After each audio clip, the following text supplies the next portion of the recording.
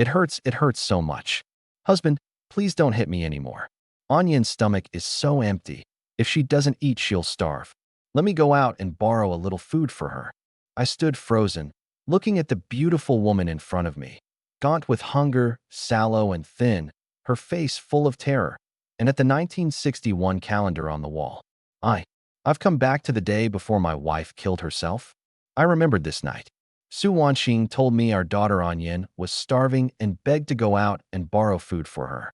And I, preferring sons, believing other people's rumors, convinced the child in her belly was another man's, took her asking to go out as a cover for meeting some other man, and in a rage beat her with fists and feet, then went to sleep. The next morning I woke to find our 3-year-old daughter starved dead in the bed and my wife hanged, with a note saying the child was mine and she'd never been with another man. Only then did I understand I'd been wrong, that I shouldn't have trusted the rumors, that I'd put my wife and daughter through so much suffering. For the rest of that life, however much I achieved, it stayed a thorn in me I could never pull out. Now heaven had given me this life again, back at the turning point of my wife and child's fate. This time I would stop the tragedy and give them a good life. Wife, everything before was my fault. I fought down the joy of being reborn. From now on I won't trust rumors. I won't hit you, and I'll make sure you and Anyan live well. She looked at my gentleness with deep fear, plainly bracing for some new cruelty. Husband, I really had no other thought. I only wanted to go borrow a little food for Anyan, not to meet a man. Please believe me. Whatever I said now wouldn't undo what I'd done. Better to go get the food before Anyan starved. It's too dark out, and it's not safe for a pregnant woman to go alone. I'll go borrow grain. Wait here. She clearly didn't believe I'd suddenly turn kind. Once I'd gone, she eased the door open and put her head out, and the moment she was sure I wasn't near, she ran to the closest villager's house, hoping to borrow something to save the child fast. I ran as fast as I could to my sworn brother Zheng Biao's place. In my last life, after my wife and daughter died, Zheng Biao had comforted me. He had 5 caddies of rice at home, and surely, knowing the situation, would have lent me at least 1 caddy to last until the relief grain came, and the tragedy could have been avoided. I pounded on his door. Zheng Biao, are you home? I've got an emergency. After a dozen knocks, a flat-headed young man with a sullen face and heavy muscle opened it, irritated. It's the middle of the night. Can't a man sleep? Zheng Biao, my daughter's about to starve. Can you lend me a caddy of rice to get us through? I'll go hunt tomorrow and pay you back a caddy of meat. Or if you'd rather, a caddy of rice once the relief grain comes. His face went ugly the moment he heard rice. Zheng Fan, do you think before you speak? I can barely feed myself. Where would I get a caddy of rice to lend you? He cut me off before I could answer. Go home and sleep, and when the relief grain comes in 3 days, I'll lend you some. I hadn't expected my last life's good brother to wear this face. When I bring something good down from the hills, I always split it with you. You've got 5 caddies of rice, and you won't lend me one. Caught out, he covered awkwardly. If I had 5 caddies, I'd lend you, but I don't. The thing to do now is borrow rice from someone else before Anyan starves. I saw the true face of the man, my eyes full of disgust, and turned to go. No time to argue. I had to find food for Anyan elsewhere. As I turned, a woman with a fine, plump face came out with 2 steaming roasted sweet potatoes in her hands. Zheng Fan, I've got 2 fresh roasted sweet potatoes. Take them for Anyan. Zheng Biao snarled. Suehua, what are you playing at? We can't even feed ourselves, and you're giving food to outsiders, trying to starve me to death. Zhang Suehua said loudly. Zheng Fan always splits his catch with you, and you never once gave anything back. Now he gets 2 sweet potatoes, and you stand here shouting. Are you even a man? Zheng Biao's face went cold. For old time's sake, I'll lend you the 2 sweet potatoes for the emergency. Remember to pay me back when the relief grain comes, or don't blame me. I ignored his madness, took the 2 roasted sweet potatoes, and ran home as fast as I could. In the crude wooden house, Su Wanxing had gone door to door begging to borrow food, and no one would. It was a famine year, the starved beyond counting. Unless it was very close kin, who would lend out life-saving grain. Anyan, Mama tried her best. No one will lend us any. She looked at the 3-year-old girl on the bed, lips cracked, weak, her eyes red with weeping. If something happens to you, Mama doesn't want to live either. Mama, don't cry. Papa's very capable. He'll find food and come back. Zheng Yanyan's voice was faint, comforting the mother near collapse. When Papa's home, we won't be hungry. Su Wanxing wanted to say that I was a demon in human skin, that not abusing her was the most she could hope for. But looking at her daughter, she choked out. Yanyan's right. When Papa's back, we'll have something to eat. The door slammed open, and I ran in with the 2 sweet potatoes. How is Onion? Forcing down her fear, she choked. She's very bad. I pressed the sweet potatoes into her hands. 1 each for you and Onion. Go slow, with warm water. Eat too fast, and she'll choke. She felt the warmth in her palms, tears slipping, unable to believe I'd really brought food back for them. She didn't know what this new act of mine was for or how long it would last, but at least Onion wouldn't starve tonight. Mama, the sweet potato smells so good. I want it. Su Wanxing squeezed the potato, skin and all, into a small ball and put it to the girl's lips. Swallow slowly, careful you don't choke. I came in with a bowl of warm water and sat by Nian Yan, having her drink as she ate so it would fill her more. Even sitting there doing nothing, I could see the dread in my wife, afraid I'd drop the act and suddenly beat her, praying I'd just leave. After half a potato, color came back into Nian Yan's face. Papa, Mama, I'm full now. Your stomachs are empty too, you eat. Su Wanxing carefully held a potato out to me, head down. You eat one, I'll have the half Nian Yan left. I didn't refuse. I was about to go up the hill to hunt them some meat, and hunting is physical work. Go up on an empty stomach and I'd drop before I caught anything. Sweet potatoes finished, I told her gently. Stay home and get Nian Yan to sleep. I'm going up the hill to get you some meat to build your strength back. She knew I was a skilled hunter who often went up with a small bore rifle, and that in the past I always brought the catch to my pack of worthless friends, never minding whether my wife and child starved. Tonight, hearing I'd hunt for the 2 of them, her eyes went round. Whatever my purpose, at least she wouldn't be beaten tonight. I'd hurt her too deeply to expect quick belief. Words were worth less than action.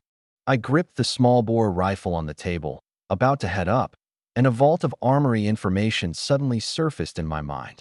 My heart leapt. The reborn man's perk, already. If I could freely command the weapons in that armory, my wife and daughter could eat well every day. At a thought, the armory's contents sorted themselves. Firearms, guns and ammunition, tanks and artillery, rocket launchers, drones. Cold weapons, sabers, daggers, bows and crossbows. Some military thermal underwear, field boilers, and the like. Plenty of material, but nothing edible. I laughed, helpless. Seems there's no free food anywhere. Seeing me grip the rifle and go still, Su Wanxing's dread rose. She feared I'd suddenly snap and shoot her. The more she thought it, the more she trembled. Husband, our daughter's small. She can't be without her mother. Could you not shoot me? Having taken the armory fully in hand, I felt my wife's fear and softened. What are you saying? Why would I shoot you? I was just thinking how stupid I used to be, trusting rumors, beating my wife, putting sons over daughters. No man at all. I'm going to hunt now, and from here on you 2 eat well with me. She knew how I loved to hunt and didn't dare stop me. Be careful hunting at night. Don't worry, tonight I'll have you full. Her face went red, plainly thinking of something else. Mama, why's your face red? Nian Yan asked, puzzled. Are you sick? Su Wanxing changed the subject fast. Onion, you've had your sweet potato. Sleep now, or you'll be hungry again soon. Alone, I came to White Tiger Mountain by Gotzi village, and once sure no one was about, with a thought a crossbow appeared in my palm. Another thought put the small bore rifle into the armory.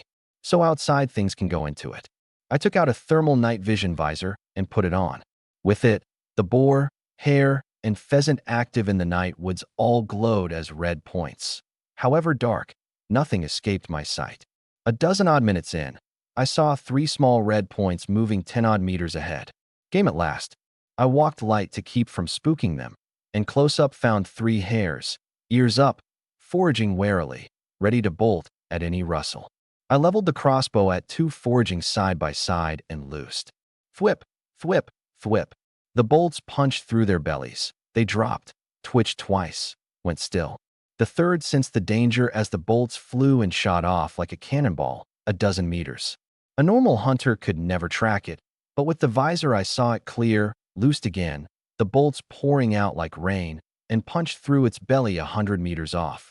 Good thing I trained in shooting in my last life. National champion. Even, or all this gear would be wasted. I tried to take the 2 hairs at my feet into the armory, and it actually held them. With this, however big the catch, I can carry it off easy. Just then a fat, buck-toothed man in black laughed. We hunted hours and saw nothing. And here's a ready-made hair. Don't you see the bolts in it? Said a dark-skinned, square-faced, middle-aged man with a hunting rifle on his back, his face grim. Someone else caught that. Don't go grabbing it. The man's not come for it. We take it and go, who's to know? Zheng Mingda, the buck-toothed one, grinned. Meet tonight at last. As he reached for the hair, a bolt thudded into the ground right at his foot, quivering. He went white. A centimeter more, and his big toe would have been pulp. Who's there? Blind, in the dark? He roared. Can't you see there are people here? I put the visor away and came up to the pair, cold-faced. You don't see the bolts in that hair, and you still reach for it. Bolts or not, who's to prove you killed it? Mingda was set on fighting me for the hair. He hadn't had meat in too long. I leveled the crossbow at his forehead. By your logic, I could shoot you dead here and no one would know either. He flinched but wouldn't show it. You dare. You asked for it, I said coldly. I despised him, son of the Gotzi production brigade head, a bully who preyed on the weak and crept to widows' beds at night.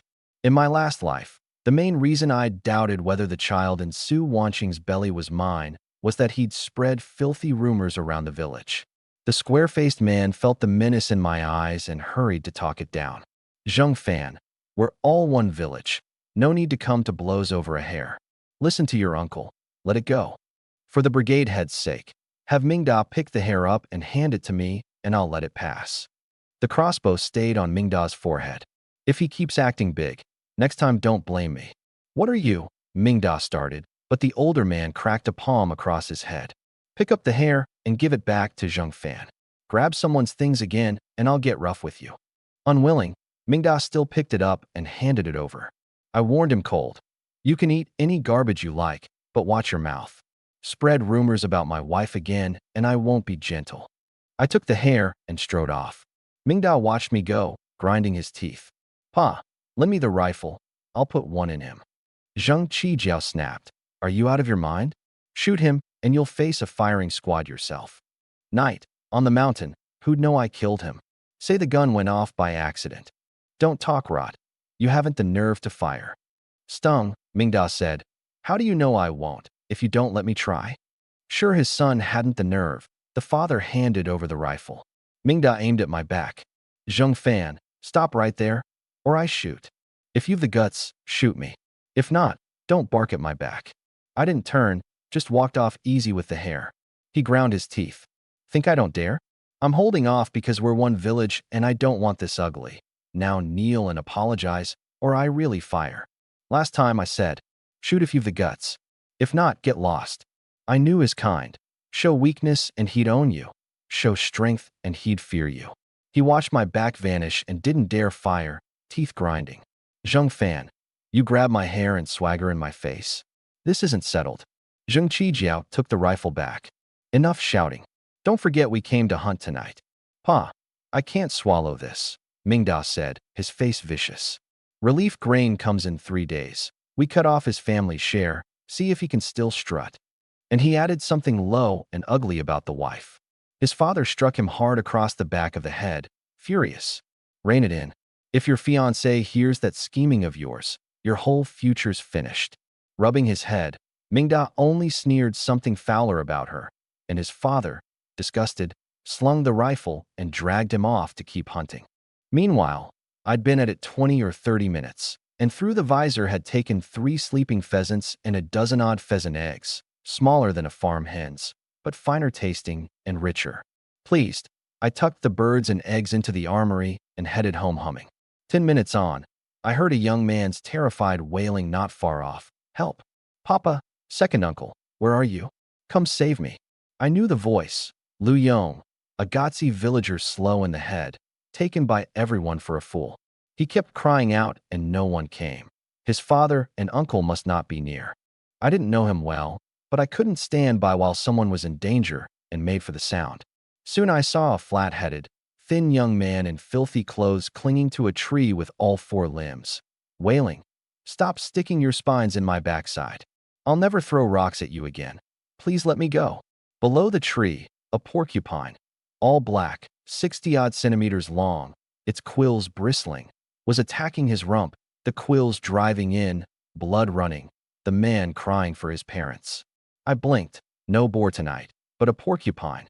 Fine, tender, no gamey smell, called the ginseng of animals. And after the year 2000, a protected species you couldn't hunt. But this was 1961, when the porcupine was still a farm pest, gnawing villagers' sweet potatoes and corn. Killing one wouldn't get you hauled in for tea. It'd get you praised. Wary, it sensed me, quit Lu Yong's backside, and bolted for the brush at top speed. Normally, this dark, a small, nimble porcupine into the brush would lose any hunter, however good his gun. But with the visor, the porcupine glowed red wherever it ran. I loosed bolt after bolt, the bolts raining out. A dozen odd struck it, and it shrieked but didn't turn on me. It seemed to know I was dangerous and ran deeper into White Tiger Mountain. Living up to its name, thick hide and quill armor cut the bolt's bite right down. Not easy to drop. "Brother Fan, forget that porcupine," Lu Yong howled. "Pull the needles out of my backside. It hurts so much. Bear it a moment. Once I've caught the porcupine, I'll take you down with me." I didn't want the slow-witted man wandering into danger up here. He grinned foolishly. "I'll wait for Brother Fan to take me down." I set him aside and chased the porcupine's line, loosing several more bolts. They stuck but didn't slow it. If anything, it ran faster. I knew it was quill-armored and thick-hided, but hadn't expected so many bolts to fail. I was about to pull a sniper rifle from the armory to put one in its skull when, thud, the porcupine, running blind, dropped into a 3-meter pit a hunter had dug, a wooden sign beside it. Zheng Qijiao Family Hunting Pit. Danger, no liability. I didn't want to tangle with that family, so I stood at the edge and put several bolts into the porcupine's vulnerable head. Hit in the vitals, it died in the pit. From outside, I tried to take the 20-catty porcupine into the armory, but distance blocked it. I jumped in to take it, and Zheng Qijiao's voice came from above. "Zheng Fan, what's the meaning of jumping into my family's pit to steal my porcupine?" Mingda's voice worked up. "Zheng Fan, let go of my porcupine, or this time I'll fight you to the death." They'd wasted a night and a dozen-odd bullets without hitting a thing, and on their way to check their own pit, had heard game drop into it and come running. Both knew porcupine meat was tender, fragrant, free of gaminess, delicious and nourishing, and that this one had fallen into their pit. No way would they yield it to me. Look closely. I shot this porcupine with my crossbow, and it fell into the pit. I held the porcupine up and showed them the bolts bristling in it. Mingda saw the dozen-odd bolts and understood I'd killed it, but wouldn't let the tender, tasty thing go. "Or is it possible," he said darkly, "that the porcupine fell into my family's pit and you shot it there? Else, small and quick as it is, what would you have killed it with?" I'd known he'd say that. "Go ask Lu Yong. He watched me chase and shoot it." Mingda sneered. "Lu Yong's a fool. Who'd believe a fool?" Zheng Qijiao put on a grave face. "Zheng Fan, the porcupine's in my pit, so weave the right of it however you slice it. Leave it, and I'll give you a share of the meat. Finder's present, finder's share. I killed it. Why should I hand it to you? Because it fell into your pit when it died? I wouldn't give away my catch. Quit your lawyering." Mingda snatched the rifle from his father and put the muzzle to my forehead. "Hand it over now." "I don't like being threatened," I said cold. "Move the muzzle, or I won't be gentle. What are you to swagger at me?" Sneering at me down in the pit, he held the gun on me. Silently, I leveled the crossbow at him and loosed. Thwip! The bolt took him in the thigh, blood pouring. He screamed, "Pa!" He shot my thigh. "There's so much blood. You have to come down hard on him." Zheng Qijiao went bloodless and fought to steady himself. "Zheng Fan, you shoot my son with a crossbow, with no regard for me, the brigade head?" He aimed a gun at me and tried to take my catch, brigade head's son or not. My voice was level. "If the brigade head wants to make trouble for me over this, I'll just take a trip to the police post and lay it all out, and I trust the officers will see me right. Pa, he dares strut even before you, the brigade head. Punish him hard." Mingda howled. Shut your dog mouth. Qi Jiao's brow nodded. Taking this to the police post would go badly for them both, and his son's well-connected fiancée might call off the engagement. He forced a smile. Even if you shot it, it fell in my pit, and you wounded my son's leg. So splitting the porcupine half and half is only fair, isn't it? Uncle Qi Jiao, I won't split it with you. I refused flat. In my last life, Mingda's rumor that Su Wanxing carried another man's child had brought her endless cold looks and sneers. I'd feed the porcupine to wild dogs before I'd let him taste a scrap. Qi Jiao narrowed his eyes. Zheng Fan, you're down a 3-meter pit. If I leave, the night beasts will smell the blood and come eat you. Too late to regret then. Go on and go, I said. My business is no concern of yours.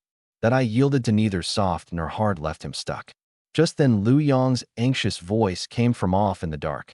Papa, second uncle, someone over there's yelling badly. Maybe Brother Fan got hurt by the porcupine. Let's go help him.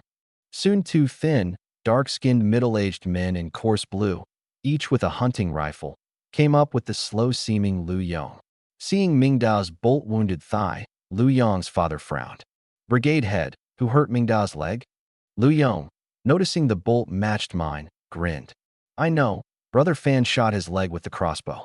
The father and uncle went grave, plainly disbelieving I'd dare. A crossbow wound taken to the police post meant prison. Caught him by accident, surely? Lu Yong's father, Lu Qiqiang, said with an honest smile. Zheng Fan wouldn't dare shoot a man with a crossbow. The uncle, Lu Qixing, nodded along. I think it was an accident too, some misunderstanding. Mingda's face twisted. A porcupine fell in my pit. Zheng Fan shot it, and called it his kill, said finder's share, and offered us half. Then refused even that and shot my thigh. You're lying. Lu Yong cried. Brother Fan chased that porcupine and shot it the whole way, and it just happened to fall in your pit. Without your pit, he'd have killed it anyway. Afraid they wouldn't believe him, he dropped his trousers to show the quill wounds on his backside. Where the porcupine stuck me still hurts. Seeing them, Mingda knew the kill had nothing to do with the pit, but was set on a share. Zheng Fan shooting me is real, and the porcupine falling in my pit is real. I'm having this porcupine today. The Lu brothers couldn't believe the brigade head's son would throw away his face for a mouthful of meat, and the brigade head just stood watching. Was he shameless for meat too? Just then, thud, a porcupine was tossed up out of the pit, and my voice followed. Lu Yong, watch this for me. Don't let the bad men take it. Lu Yong grabbed it, ran to the pit, and looked down at me. Brother Fan, what are you doing in there? There's nothing to play with, come out. He reached a hand in. Brother Fan will reward you with a pig leg, I said, gripping his hand and climbing out. The Lu brothers had each tasted porcupine once as boys and never forgotten how good it was. Grown, they'd hunted often and never taken one. Seeing this one, the memory rose and the spit ran at their mouths. Zheng Fan, you can even kill a porcupine. You're better than the old hunters, Qiqiang said, thumb up. Qixing nodded. Porcupines move at night, small, hard to catch even when sighted. To take one, you're already a seasoned hand. Uncle Qiqiang, Uncle Qixing, don't flatter me. Just luck, I said modestly. If it hadn't kept attacking Lu Yong's backside, I might not have managed it. Qiqiang laughed. Don't be too modest. Most hunters couldn't take a porcupine even if they saw it. The things run too well. Seeing them swallow as they talked, I offered. However you look at it, this porcupine owes something to Lu Yong's backside. When I get it home, I'll have it.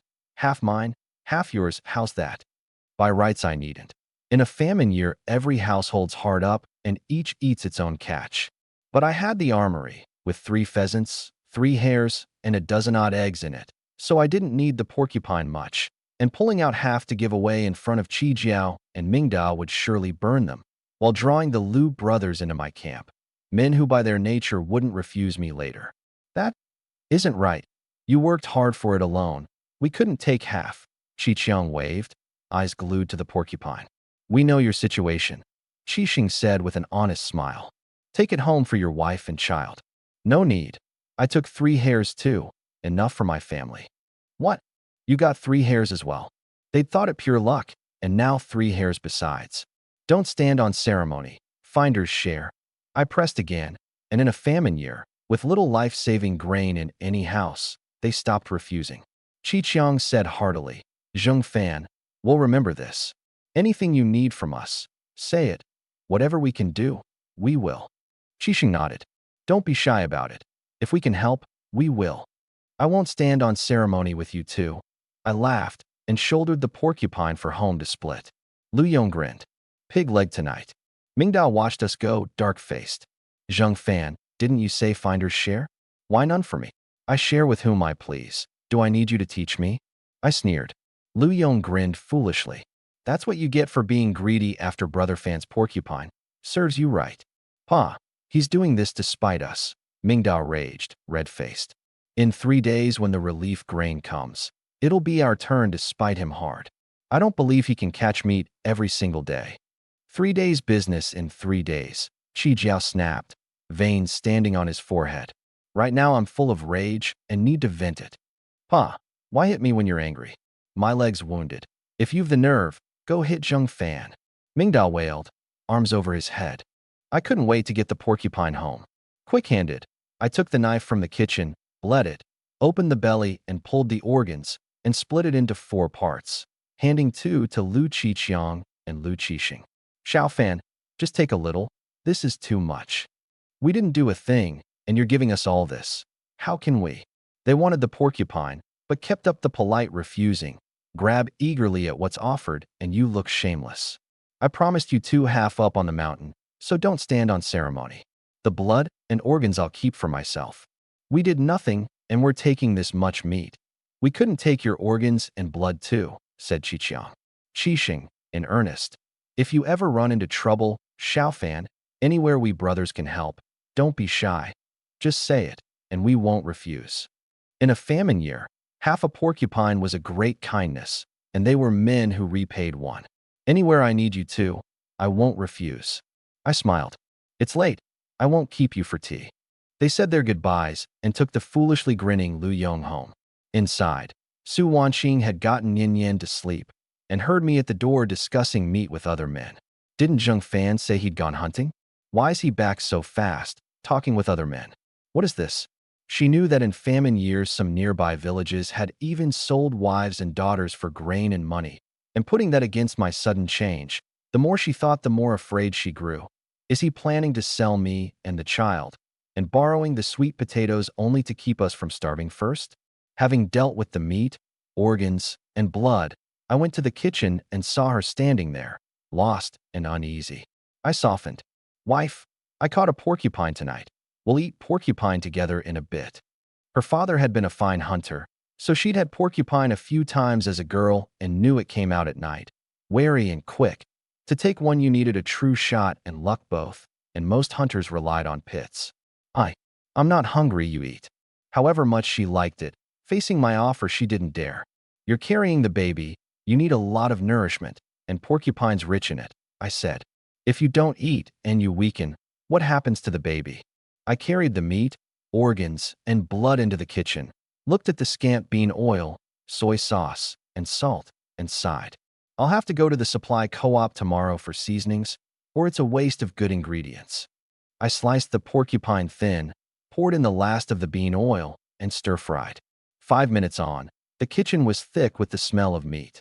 In bed, Su Wanqing caught it too, swallowing hard, murmuring, smells so good. I want to taste, but she didn't dare leave the bed, afraid I'd drop the act and beat her. I came in and saw her practically drooling under the covers. Wife, stop just drooling. Come to the kitchen and eat. I'm not hungry, you eat. I'm sleeping. She squinted, faking sleep. I knew the fear of eating was the shadow I'd put in her, and that I owed her a real making up. So I put on a hard face. I'm ordering you now. Get out of bed and come eat with me, or don't blame me. Kind words wouldn't move her, only a command would. Fear of me ran to her bones, and she got up at once and followed me, obedient. This whole bowl gets eaten, 1 slice left, and I'll be angry. I pretended to scold. She didn't dare answer, looking from the fragrant meat to me, unable to believe I'd let her eat such a thing first. Is he poisoning me? Don't stare at me. There's no stir-fry on my face, I said low. Whatever my purpose, she took up the chopsticks and ate in big mouthfuls, and my cooking was unexpectedly good. By the time she came to herself, the bowl was empty. "I've finished," she said, tense. "If there's nothing else, I'll sleep." I softened. "Wife, don't be so afraid. I only said that so you'd eat. Wash up and sleep now. Staying up late is bad for the baby." She gave a small, "Oh," and went off head down, still puzzled. Was that talk with the other men about selling us? But not daring to ask, afraid of a sudden rage. Once she was inside, I put the porcupine meat, organs, and blood into the armory, safe from thieves, and it kept things fresh besides. Back in the room, she lay with her eyes shut tight, uneasy, pretending sleep. Looking at her fine, fresh, pretty face, I was full of remorse. A wife this good at home, and I didn't know to treasure her. I was no kind of man. From now on, I'll give the two of them the best life. She lay terrified, telling herself, I don't ask for the best life. Just don't sell us. Don't hit me anymore. I climbed in soft and put my arms around her belly, feeling for the small life. Afraid I meant to do that. She couldn't keep up the sleep pretense. Husband, it's not convenient now. It would hurt the baby. Gentle, I know. I'm only feeling for the baby's breath. Frightened to be held, but not daring to show it. She slept uneasy. Early the next morning I got up, glanced at her still dreaming, and went to the kitchen to set the meat, organs, and blood out on a plate so she wouldn't think a thief had taken them. That done, I meant to take the pheasants and hares from the armory to the township to sell, then buy seasonings at the co-op, so future catches could be cooked richer. Just then a young man's wildly excited voice came from outside. Zheng Fan, remember what you promised me? Hand over 20 caddies of porcupine. At the door I found Zheng Biao, all worked up, hollering. I knotted my brow and snapped. Keep it down. My wife's asleep inside. Wake her and don't blame me. He sneered. The child in her belly isn't even yours. Why dote on her? Cold. Slander my wife again, and I'll slap that mouth. He paled at my look and changed tack. Forget that. Give me the 20 caddies. I want to go home and enjoy it. When did I promise you 20 caddies of porcupine? I said flat. Is your head waterlogged? He wore the face of a man owed. You always split your catch with me. This time, seeing you gave the Liu family half, I'll only ask for 20. That's plenty considerate of a brother. He'd woken to find Liu Yong eating porcupine, learned it was from me, and run straight over. Before is before. Now I won't be giving it, I said, disgusted. Get going. Don't disturb my wife's rest. Who gave you 2 roasted sweet potatoes in your emergency yesterday? Catch a porcupine today and you don't know your friends. His face darkened. Hand your brother some meat. My stomach's growling. Suehua did give me 2 sweet potatoes, not a full caddy, but for her sake I'll call it a caddy. I went and cut a caddy of porcupine. Were it not that Zhang Suehua's sweet potatoes had saved my daughter's life, Biao wouldn't have gotten a scrap. Seeing me go for meat, he thought me as easy to fool as ever. A few sweet words, no cost, and he'd get his way. As he was working out how to eat 20 caddies, I came back with the 1 caddy, cold. 1 caddy of porcupine. Take it and get lost. I said 20. What's 1 caddy mean? He was furious. I'm not your father. I've no duty to keep you. 2 roasted sweet potatoes for a caddy of porcupine is a fine deal, I said. Leave now or you won't even get the caddy. Zheng Fan, you'd really treat your brother like this? Don't you regret it? His eyes went vicious. I won't regret it. Get lost. His face turned my stomach. I threw the caddy down in front of him. He looked at the dirt-dusted meat, grinding his teeth. Zheng Fan, you go too far. I'm bullying you, what can you do about it? I sneered. Come hit me if you don't like it. Stout-looking but all show, he'd been pinned and beaten by me every time it came to blows.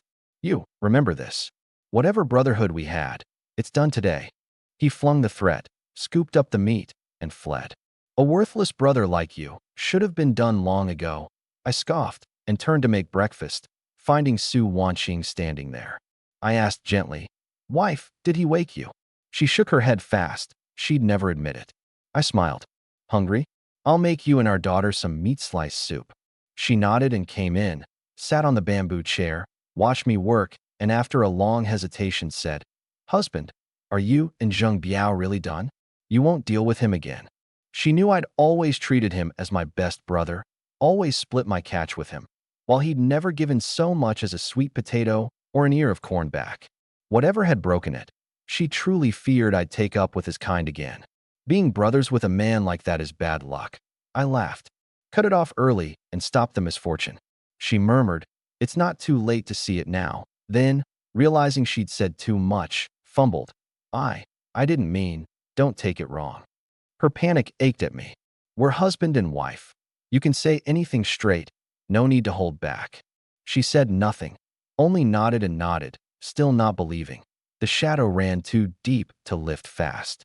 Nien Nien came out grinning. "Smells so good. What's Papa cooking?" I seized the change of subject. "Papa caught a porcupine yesterday, making you porcupine soup." Her eyes shone. "Mama says porcupine's delicious and so nourishing. I get some today." Almost ready. I scattered the last of the salt into the boiling soup and poured each of them a full courseware bowl. Nien Nien dug in, praising it between bites. I stroked her head.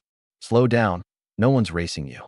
Su Wanqing watched us and told herself, if only he could always be like this. I ladled myself a bowl and sat by her. "The seasonings are all gone.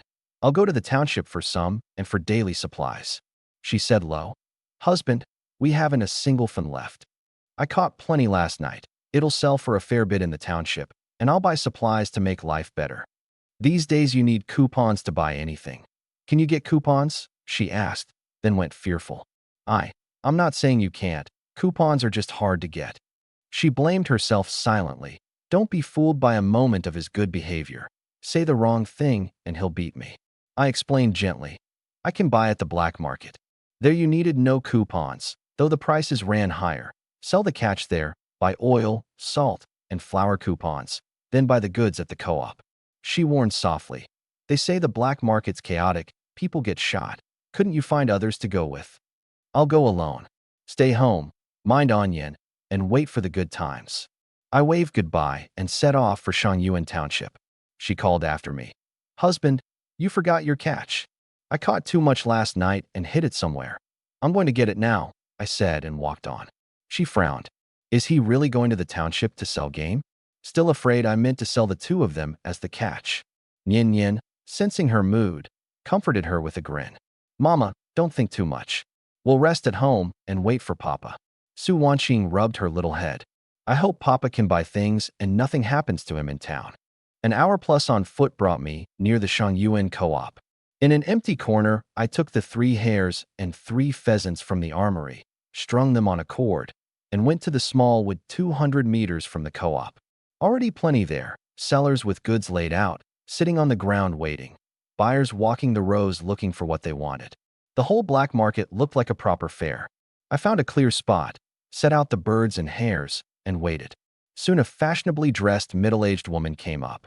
"How are these sold?" "Hare, 2 yuan a caddy. Pheasant, 5 a caddy." "So dear." She frowned. "Can't you go lower?" "Auntie's truly buying." "Auntie, I'm truly selling," I said in earnest. "Goods are scarce these days. Money alone won't always get you meat. Never mind game. Still too dear. 2 mao off a caddy, and I'll take them." She drifted toward another stall, trying to make me call her back and drop the price. I knew the game and didn't call out. The price was already cheap for a famine year. If she found it dear, I'd wait for someone who didn't. She came back. "Young man, really no lower?" I put on a helpless look. "Auntie, it's the floor price. Lower and I can't face my wife at home." "You've a hard time of it. Give me a hare and a pheasant." I weighed them on the steelyard. Hare, 5 caddies, 10 yuan. Pheasant, 3 caddies, 15, 25 total. She checked the weighing was honest and handed it over. I bagged them. "Thank you for your business, Auntie." With the first sale done, more came asking. Game makes better soup or stir-fry than farm-raised, but many balked at the price and bought other meat. I understood. Only the well-off would spend that in this year. In about an hour, all 3 hares and pheasants sold, 71 yuan, and it drew plenty of eyes. 71 was no small sum in 61, and the hungry or the crooked might get ideas. With a whole armory, I feared no one. I found a coupon dealer and bought 2 caddies rice coupons, a caddy of oil coupons, 2 of flour, and a caddy of salt, 20 yuan. Not small, but with everything at the co-op needing coupons, it couldn't be helped. Scarcity makes coupon prices steep. Then I ran to the co-op, where rice was 3 mao a caddy, oil 9 mao, and with salt, vinegar, soy, and chili it came to 2 yuan 5 total. I carried the goods out, and but for the eyes still on me, would have put them in the armory. Just out of town, on a remote muddy road, 6 middle-aged men rushed me from both sides. A thin, vicious-faced one with a sharp dagger gestured at me. Good luck today, just robbed one catch. And here comes a fresh one. The others, arms crossed, sneered. This one looks fatter. Buying rice and oil, must have money on him. Their eyes were snakes on the rice and oil in my hands. I wasn't afraid. You mean to rob me? The lead man sneered. Rob sounds bad. Say we're borrowing a little to spend, a little to fill our bellies. I laughed. And if I'm unwilling? The dagger man, Lin Jiqiang, threatened. Unwilling? Then don't blame the blade for putting a few holes in you. A weak-old voice reached me. Young man, your life matters. No need to die over rice and money. I looked over. By the road lay a white-haired old man in a black tunic suit, his belly wounded, bleeding hard. See that? Lin Jiqiang laughed wildly. That's what comes of not cooperating. Want the same? Move it, don't make us do it ourselves. The 5 around me laughed, manic, as if robbing and wounding were nothing wrong. I set the rice and oil on the ground. They laughed, thinking me cowed into handing over the money and leaving. A crossbow appeared in my hand, leveled at the lead man. A light pull and the bolt would take him in the face. Lin Jiqiang went white, legs weak, swallowing hard. Brother, we were only joking. Don't let your hand shake. That'll get someone killed. You stabbed the old man in the belly without fearing a death. I sneered. And now you're afraid of one. I was joking with him. I'll give his things back and go. Don't be rash. He returned a black handkerchief of cash to the old man. Uncle, I never touched this money here. The old man opened it, counted, cash and coupons all there, and eased. Thank you, young man. Losing the coupons would have made things very hard. It was nothing, uncle. Seeing us talk, Lin's group exchanged a look, and the man at my back raised a fist-sized stone and brought it down hard at my skull, a blow that would have put me down bleeding. The old man caught it. Young man, behind you. I'd never let my guard down on this lot and had marked the man with the stone. I rolled clear of it and put a bolt into his thigh. Ah, he hit the ground rolling. The others, seeing the blood, went bloodless and bolted. I wouldn't let robbers go, bolt after bolt, true to their thighs, and soon they all lay howling. Young man, your aim's sharp, the old man said. To hit fleeing men in the thigh so easily was no luck. I pretended to stash the goods in a hidden spot, actually into the armory, then helped him up. Uncle, the Shangyuan hospital's only 3,000 meters off. Hold on, we'll be there soon. I've troubled you greatly today, he said, smiling despite the belly wound. But for you I'd have died here.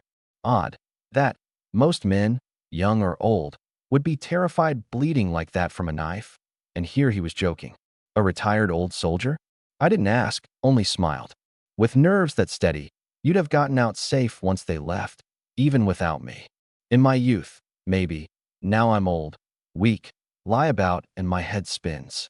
His belly bled more, no wonder. I kept up idle talk to take his mind off it. 10-odd minutes on, I got him to the hospital gate, and before we'd gone in, a white-coated middle-aged doctor came running, grave. Elder Chow, what happened? Stabbed by some street thug on the way back. Lucky this young man stepped in, or I'd be done for. The doctor sweated cold. If Elder Chow came to harm, his 2 sons would tear Shangyuan apart. Young man, thank you. Anyone would have, I said. Doctor, get him in fast. He's lost a lot of blood. He came to himself, threw me a grateful look, called a nurse, and helped the old man in. Elder Chow turned to ask my name and address, to repay me, and found I'd already gone. I went to the Shangyuan police post and reported it. A constable of about 20 heard me out, grave. Robbing and wounding vile. Take us there now to bring them in before they run.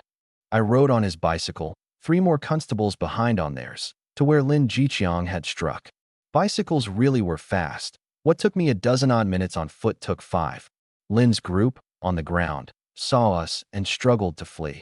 They knew their crimes meant 10 years and up, but their leg wounds left them barely able to move. All of them, back for questioning, ordered the young constable, Chow Bufan, and his men cuffed their hands behind them and marched them off. Constable, our thighs are hurt. Could we ride? Lin begged.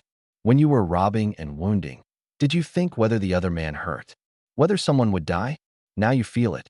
Chow Buffon snapped. Walk back and behave. Lin pleaded the walk would waste the constable's time. We don't think it's wasted, Chow said. No more whining. They nodded like pestles, full of regret, should have quit after robbing Elder Chow, instead of, in a moment of greed, going at me. No money, no grain, and straight to prison. An hour later we reached the post.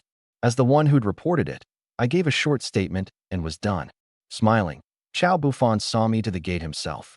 Brother Zheng Fan, we owe you today, but for you, these career robbers would have hit someone else, ruined another family. It was nothing, I said. If there's nothing else, I'll go. In a couple of days we'll bring you a commendation banner. Your address is right? How would I get my own address wrong? Good, I'll bring it myself. Go see to your business. He saw I was busy and pressed for time, and didn't keep me. The thought of another hour's walk home made my head ache, not laziness, just that I'd walked too far and had no strength left. Maybe I'll ask Captain Chow to run me to Gotzi village, but it's awkward to say. He saw me lingering. Brother Zheng Fan, is something the matter? I smiled, embarrassed. There is one thing I'd trouble you with, but it's a bit awkward to say. You cracked a big case for me. Anything reasonable, just say it. Then I'll be honest. Could you cycle me home? He blanked. He hadn't expected that to be the awkward request. If it's hard, never mind. It's only an hour's walk. I thought it was some great difficulty, he laughed. Run you home today's a good chance to learn the way. Wait here while I get the bicycle. In his police uniform, Chow Buffon cycled me home, drawing many a Gotzi villager's eyes and talk. Zheng Fan always looked clean-handed. Fancy him getting hauled in by a constable. Wonder what he did. He swaggers, that one. On his hunting, must have done something big. The constables bringing him home to search for evidence. That was Zheng Biao, sour, still chewing on the one caddy of porcupine I'd given him that morning, wishing me 10 years in prison. A villager suggested, let's go ask the constable at his house, and most, loving a spectacle, hurried over. They didn't believe a constable would run him home for nothing. Inside, Su Wanqing was stacking gathered deadwood in the kitchen against rainy days. Nian Yin, playing at the door, ran in. Mama, Papa's come home with someone in funny clothes. Come look. Su Wanqing's hand trembled on the wood. Zheng Fan's found a buyer. He's selling us. Looking at her sweet, double-braided girl, tears ran. Onion, Mama may not be able to stay with you anymore. Mama, why can't you? The girl said, frightened. Did Onion do something wrong? Onion did nothing wrong, and Mama doesn't want to lose you. But some things aren't ours to change. We're just born to a hard fate. She choked it out. Go play in the room, and whatever happens, don't come out. She'd resolved. If I meant to sell her, she'd take her own life rather than bear the shame. Coming out, she found me chatting and laughing with the young constable on his bicycle and thought of the black market coupons. Did a constable catch him buying coupons? If caught, why are they laughing? Seeing her unease, I explained with a grin. Wife, don't be tense. I was just too tired to walk, so the constable kindly ran me home. She didn't believe a constable would be so idle, and asked him low. Constable, what happened to my husband that you'd see him home? Knowing she'd misread it as trouble, Chow Buffon told her what had happened at Shangyuan. Her strung-tight nerves eased. Thank heaven, not sold. Else my daughter and I would be parted forever. That I'd fought thugs in town she found no surprise. I'd always been a bold man. We've troubled you so, Constable, she thanked him. Won't you come in for tea? He smiled. Brother Zheng, Sister Zheng, I've a drink set with a friend and don't want to break my word. When I bring the banner in a couple of days, I'll come in and drink properly. We waved him off, and as he rode away the gawking villagers arrived, only to find the two of us standing at the door. Zheng Fan, what crime did you do out of the village that a constable comes to your home to search evidence? Biao, foul-tongued, was sore the constable had left so soon and was set on forcing a crime out of me. A constable seeing me home means I'm a criminal? Is your head full of dung? The more I saw that face, the more it sickened me. How had I ever called such a man brother in my last life? If you'd done nothing, would a constable idly run you home? Think you're some big shot. His eyes went vicious. Out with it, before you drag the rest of us in. The others, agreeing no constable would do it for nothing, clamored for me to confess a crime, and when I wouldn't, one even moved to use Su Wanqing and Nian Yin as leverage against me. Their reason was simple: gossip, curiosity, why the constable had cycled me home. I said cold, "For the village's sake, I don't want to fall out with you all, but threaten my wife and daughter, and I promise none of you will know a good day the rest of your lives."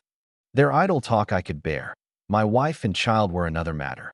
Let these people find ways to torment them and leave scars that wouldn't heal, and that I would not allow. The threat cooled them at once. They didn't dare use the two against me. They'd only come for a show, curious, not enough to risk their safety for it, given my name in Gotzi as a fierce man who'd do anything. "Wife, let's bring out the porcupine and roast it for everyone to see. They say it tastes better that way." I said it good and loud, and walked her to the kitchen with an arm at her waist. Biao, hearing it, the morning's one catty stinging again, ground his teeth and made to rile the villagers on. But this time, beyond envying that we'd eat porcupine, none spoke up. They'd no deep grudge with me, and why stand around watching my family eat porcupine? Pure foolishness. Seeing them scatter, and unable to do anything to me alone, Biao left, bitter. "Zheng Fan, you dare shame me with one catty. When I get my chance, I won't let you off." In the kitchen, Su Wanqing and I cut the rest of the porcupine into chunks, skewered 50-odd on bamboo, plated them, and carried them out with Nian Yin to spite the troublemakers, only to find the villagers long gone. Seems I skewered too slow, and they couldn't wait. I sighed, mock rueful. "Next time I'll practice my skewering speed. Can't send them off disappointed."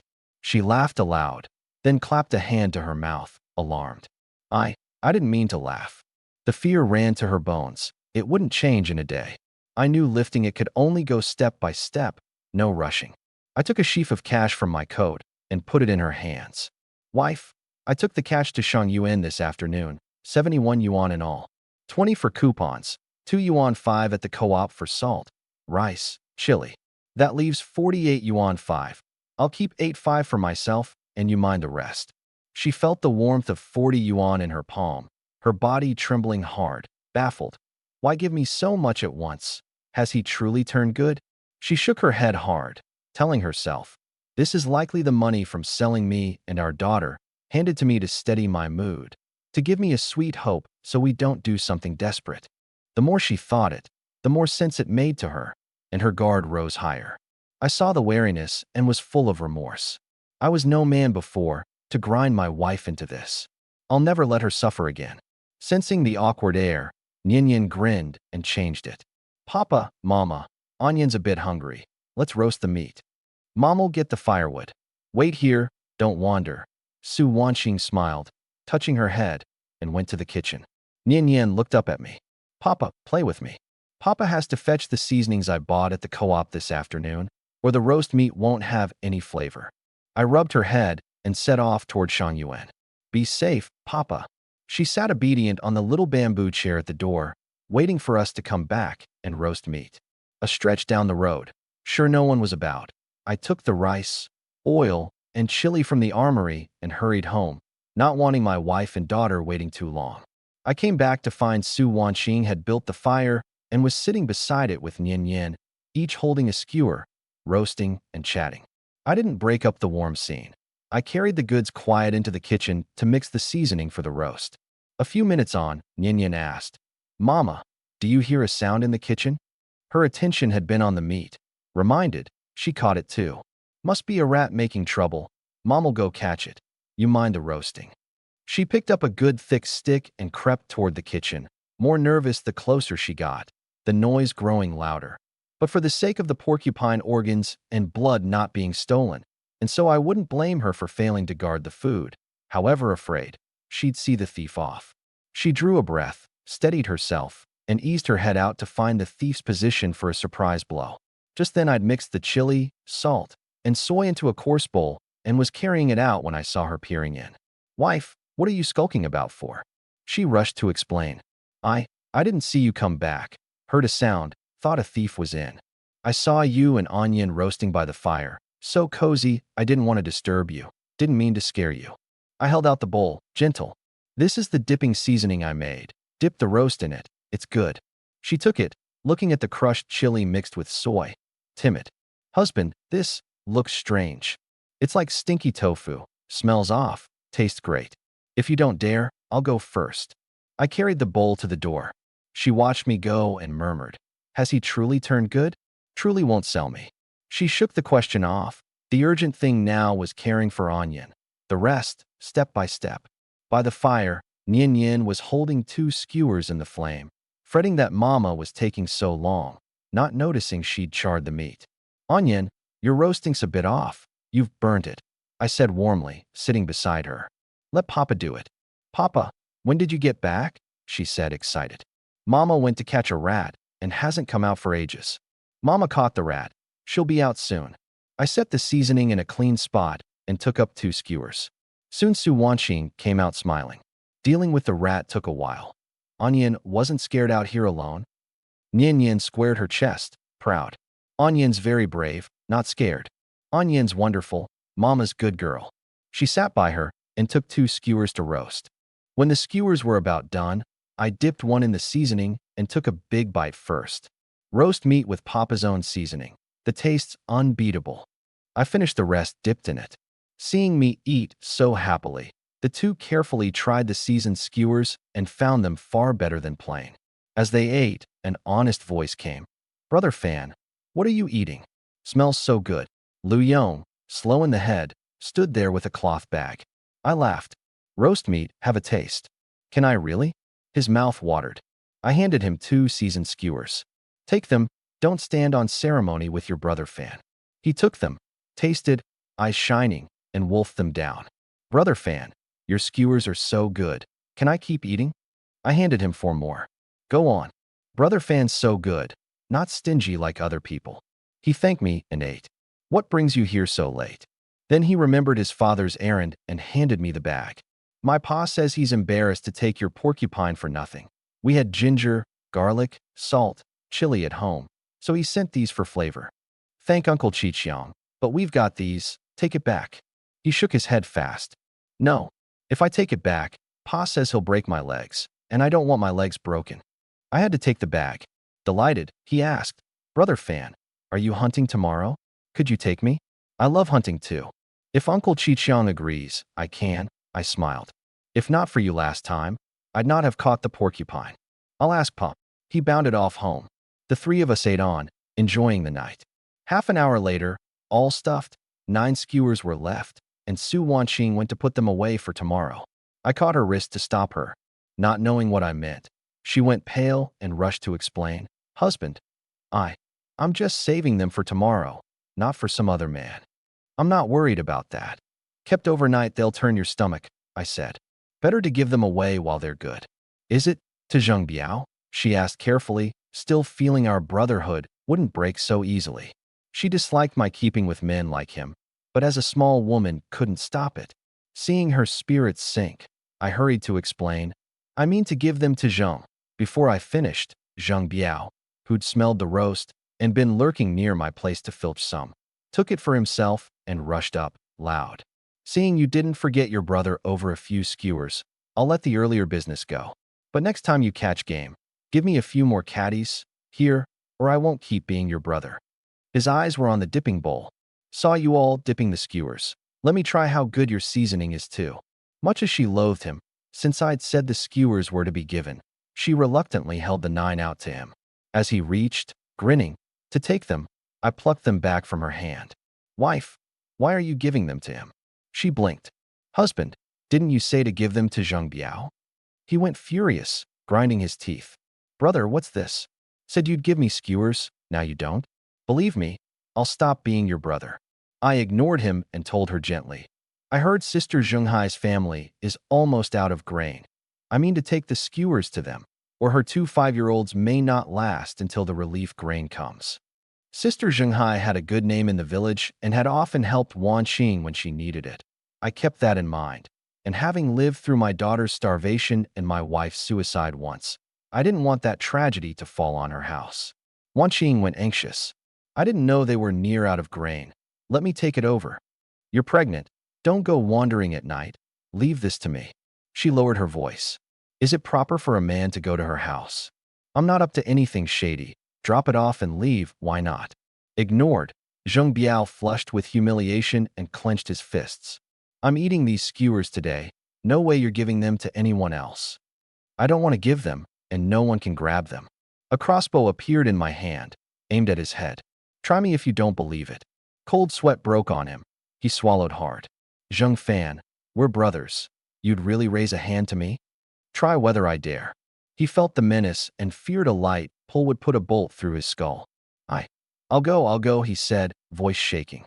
Don't touch that trigger, or I'm done. Then get lost. The sight of you sickens me. I kicked him back several staggering steps. His backside stung, but he didn't dare flare up, not with a crossbow on me. You haven't eaten? Running this slow. I loosed several bolts behind him. Run this slow again, and next time it's not the ground. He wet himself and fled at top speed. Watching him bolt, Su Wanqing covered her mouth and laughed. Should have dealt with him hard long ago, sticking to us like a plaster, sponging food. It was my fault, treating a cur as a brother. No more, I said gently. From now on my wife and daughter come first, everything else second. She was moved and afraid both, not knowing if I'd truly changed or was acting. As if I knew her thoughts, I opened my arms and held her thin frame lightly. This time I really have changed. I'll never be a beast again. A pause. The porcupine organs and blood have sat a day, longer, and they'll spoil. I mean to give them to Sister Zhenghai too. What does my wife think? Whatever you say. Long bullied. She didn't dare voice her own mind to me. If you'd rather I didn't, I won't. I'll do as you say. I'll listen to you. Then I'll take the organs and blood with the skewers to Sister Zhenghai. I was earnest. Don't worry. Tomorrow I'll bring back more game. With me here, you won't go hungry. As you say, she said, head down, glad in her heart for the gift to the Zhenghai family. She didn't like owing kindness she couldn't repay. I wrapped the organs and blood in cloth and slung them on. It's late. Get inside and sleep with Anyan. It's not good for the baby otherwise.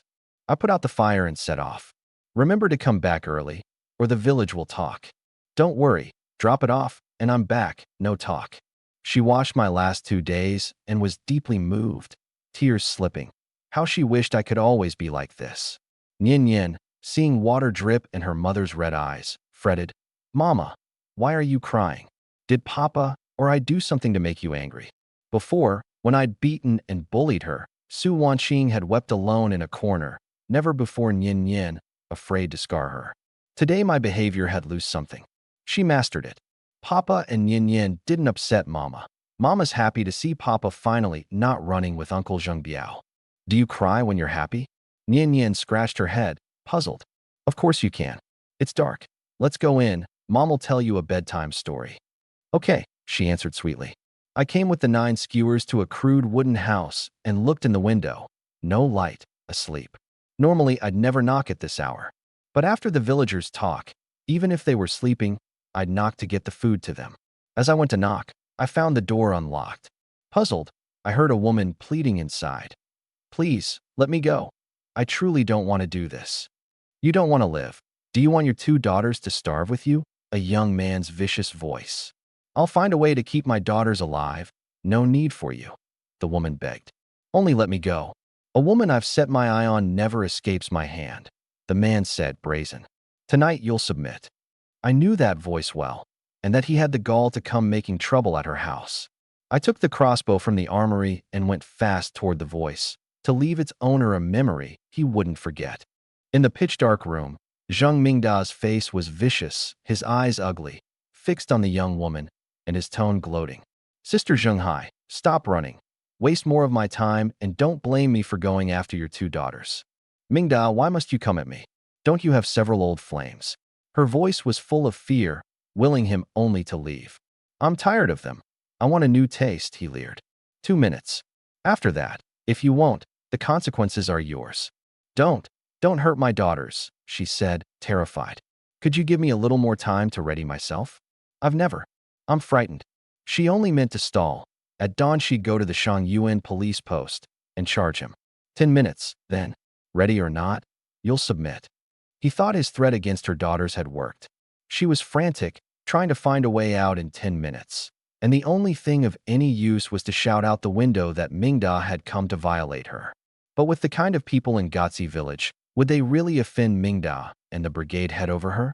Minutes ticked by. Cold sweat ran down her. He limped toward her, his thigh still bolt wounded. You said 10 minutes? She cried, startled. I can't wait, he said, reaching for her. Unwilling to be defiled, she flailed and by chance struck his bolt-wounded thigh. He grunted in pain, veins standing out, and grabbed her hair, roaring, You damn well want to die? Hurting me. Don't you know this leg's wounded?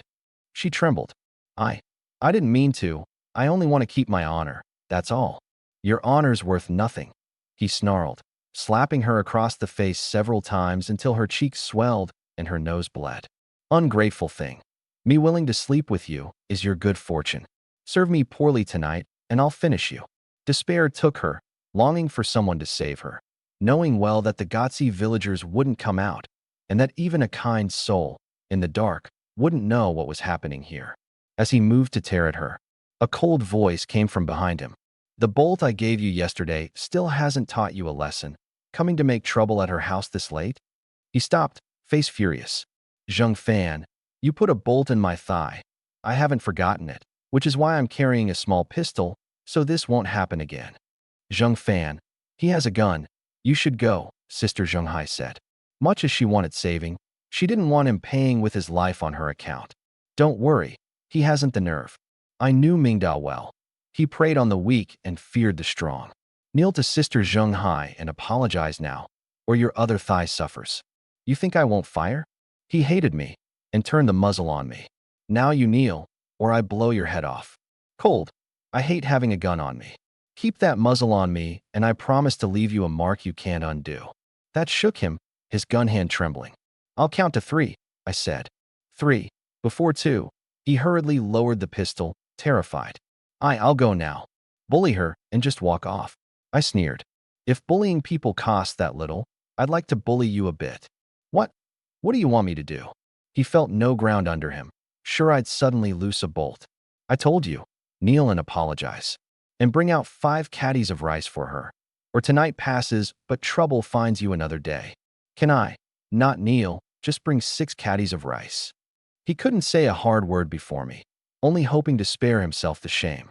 6 caddies to her, and kneel, I said flat. Haggle more, and I pull the trigger. Don't. Knowing I'd really shoot, he knelt before her and apologized over and over. 10 minutes on, his knees numb, he said, Zheng Fan, I've apologized 10 minutes. Can I go get the rice now? Remember, bring 6 caddies or you escape tonight, but not tomorrow. He shuddered. I'll bring it, I promise, and fled at top speed. She looked dazed, half doubting she'd dreamed it. She'd longed to be saved, but never imagined it would come as Mingda kneeling, apologizing, and owing 6 caddies of rice. The stinging in her cheek told her it was no dream. Zheng Fan, thank you, she said from the heart. But for you, I'd not have known what to do tonight. You helped Wan Qing and me plenty before. This is only what I should do. I changed the subject to spare her awkwardness. I heard your family's near out of grain. I brought roasted skewers, organs, and blood. Take them and eat with the children. Stave off the hunger. Thank you. The village knows our state and no one will help. Only gossip. She choked and hugged me tight. But for you, my 2 children and I would truly starve. I felt her press against me, but didn't dwell on it, and joked, Sister Zhenghai, go feed your children first. You can hug me after. She flushed and let go, taking the skewers, organs, and blood. I didn't think you'd be so improper. Men are all the same, I smiled. Get the skewers to your children. Never mind me. She ran for the west room. I wanted to leave, but with Zheng Biao's, Mingda's, 6 caddies not yet delivered, I feared he'd scheme at her again once I'd gone. Just then her scream came. I frowned and ran toward it. Sister Zhenghai, what's wrong? Crossbow in hand, I reached the west room to find 2 5-year-old girls on a plank bed, sallow, lips white, clothes all patches. Sister Zhenghai knelt before the bed, eyes red, crying out, Ajin, Ashan, don't ignore Mama. Get up and eat some meat, or Mom'll be angry. I strode over and put a finger to each girl's nose, faint breathing on both, and pressed the philtrum point of the nearer one. She broke into a hard cough and slowly opened her eyes, frightened at the strange man. Who are you? Why are you in our home? I'm Uncle Zheng Fan, here to bring you food tonight. I didn't expect you'd fainted from hunger. I pressed the other girl's philtrum, and she woke too and cried, "Mama, Mama, there's a thief. Come catch the thief." I sighed. "I'm not a thief. I'm here to bring your family food." Kneeling at the bed weeping, Sister Zhenghai heard her daughter's voices and half doubted she was hallucinating from grief. She looked up to find the two she'd thought starved sitting up, eyeing me warily. She grasped that I'd saved her girls. "Zheng Fan, how did you bring them back?"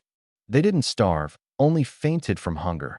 Pressing the philtrum did it," I explained. "Pour them 2 bowls of warm water to sip slowly, or they'll faint again." She rushed to the kitchen and brought warm water for them. "Zheng Fan, you're our family's savior. But for you tonight, even if I'd escaped Mingda, my 2 daughters might." She choked. "I don't know how to thank you." "Don't stand on ceremony with me, Sister Zhenghai," I said brightly. "You helped my wife often before. If I didn't help your family in trouble, would I even be a man? What I did was trifling. What you did is life-saving," she said in earnest. "Anywhere you can use me, I'll help you with my life. Later's business is later." I turned it aside. "The girls are better with the water. Get the skewers into them." She handed the seasoned skewers to her daughters. "These are from Uncle Zheng Fan. Remember this kindness, understand?" Ajin and Ashan looked at me with big eyes and said in chorus, "Thank you, Uncle Zheng Fan." "Uncle Zheng Fan, I'm sorry I thought you were a thief. Wariness is good in a child." I laughed, rubbing her head. "Eat up." They looked to their mother. "Mama, you eat too." She shook her head. "Mama's not hungry. Go slow, don't choke." "If Mama doesn't eat, we won't either." 5 years old, but they knew she'd been hungry a long time too. She shook her head, fond. "Watching you eat fills Mama up." But they wouldn't yield. "Sister Zhenghai eat. They won't unless you do," I smiled. "Don't worry about food. I brought blood and organs too, for soup." Only then did she eat with them. Meanwhile, Mingda came back with a coarse sack of 6 caddies of rice, calling low, "Zheng Fan, still here?" "I've brought the 6 caddies." He was reckoning that if I'd gone, he'd take the rice back and vent his anger on her again. Hearing nothing, he thought I'd left, his face turning ugly, and went toward her room. "Sister Zhenghai, I've brought 6 caddies to apologize. Come out and take the rice, or I'm leaving." Silence. His excitement grew. Zheng Fan's surely gone, so she daren't make a sound. He limped through kitchen and east room, found her nowhere, and at the west room's door concluded she was hiding there to protect her daughters. "Hide-and-seek's over, Sister Zhenghai. Now it's my turn." He grinned, pushing the door open, and saw her and the 2 girls sitting together eating skewers. He smelled the meat, delighted, and ordered, "Give me the skewers." I gave those to them. "What's it to you?" My cold voice. His grin froze, his heart slamming. He hadn't expected me to be guarding here. Zheng Fan. I only wanted to smell it, nothing more. I brought 6 caddies to apologize. Check it, and if it's the full weight, I'll head home." Swallowing his fear, he held the sack out. I passed it to Sister Zhenghai. "Weigh it. Short by even a little, and he doesn't leave tonight." She waited on the steelyard and said, "6 caddies." "I'm a man of my word. 6 is 6. He forced a smile. "Eat on, I'll go home and sleep." "Cold. Who said you could go?" I brought the 6 caddies to apologize, didn't I?" "What more?" He trembled, not knowing what I meant. "You don't suppose no one heard what you said outside?" I said flat. "If I weren't here, Sister Zhenghai would be in grave danger." I was just talking idly. Why take it seriously?" he stammered, terrified. "If you don't like such jokes, I won't make them before you again." "Kneel." The crossbow at his head. Kowtow to Sister Zhenghai in apology. I'm the brigade head's son. Surely there's no need to shame me this much." He braced himself. "If I must, I'll go home and bring 2 caddies of sweet potato to apologize, all right." "I give you 1 minute to ready your mind," I said cold. "No kowtow in a minute and your left thigh pays." His right thigh, bolt shot, already ached often. The left wounded too, and he'd be a cripple for half a year and miss his wedding to his fiancée. He shook his head wildly. I'll kowtow now." As he did, he soothed himself inwardly. "This shame is temporary. Once I've married Yuchi, I'll repay tonight's humiliation 100-fold." Watching him kowtow for minutes, his forehead swelling, Sister Zhenghai said low, "Zheng Fan, that's enough. No need to go on." She hated him, but if he came to harm in my hands, His father would never let me off. Thanks, Sister Zhenghai, then, I said cold. Thank you for forgiving me. I won't dare again, he said, abject. Can I go now? I warned cold. To keep you from troubling her again, write a letter of repentance. Offend her again, and I take it to the police post. That's not necessary. He didn't want to leave me a handle, fearing that if he rose in the world someday I'd use it. Don't write it, and take a bolt. I'll write it. Hating it, he had no choice. Sister Zhenghai, don't stand there. Get him paper and brush. I smiled. She threw me a grateful look. With the letter, he'd not dare pester her. She brought paper and brush. Kneeling, he scrawled his filthy doings tonight at her house and handed it to me, thinking, no fingerprint or signature. If he rose someday and I tried to threaten him, he'd simply deny it. Sister Zhenghai, fetch a small knife from the kitchen. I have a use for it. She did, puzzled. Zheng Fan, what's the knife for? His nerve near broke. I cut his left palm, then had him press his right index finger in the welling blood and put his print on the letter. He hadn't thought I'd cover even that, and dared show no displeasure, only wanting out. Can I go now? Get out. I kicked him. I didn't want to see him a moment more. He left with rage he didn't dare loose, swearing inwardly. No one in this world can threaten me.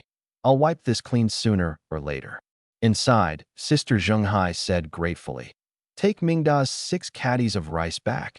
The organs and blood you brought will see us to the relief grain. She knew gratitude well, and after all I'd done couldn't bring herself to keep the rice too. Sister Zhenghai, that's the rice from Mingda's apology to you, not to me, I said earnestly. Hand it to me, and you slight me.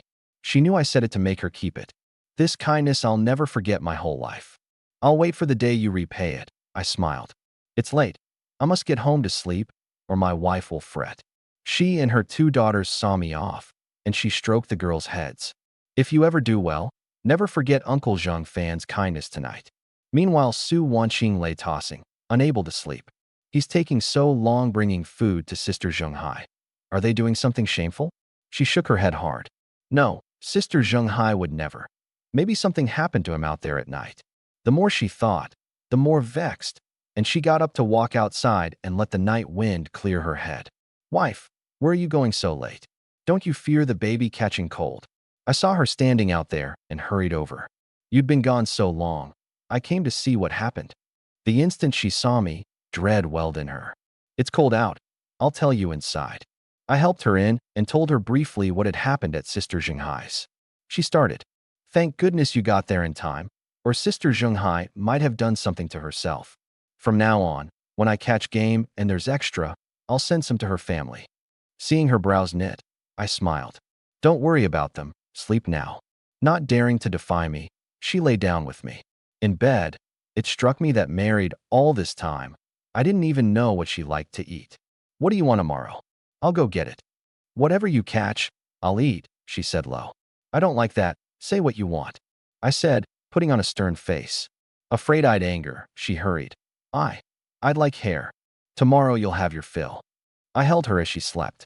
She shut her eyes and murmured to herself, has he really changed?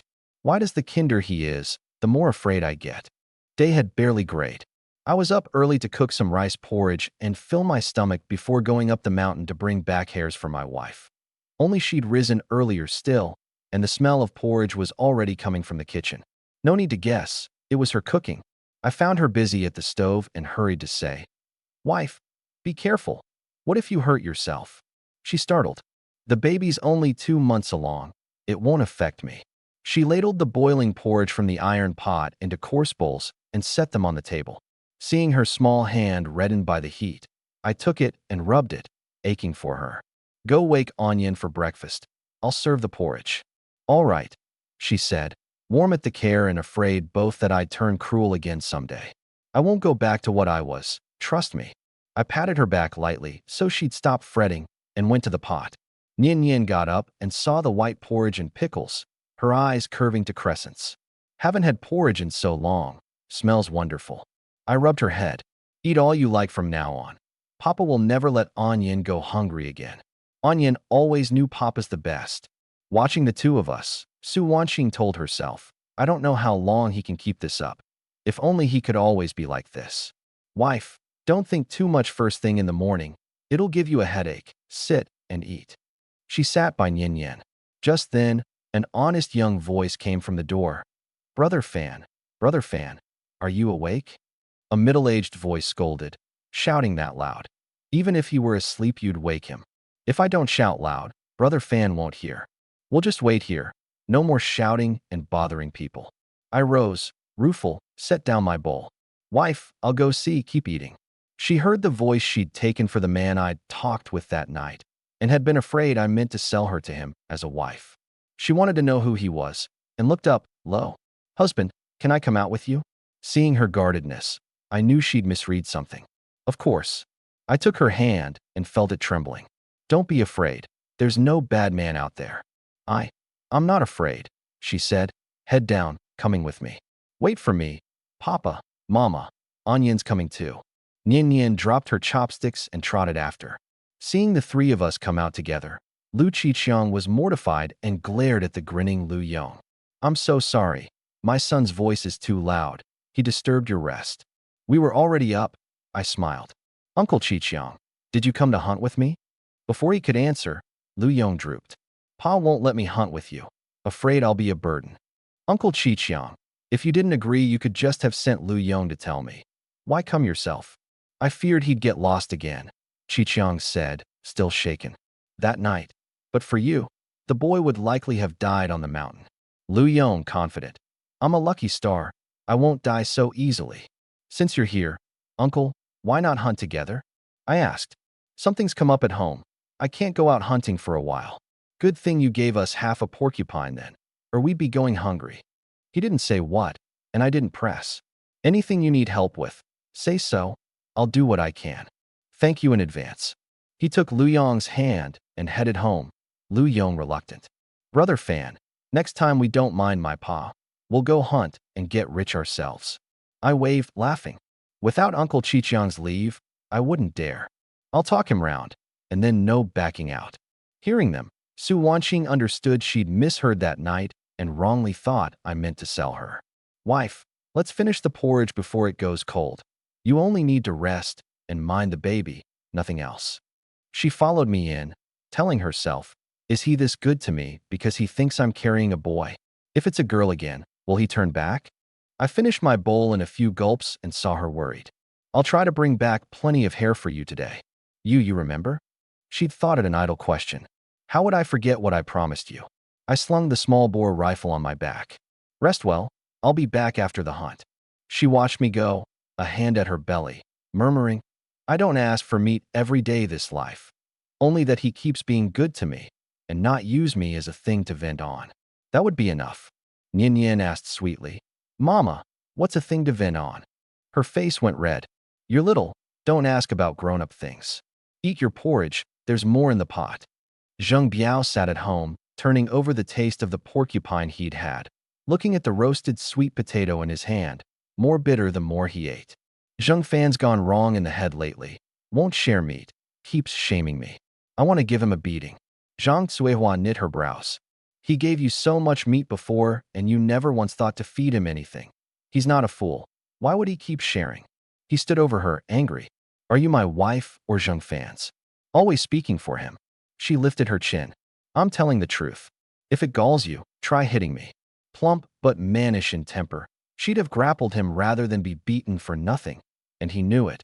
He found a pretext. If you weren't a woman, I'd have hit you long ago. Don't push it. Pretend I'm a man, then, come, hit me.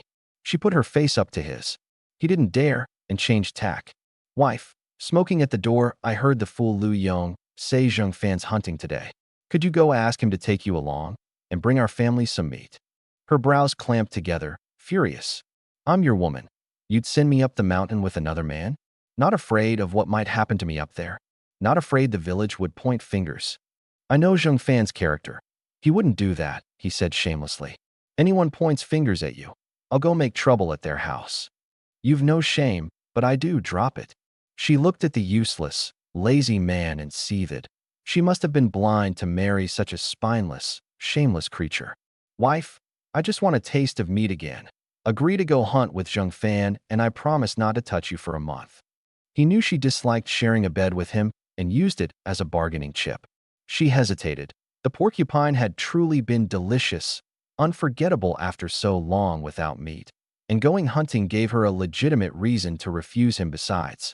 But it was hard to say such a thing aloud. Don't hesitate. Go hunt with Zheng Fan and I won't touch you for 3 months. How's that? Whether or not he takes you. 3 months.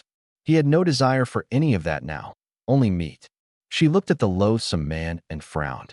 I'll go ask, swallowing my pride. You can do it, wife. She shook her head in disgust. Every word to such a man sickened her, and set off down the muddy road to my place, working out how to put the shameless request. Halfway, she met me coming the other way, and I greeted her with a smile. Sister Tsuehua, where are you off to so early? Aye. She couldn't be as brazen as Biao. If it's hard to say, I won't press. I'm off to hunt. I thought well of her, but for the 2 sweet potatoes she'd given me, Nian Yin would have starved as in my last life, and my wife would have hanged herself. She watched me go, hesitated long, then gritted out, Zheng Fan, I've something to ask of you. Refuse if it's not convenient. I stopped. Whatever you need, Sister Tsuehua, I'll help if I can. She flushed crimson. Could you take me up the mountain to hunt? Before I answered, she added, head down. I know it's an outrageous ask. Refusing is only fair. I just thought I'd ask. Don't take it to heart. I smiled at her embarrassment. Taking you along's fine, but we'll bring your Xiaohei, since a pretty face can't draw the game out. Only the dog can find them. You really agree? She couldn't believe it. It was like handing her game for free. What reason would I have to refuse hunting with a fine woman? I don't ask much. Give me a little of whatever you catch. She wasn't shameless like Biao, and knew bringing her along was as good as carrying dead weight. After the hunt, I'll see what to share. How's that? However you split it. She beamed. Zheng Fan, thank you. You're a truly good man. If you hadn't given me those 2 sweet potatoes, I wouldn't be taking you today. You're the good one. Don't bring that up. My man's no good. Sat on 5 caddies of rice and wouldn't lend you a thing after all the meat you gave him. Whenever she mentioned Biao, she had a belly full of anger and nowhere to put it. Biao is Biao. You're you. Don't lump them together, I said, turning it aside. Let's get Xiaohei from your place. She walked the road with me, unafraid of talk. We were going to hunt, not to a tryst, and anyone who spread gossip, she'd be first to tear into. At her house, we found Zheng Biao crouched teasing a big black dog, wolfish, its tail like a broom. Don't take me lightly. One bad mood, and I'll turn you into dog meat hot pot. The dog barked and spattered his face with spit. Little beast, covering my face in spit, I'll stew you now. Zheng Biao, Xiaohei's the hunting dog I brought from my mother's home. Stew it, and I divorce you this instant. Tsuehua snapped. The dog ran to her at once, rubbing its head against her, whining. I was just talking. I'd never stew it.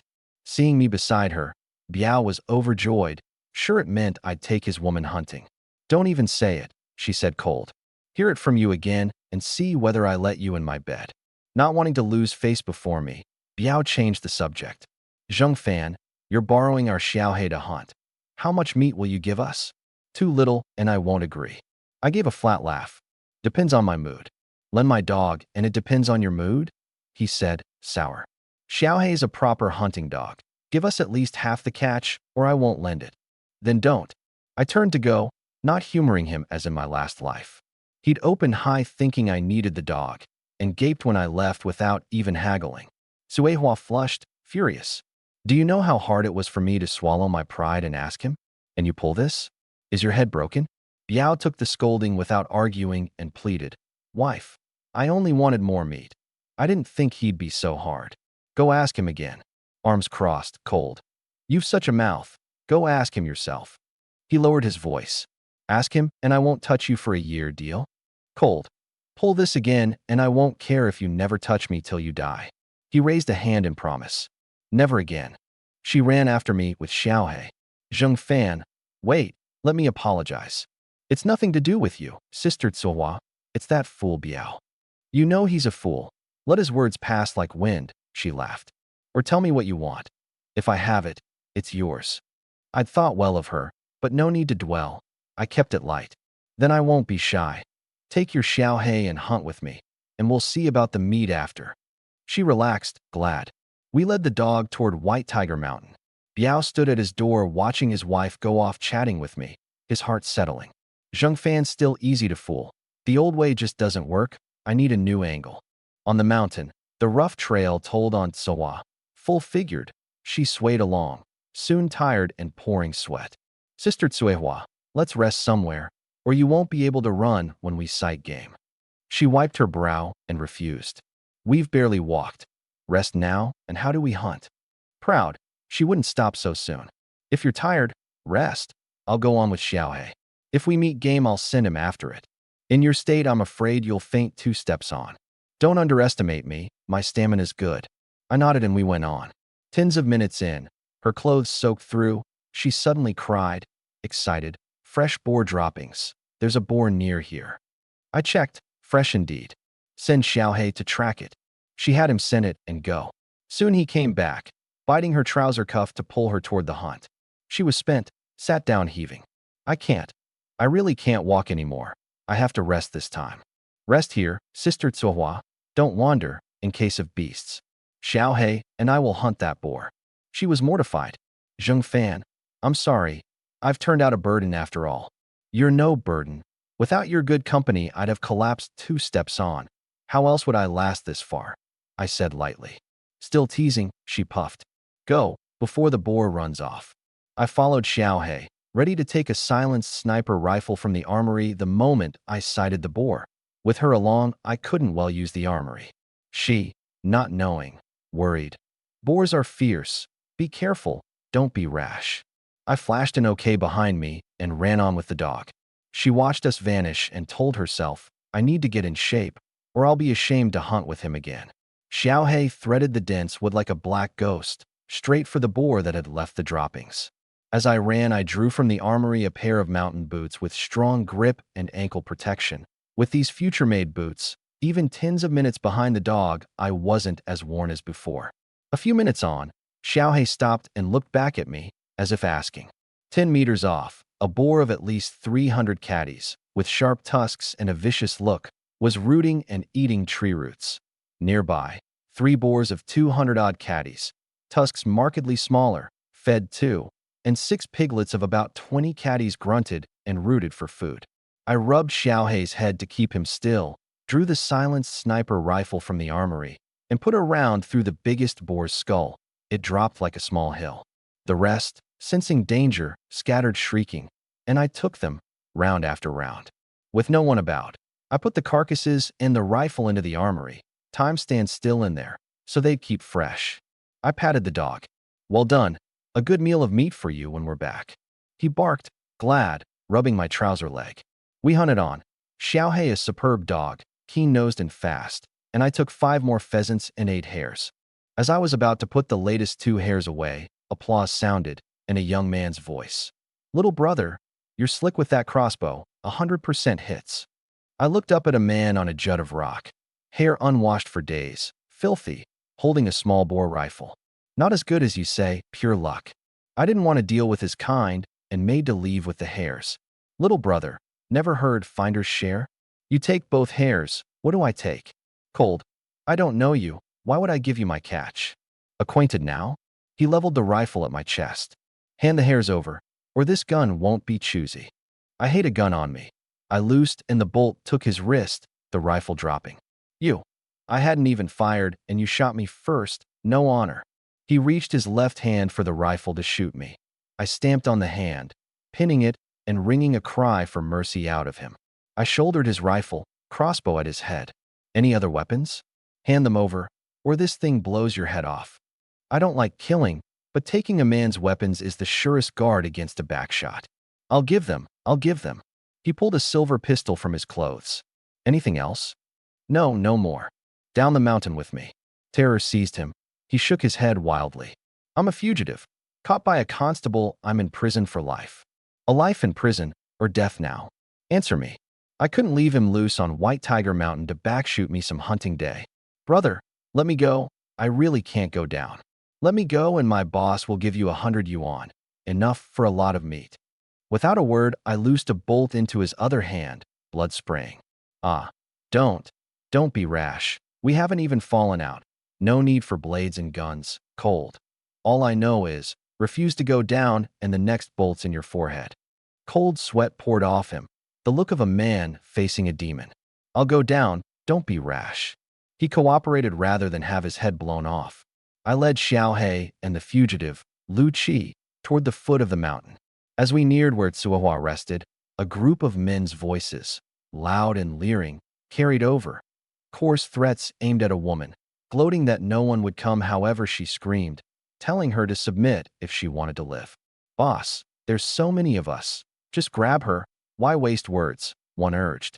Didn't think I'd meet the boss here. Saved? Lu Qi said, vicious. This kid shot both my hands with that crossbow. I'll see him dead. Ahead, 5 big, muscular, vicious-faced men with rifles, pistols, and broadswords had Zhang Tsua circled against a tree, laughing in mockery.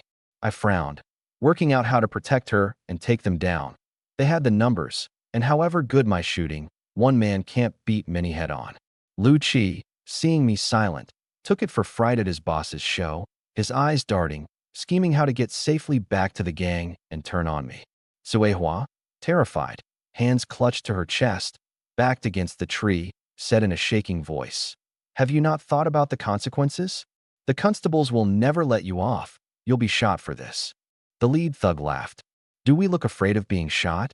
Today, if you don't serve us well, we'll take it by force, and whether you live after is anyone's guess." Another pressed the threat. The leader's eyes were ugly on her, and he reached for her, and she, back to the tree, despaired, bitterly regretting having listened to Biao and come up the mountain. How I wish Zheng Fan would appear and save me. Then, absurd, however good a hunter, what would he do against this many? Just then, thwip, a bolt sang through the air and pinned the reaching hands together before they touched her. The leader, Lu Jiwu, stared at his bloody, transfixed hands, screaming, "Who ambushed me? Show yourself, I'll kill you." The others went alert, weapons up, shouting at the direction the bolt had come. "Our bullets aren't choosy. Come out, or we riddle you. Don't regret it." In hiding, Lu Qi looked at my comm and said, shaking, "How dare you, one man, shoot my boss? Aren't you afraid to die?" I didn't bother with him. Strategy set. I put the crossbow to his head. "Go out now and don't look back. Turn your head once and I blow it off. Understood?" I understand. I won't look back." "Pale," he stumbled out, calling, "Don't shoot. It's Lu Qi. The crossbow man's behind me. Watch out." He strode toward Lu Jiwu, thinking that once at his side I could no longer threaten him, and then they'd take me and he'd have his revenge. Lu Jiwu leveled his rifle at the approaching Lu Qi, vicious. "I sent you to hunt. How'd you end up like this, getting my hands shot? Give me a good reason, or I blow your head off." Terrified, Lu Qi told, with embellishments, how he'd run into me. Lu Jiwu turned and shouted behind him, "Boy, come out, or we kill this woman."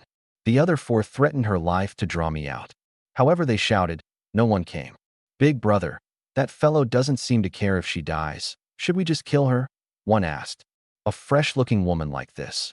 Kill her, and where do you find another to play with? Use your head next time." "Then what do we do if he won't come out?" "He won't come out, so you don't go in and get him? Must I teach you everything? Go drag him out." The wound at his hands pulled, and he ground his teeth. Lu Qi reached the leader's side, sneering at the 4 going to search for me. "Swaggering at me before? See if you swagger when you're in my hands. Who told you to stand idle? Go find him."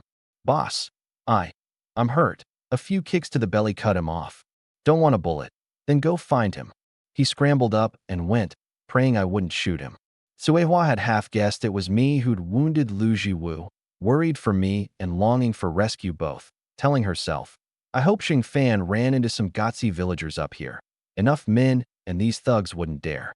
As she fretted, thwip, thwip, thwip. Lu Qi's thigh was pierced, blood streaming, and he howled like a stuck pig. "Stop shooting me. Shoot someone else." The 4 traced the direction and chased it with their weapons. When they reached the spot, I wasn't there. "Stop skulking like a rat. Come out and fight us face to face. Acting like a sly little crook, not a man." I sneered and said nothing, loosing again, 2 bolts through 2 of the thugs' wrists, their rifle and pistol dropping. The 2 with broadswords hurried to grab the fallen guns to defend themselves. As their hands neared, I stepped out, crossbow on them. Don't move. One ignored me and reached. The instant his hand touched the rifle, a bolt took him precisely through the palm, and he howled. The other flung his broadsword aside and threw his hands up. Boy, your well and my well don't cross. No need to fight to the death over one woman, Lu Zhiwu said with a forced grin. I've 200 yuan on me. Take it and let today pass. Having seen my shooting, he knew they were no match and wanted to buy peace and seek revenge later. I didn't answer him and went to Cuihua. Sister Cuihua, how are you? Hurt anywhere? She shook her head. I'm all right, just frightened badly. Lucky you came with me today, or it wouldn't be only fright, I said lightly. How do you plan to thank me? Still gripped by fear, she didn't catch the jest and nodded over and over. Thanks are owed, of course. Slighted at being ignored, Lu Zhiwu kept his smile. Boy, have you thought over my offer? Sure that Zhang Cuihua wasn't hurt. I looked at Lu Zhiwu's grinning face. Your offer doesn't satisfy me. 200 yuan won't do. It's no small sum. Buys a lot of good things. I scoffed. If you're all dead, the money on you is mine anyway. Cold sweat broke on him. He hadn't thought a man barely past 20 could be so ruthless. After a beat, he rallied. I didn't bring the money on me. Kill me and you get nothing. Spare me, come back with me to fetch it. How's that? I sighed. Since it's not on you, I'll just take you to the police post. I didn't believe he'd honestly lead me to any cash. Far likelier he'd lead me somewhere good for a move on me. Little brother, if you fear an accident coming back with me, let me go alone to fetch it. I swear I'll bring it straight to you. I'd never abandon all these brothers. Only spare me the police post. His plan, plainly, agree and he'd take the money and vanish. The rest be damned. Brothers can be found again. Money like that can't. You take me for a fool? Wanting me to let you go. Colt, walk to the post, or this bolt won't be choosy. He didn't dare resist with the crossbow on him, meaning to stall and find an out. The rest of you up. None wanted to go down to the post, but the crossbow left them no choice but to rise through the pain. I took the coarse hemp rope I'd taken off Lu Zhiwu and tied dead knot loops round their necks. Anyone out of step or dawdling on purpose, and the loop would choke him. Holding the front of the rope, I led them like dogs down White Tiger Mountain. A few steps on, Zhang Cuihua called, Zheng Fan, could you come here? I need your help with something. Puzzled, I led the lot over. What is it, Sister Cuihua? I was too rattled to notice. I twisted my ankle. She was awkward about it. I can't walk now. Could you fetch Xing Biao to come carry me down? I can tell Biao, I said, pretending difficulty. But leaving you alone up here, if a raptor or some thug shows and you can't run on a turned ankle, it's dangerous. She saw the sense in it, tense. Could I trouble you to carry me down? Crimson by the end. You gave me 2 sweet potatoes once. Of course I'll carry you down. I shouldered her and started down. She was embarrassed and changed the subject. Zheng Fan, I came to hunt with you and was no help at all. Just a burden. You caught nothing because of me. I'm sorry. First time up the mountain and you did well? I smiled. But for these thugs you'd surely have made a catch with me. Who'd think you'd meet thugs up here? Rotten luck. A pause. Am I too heavy? Want to rest? You're heavy enough, but I can manage. I kept it to light teasing. She caught my drift and flushed. Didn't expect you to tease like that. Men are men. A pretty woman stops us in our tracks, I said, rueful. Can't very well turn eunuch. Could you grant Sister Cuihua one more request? Try out how fierce that thing of mine is. I teased. What are you saying? She said, red. When my ankle's healed, could you take me up the mountain again? Just say the word, on one condition. What condition? Coming down, I carry you. She caught it fast, shy. You're likely the most lecherous man in all of Gotzi village. Meanwhile, the captives, roped at the neck and led like dogs, listened to our banter and felt the sting of it. They'd thought the woman theirs to do with as they liked. Now they could only watch me carry her down, and that envy died the moment they remembered they were bound for the Shangyuan police post and a life behind bars. Every desire vanished, and they bent all their thought on slipping the rope. Knowing 20-odd years, they couldn't speak before me, so they spoke with their eyes, and in under 2 minutes had a plan, matching their steps and pace and edging fast toward me, to overpower me while I was busy bantering. Vicious. In unison, they slammed toward me as I carried Suwa on rough downhill ground. A sudden hit would send me tumbling off the mountainside, flayed if not killed. But through the rope in my hand, I'd felt their behavior turn strange. As they lunged, I dropped the rope and stepped aside with Tsuwa. They hit nothing but air, lost balance, and rolled 30 or 40 turns down the muddy slope until a tree trunk stopped them. Noses bloodied, faces swollen, the wounds on their hands and feet torn worse, bleeding. They wailed, "I think my ribs are broken. Get me to a hospital." Whose backside's on my head? Move it, or I smash it. Lu Jiwu struggled to rise, pinned. I looked down on the lot, contemptuous. With your wits you thought to play me dirty? You think too much of yourselves. The trail's slick. I slipped and fell. I never meant to hit you, Lu Chi babbled. The others nodded along. We'd never dare ram you. That's suicide. Lu Jiwu begged. Help me up. I feel I'll be crushed to death. I don't care if it's a misunderstanding or whether you're too hurt to rise, I said flat. I count to 3, not up, and you eat a bolt. They shuddered at the crossbow, swallowed the pain, and rose into an orderly line, waiting to be led down again. Walk down yourselves. Anyone tries to bolt, I pull the trigger, I said, carrying Tsuwa, standing behind them. Where the bolt lands, weigh that for yourselves. We won't run. It really was a misunderstanding, they kept saying. They still wanted to flee but didn't dare. They knew if I said I'd loose, I would, and only I knew where it would land. Suehua was pale, shaken. That was close. If they'd hit us, we'd have been finished. Don't be so tense, Sister Tsuehua. I'm here, I soothed. I won't let anything happen to you. I'm still frightened. I can't bear to think on it. Lucky I came up with you today. With anyone else I'd have died who knows how many times over. True, I teased. Next time you want to hunt, find me. I'll come anytime and carry you down besides. I said it on purpose, to pull her off the fear before her nerves frayed into illness. Only you get to tease me. Anyone else, and I'd have hit them, she said, easier now, chatting along. Near the foot of the mountain, she said low.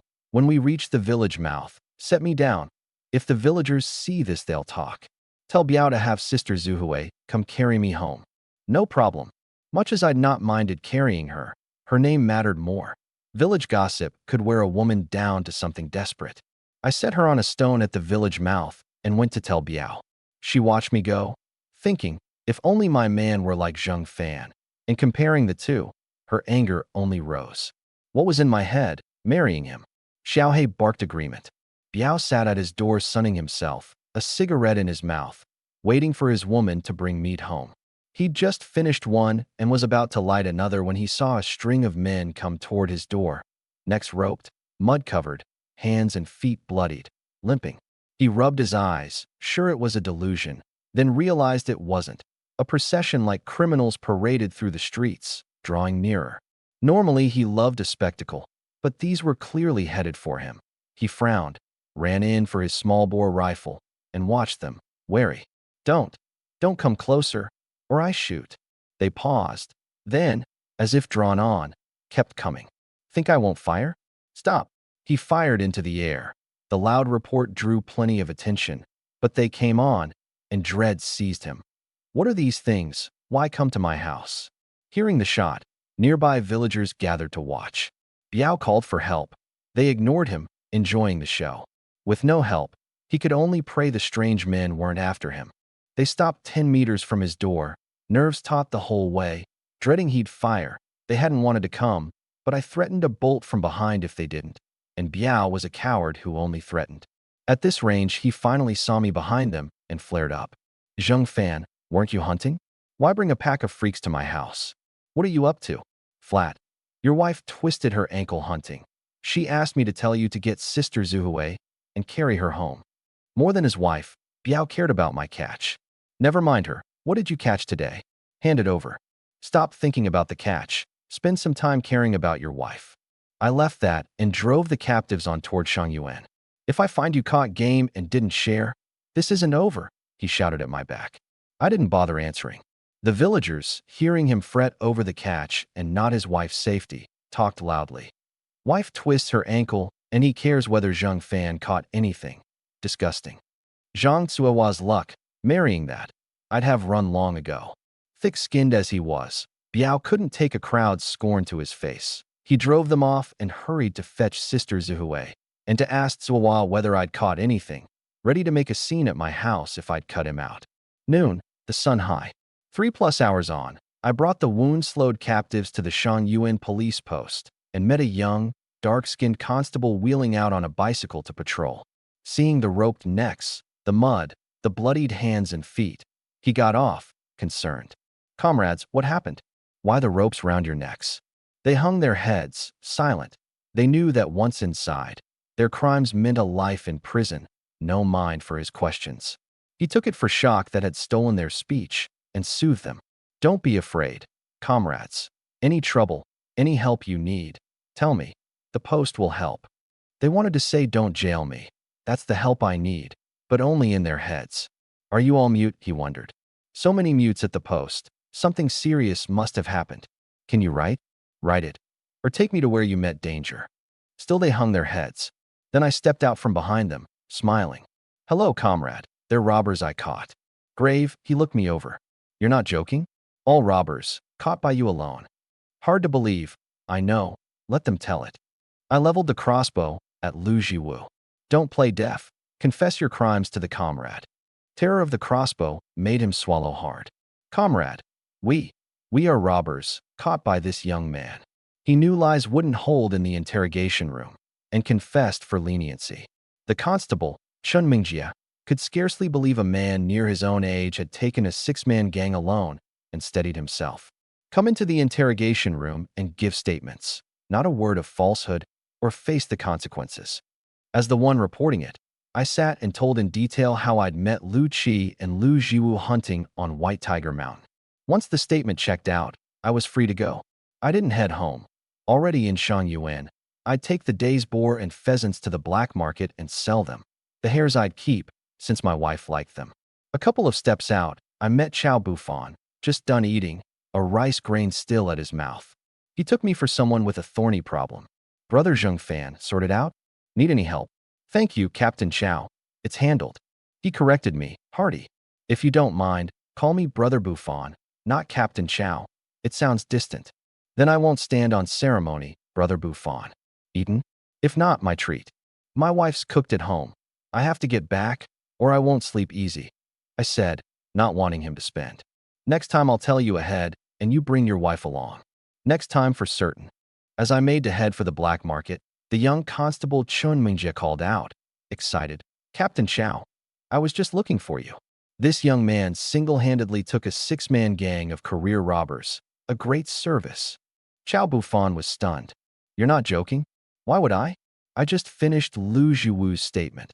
These men have killed, set fires, forced themselves on women, every evil. But for this young man taking them in alone, who knows how many more innocents would suffer?" Chow stared at me, disbelieving I'd done it again, and so modestly. "Captain, I know it's shocking, but you're more shocked than usual," Chen said. Chow laughed it off. "Mengjia, didn't I tell you a young man took down Lin Jiqiang's robber gang single-handed?" Chen got it at once. "That was also him." Chow laughed. "Now you see why I'm shocked." Chen nodded like a pestle. 2 gangs broken for our post in no time. Anyone would be. If he'd joined public security, he'd make station chief in a few years, Chow said in earnest. "Brother Bufan, I'm not so impressive. I just happened on them, and they happened to be going after a girl from my village, or I'd have stayed clear." "However you put it, you've done us a great service again," Chow said, delighted. "I'll have banners made overnight. Tomorrow I'll bring you 2 at once, plus the post's reward money." "Those are outside things to me," I said brightly. "I'm hurrying home to eat, or my wife will think I'm up to no good." "Want me to cycle you home?" he teased. I shook my head. "Not this time. I've things to buy for my wife on the way." I parted from them and, in an empty corner, took the day's biggest boar from the armory to process for the black market. In a deserted spot, I used a sharp military knife and a flamethrower from the armory to bleed and gut the 300 catty boar, not for the fun of it, but because I couldn't shoulder 300 catties without a way to haul it. The only option was to process it down. Half an hour on, the blood and organs were done and stowed in the armory, and the carcass weighed 182 catties that I was confident I could carry. I heaved it onto my shoulder and walked, steady, to the wood across from the co-op. The black market was busy. I found a spot, set the boar down, and called, "Fresh boar, cleaned right, 7 yuan a caddy, come by." Eyes had been on me since I carried it in, and people came to inspect it. "Young man, good quality, but a bit dear. 6.5 or 6?" a woman asked. "I've trimmed all the surplus. Only edible cuts left. 7's already cheap." Another, "I'll take 10 caddies, 65? "Yes," I said evenly. 10 caddies for anyone at 65. They balked. 65 was no small sum, and 10 caddies wouldn't keep without a fridge, which only a few rich families had. 3 caddies? Someone tried. 10 minimum. The man who'd asked about 10 paid 65, counted out. I cut him 10 caddies, and he hurried off. Others wanted a taste of meat, but hadn't the money for 10 and gave up. A few minutes later, someone took 2 caddies at 7. 12 caddies sold, then a long lull. I waited, resting. A middle-aged man in a white shirt and sunglasses came up, a face I felt I'd seen somewhere. "How much a caddy?" 7. 65 for 10. "How much have you got?" 170 caddies left. "How much do you want?" "Sell me the whole 170, cheaper, 1,000? If you take it all, 1,100, 6 for a caddy." "You drive a hard bargain," he laughed. "I didn't bring that much. Bring the meat and come home with me. Cash for goods there." I shook my head. "I'll wait here. Bring the money. I hand over the meat. You send someone to carry it." He frowned. 1,100 for your goods, and you won't even see it home for me. Make me walk back and forth?" "That's my way," I said flat. "If you can't accept it, buy elsewhere." "I'm doing you a favor buying, and you won't give me face," he said cold. "You wait." He stormed off. An old woman at the next stall warned low, "Young man, you're lucky you didn't go with him. Your meat would have been taken. He's gone to get people. Leave now, or there'll be trouble." "Thank you, Granny. I'm not afraid of him." Others were fearless too, and came to bad ends, she said, and packed up to leave, not wanting to be caught up in it. I didn't begrudge her. That someone her age would warn a stranger at all was rare. With the armory's truths on hand, the white shirt man didn't worry me.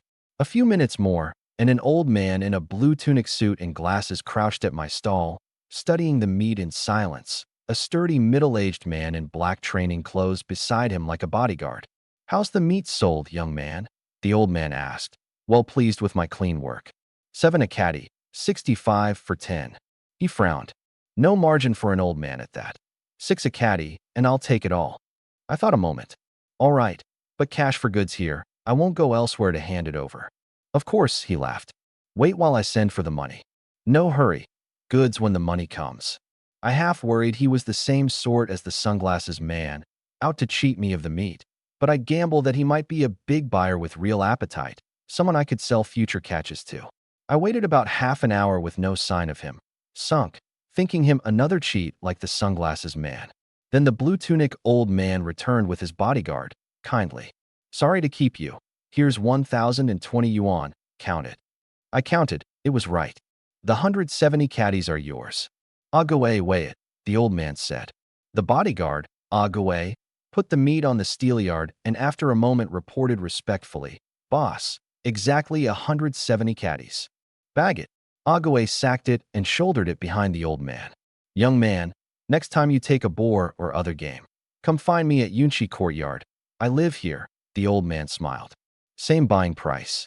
I declined politely. "Sir, I'm not used to taking goods to a buyer's home. Buy here if you'd like. Then we'll trade at the black market again." "I can have a whole boar tomorrow," I said. "Undressed, fur on, what price?" "Another boar so soon." "You're capable," he said, pleased. "Fur on, for a caddy, how's that?" Counting the skin, organs, and inedible parts, fur was fair, and it saved me the gutting and skinning. For it is, same rule, cash for goods. "Tomorrow, 7 a.m. at the market?" "I've something tomorrow morning. Early afternoon, 1 or 2? Tomorrow was the day Gotsi village got its relief grain, money and meat or not. What was mine I'd still collect. That time then.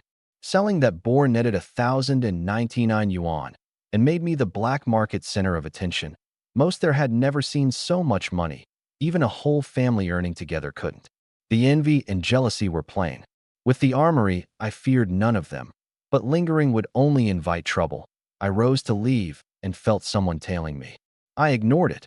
Went into the co-op, bought snacks a pregnant woman might like and candy and a toy for a child, and set off for Gotzi village. Half an hour on, I could still feel the group skulking behind. I couldn't lead them back to the village. That would put my wife and child in danger. I stopped and turned. How long will you skulk? No answer, as if I spoke to air. I warn you. Keep following, and I'll treat you as bandits. And with bandits, I've always been ruthless. I drew the small-bore rifle taken off Lu Zhiwu and fired several rounds into the air, each crack a warning.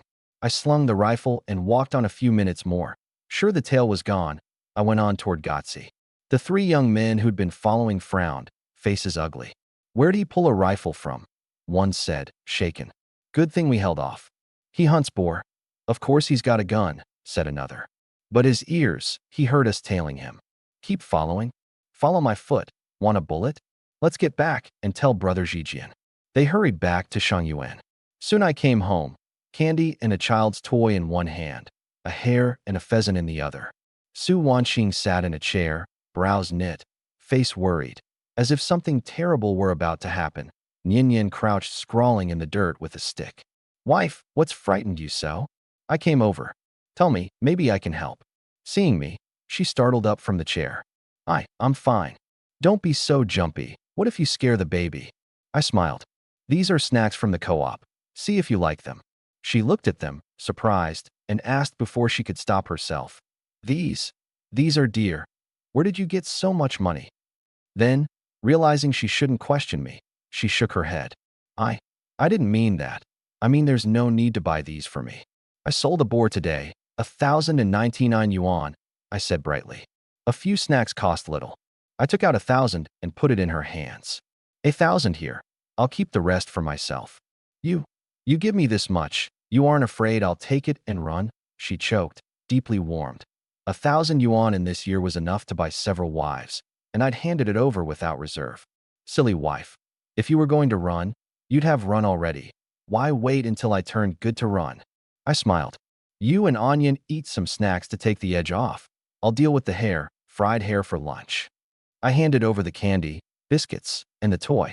Nian Yin took them, delighted. Thank you, Papa. The toy's so fun. I love Papa best.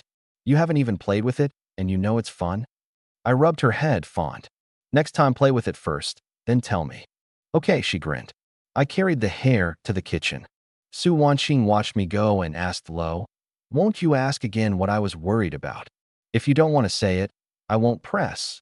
That would be disrespecting you. My father's coming in a couple of days to see how I'm doing, she said, tense. I'm afraid you, and he will fight. He's my father-in-law. Why would I fight him? Did something unpleasant happen between us? On our wedding day you came late, and of the 10 yuan we'd agreed on you only gave 8, she said softly. My father thought you looked down on our family, late and short on the money, and was furious and cursed you out. You were drunk and cursed back, and if no one had held you apart you'd have come to blows. Reminded, I remembered the rotten thing my old self had done and scratched my head, awkward. I did bring 10 yuan out that day, but a friend borrowed 2, so only 8 were left. It wasn't that I looked down on your family. So you can feel awkward? She laughed softly at the sight of me.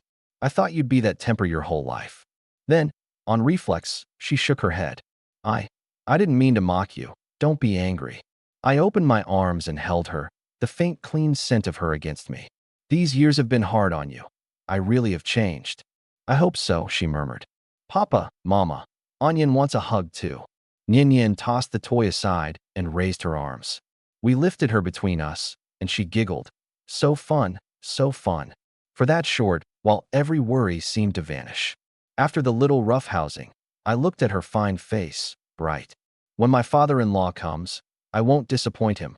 I'll show him his daughter married no wrong man. Her eyes reddened. She nodded. I believe you.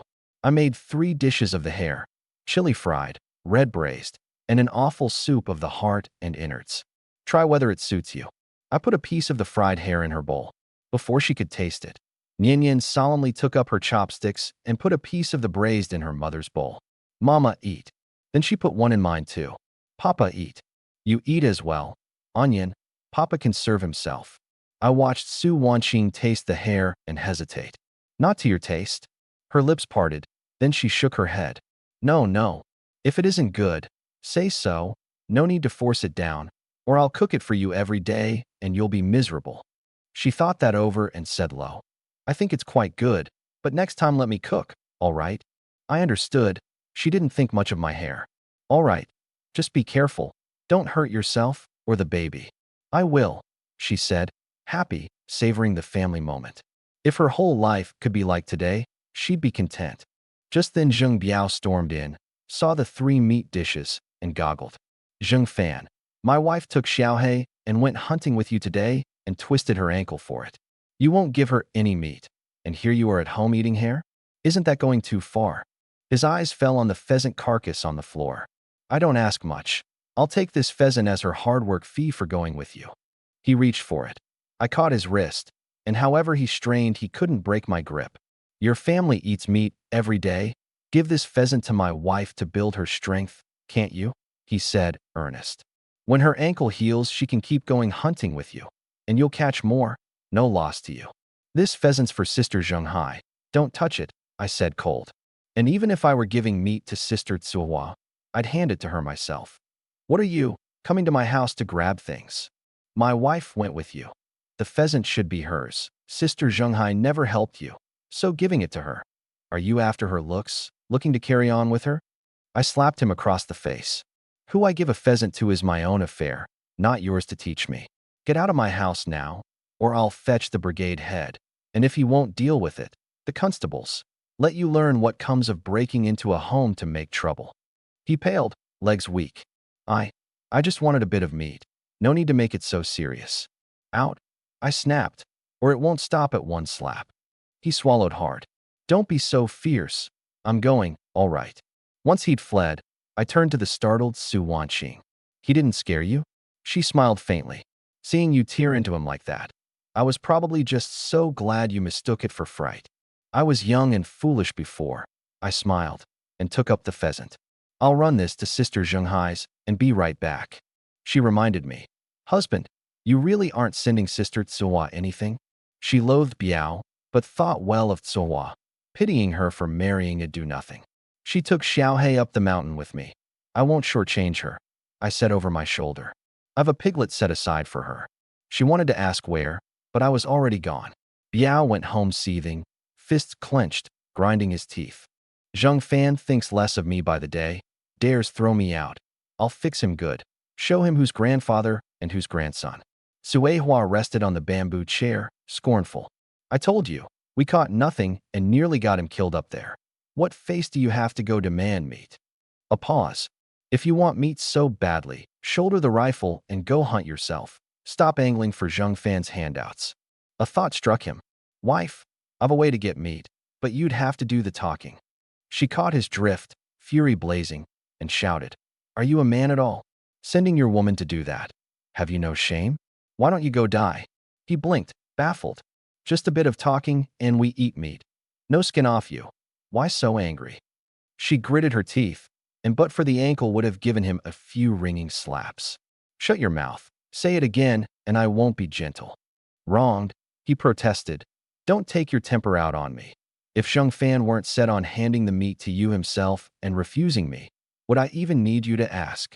She realized she'd misread it, cold. I went with him and caught nothing. I've no face to ask. You want it, go beg yourself. I begged and he wouldn't, he whined. My good wife, please ask him for me. Do it, and I won't touch a finger of yours for 3 years. If you never touch me till you die, I still won't do something that's shameless. Give it up. Just then my voice came from outside. Sister Tsuhua, are you in? She brightened, forgot the ankle, and tried to rise, wincing. Biao, go open the door.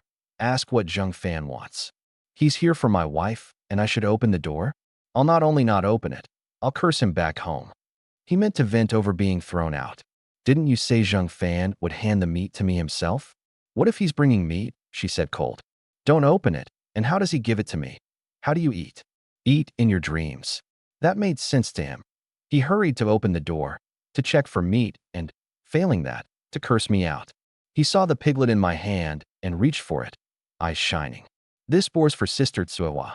Keep your dirty hands off, I said cold. I won't touch it. I won't, he said, drooling. I wanted Suehua. How's the ankle? 4 or 5 days before I can stand on it. Eyeing the piglet, she was embarrassed. You came. That's enough. Why bring a piglet to see me? Take it back. You twisted your ankle hunting with me and nearly came to worse with those thugs. I couldn't visit empty-handed. I smiled. Besides, we had an agreement. I share my catch with you. This piglet's your share. She didn't believe it and shook her head. This is 20 caddies at least, worth real money at the black market. I gave you no help, only trouble. How could I take it? Wife, what nonsense. If Zheng Fan's giving it to you, he must have caught plenty more, or he'd never give a whole piglet. Biao cut in, anxious. Zheng Fan, hand it to me. I'll clean it for her. Cold. This is for Sister Tsuawa. She eats it and lets you eat, then you eat. Understood. He looked pitifully at her. Wife, what are you waiting for? Take it. Don't waste Zheng Fan's kindness. She felt she'd been no help and was uneasy, but she did want the meat. After a moment she offered. Next time, once my ankle's healed, I'll take Xiaohei up with you again and you needn't share that time. How's that? All right, I said, and handed it over. I knew she'd let Biao share it in the end, but that was her business. My conscience was clear once I'd given her what I'd promised. Have tea before you go? She offered. I've things to finish, then home to my wife and child. As I waved goodbye, Biao was already pawing the piglet. Smells so good. The meat must be tender. Suehua looked at her useless man, then thought of me, able to hunt, and now doting on wife and child. And her eyes on Biao filled with disgust. Be a decent person. Stop scheming to get something for nothing. He grinned. I've a hard-working wife. What do I need to try for? I left and, in an empty corner, bagged the pheasant with boar organs and blood and headed for Sister Zhenghai's at the village's end. And there, mud all over him, was Lu Yong, popped up from somewhere. Brother Fan, I found a fun place with lots of good things. Wanna come? I looked at his mud-soaked clothes. Did you come out alone? Where are your pa and uncle? That morning Chi Chiang had said something had come up at home, and he couldn't take Lu Yong hunting. And here the boy was wandering the lanes at midday. I had to get the story straight, in case of accidents. Pa's playing games with uncle at home. No time for me. So I came out to play, he grinned.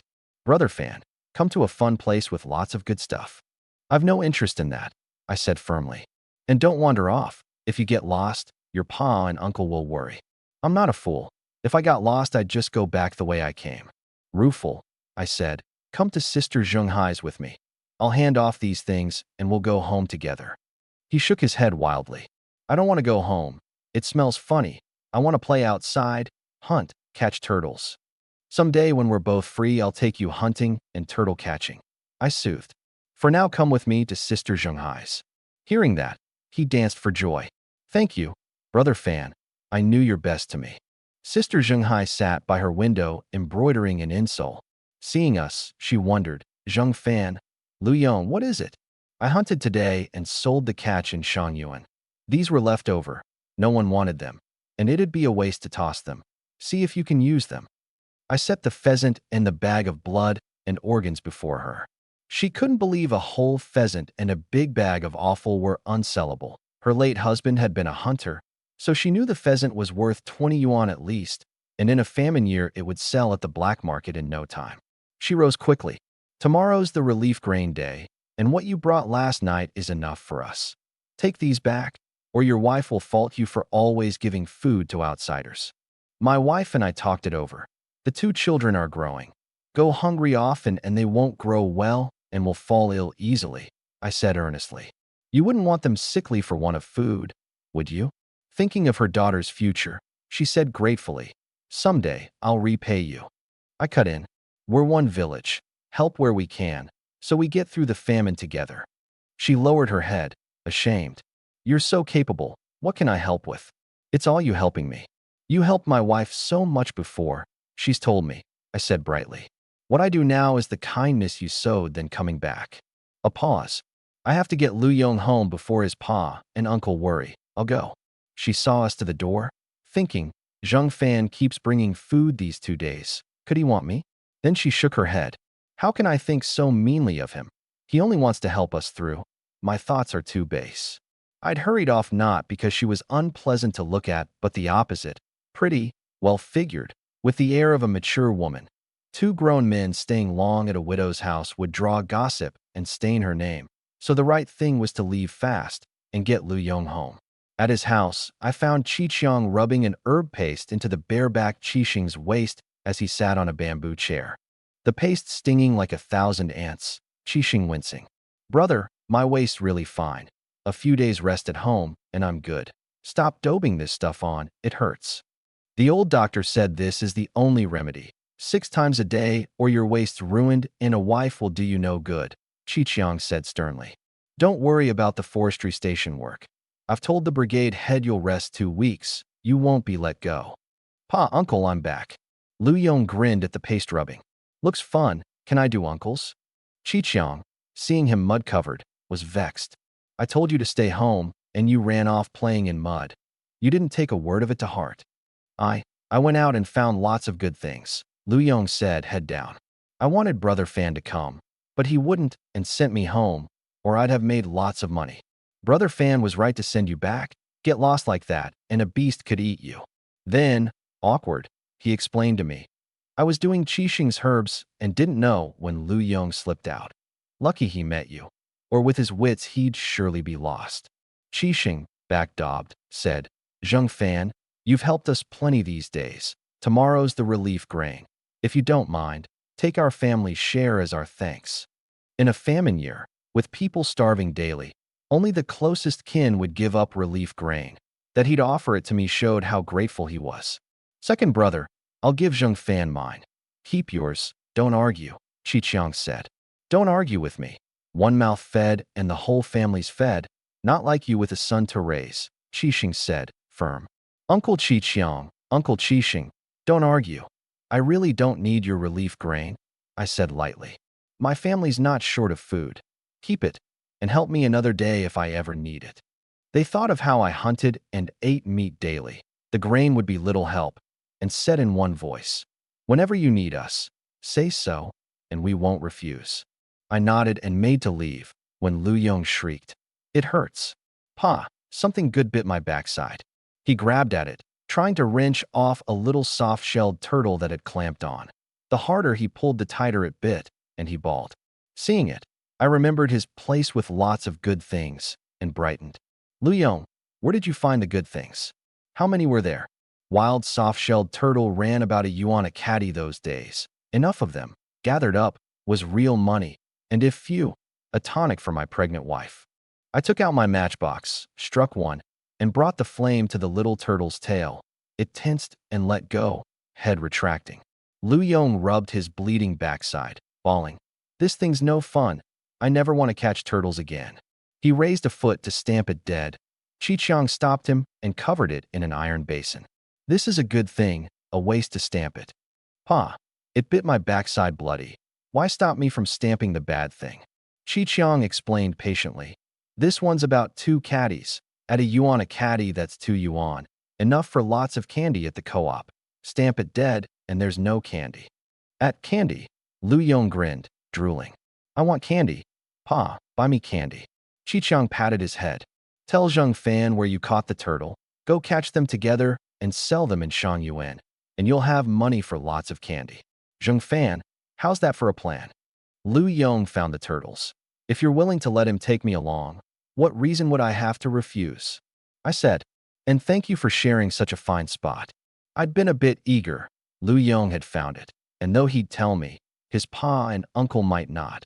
Most people guard their own interest, and one more person knowing means a smaller share. Luckily, Chi-chiang was open-handed and offered it himself. He laughed. "You've brought Lu Yong back more than once and gave us half a porcupine for nothing. A chance to repay you? I'll take it." A pause. "When you go catch turtles with Lu Yong, look after him. If the place is too dangerous, don't let him go." I nodded. "If it's dangerous, I'll bring him straight back to you." Chi-chiang looked at the silent Lu Yong. "Pa told you to tell Zheng Fan where you caught them. Why don't you speak?" "Pa, I'm thinking hard what that place is called," Lu Yong said earnestly. "Thought a long time and still don't know. Is it far?" "I don't know if it counts as far. I can take Brother Fan there and let him answer." "Take Zheng Fan along. Mind your safety. Don't risk yourself for some gain," Chi-chiang warned again. "Don't worry, Uncle. I won't take risks. I said. And so Lu Yong and I set out to catch turtles, him crowing. Catch turtles, trade for candy.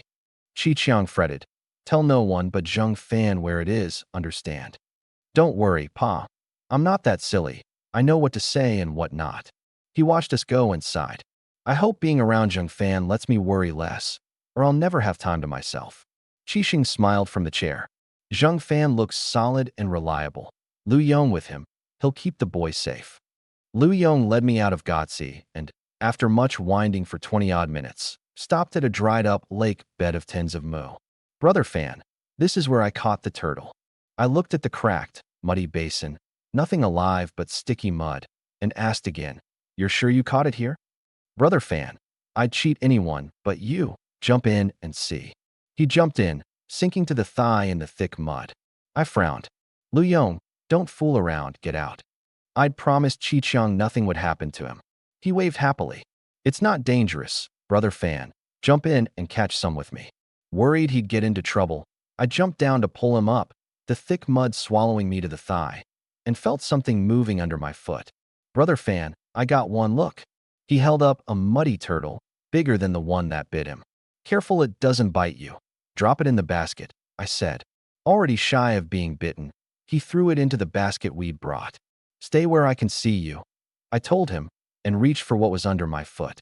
It was big and strong.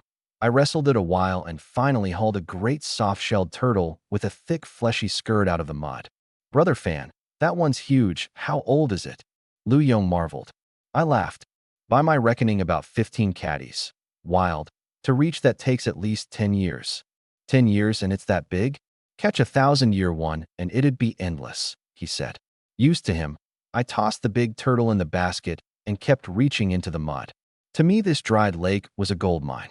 We dug a long while, until the sky darkened. Time's about up. We should head back, I told him. Lost in the joy of mud and turtles, he begged to play longer. It's dark. Any later, and your pa and uncle will worry we've met danger. It's not full dark yet. Let me catch a few more little turtles. I pointed at his basket. It's already full. Where would you even put more? He grinned. My trousers have pockets either side. 2 more turtles, more candy. Forgot the one that bit your backside bloody? Want to repeat? He went fearful. I don't want a turtle biting me again. Brother Fan, let's go home. Leaving, I covered the basket with withered grass so no one would see the turtles. In a famine year, with people starving daily, anyone glimpsing this many turtles might think of taking them. Best no one knew. We got safely back to Gotzi, and I delivered him home. Qiqiang, seeing the full basket, was thrilled. Good son, so many turtles, real money. There's lots more there. I wanted to keep catching, but Brother Fan said it was dark and we should go. Lu Yong said, disappointed. Dark outside is dangerous. Going home early was right. Qiqiang said, smiling at me. Zheng Fan, when you sell the turtles in town, could you take Lu Yong along? I'll head to Shangyuan to sell them tomorrow at 1. I'll send Lu Yong to your place a little after 12. I'll trust him to your care. Don't mention it, Uncle. Without Lu Yong, I'd never have caught so many or come into this windfall. He laughed. Then I won't stand on ceremony, and neither should you. Eat at my place tonight. I promise you'll be full of fire and fight after. I knew at once he meant to cook turtle for me, and shook my head. Uncle Qiqiang, my wife's pregnant. I don't need a boost of fight right now, another time. Who says you only need it for that? He corrected. A man should always keep his body in top form for sudden battle. Uncle, it's late. I have to get home to my wife, or she'll think I've come to harm hunting, I said, not wanting to stay. Eat that, and what would I do at night? I couldn't ask a wife not even 3 months along to handle it for me. He watched me go, chuckling. Since when is the boy so afraid of his wife? Pa, since Brother Fan doesn't want to be full of fire and fight, can I try the feeling? Lu Yong asked, not knowing what the words meant, only that they sounded impressive. You're still a child. When you marry a wife someday. Qiqiang refused flatly, or who knew what the boy might get up to at night. I'm not a child. I'm a grown-up, Lu Yong said, rolling on the floor. I don't care. I want to try the full of fire feeling. Qixing laughed. Brother, let him try. It's all men in the house. Nothing can come of it. If anything comes of it tonight, don't blame me for a heavy hand with the herbs tomorrow, Qiqiang warned. Qixing paled. Don't. Never mind. Then, when Lu Yong marries someday. Meanwhile, Su Wanqing sat in the kitchen looking at the 3 steaming hair dishes and the fully dark sky outside, anxious, telling herself, Zheng Fan went to bring Sister Tsawa a pheasant. Why so long? Has he taken up with Biao again and decided not to come home tonight? What am I even hoping for? He turns good a while then suddenly turns bad. Why put any trust in such a man? Mama, why are you frowning? Something upsetting? Nian Yin asked, playing with the new toy. Su Wanqing shook her head, smiling. It's so dark and Papa isn't home. Mama's a little worried. Then let's go find Papa outside, Nian Yin said, taking her hand. It's too dark out now, dangerous. She wanted to go but wouldn't risk taking Nian Yin, nor leave her alone. The thought of a thief or thug coming frightened her. Then a rank, muddy smell drifted in, and she looked up to see a mud-covered figure with a big basket coming toward her. Wary, she steadied herself. What brings you to my house this late? Knowing that to show fear only emboldens such a man. Nian Yin planted herself in front of her, fierce in her little way. My papa's very strong. Get out, or my papa won't be gentle with you. The muddy man laughed at their voices. Don't be afraid, it's me. Relieved, Su Wanqing came to me. What happened? Why are you covered in mud? I got muddy catching these treasures, I grinned. With them, our family's got another big some coming in. She thought hard and couldn't imagine what treasure would leave me so muddy. What treasure leaves you covered in mud? I lifted the grass off the basket, bearing it full of soft-shelled turtles of every size, lively, scrambling to climb out. Where did you catch so many? Su Wanqing was astonished. With drought everywhere, creatures like these can't live without water, and where nearby was there enough to keep so many alive? Lu Yong and I caught them in a dried-up lake on White Tiger Mountain. I didn't expect them either. The lake's bone dry, but they'd survived buried in the mud, and there were a great many. A pause. Your father comes the day after tomorrow. I'll serve turtle, pheasant, and hare, so he sees how well our family lives now. All these turtles, eaten. Can your body take it? She asked, startled. 2 or 3's enough for me. I grinned. The rest I'll sell to others who need building up. You're the head of the house. Handle them as you like, she said, flushing. I've the baby in me now. If you eat that many turtles, will it? I knew her meaning, afraid the tonic would have me insisting on that and harming the baby. I laughed. The baby's nearly 3 months along in a few days. I can hold off. Redder still. Onion's right here. Don't say such things in front of her. Nian Yin, teasing the turtles, heard her name. Papa, Mama, what's going to affect me? She reached for a turtle. I stopped her and changed the subject. Don't grab them. They'll bite your finger off. Okay, she said, though she still itched too. I stopped her several times to no avail and told Su Wanqing. You and Onion eat first. I'll hide the turtles, in case a thief comes in the night and makes off with them. That'd be a real loss. I'm not hungry. I'll eat with you when you're done. Sensing she feared me less now, I smiled. I'm covered in mud. I'll hide them, then bathe before I can eat. Don't wait. We've waited this long. A bit more won't matter. Go do what you need. I took the basket out, and once sure no one was near, put the whole basket into the armory. So many turtles stolen would be a huge loss. That done, I filled the wooden basin outside and rinsed off the mud, and only after washing realized I'd brought no change of clothes. As I planned to slip in for them, Su Wanqing came up, blushing, a stack of clean clothes in her hands. I figured you didn't bring any. Good thing I brought them. I kissed her flushed cheek. Thank you, wife. It's good having you. Hurry and change, she said, and turned away quickly. Married and a child between us, and still so shy. I went in humming to eat. Papa, taste it. Mama's hair is much better than yours, Nian Yin said, putting a piece of chili fried hare in my bowl. One bite, and I saw my cooking really fell well short of hers. No wonder she'd barely touched her chopsticks before. What's wrong? She asked at my silence. I said, your cooking's far better than mine. Let it be you from now on. But one thing first. Take care of yourself. Don't hurt yourself or the baby, or I'll be angry. All right, she nodded, but wondered, is he this good only because of the baby?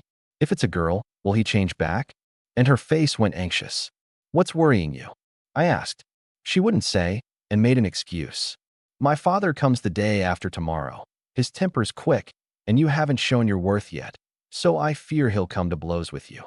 If my father-in-law wants to hit me, I won't run, I said lightly. You explain it to him, and it'll be fine. Good idea. I'll do that, she smiled. Let's eat. We rise early tomorrow for the relief grain. I'll sleep after I eat. I'll trouble you to put onion down. A day's work had me dead tired. Next morning I slept on, never noticing the sun was high. A young woman's call came from outside. Zheng Fan, are you home?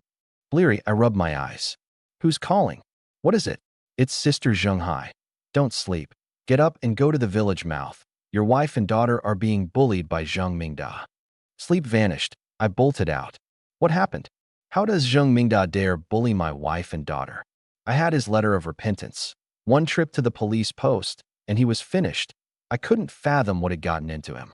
Heading there, she explained, Zheng Mingda's always wanted your wife. Anyone in Gotzi with eyes can see it. Today's the relief grain day. Your wife took onion to collect it, and he started making things hard for her, saying she's not entitled to it, and a lot of ugly things besides. Who is he to say she can't? My eyes burned. I'll give him a lesson he won't forget today. She fretted I'd kill him. Zheng Fan, we can't throw our lives away over scum like that. It's not worth it. I won't do anything foolish, just a memorable lesson, so he stops being a fool daily, I said. Throwing my life away on that idiot would be the waste. That eased her. Today was relief grain day. A great heap of grain sat at the village mouth, with 4 militiamen, rifles in hand, grave, keeping order against any unrest. Before the heap sat 3 old tables, one for brigade head Jing Qijiao, one for grain station chief Ma Tianpei, one Zheng Mingda had taken. Villagers signed at Qijiao's table, then collected 10 caddies of rice, 10 of cornmeal, and 20 of sweet potato at Mingda's, and left content.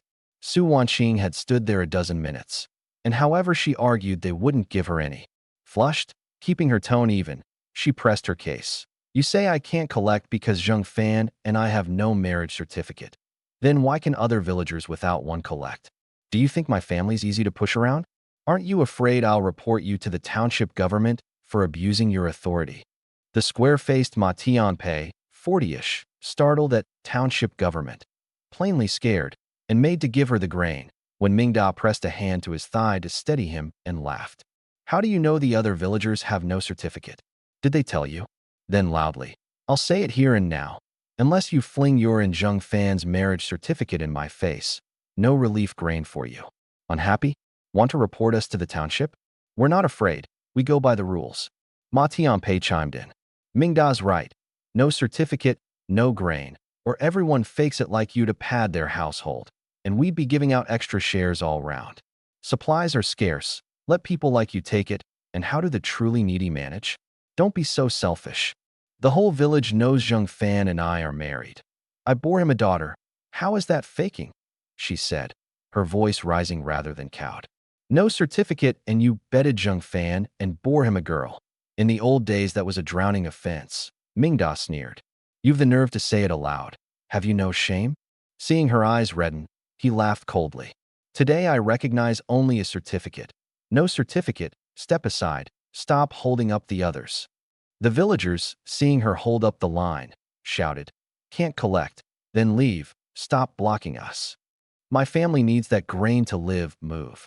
Pleased at the villagers turning on her, Mingda limped over and lowered his voice. Sleep with me once, and I'll put in a word with Chief Ma. Get your family 2 shares, otherwise no grain today. In your dreams, she said, furious, refusing his vile demand cold. You can go hungry, but what about your child starving? Plenty of people are starving out there, he threatened. I have a husband. He won't let me go hungry. That won't work on me, she said. Let's see how long that backbone lasts. He snorted and limped back to his seat. Just then Lu Qiqiang arrived with Lu Yong to queue, heard the quarrel, and his brows knotted, eyes blazing. Who in Gotzi has a marriage certificate? Even the brigade head doesn't. By what right do you deny Sister Wanqing her grain? Lu Yong added simply. Bullying Sister Wanqing like this will bring retribution. Watch the thunder god strike you down on a rainy day. Mingda's face soured. Uncle Qiqiang, this is between us and Su Wanqing. Don't meddle. It does you no good. I can't stand your throwing your weight around. Give Su Wanqing her grain today, Or none of you collects any, Qiqiang boomed. Lu Yong echoed. Give Sister Wanqing her share, quick. Knowing Qiqiang fierce and strong, Mingdao warned. We go by the rules. Make trouble, and you'll never collect again. Don't threaten me with that. I only know you're bullying the weak. Give Su Wanqing her share, or I smash this place. Nian Nian, frightened by the shouting, trembled. Su Wanqing crouched and held her. Don't be afraid, Anyan. Mama's here. No one will hurt you. Mama, I want to go home and get Papa. Once he's here, they won't dare bully you. Papa was too tired and is still asleep. When he wakes, he'll come protect us. Listening, Mingda burned with jealousy, forgetting he'd just made his own shameless demand. Then a ringing young voice came from afar. Who dares bully my wife and daughter? Tired of living? Nian Nian lit up. Mama, Papa's here. The bad people are going to get it. Safety flooded Su Wanqing as she saw me running up at full speed, every grievance dissolving, a happy curve at her mouth. So this is what safety feels like. Zheng Fan, slow down, wait for me. Sister Zhenghai had run with me, but couldn't keep pace. My wife and child are my one tender spot. I have to reach them fastest and not let them be bullied, I said. Heaving, she said, never saw you so devoted to wife and child before. I was young and foolish then. Now I understand they're my most precious wealth. She watched me near the village mouth. The boy really is different, more man. Nian Nian saw me reach them and threw up her arms. Papa, my good Papa, you're finally here. Mama and I suffered so much. I lifted her and, catching my breath, asked gently, how did they bully Mama? Tell me. She told it, Mingda deliberately making things hard, the shaming about no certificate and the drowning slur. I looked at Su Wanqing. Onion's got it right. That's what he said, she confirmed. Then, seeing my face change, urged, Husband, let's not be rash. Just get our share of the grain and be done. She feared I'd beat Mingda and bring big trouble, not knowing he'd taken more than one beating from me already. I know what I'm doing, don't worry. I set Nian Nian in her arms and strode to Mingda. He swallowed hard at my approach. Zheng Fan, I go by the rules. Don't do anything rash. How many in this village have a certificate? I seized his hair. Do your mother and father have one? Using this to make trouble for my wife and deny my family grain. What's your game? Zheng Fan, let go, you'll pull my hair out. I tightened my grip. Answer, do your parents have a certificate? Of course they do. I go by the rules. Bring it out and show me. Now, who carries their marriage certificate on them? He cried, tears starting from the pain. Pa, Chief Ma, help me, he's tearing my hair out. Qi Jiao recovered. Zheng Fan, we're distributing grain by the rules today, and you beating the man who's handing it out is a crime. You can be shot for it, you know. Mingda denying my wife her grain. Isn't that a crime? I tore a patch of hair and scalp loose. He shrieked, white-faced. Ah, my hair, my hair. Zheng Fan, how dare you? Qi Jiao's old face froze. My wife and daughter are my one tender spot. Anyone who bullies or shames them wants my life, I said loudly, for all the villagers to hear. Anyone who makes light of my wife and daughter ends up like this. Not satisfied, I rained blows on Mingda. Su Wanqing, fearing huge trouble, urged, Husband, he's scum. Don't send yourself to prison over scum.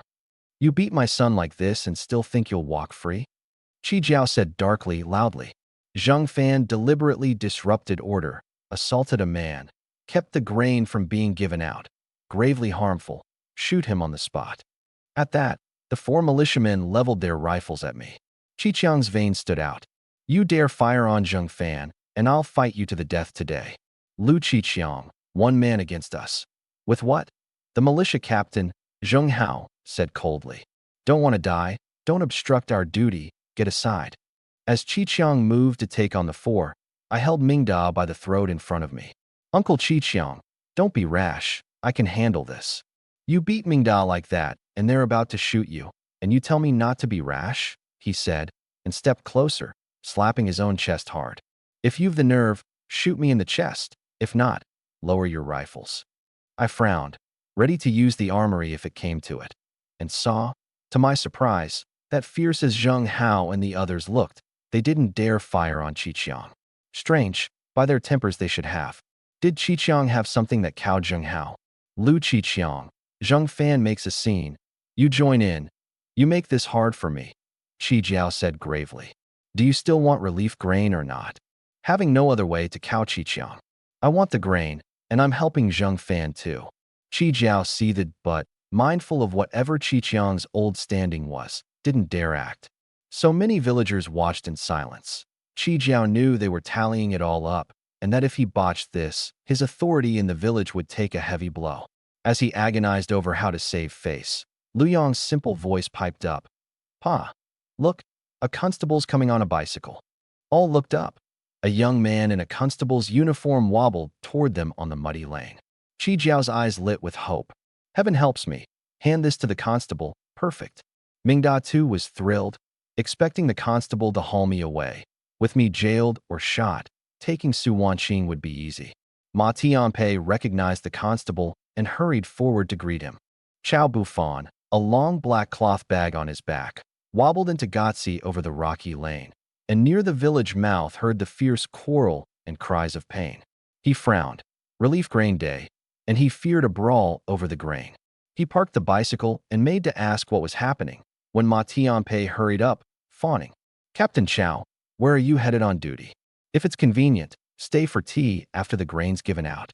I'm here on official business. No tea, Chao said, disliking the toady. What's happening? Why's the distribution out of control? We were giving out grain properly when someone broke the rules and made trouble and beat the brigade head's son, who was helping distribute, Ma said, pointing at me. Look how vicious. Tore the scalp right off the brigade head's son. Blood everywhere. Terrible. Qi Jiao said mournfully. Zheng Fan's too arrogant. My son kindly helped hand out grain and got beaten like this. Captain Chao must punish this brute. Mingda, clutching his bloody head, pained. Captain Chao, do me justice. My scalp's torn off. No telling when it heals, it'll affect my wedding. The militia captain Zheng Hao, reading the deference everyone showed Chao, saw the man had backing and seized his chance. Captain Chao, no need to trouble yourself with this villain. I'll have my men take him to the post for you to question. Qiqiang, fearing Chao would believe the three, broke in. Captain Chao, don't believe them. It isn't as they say. Chao raised a hand for quiet and looked to me. Comrade Zheng Fan, what do you say to all this? Level, I explained. My wife came to collect relief grain today. Zheng Mingda, who isn't even grain station staff, was handing it out and deliberately made things hard for her, saying we have no marriage certificate, so she can't collect.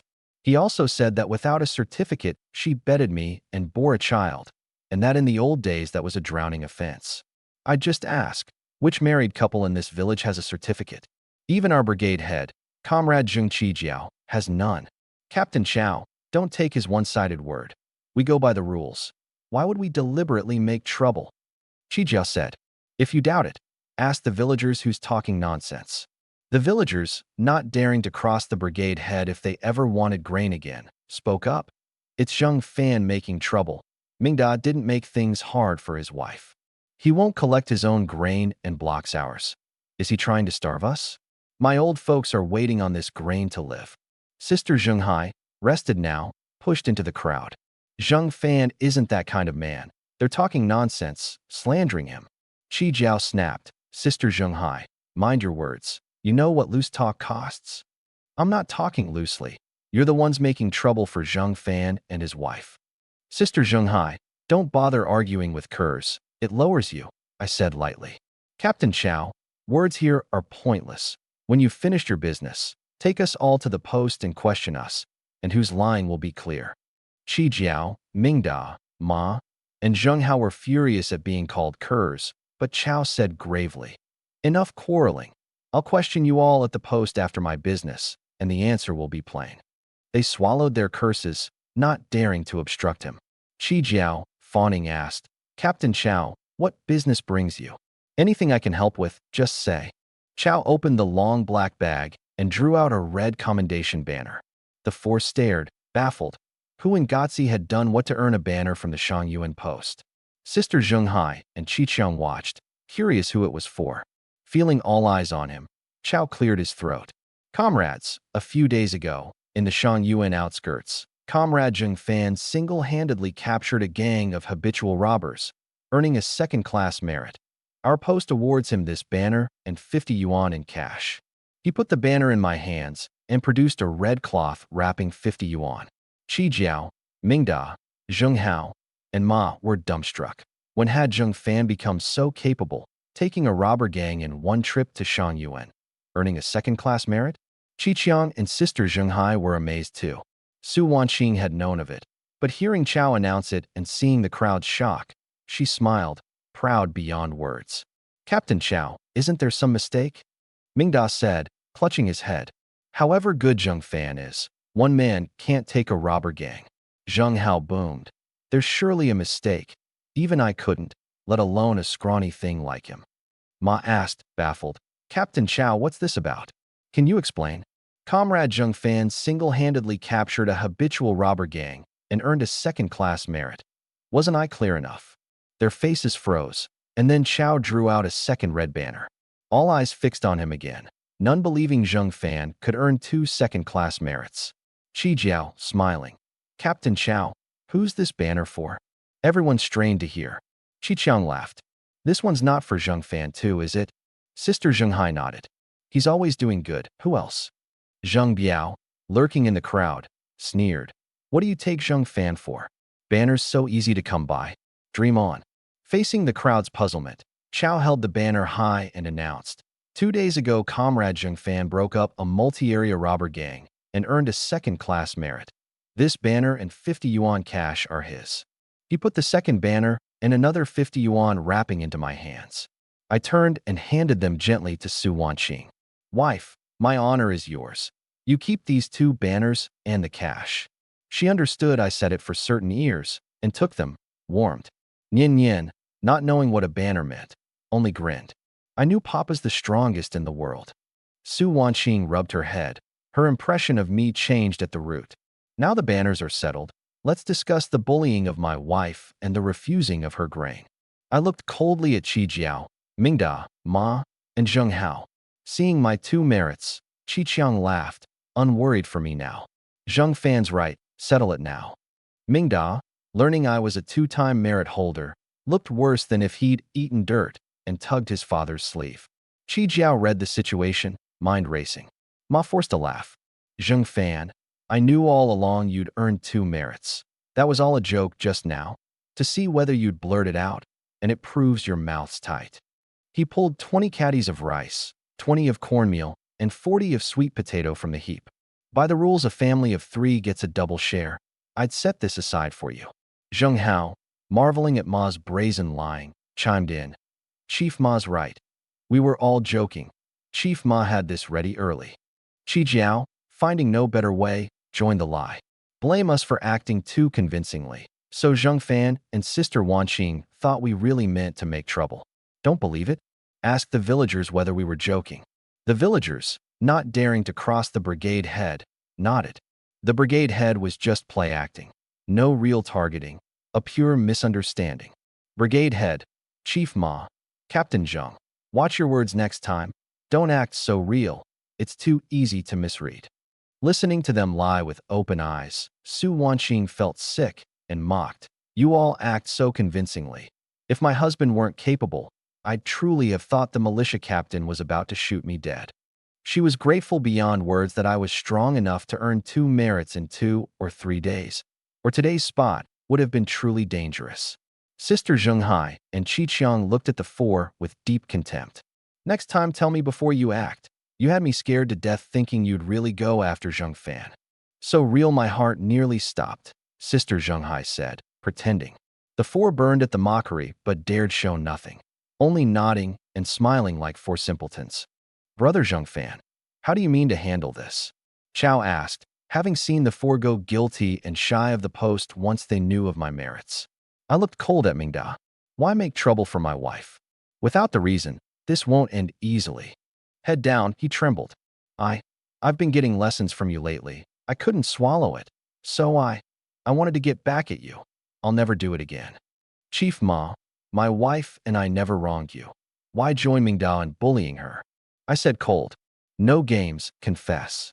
Ma had met plenty of big shots and shouldn't have been cowed.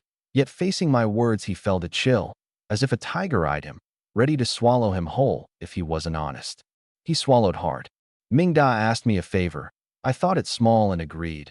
I promise never again. Zheng Hao, before I asked, said low. I'm the village militia captain. Following the brigade head's orders is normal. I didn't bully your wife. Qi Jiao pleaded, abject. I'll discipline Mingda strictly. Spare him this once. I swear it won't happen again. When I didn't answer, he dropped to his knees without hesitation. Zheng Fan, Uncle Qi Jiao has never knelt to anyone in his life. For the sake of an old man's years, spare Mingda once.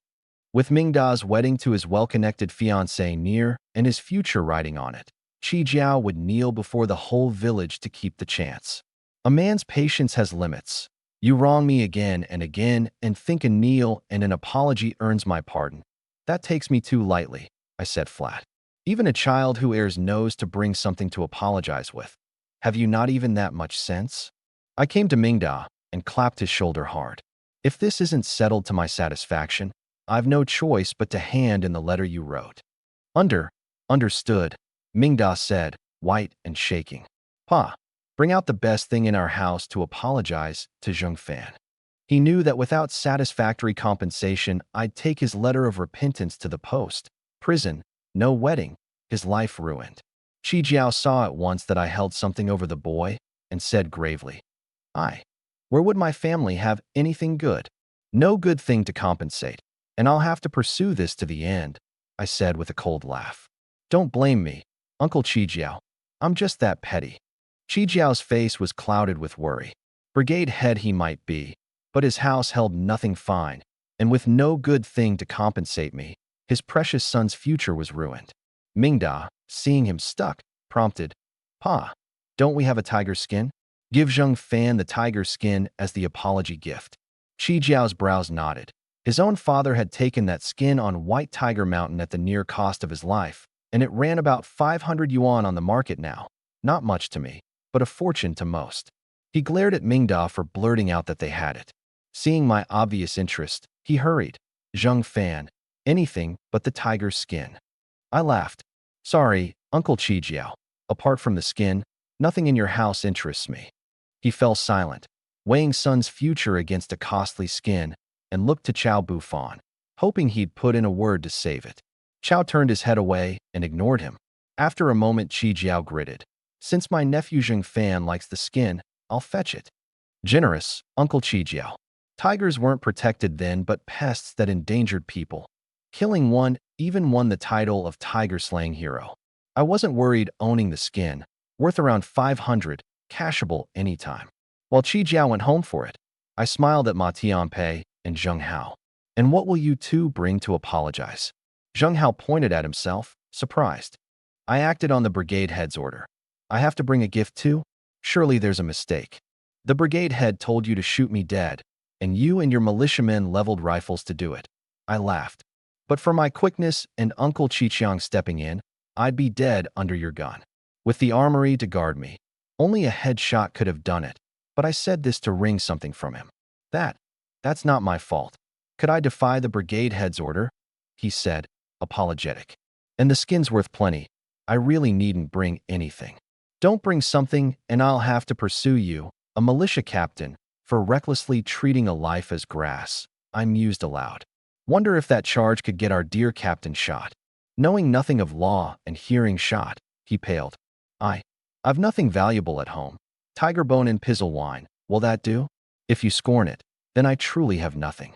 A militia captain really wouldn't have much, and tiger pizzle wine was rare enough. Once the baby was 3 months along, a cup of that plus turtle would set me right. I waved. Go. He went, sour but obedient.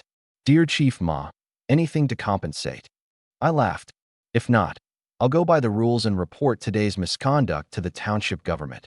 Not sure your post survives that. Ma cursed me inwardly. Dog. This is extortion. I've never swallowed such a thing. But with a handle in my grip, he was helpless. He forced a smile. I've nothing fine. 10 caddies of grain coupons. Grain coupons ran 3 yuan a caddy at the black market, sometimes 4. 10 caddies was 30 to 40 yuan. I shook my head. Others give a tiger skin or pizzle wine. For my dear Chief Ma, 10 caddies of coupons? That rather slights me. What do you want? He asked, grim. What's the best thing Chief Ma can produce? Apart from coupons, I've nothing to give, he said plainly. Insist on something else, and you'd best send me in. I dabbled in psychology in my last life. Idle. Reading his manner, I judged he wasn't lying. After a moment, I want a bicycle coupon. Can you get one? His face went ugly. Does the boy have a third eye? How did he know I meant to buy a bicycle after the grain? Reluctant, reading that he had won, I laughed. Then perhaps you only hold this post until today. Do you know what a bicycle coupon costs? What's that to me? I'm not buying one. By current prices, 150 yuan a coupon, he said darkly. That's far too dear. Others give a tiger skin and pizzle wine, but 150 coupon you won't. Seems my dear Chief Ma truly doesn't want the job. I turned to the happily watching Chow Buffon. Captain Chow, when you're back, please report what Chief Ma did at Gotzi too. Before I finished, Ma jumped like a cat with its tail trod on. I only said it was dear, not that I wouldn't. He dug a crisp new bicycle coupon from an inner pocket and handed it over, pained. The coupon's yours. Today's grievances between us wiped clean. I took it, pleased, and patted his shoulder. As long as Chief Ma never crosses me or those close to me, today's done. It won't happen again, he said, a smile on his lips that didn't reach his eyes. Inwardly cursing my ancestors to the 18th generation and swearing not to let me off lightly given the chance. While I waited at the village mouth for Chi Jiao and Zheng how to fetch the gifts, Ma had Mingda go to Chi Jiao's table and keep the villagers signing and collecting. He didn't want this delaying the distribution and his own quitting time. Because Qi Qiang, Lu Yong, and Sister Zheng Hai had spoken up for me, Ma didn't dare make them queue at the back, afraid I'd think he was singling them out, and let them sign and collect first. The villagers minded being cut in front of, but with the grain man saying so, they swallowed it. Soon Qi Jiao and Zheng Hao came back with the well-kept tiger skin and a jar of amber tiger pizzle wine, handing them over with pained faces, treasures they'd long been loath to sell or drink, now handed to me for nothing. I took them, delighted, and patted their shoulders. Thank you both. I'll let today's little matter go, but no more of this next time. They forced 2 dry laughs, cursing me 10,000 times within. I went to Sister Zheng Hai and said loudly, on purpose, Sister Zheng Hai, thank you for running to tell me today, or my wife and daughter would have been bullied badly. I'll send turtle and a pheasant to your house later. She shook her head. You've given me so much already. How could I take more? Don't. It's how I show thanks. Refuse, and it means our families aren't close, and I won't dare bring food to your house again, I said lightly. Zheng Fan, you're too kind. I only ran an errand, no real effort. When my 2 girls grow up, I'll have them repay you well, she said, gratitude in her eyes. Knowing this was relief in disguise. I went to Chi Qiang, still loud. Uncle Chi Qiang, I saw all you did for me today. I won't send turtle, but I'll bring 2 pheasants tonight. No need for pheasant. Keep it to build up Sister Wanqing, he said in earnest. I just can't stand the strong lording it over the weak. I'd have stepped in even if it weren't Sister Wanqing. However it is, you spoke for me and nearly came to blows with the militia for me. I saw it all, I said firmly. If I don't show my heart with something, am I even a man? He smiled. Then bring 2 small pheasants, not big ones, or I won't take them. I laughed. I catch the size of pheasant I catch. I waggled the pizzle wine jar at Chow. Brother Buffon, grain's done, a few cups at my place? He shook his head. Brother Jingfan, I've other work this afternoon and can't drink. Sorry. Next time you come to the Shangyuan post, I'll drink properly with you. Can't drink, but you can eat? That I can do. Uncle Chi Qiang, Sister Zheng Hai, come too. I've plenty of food. She shook her head, smiling, and took her grain home. Chi Qiang said obliquely, you know how things are at my house. When they improve, I'll treat you. I understood. Qi Xing's condition and the simple-minded Lu Yong meant he couldn't be away long, and waved. Buffon, you're in luck. It's my wife's turn to cook today. Come earlier, and you'd have had mine and missed her good dishes. He laughed. Then I'm a fortunate man, and walked home with me. Su Wanqing led Nian Nian by the hand alongside. Meanwhile, Mingdao rubbed his bloody head, glaring venom at our backs. Once I marry, I'll pay this humiliation back in full. Qi Jiao slapped him hard. No more of your tricks. Wait quietly for the wedding day. Clutching his swelling cheek, Mingda whined. Pa, my scalp's bleeding where he tore it. What if she sees it, finds me repulsive, won't marry me? Can't you glue on a wig? Chi Jiao kicked him in the belly, exasperated. Home, now. And when I'm back you confess to me what handle Zheng Fan holds over you. The queuing villagers, not knowing the talk, only saw Chi Jiao beating Mingda, and understood. Mingda had cost his father a whole costly tiger skin today. Anyone would rage. Mostly, though, their eyes followed us. They'd heard me say loudly that Sister Zhenghai, who'd brought word, would get a turtle and a pheasant, and Qiqiang 2 pheasants for speaking up. They were eaten with regret.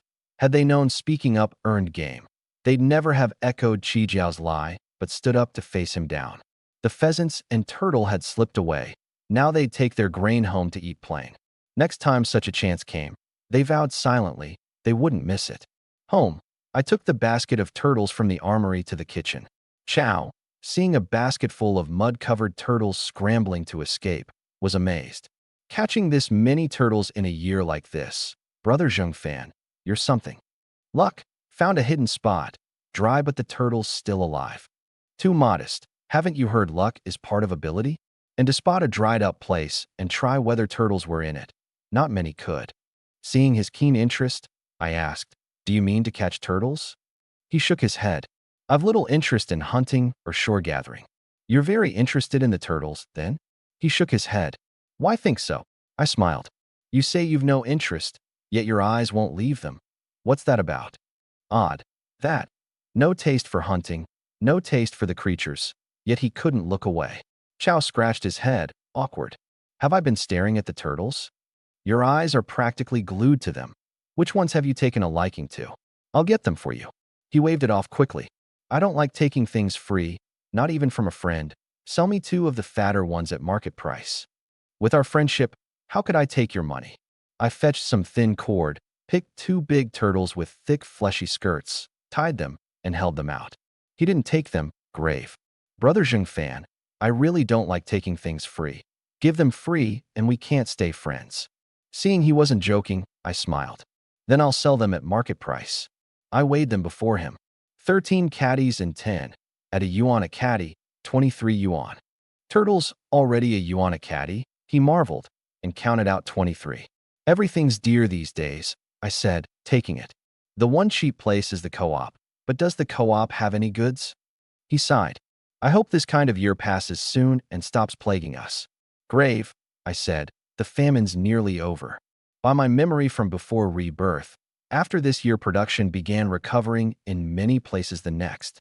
Saddened by the topic, he said, I hope so. I didn't want to dwell on it, and Su Wanqing came out with a plate of chili fried hare. Sorry to keep you, Captain Chow. Chili fried hare. If it's not to taste, say so and I'll redo it. He praised the fiery red chili and golden hare. Color, scent, taste all there. Worthy of the Shangyuan state-run restaurant's chef.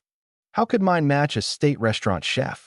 You flatter me, she smiled, and brought a steaming bowl of turtle soup. Nothing fine to offer. Don't mind, Captain Chow. Fried hare and turtle soup, and you call that poor? You're showing off, he laughed. Hill farmers, these are nothing, I said. A couple of cups? I work this afternoon. Next chance, we drink till we drop.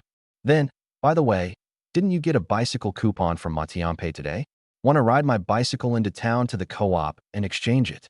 I said, rueful. I'd love to, but I'm taking a friend to sell turtles in town this afternoon. Your bicycle wouldn't fit us. He joked. Right, you've turtles to sell. I'll ride back empty then. Lunch done, Chow was content. Thank you both for the hospitality. Haven't eaten this well in ages. When you come to Shangyuan, find me, and I'll host you properly. Time's about up. Back to the post before someone says I'm out slacking. Ninian piped up. Uncle, isn't fishing hard work? Why do people think fishing is slacking? Chow explained. Because when you're fishing, no one can tell whether you're really putting effort in. That explanation's like no explanation, she said. Papa, Mama, what's fishing? I scooped her up, fond. When you're grown, you'll know. Wave bye to Uncle now. She waved her small hand. Bye, Uncle. Chow waved back, sincere. Come find me in Shangyuan for a meal sometime. Don't forget. After seeing Chow off, I turned to Su Wanqing, gentle. Wife, it's about time. I should head out. Thank you for minding Onion. It's no trouble. You go out hunting daily. Far harder than minding her. You just never complain, she said in earnest, knowing well how hard hunting was. I'm not as great as you make out. I took up the turtle basket. As I left, she suddenly remembered something. Buying a bicycle out there. If some thug covets it and tries to rob you, don't fight him to the death. Remember your wife and daughter wait at home. Have you forgotten I took 2 robber gangs in a row? I said, smug. The man who could rob me isn't born yet. Born or not, just protect yourself out there. I know. I smiled and went. I was glad. By her behavior today, her fear and guardedness toward me had eased a great deal. She even worried over me unprompted. Another big step toward rooting that fear out entirely. Out of the house, in an empty spot, I took the last 3 pheasants from the armory and went to Chichiang's. The door was unlocked, so I walked in. Inside, Chichiang was rubbing herb paste on Qixing's waist as before. Lu Yong crouched teasing the basket of turtles. Seeing me, Lu Yong jumped up, glad. Brother Fan, you're here. Let's go sell the turtles and trade for candy. Let me greet your pa and uncle first, or it's rude. I smiled at the brothers. Uncle Chichiang, Uncle Qixing, 2 pheasants. I'll leave them here. You caught pheasants this fast? Chichiang was astonished. Even a seasoned hunter couldn't reliably take the number he wanted so quickly. Lucky, I suppose. Found some feeding the moment I reached White Tiger Mountain and got them all. Just enough for you and Sister Zhenghai. He believed it fully and gave a thumbs up. Luck's a kind of skill too. What use is technique with no game to meet? Lu Yong tugged at me with the turtle basket. Brother Fan, let's hurry and sell. Never mind luck. I want candy. You boy, Zheng Fan brings us pheasant, and you won't even let him have tea first. Chichiang laughed. I'll brew some. Zheng Fan, sit a while. I've had tea at home, uncle. I declined. It's getting on. We should head to town, or with this many turtles we mightn't sell out before dark. Seeing the sense, he warned. I'll trouble you to look after my foolish son. If you've not sold out by dark, come straight home. Don't linger. Don't worry. Uncle, I'll take care of Lu Yong. 2 pheasants in my left hand, the turtle basket in my right. I took Lu Yong to Sister Zhenghai's. She smiled. Zheng Fan, you came, but why bring all this? Take it home. I'm not short of food. I said in front of all those villagers this morning I'd bring you turtle and pheasant. Not doing it would ruin my name in the village. I smiled. And Ajin and Ashan are growing. Don't let them grow up poorly and fall ill. She knew I said it to make her accept, and was grateful.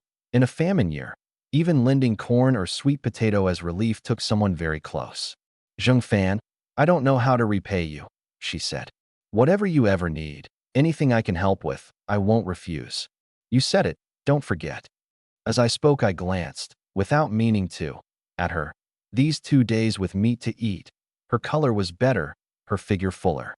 She took it from me asking her to repay with her body, and flushed, hurrying to change the subject. Will you come in for tea? Realizing she'd misread me, I rushed, Sister Zhenghai. I didn't mean, she cut in, red-faced. I understand. Next time you visit, come alone. That told me she'd truly misunderstood. Lu Yong, impatient at the door, said, Brother Fan, weren't you in a hurry to sell turtles? Let's go, I want candy. I patted his shoulder to wait while I explained, but before I could, she got in first. Zheng Fan, mind Lu Yong when you sell. Don't let your money be stolen the moment the turtles sell. There are plenty of pickpockets about. I'll watch him. And Sister Zhenghai, you really misread me just now. I didn't mean that. Don't take it to heart. I understand, she said, crimson. It's late. Go sell your turtles before dark. Lu Yong tugged my arm, excited. Brother Fan, let's go. I watched her go inside, rueful. A couple of glances, and I'm misunderstood. What misunderstanding, Brother Fan? Tell me. Lu Yong asked, curious. I shook my head. Nothing. Let's go sell turtles. At sell turtles, his mind held one thought. Candy after. At the wood outside the Shangyuan black market, I told him sternly, Lu Yong, inside. Whatever anyone asks you, don't mind it. I'll answer for you. Can you do that? Afraid loose talk would invite trouble. Why can't I answer? He asked, scratching his head, not getting it. After a moment I said, come in with me and don't say a word. When the turtles are sold, I'll buy you candy. He nodded hard. Not one word. I promise. Don't forget the candy. We went in and set up a spot. Looking over the crowd, I frowned. Half the usual numbers or fewer because of the grain handout. With so few people, Lu Yong and I won't easily sell out before dark. Then a tall, thin young man in blue came up, eyeing the lively turtles in silence. Want turtles, brother? He smiled. Catching this many in a year like this, impressive. Just luck. Buying. How are they sold? Market price, a yuan a caddy. So cheap, he laughed. I'll take them all, bag them up. I didn't move to bag. There's a fair number, and they're heavy. I bag only once I see cash. You doubt I can pay? He said, displeased. Ask around the market about third master Gao. I may lack other things, but money I have, and plenty. Cash for goods, I said, wary of any buyer who wouldn't show cash on the spot after last time. When has third master Gao ever wanted for money buying things? You're the first to dare doubt me. It costs me face. At his raised voice, many eyes turned to us, silent, watching. Unafraid, I said evenly. If it costs you face, take out the cash, then you'll have face. Just then a plain-clothed, dark-skinned, honest-looking middle-aged man hurried over, helpfully. Young man, first time at the market, you don't know third master Gao, famous in Shangyuan for never lacking money. His buying your goods is your honor. Sell to him fast. Or do you mean to sell them one by one till who knows when? Level, I said. Show cash and the turtles are his at once. Otherwise no deal. The man looked at Gao. Third master, don't be angry. The boy's new and doesn't know your name. Just give him cash for the turtles. Gao snorted. He doubts my means and I should still pay? Either bring the turtles to my home and I pay there, or forget it. The man turned back to me, shaking his head. Young man, just take the turtles to third master's house. Cash for goods there, no loss to you. Calm. Listening to the honest-looking man and Gao, I already understood they were one crew. He pressed on at my silence. What's there to hesitate over? In your place I'd have sold to third master long ago instead of selling them one at a time, never sure they'll go. Level, I said. Same as before. Cash now, or please leave and stop disrupting my selling.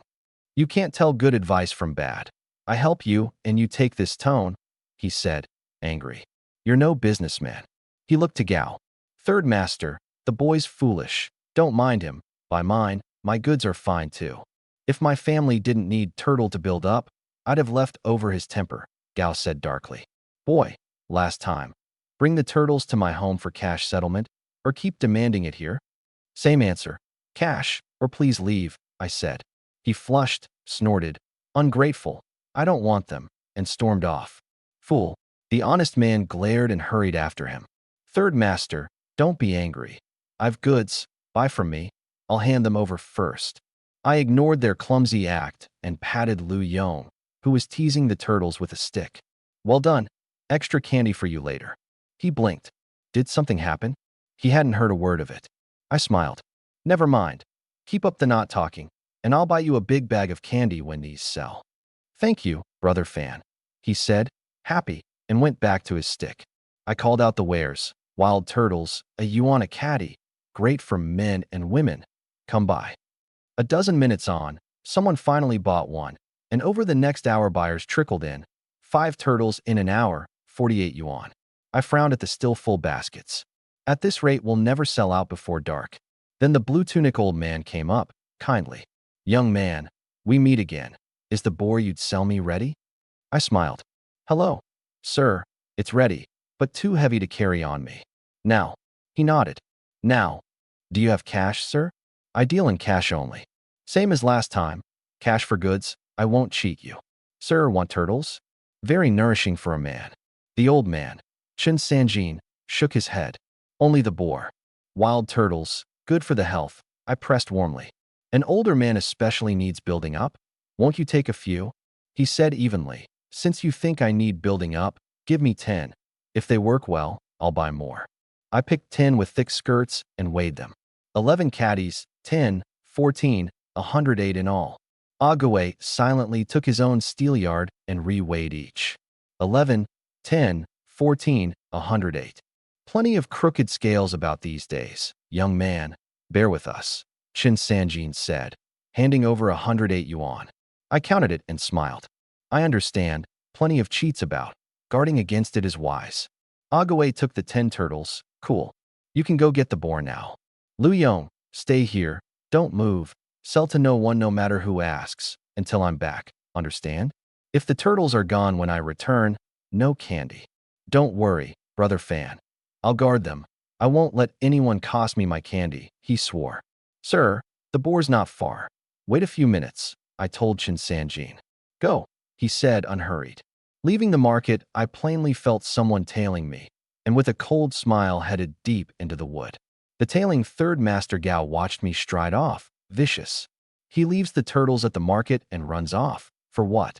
I saw some old fellow drop a fat sum on 10 turtles, plus the 5 sold before. He's got over 100 on him. The honest-looking man, Xie Jinshun, chuckled. Let's rob what's on him first. The unsold turtles he'll have to bring out of the market sooner or later, and we rob him again then. He hurried after me, Gao trailing. Wait, not so fast. Careful he spots us.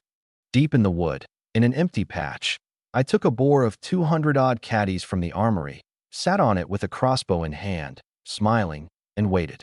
Gao and Xia came jogging in and saw me perched on the big boar, unable to hide their excitement. What luck today, a 200-caddy boar waiting right here. Fur on, 200-plus caddies, at least 7 or 800 yuan at market. Rich, we're rich. I watched them caper and shout, and said mildly, Aren't you celebrating a bit early?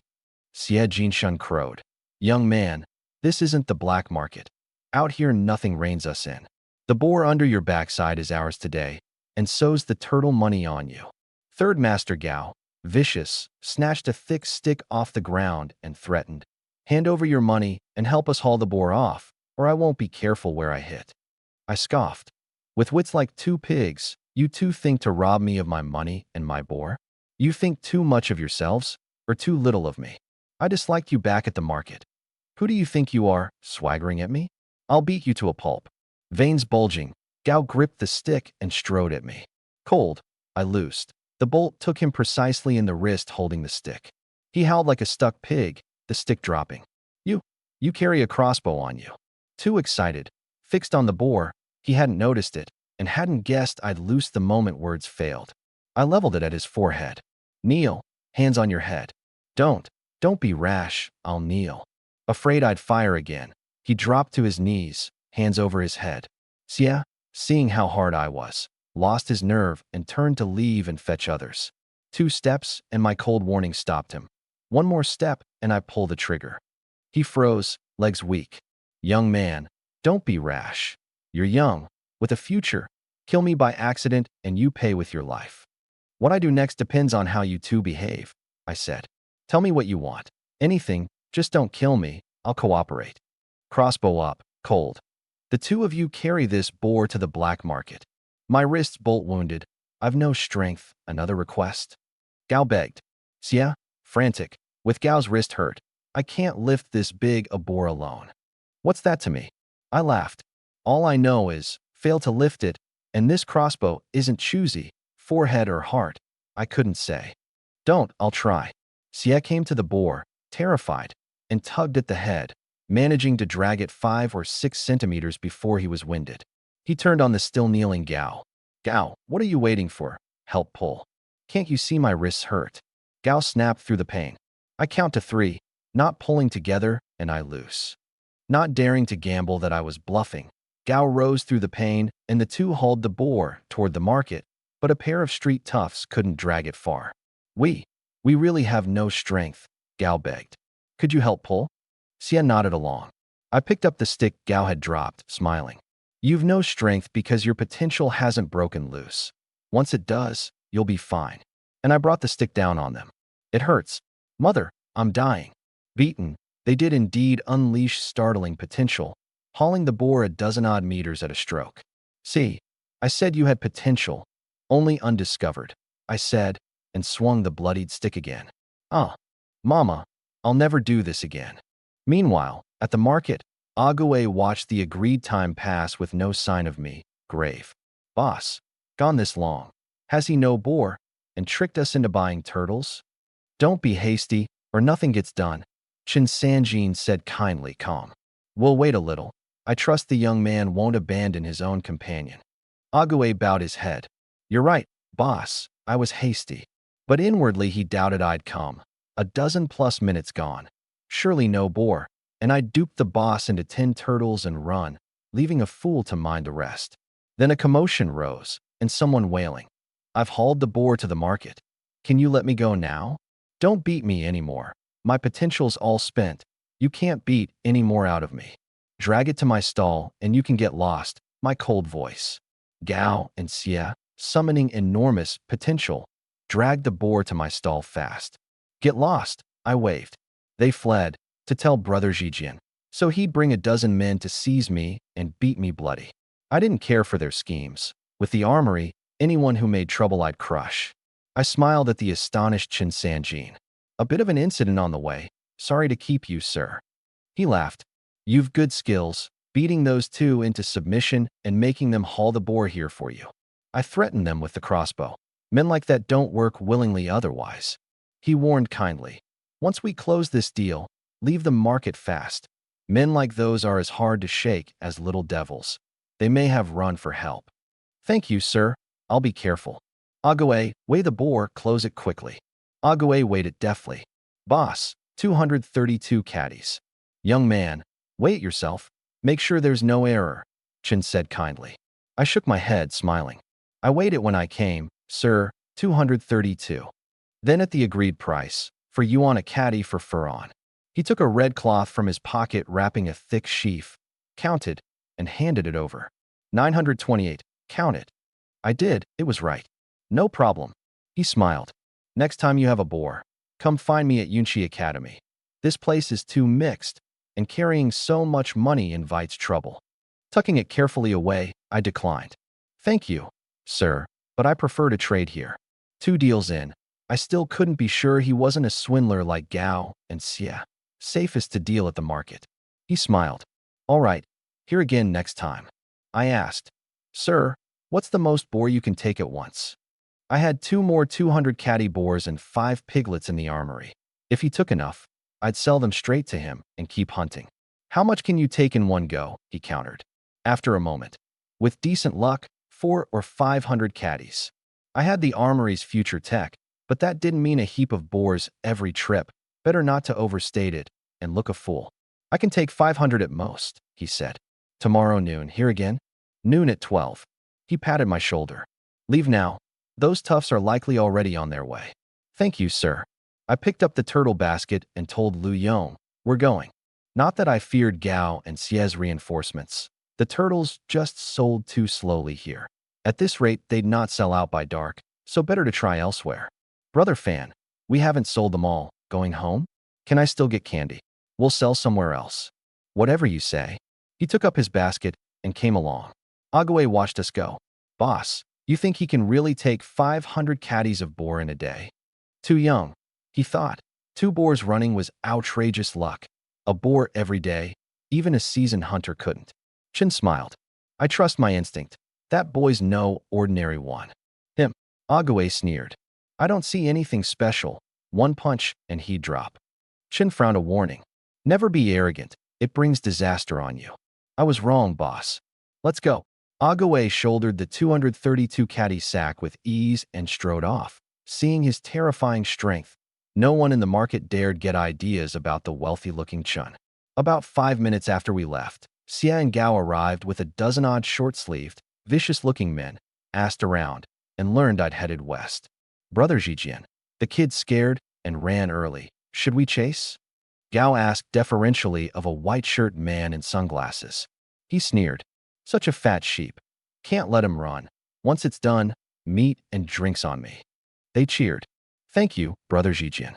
Meanwhile, I took Lu Yong to the gate of the Shangyuan People's Hospital. Patients there are mostly weak and need building up, and turtle is a rare delicacy for that. Lu Yong looked puzzled. Brother Fan, this is a hospital. Will anyone buy turtles? Lu Yong, just stay by me and say nothing. When they're sold, I'll buy you candy. Candy, he brightened. I won't say a word. I'll stay right behind you. In a year when most families had no money, those who could afford a hospital room weren't badly off. A few steps into the outpatient hall, A haggard middle-aged woman in a blue-green dress approached. Young man, all those turtles, are you selling? Fresh wild turtles. We can't finish them at home, so I came to find buyers. Price? She asked, eyeing the lively, earthy-smelling turtles, clearly nourishing. A yuan 50 a catty, I said. Buy enough and I'll knock off a mao. The market's only a yuan. Yours is half again. Too dear. She frowned, looking at me like a profiteer. Auntie, these are fresh-caught wild turtles, still full of life, plainly nourishing. Hard to find this quality these days. Half again. Make it cheaper, a yuan 1 a catty? Knowing not to agree too fast, lest she feel cheated, I feigned hesitation, silent. These are wild, no cost to you. Don't hesitate, she pressed. I'll bring more patients' families down to buy from you. They'll sell out fast. A yuan 1 was a mao above the market. I wanted to agree but stayed silent. Agree too readily, and she'd push lower. I'll buy 2 now, and bring you customers, all right? Not if it's yes. If not, Annie won't force you. After more silence, I said, since you'll bring customers and buy 2, I'll let you have them at a yuan 1. Afraid I'd renege. She had me pick her 2 with thick fleshy skirts. I weighed them before her. 12 catties, I said, tying it. And this one's 13. Bound together. 25 catties at a yuan 1, 27.50, Annie. She haggled. Can you waive the 50? Difficult-faced, I said. Auntie, I've discounted so much already. Waive more, and there's no business in it. Just asking. Never mind. Afraid I'd not sell.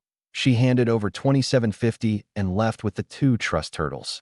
I didn't believe she'd really bring customers, and took Lu Yong toward the inpatient building. A few minutes on, nearing it, a stern voice behind. You two halt. No selling in the hospital, leave now. A grave middle-aged man in a gray short sleeve, about 1.70 meters, clearly hospital logistics, on security patrol. I smiled. We're not here to sell, we're here to bring warmth. Bring warmth? Think I'm blind.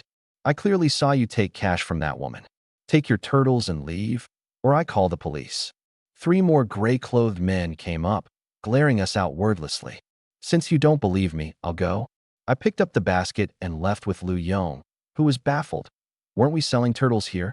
But mindful of the no-talking rule, he came along. Near the gate, a familiar figure came toward us and recognized me, smiling. Brother Zheng Fan, what brings you to the hospital? Thinking patients here could use turtle to build up, I came to try selling. Forgot the rule against trading here, I said. Chow Buffon laughed. Who says bringing turtles to patients is trading? I can't give them free, so if a patient feels bad and gives money as a gift, what's wrong with that? Logistics won't accept that line. How do you know without trying? He took my arm toward the inpatient building. The man who'd warned me strode up, thinking we were dealing. Why haven't you left? I said no selling here. Before I could speak, Chow got in first. He's not selling turtles. He's bringing them to patients who need them. Surely the hospital allows that. Recognizing Chow as a Shangyuan Post squad leader, the man smiled. Captain Chow's right. Bringing turtles for patients, we welcome that. Chow pulled me along. Let's ask which uncles and aunties need turtle. I understood it was Chow's rank that allowed it, and thanked him sincerely. He slung an arm over my neck, laughing. With our friendship, saying that's too distant. I kept the gratitude in mind and called back. Lu Yong, keep up. He hurried after. The other logistics men asked their chief. Director, what's this? You're not driving him off. He's Captain Chow's friend. Chow says he's bringing turtles to patients in need, so that's what he's doing. Hearing he was Chow's friend, they pretended not to see. Going room to room, the patients' families, seeing the lively, wild-smelling turtles, bought them up, and soon both baskets were empty. I thanked Chow again. But for you, I don't know when I'd have sold them. You took 2 robber gangs for me. A huge help. This is nothing. And your turtles are good enough that the families pay willingly. Poor quality, and even my bringing you in wouldn't sell them. Either way, I owe you. Grave, he said. If you call me brother, don't say such things. Knowing him, I let it drop. Then a young nurse rushed up. Captain Chow, what are you doing here? Come talk your father out of drinking. Reminded why he'd come, Chow hurried after her. I forgot to even ask why he was at the hospital, and now the turtles are all sold. I sighed, and looked at Lu Yong clamoring for candy. Buffon helped us sell.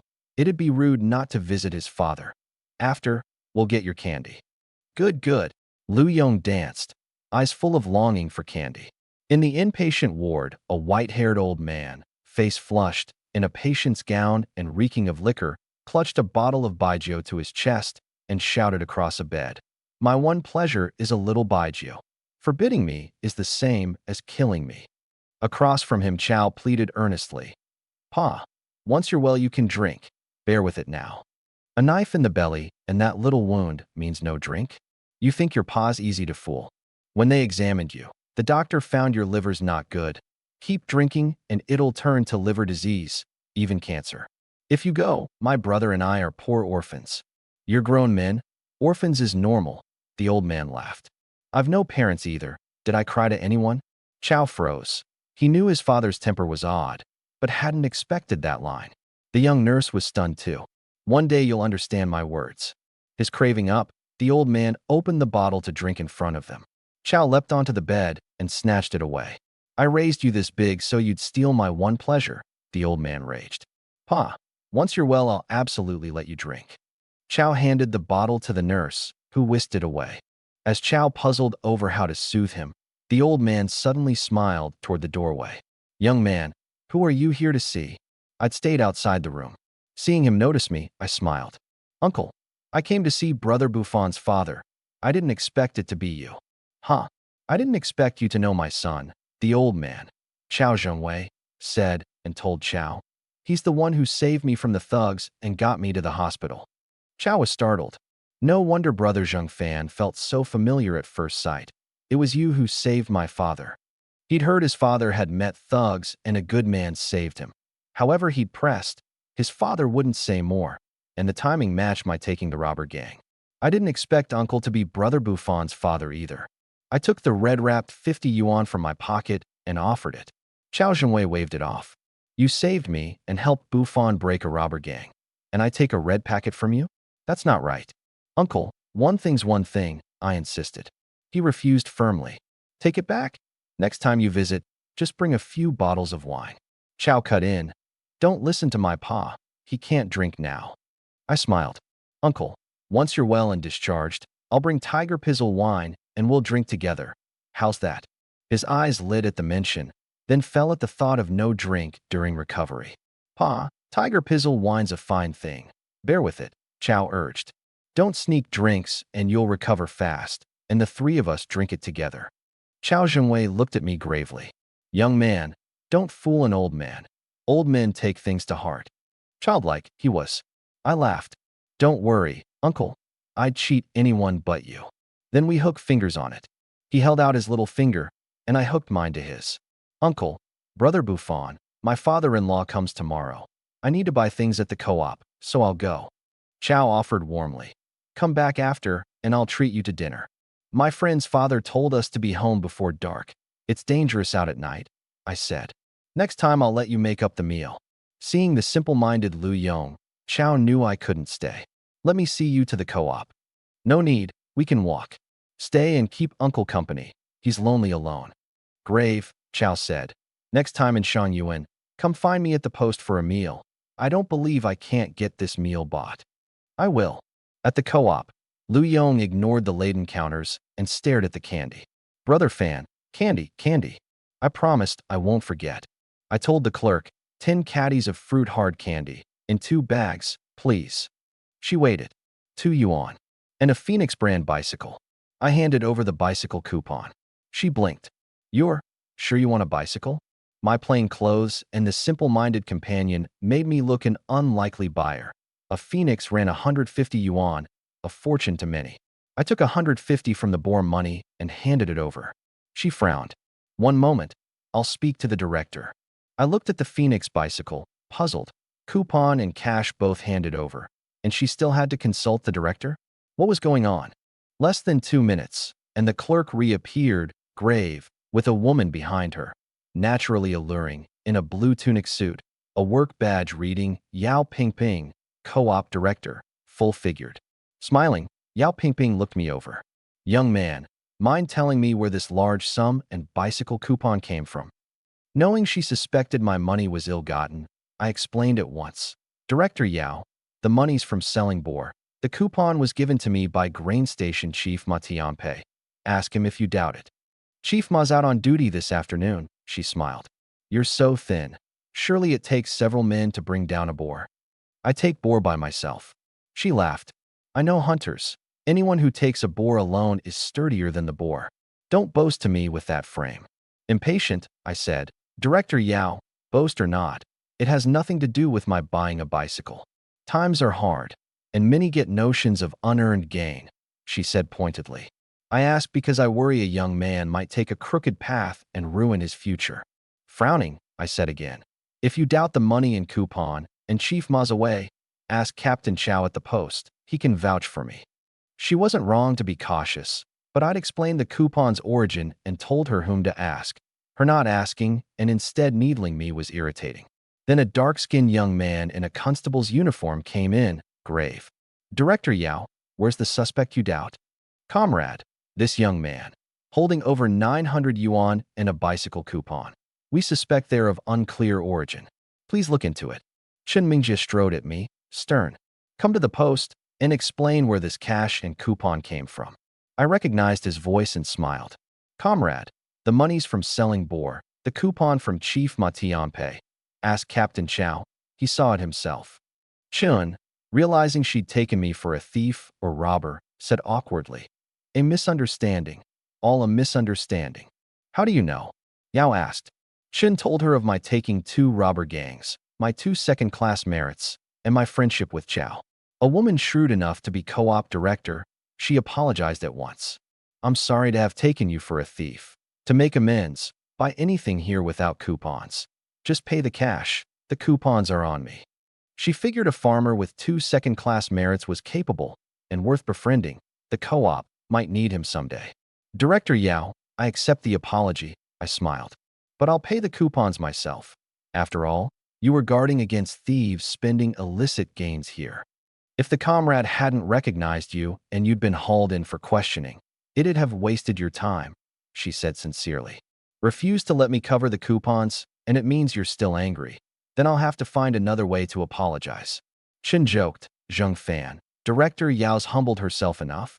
Don't stand on ceremony. Just buy what you want, or she might come to your house at night to apologize and your wife will get the wrong idea. Knowing I couldn't keep refusing without seeming petty. Since you put it that way, I won't stand on ceremony. She laughed behind her hand. Whatever you want, little brother. Tell big sister, and I'll fetch it. Pulling us close with the brother-sister address. I named what I wanted. 10 caddies of baijiu, 20 feet of dacron cloth, 10 caddies of bean oil, 10 caddies of white flour. She brought each as I named it, and when I stopped, she looked at the pile at my feet, smiling. Little brother, can you and your friend even carry all this? At a bicycle rear rack, I said. Then however much I have, I can take it home. She fetched it. Anything else? Big sister's treating today. Nothing for now. 10 caddies of baijiu, 2 yuan, 20 feet of dacron, 10 caddies of flour, 8. She totted up. 213 in all. I counted out 213 and handed it over. Count it, Director Yao. She did. Don't call me director. It's distant. Call me Sister Ping Ping. All right, Sister Ping Ping. It's getting on. I should go. I waved her off and told Chun. Thank you for today. I'll treat you to a meal sometime. He laughed. Just doing my job. No thanks needed. I loaded the goods onto the rear rack and left with the grinning Lu Yong. After we'd gone, the clerks buzzed. Who knew hunters made such money? My relative's a village hunter, never this rich. Can your relative take even 1 boar a year? This man takes boar alone and won 2 second-class merits in a row, no comparison. Yao came to Chun, arms crossed, smiling. Mengjie envy Zheng Fan.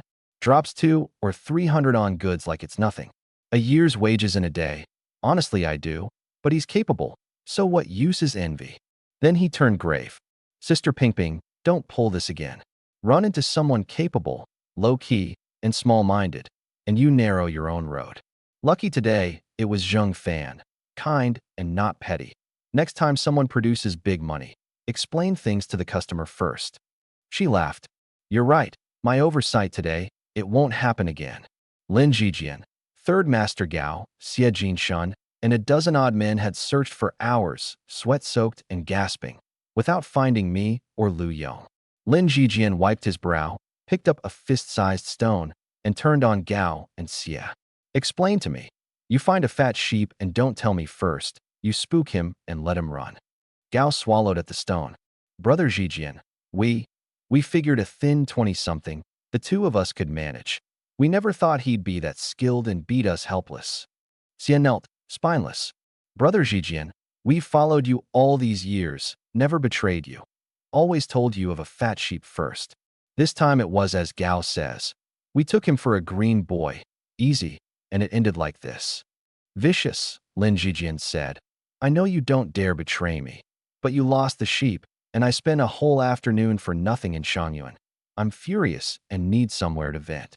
As they opened their mouths, he brought the stone down on Gao's head, splitting it bloody. Gao howled, but didn't dare show resentment.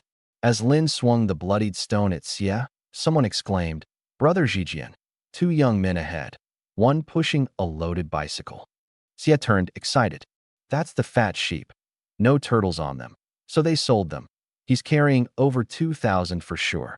His eyes went wolfish on me. Then the stone hit his head and he hit the ground rolling, blaming it all on me, vowing to vent everything on me once I was taken. Useless. Don't shout. You want them to run again? Lin beat Xia and ordered the dozen-odd men.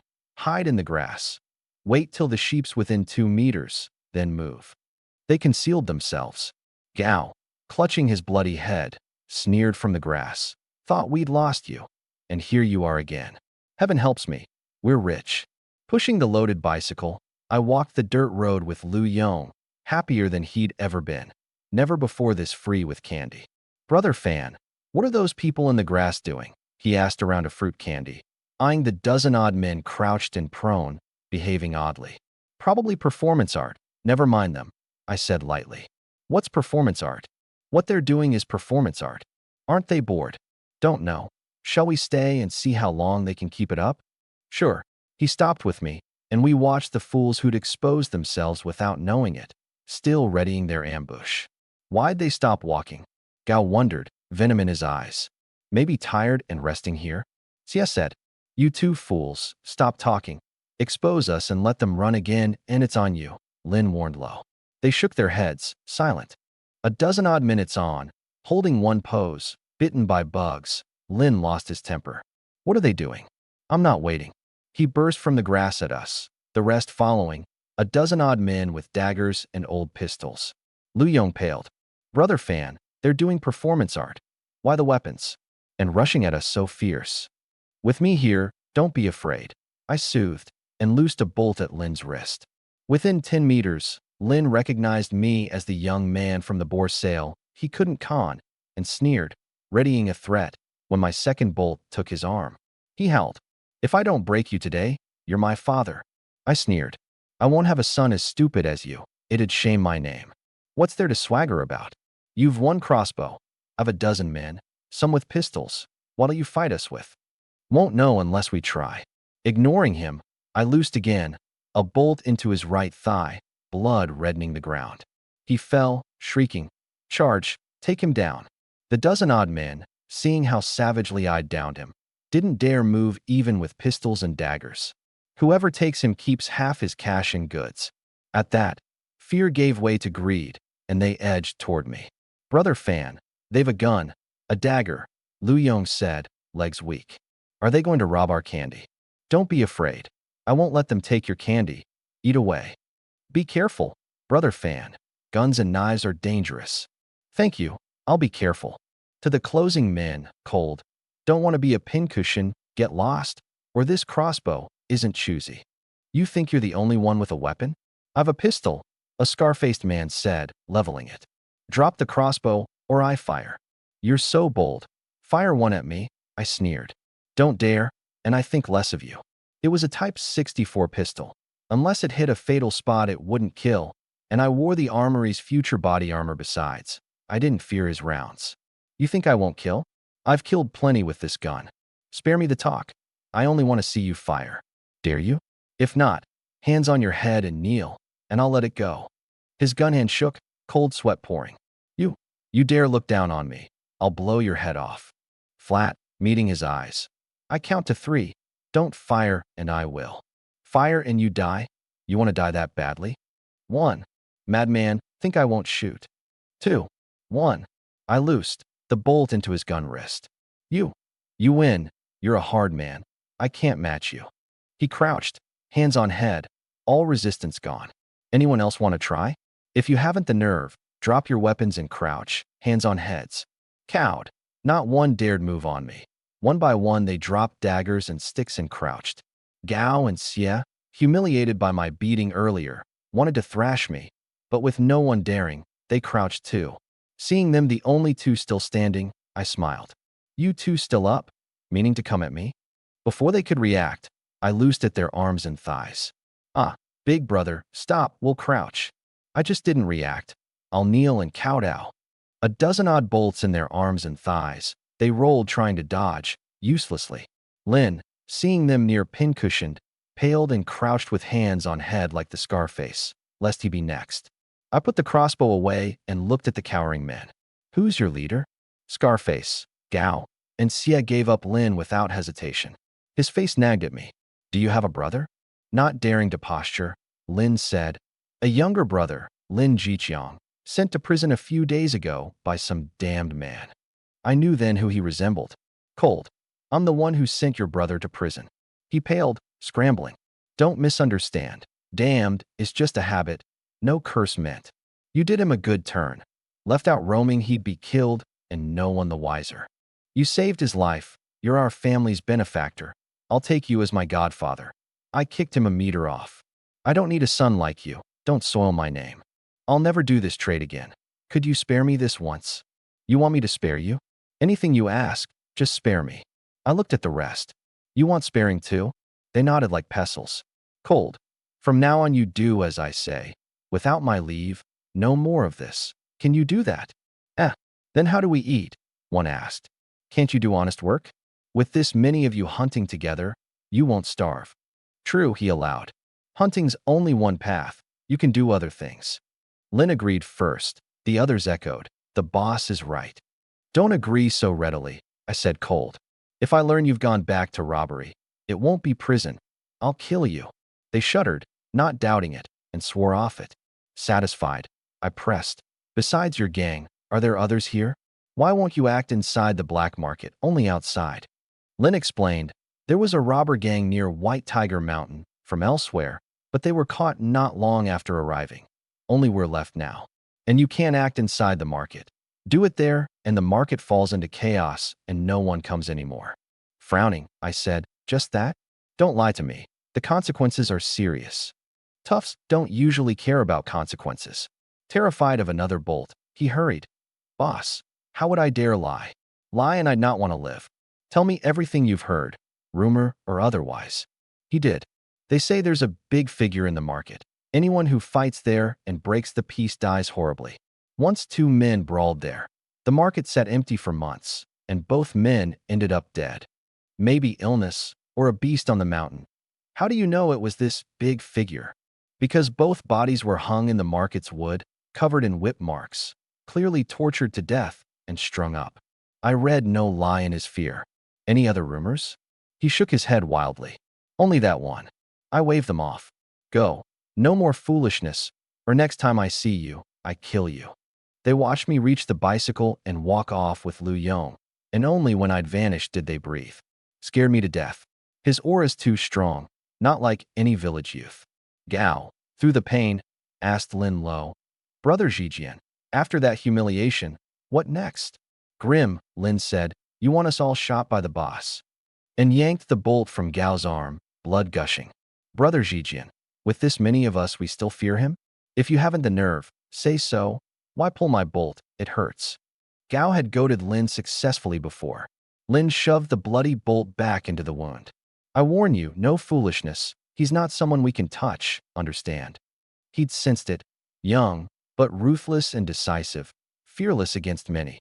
Provoke him further, and he might really shoot them dead one by one.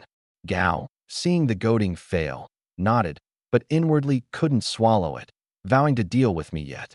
Before full dark, I got Lu Yong home, half a bag of fruit candy in his arms.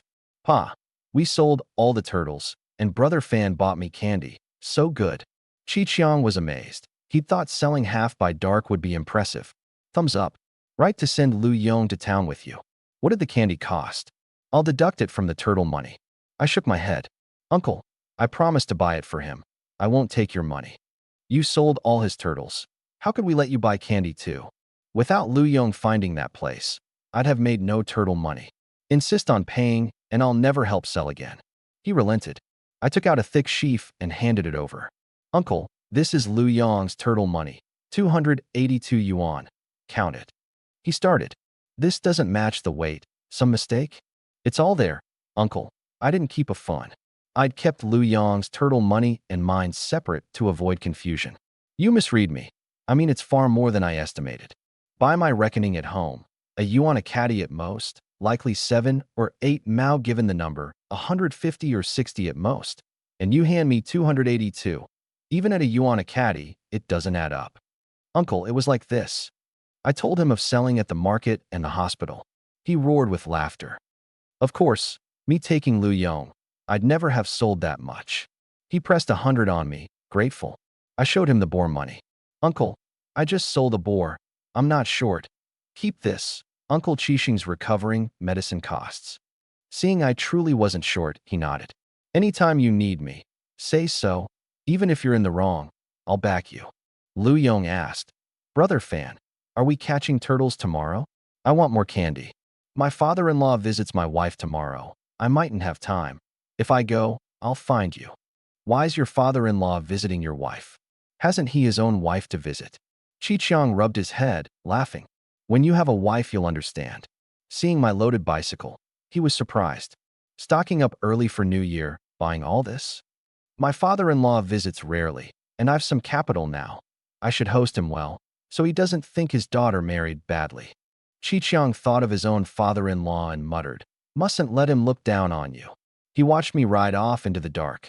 Home, lamp lit within, I called happily, Wife, Onion, Papa's back.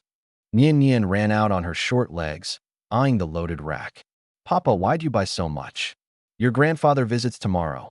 Papa must host him well. I handed her a bag of fruit candy. This is for you. 1 or 2 a day only, understand. Onion remembers. Su Wanqing came out, smiling. Husband, my father comes and goes. He won't stay for a meal. No need for so much. He's come a long way. Not hosting him well makes me an unfit son-in-law. I carried the dacron cloth in, then the oil and flour. She moved to help. I stopped her. You're carrying the baby. Don't do heavy work. She watched me. These must have cost a lot. Not much, 213 yuan. She gaped. That's not much. Many can't save that in a dozen years. I sold a boar and 300-odd caddies of turtle at the market today, 1,255 yuan. Against that, what's 213? She was astonished. You truly made that hunting? Nothing illegal. To her, even the best hunter only scraped by. What illegal thing would I do besides hunt? I'd not go to prison and leave you a grass widow. I handed her a thick sheaf. 1,000 yuan. Buy whatever you want. No need to ask me. Warmth welled in her, eyes wet. You keep giving me so much. Aren't you afraid I'll take it and run? She still feared that if she bore a girl, I'd revert to the violent, volatile man. I held her gently. I'll say it again. My money is your money. Spend it as you like, and I'll never be fierce with you or hit you again. Don't be afraid. She wept into my shirt. I know. Knowing how much I owed her, I joked. Don't go crying when your father comes tomorrow. I'm afraid he'll beat me to death. She wiped her eyes. His temper's quick and rash, but if you treat me, well, he won't hit you. Nian Nian asked. Mama, is grandfather's temper that bad? A little, but he's good. Behave well tomorrow. Her small face went anxious. I'll try not to make grandfather angry. I don't want a spanking. From a 2-year-old, it was so endearing we both laughed. At 11, Su Wanqing, having put Nian Nian down, saw me sling the small bore rifle and asked low, Hunting again tonight? It's rare to have a buyer who'll take 500 caddies of boar a day. I should take more boar to sell him before he leaves or stops buying. Won't the co-op buy? The co-op's only 8 or 9 mao a caddy, against the market's 4 yuan furan, several times less. But the co-op's safe, the black market. If something happens, you'd be caught. I know what I'm doing. At the first sign of danger, I'll run. I hugged her. Don't worry too much. Mind yourself, and Onion.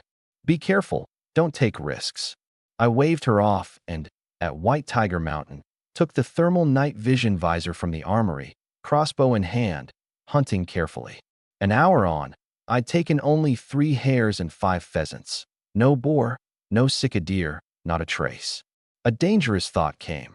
Maybe a South China tiger or clouded leopard had appeared on White Tiger Mountain, driving the boar and deer into hiding. I wasn't afraid, thrilled, even. In this era, tigers and clouded leopards weren't protected. The South China tiger, even a pest marked for nationwide hunting. Both worth a fortune, pelts starting at hundreds of yuan, bone and meat saleable, the leopard's very eyes of medicinal value. Then behind me came faint panting and a rustle of footfalls. I turned to see which it was, tiger or leopard, either a windfall. And seeing it clearly, I started, how can it be this? To my knowledge, wolves lived in the northeast and northwest, all but extinct in the south. Yet before me stood a wolf, gray-black, vicious-eyed, the size of a calf. Had the books been wrong? The wolf didn't care for my confusion, bared its white fangs and sprang for my throat. Another hunter, caught wondering, would have been its lamb. I recognized the danger at once and rolled right, loosing several bolts as I dodged. They struck but didn't kill it, only enraged it. It howled and charged again. I rolled to the base of a tree 2 men couldn't span, scrambled up, sat on a branch, and drew a silenced sniper rifle from the armory, aiming at the bolt-studded, still fierce wolf clawing up the trunk. Your hide stops bolts. Let's see it stop a sniper round. The round punched through its skull, turning the head to pulp. I didn't jump down to stow it. Wolves are pack animals. Find one, and there are likely 3 to 5 more. Worth waiting, for safety and gain both. A dozen-odd minutes on, the blood smell drew 3 more calf-sized wolves, noses working for the killer. I gave them no time, 3 rounds, and they fell into the blood before they could cry out. Still I waited, lest stowing the bodies leave me surrounded by a fresh pack. Even with the armory, I couldn't survive being mobbed. Half an hour passed with no more wolves and nothing on the visor. I climbed down, stowed all 4, and went on with the silenced rifle. Another half hour, 5 hares, 3 pheasants, but still no boar, porcupine, or deer, not a trace. Frowning, why is White Tiger Mountain so strange tonight? Wolves I've never met before, and the boar and deer all vanished? I looked toward the mountain's depths. Will I have to go deep to hunt from now on? Since childhood, the old hunters had warned that the deep mountain was deadly. South China tigers, clouded leopards, black bears, and vipers like the 5-pacer, king cobra, and bamboo viper. But the yield was rich, far more boar and deer than the fringes. Clear the dangers, and it was a mountain of gold. Too dark tonight. I'll talk with my father-in-law tomorrow before deciding whether to go in. Home. In the kitchen, I took a wolf, a pheasant, and a hare from the armory, bled them, then bathed and went to bed. As I lay down and put my arms around Su Wanqing, she asked low, "Husband, back so early. Did you meet danger?" Normally, I hunted till 4 or 5. It was only 2 or 3. I told her briefly of the night's strangeness. She was shaken. Wolves on White Tiger Mountain. Lucky you reacted fast. Don't hunt alone anymore. Take several hunters along. It's too dangerous. I'll talk with your father tomorrow. See if he'll come up with me. 2 isn't enough. Get several. 10 or 20 wolves, and 2 men couldn't manage. I understand. We'll see what he says. Past 8 the next morning, I woke to find Su Wanqing up, breakfast made, cleaning the pheasant and hare. I ate fast, then took the knife to skin and gut the wolf, telling her, "Leave this to me. Take Onion to the village mouth to wait for your father." She smiled happy. "It's only past 8. He won't come before 10. Don't be so nervous." The old me would have feared his coming. I was no good then. Now that I treat my wife well, I've no reason to fear him. You said it. Don't be nervous when he arrives. Then Yin Yin, playing at the door, called, "Papa, Mama, someone's here, says he's my grandfather and my aunt." Su Wanqing frowned. "My sister married into Baixian village. Why would she come so early with my father? Maybe she's missed you and it's hard to visit otherwise. She came along today," I said. But she knit her brows, sensing it wasn't so simple. I hope so. At my door stood a man of about 45, crew cut, in coarse black cloth, a Type 38 rifle slung on his back, asking grimly, "How does your papa treat your mama? Does he bully her?" Nian Yin shook her head. "Papa's so good to mama. He goes hunting every day to give us meat. We're sick of it." The man, Su Zhu, frowned, plainly disbelieving. "I heard your papa often beats your mama and curses her to die early." She huffed. "I've never heard papa curse mama to die. I think it's you cursing my mama, you bad man." His breathing went heavy. "Is that how you speak to your grandfather?" She made a face, stuck out her tongue, and ran inside on her short legs. "Papa, mama, this grandfather man is scary. I'm frightened." Suju bugged his eyes. "Little girl, when was I scary? Don't slander your grandfather." A young woman in blue, 80% like Su Wanqing but a touch sallower and fuller-figured, laughed softly. "Pa, don't be so fierce in front of a child." Su Zhu snorted. "Fierce? I was being perfectly friendly." Su Wanling gave a dry laugh. "Only you'd call that friendly." "Enough. Let's go in and see your sister." She caught his arm. "Pa, don't lose your temper at brother-in-law inside. Whatever it is, let's sit and talk." "Vicious," he said. "If he's bullied my daughter, a bullet would be getting off light, and I should sit and chat with him." Just then Su Wanqing came out with me, holding the face-making Yin Yin, and caught the bullet line. She hurried. "Pa, Zheng Fan's good to me. Hunts every day to feed me meat. Onion and I are sick of it." He frowned, suspicious. "Don't lie to your pa. The villagers told me he often beats you and curses you to die early. Now you say he's good and feeds you meat. How am I to believe that?" "Father-in-law, if you doubt it, come in. I've prepared food and drink for you," I smiled. "And if you think I'm performing and will go back to bullying her the moment you leave, you can stay 10 days, half a month, a year, no problem." He snorted loudly. "You'd best not be lying, or I'll show you what comes of bullying my daughter." He moved the rifle as if to shoot me. Su Wanqing paled. "Pa, don't be rash. He really is good to us. Don't be so tense. If he's truly good to you, why would I harm him? But if he isn't, let him know you've backing behind you." She, shaken, said, "Pa, don't do that again. I'm pregnant. Fright could harm me, and you'd regret it forever." He noticed her slightly rounded belly and frowned. "Times are lean. Carrying a second child? Is there enough grain? Did you two think it through?" "Pa, I told you. Zheng Fan hunts. We eat meat daily. Come see the game he caught." I welcomed them warmly. He gave me no good face, finding everything about this son-in-law unpleasant. Natural, given my old reputation, I could only change minds slowly. Su Wanqing took him to the kitchen to see the fresh game.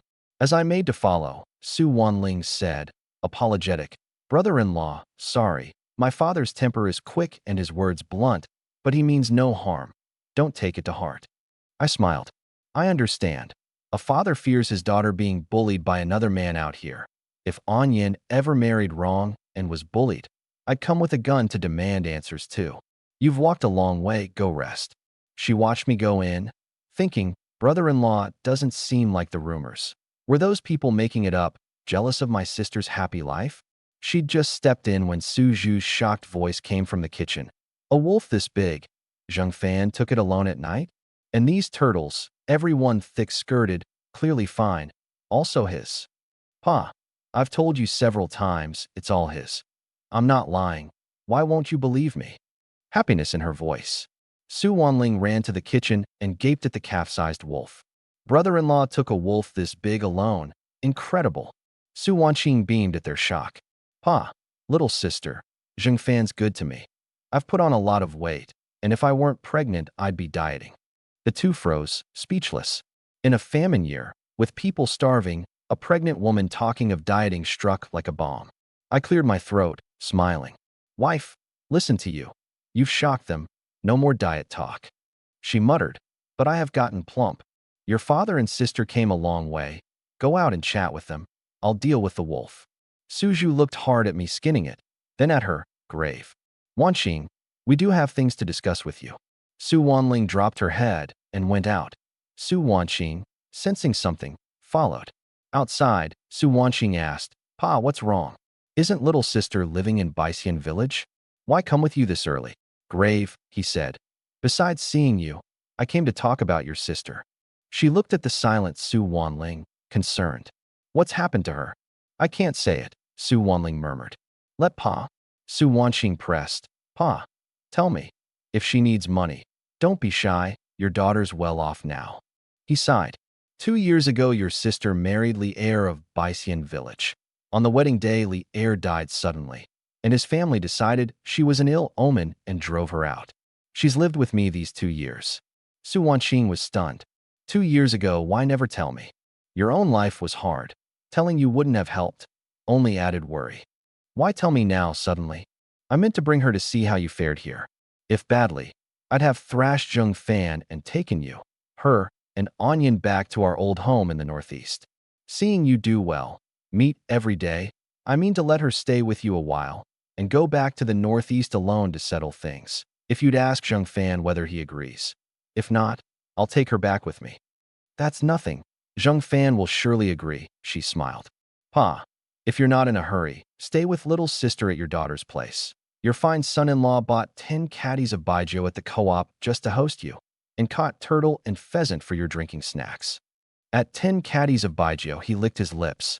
I'm not in such a hurry, but it's a famine year, and 2 more mouths at your house. Even if your son-in-law says nothing, he'll mind it inside, and it'll strain your marriage. Pa, Zheng Fan isn't as petty as you think. If you'd stay, he'd be glad. Daughter is daughter, son-in-law is son-in-law. How do you know his true mind? He cut her off. Enough, or your pa leaves now. Knowing him stubborn, she had me persuade him directly and called to the kitchen. Husband, don't keep working in there. Come brew tea for my pa and sister, I'll cook. You're pregnant. I won't have you laboring in the kitchen, and you haven't seen your father in 2 years. You've much to say. I called back. She came in and asked low, my pa and sister want to stay with us a while, all right? Don't force it if not. I said readily. Glad to have them. Someone to keep you company, that's a good thing. You won't mind 2 more mouths? I laughed. Wife, I bring home hundreds of caddies of game at a go. Would I worry over 2 mouths? Then tell my pa at lunch. He won't hear it from me. He keeps thinking 2 more mouths will make you resent us. I'll finish this wolf and tell him. She eyed the half-skinned wolf. You usually dress game fast. Why is this taking so long? A whole wolf pelt sells for 50 yuan. Damaged, it crashes to a dozen, even 5 or 6, I explained. I have to be careful. She went out to her father and sister. In the hall she smiled. Pa, sister, Zheng Fan's dressing the pelt. He'll be out soon. Hearing it, Su Zhu reddened and snorted. Sister, let's go. Pa, why suddenly angry? She asked, baffled. Dressing a wolf pelt takes great experience. Overdo the force and it's ruined. At his age, how could he have the skill? Saying he's dressing a pelt is his way of driving us off. Why stay to be resented? Su Wanqing planted herself before him. Pa, he means no such thing. He really is dressing it. Go look. I haven't the face to go look and be humiliated. She turned to her sister. Help me persuade Pa. Su Wanling, also doubting I was that sort, said gently. Pa, maybe brother-in-law really is dressing it. Leaving without looking would be disrespectful. Look yourself, I won't. As the sisters puzzled over how to get him to look, I came out holding a whole wolf pelt. Pa, look, Zheng Fan's brought the pelt out, Su Wanqing said, excited. He snorted. If he can bring out a whole wolf pelt, I'll call him father. Su Wanling said awkwardly. Pa, he really did. Turn and look, one glance. He doubted a man my age could dress a pelt whole, but his daughter's awkwardness told him I'd done it. Grave, suspicious, he turned and saw the bloody, whole pelt in my hands, cut clean enough to fetch a good price at market or co-op, baffled. When did you learn to dress hides? I never heard of it. Naturally not, father-in-law. I only learned recently. His eyes went round. Learned recently, and you cut one this well? The most gifted I've met needed a year to dress hides skillfully and couldn't reach this standard. I laughed. Maybe I've a knack. Don't judge me by ordinary measures. He wanted to tell me not to be cocky, but given the talent, only said, stay low-key. Too high profile invites trouble. Well said, father-in-law. I'll keep low. I hung the pelt to dry in the shade. He muttered, watching me go.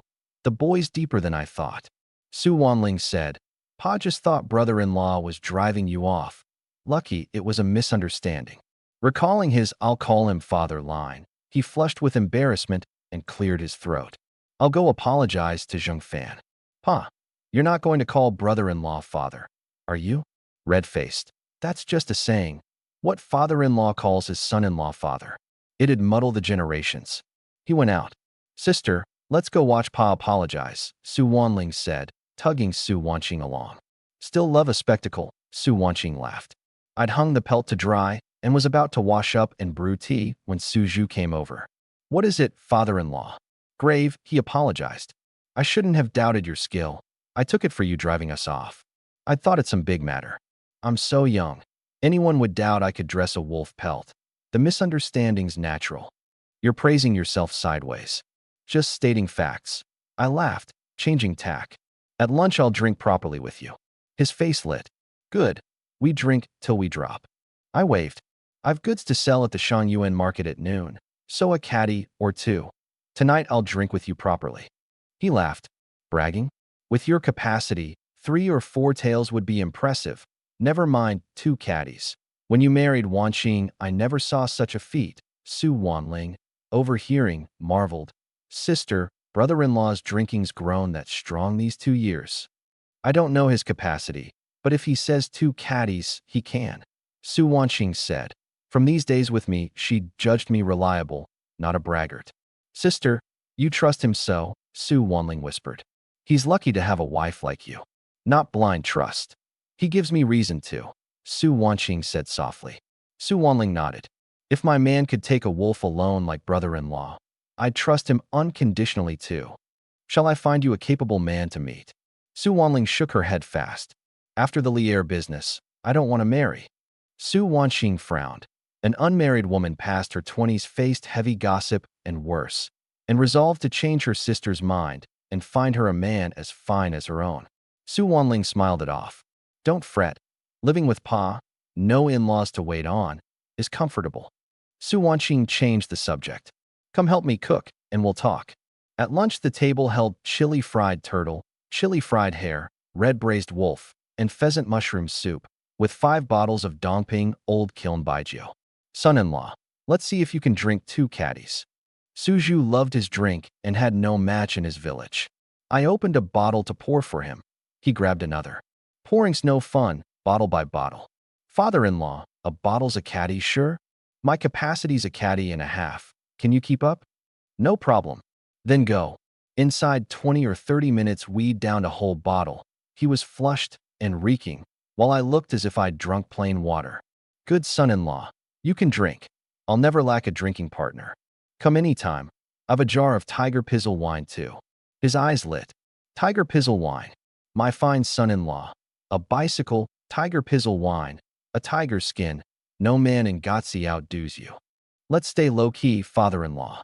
These are out in the open, hard to hide. He belched and went on. Good son-in-law, if you don't mind, I mean to have little sister move in and share life with you. What do you think? The room went dead silent. Drunk and flushed, he didn't notice our shock and rambled on. Times are lean, people starving daily. On the road here I passed several families with the dead. I came today, saw your good circumstances, a bicycle, a tiger skin, even Tiger Pizzle wine, and a calf-sized wolf taken alone, all proof of your ability. Entrust your sister to you, and I can go back to the northeast at ease. Su Wanling flushed. Pa, what are you saying? He's my brother-in-law. How could I live with him? People would mock us. Grave, he said. These hard years, taking on arrangements are everywhere. 2 sisters serving 1 husband common enough. Who'd mock? Does the mocker have meat every day? Find things to use. Red as an apple, she ducked her head. Pa, you're drunk. Stop drinking, go rest. She rose and helped him up, blushing. Brother-in-law, my pa talks nonsense drunk. Don't take it seriously. Before I could answer, he hollered. I'm not drunk. What I said was well considered. How many men hunt this well, drink this well, dress hides this well? Redder still, she murmured. Pa, stop, or I'm leaving. He lectured on. I say this for your good, or one day other women will come for your brother-in-law, and you'll have to queue to serve him. A swig, then to me with a grin. Good son-in-law, think it over. Little sister's gentle and obedient. If you can accept it, best, and if not, I'll find her a man back home. Pa, stop, or I can't show my face here. She resolved to leave at his next outrageous word. Not that she disliked me, but it was too shaming. He mumbled on, head sinking, and passed out on the table, snoring. Relieved, Su Wanling hurried to us. Sister, brother-in-law, Pa talks wild when drunk. Please don't take it to heart. I apologize, and bowed deeply. I smiled. I know his temper. No need to be awkward. Su Wanqing nodded. Don't I know our father's ways? Don't feel bad. Is there a free room? I'll get Pa to rest. I rose. I'll carry him. You sisters sit and eat. Su Wanling started to speak. Su Wanqing said, let your brother-in-law do it. Warmth filled her. It's good to have a sister and brother-in-law, and a touch of envy. If only she had such a man. She was sure now the Gotzi people who'd badmouthed me were merely jealous. I carried Su Zhu to Yin Yin's room. Rest, father-in-law. I'll drink with you tonight. Reeking, he grinned up at me. Good son-in-law, consider what I said. Little sister's truly fine. I smiled. Father-in-law, it's not for me to consider. It's up to Wanqing and little sister. If they've no objection, I've none. I'm a normal man, not a eunuch. I like a pretty woman, and 2 sisters at that. But it wasn't mine to decide. He belched. If you agree, they will. Care for them well, never wrong them, or I'll put a bullet in you. Drunken talk. I didn't take it seriously, only nodded. I'd starve myself before letting them starve. Rest easy. That's my good son-in-law, he said, and was snoring. I covered him, rueful. Being a man is hard. Wanting to say yes, but not daring is harder still. In the kitchen, I told the 3. I'm off to Shangyuan to sell things at noon. If you're bored, help yourselves to snacks. I'll mind Pa and sister, Su Wanqing said softly. Don't come home too late. It's dangerous after dark. I waved and rode the new phoenix toward the market. Su Wanling said, envious. Brother-in-law is so capable and so good to you. Hangs on your every word. I envy you, sister. Su Wanqing teased. Want to consider Pa's words? The 3 of us share a life? Su Wanling jumped like a cat. Sister, what are you saying? You took drunk talk seriously? If brother-in-law heard, I'd die of shame. Ernest, Su Wanqing said. I think Pa made sense. These lean years, so many starve. Even, she'd meant to say she and Yin Yin had nearly starved, but, mindful of my image with her father and sister, stopped. Even what? I'm not joking, think it over. Su Wanling shook her head wildly. You haven't even been drinking and you talk drunk like Pa. Or you're teasing me. I mean it, if you won't, fine. It's not something one agrees to easily. Su Wanling murmured. She thought me her ideal man. But the hurdle of sisters serving one man was too high. Seeing her crimson to the neck, Su Wanqing dropped it. Tell me the real story of these 2 years. Why's Pa suddenly going back to the northeast? As I was about to leave Gotzi, the village loudspeaker crackled with Qi Jiao's grave voice. Attention, all Gotzi villagers. Last night our villager Zheng Xuan was ambushed by wolves hunting on White Tiger Mountain. He escaped back. From today, anyone hunting there must go in groups of at least 4. I frowned. Were the wolves Zheng Xuan met last night the 3 I killed?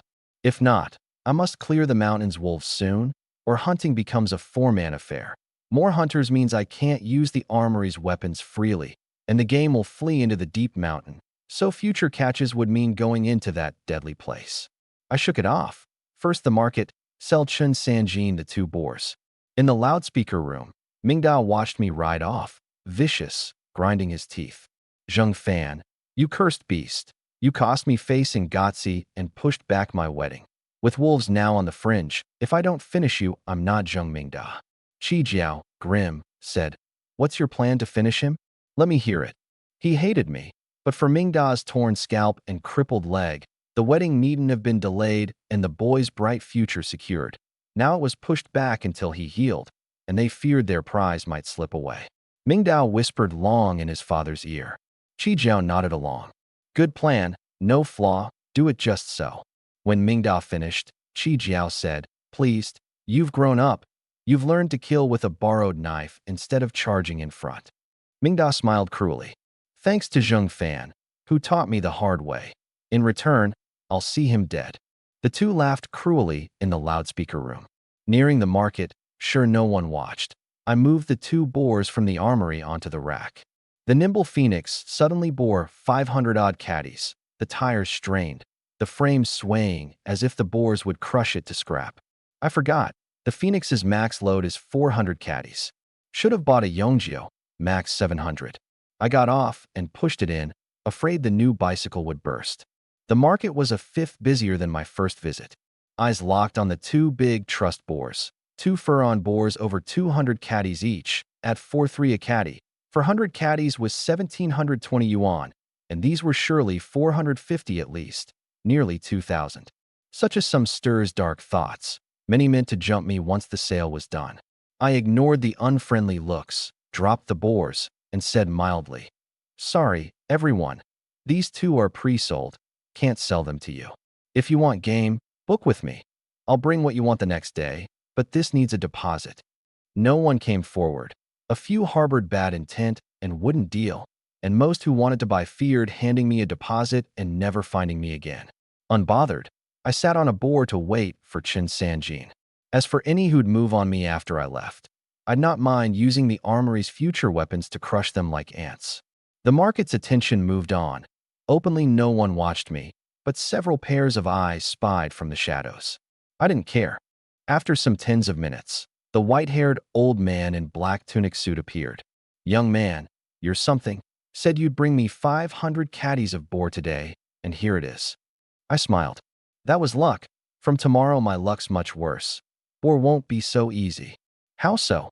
I told him briefly of the wolves driving the boar and deer into the deep mountain. He frowned, concerned.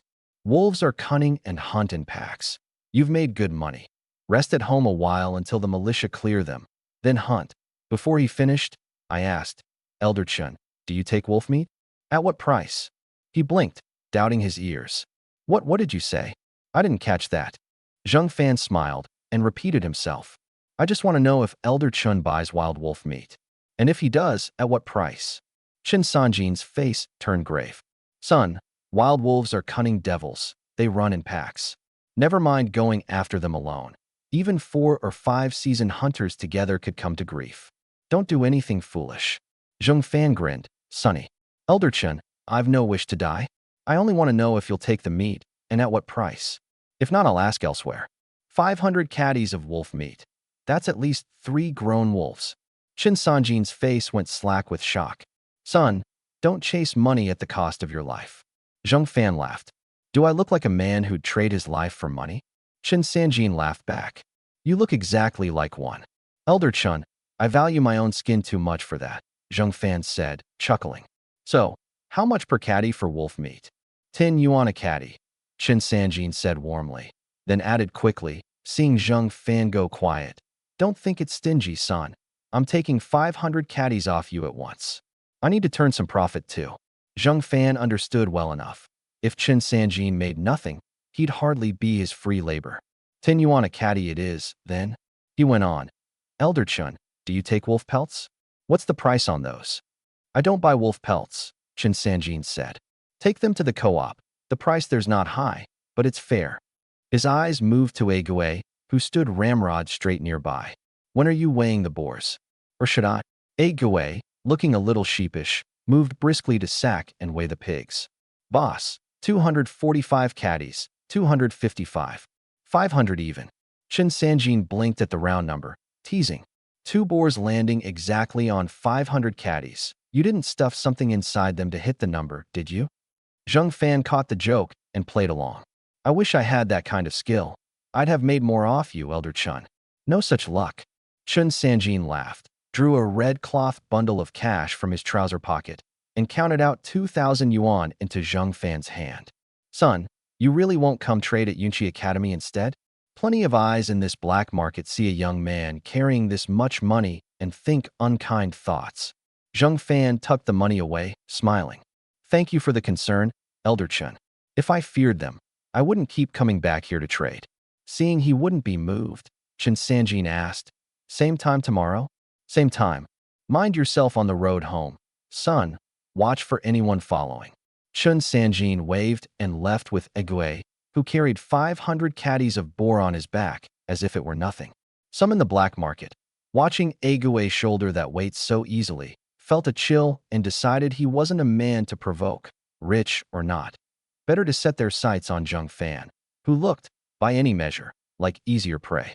Zheng Fan noticed the unfriendly stares and paid them no mind. He bought 10 caddies worth of liquor coupons in the market, then mounted his bicycle to ride to the co-op for the liquor itself. He'd barely left the market, still passing through the stand of trees, when 14 men of various builds, carrying clubs and bricks, closed around him. A wiry young man with disheveled hair, gripping a club, grinned. "Little brother, you made good money today. Lend a few hundred yuan to your brothers here to spend."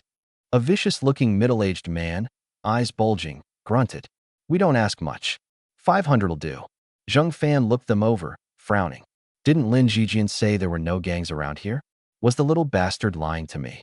The wiry one snapped, impatient. "What are you muttering about? You lending us the 500 or not?" The vicious-faced one twirled his club, voice cold. "You don't want to lend it. You're not walking out of these trees in one piece."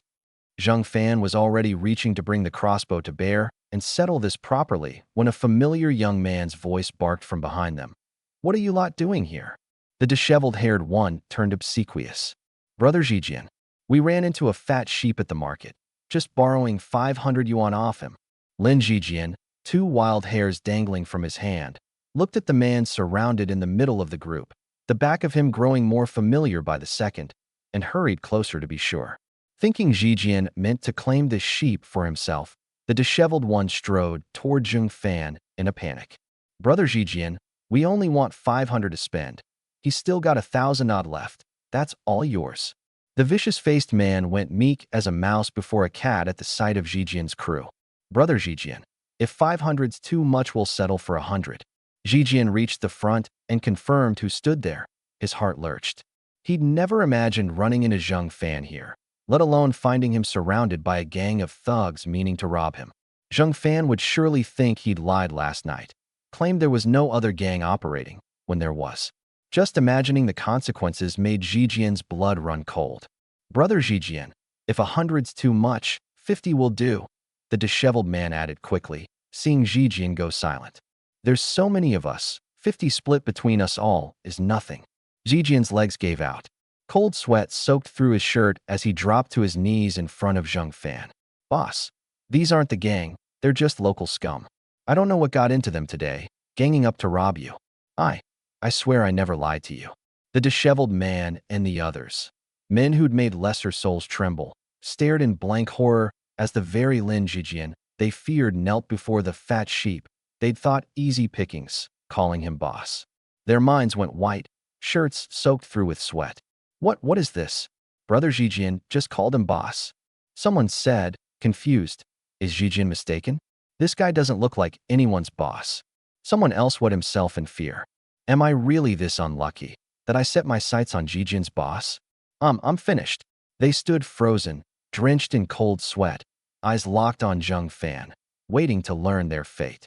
Every second stretched like a century. Lin Zijian knelt pale-faced before Zheng Fan, who was slow to speak. He feared Zheng Fan suspected him of lying, of setting this up, feared being made an example of. The longer the silence stretched, the more frightened he grew. "Boss, you have to believe me. My loyalty to you is absolute. I'd never lie to you. These men banded together on a whim. I never kept anything from you." Zheng Fan looked at the hares and pheasants in the hands of Zijian, Gao San, Xie Jin Shun, and the rest, and at the plain fear in Zijian's face and voice. No, he hadn't lied. "You've all taken up hunting to make your own way now," Zheng Fan said, even. "Naturally, I believe you didn't lie to me." He paused. "But what these men did today doesn't sit well with me. You know how that should be handled." The knot in Zijian's chest loosened at once, and he nodded furiously. "Robbing you is robbing me. I'll teach every one of them a lesson they won't forget."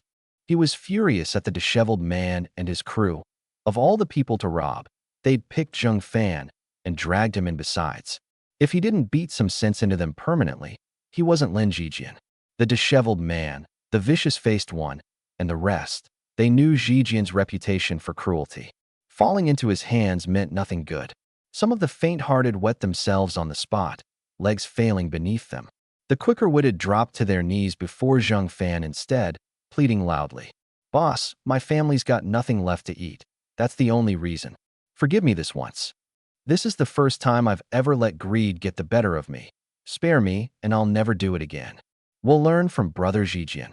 Hunt the mountains for our living from now on. Just give us one more chance. Zheng Fan's face stayed flat.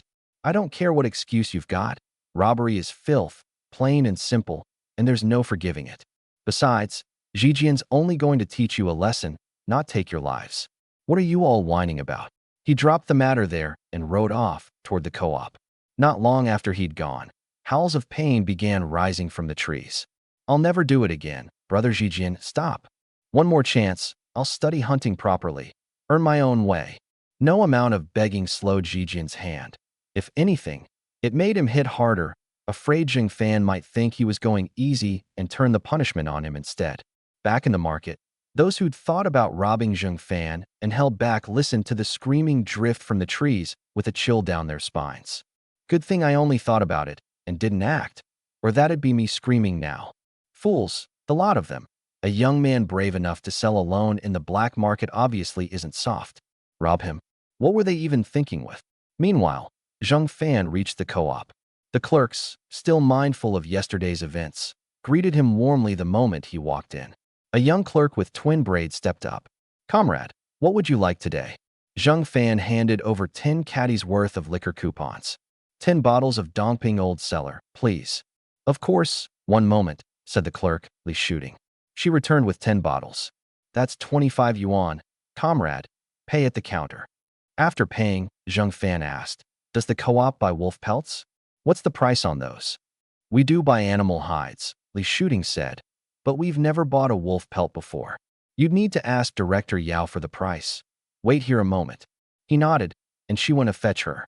Before long, Yao Pingping appeared, striking, full-figured, her uniform straining at the chest, and her voice alone was enough to melt bone. Little brother Zheng Fan, you've got a source for wolf pelts? Zheng Fan kept his eyes where they belonged with some effort.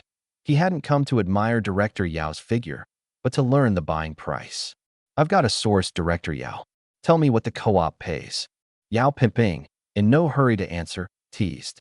Little brother, wolves mostly live up north, a few stray south, sure, but around here they only exist in old records.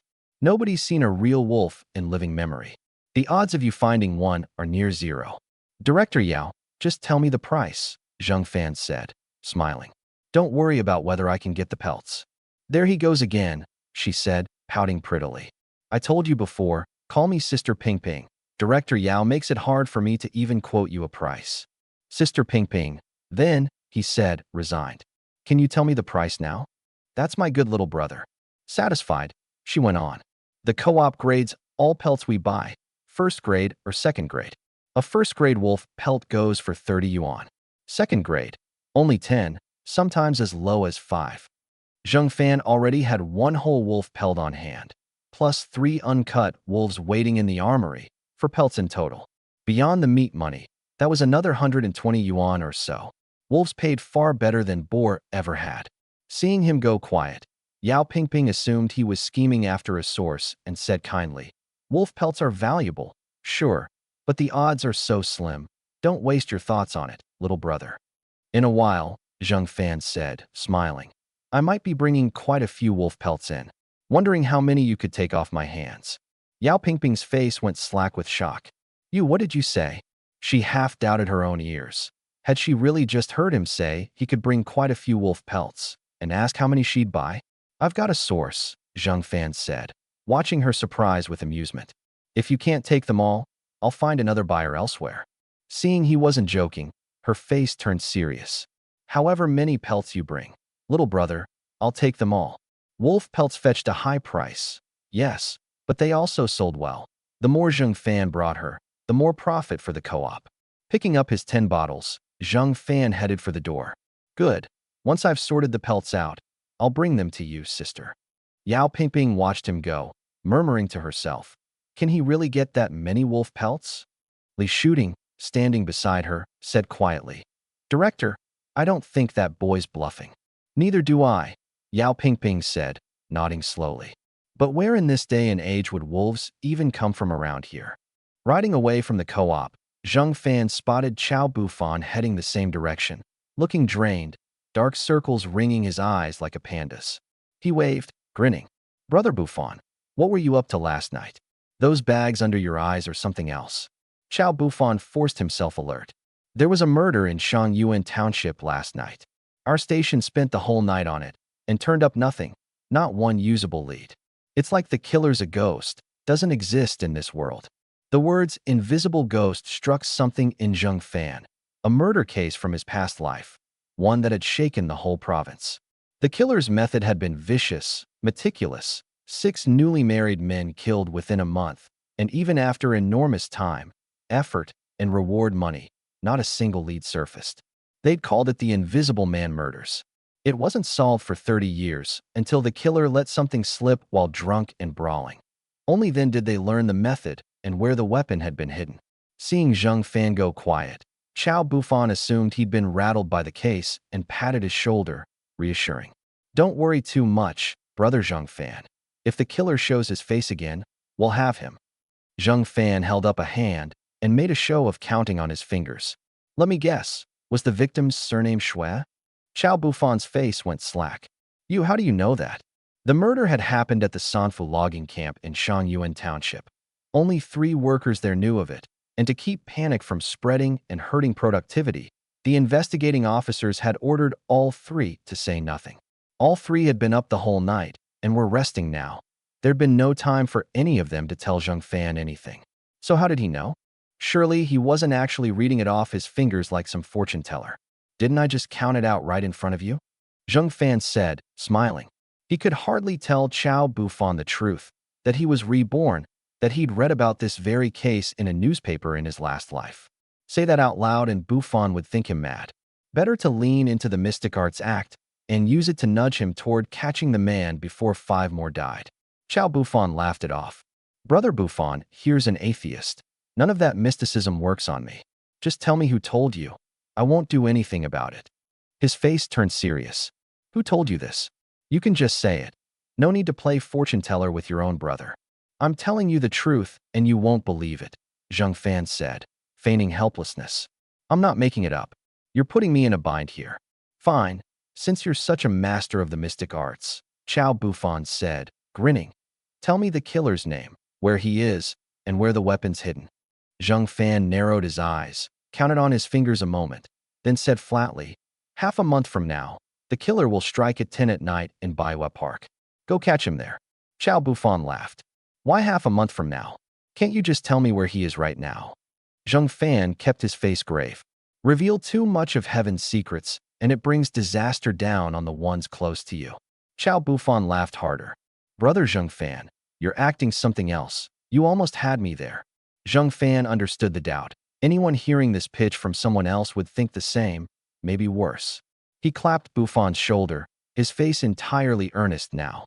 Brother Bufan, do you really think I'd joke about something like this? If you trust me, go to Baiwa Park in half a month.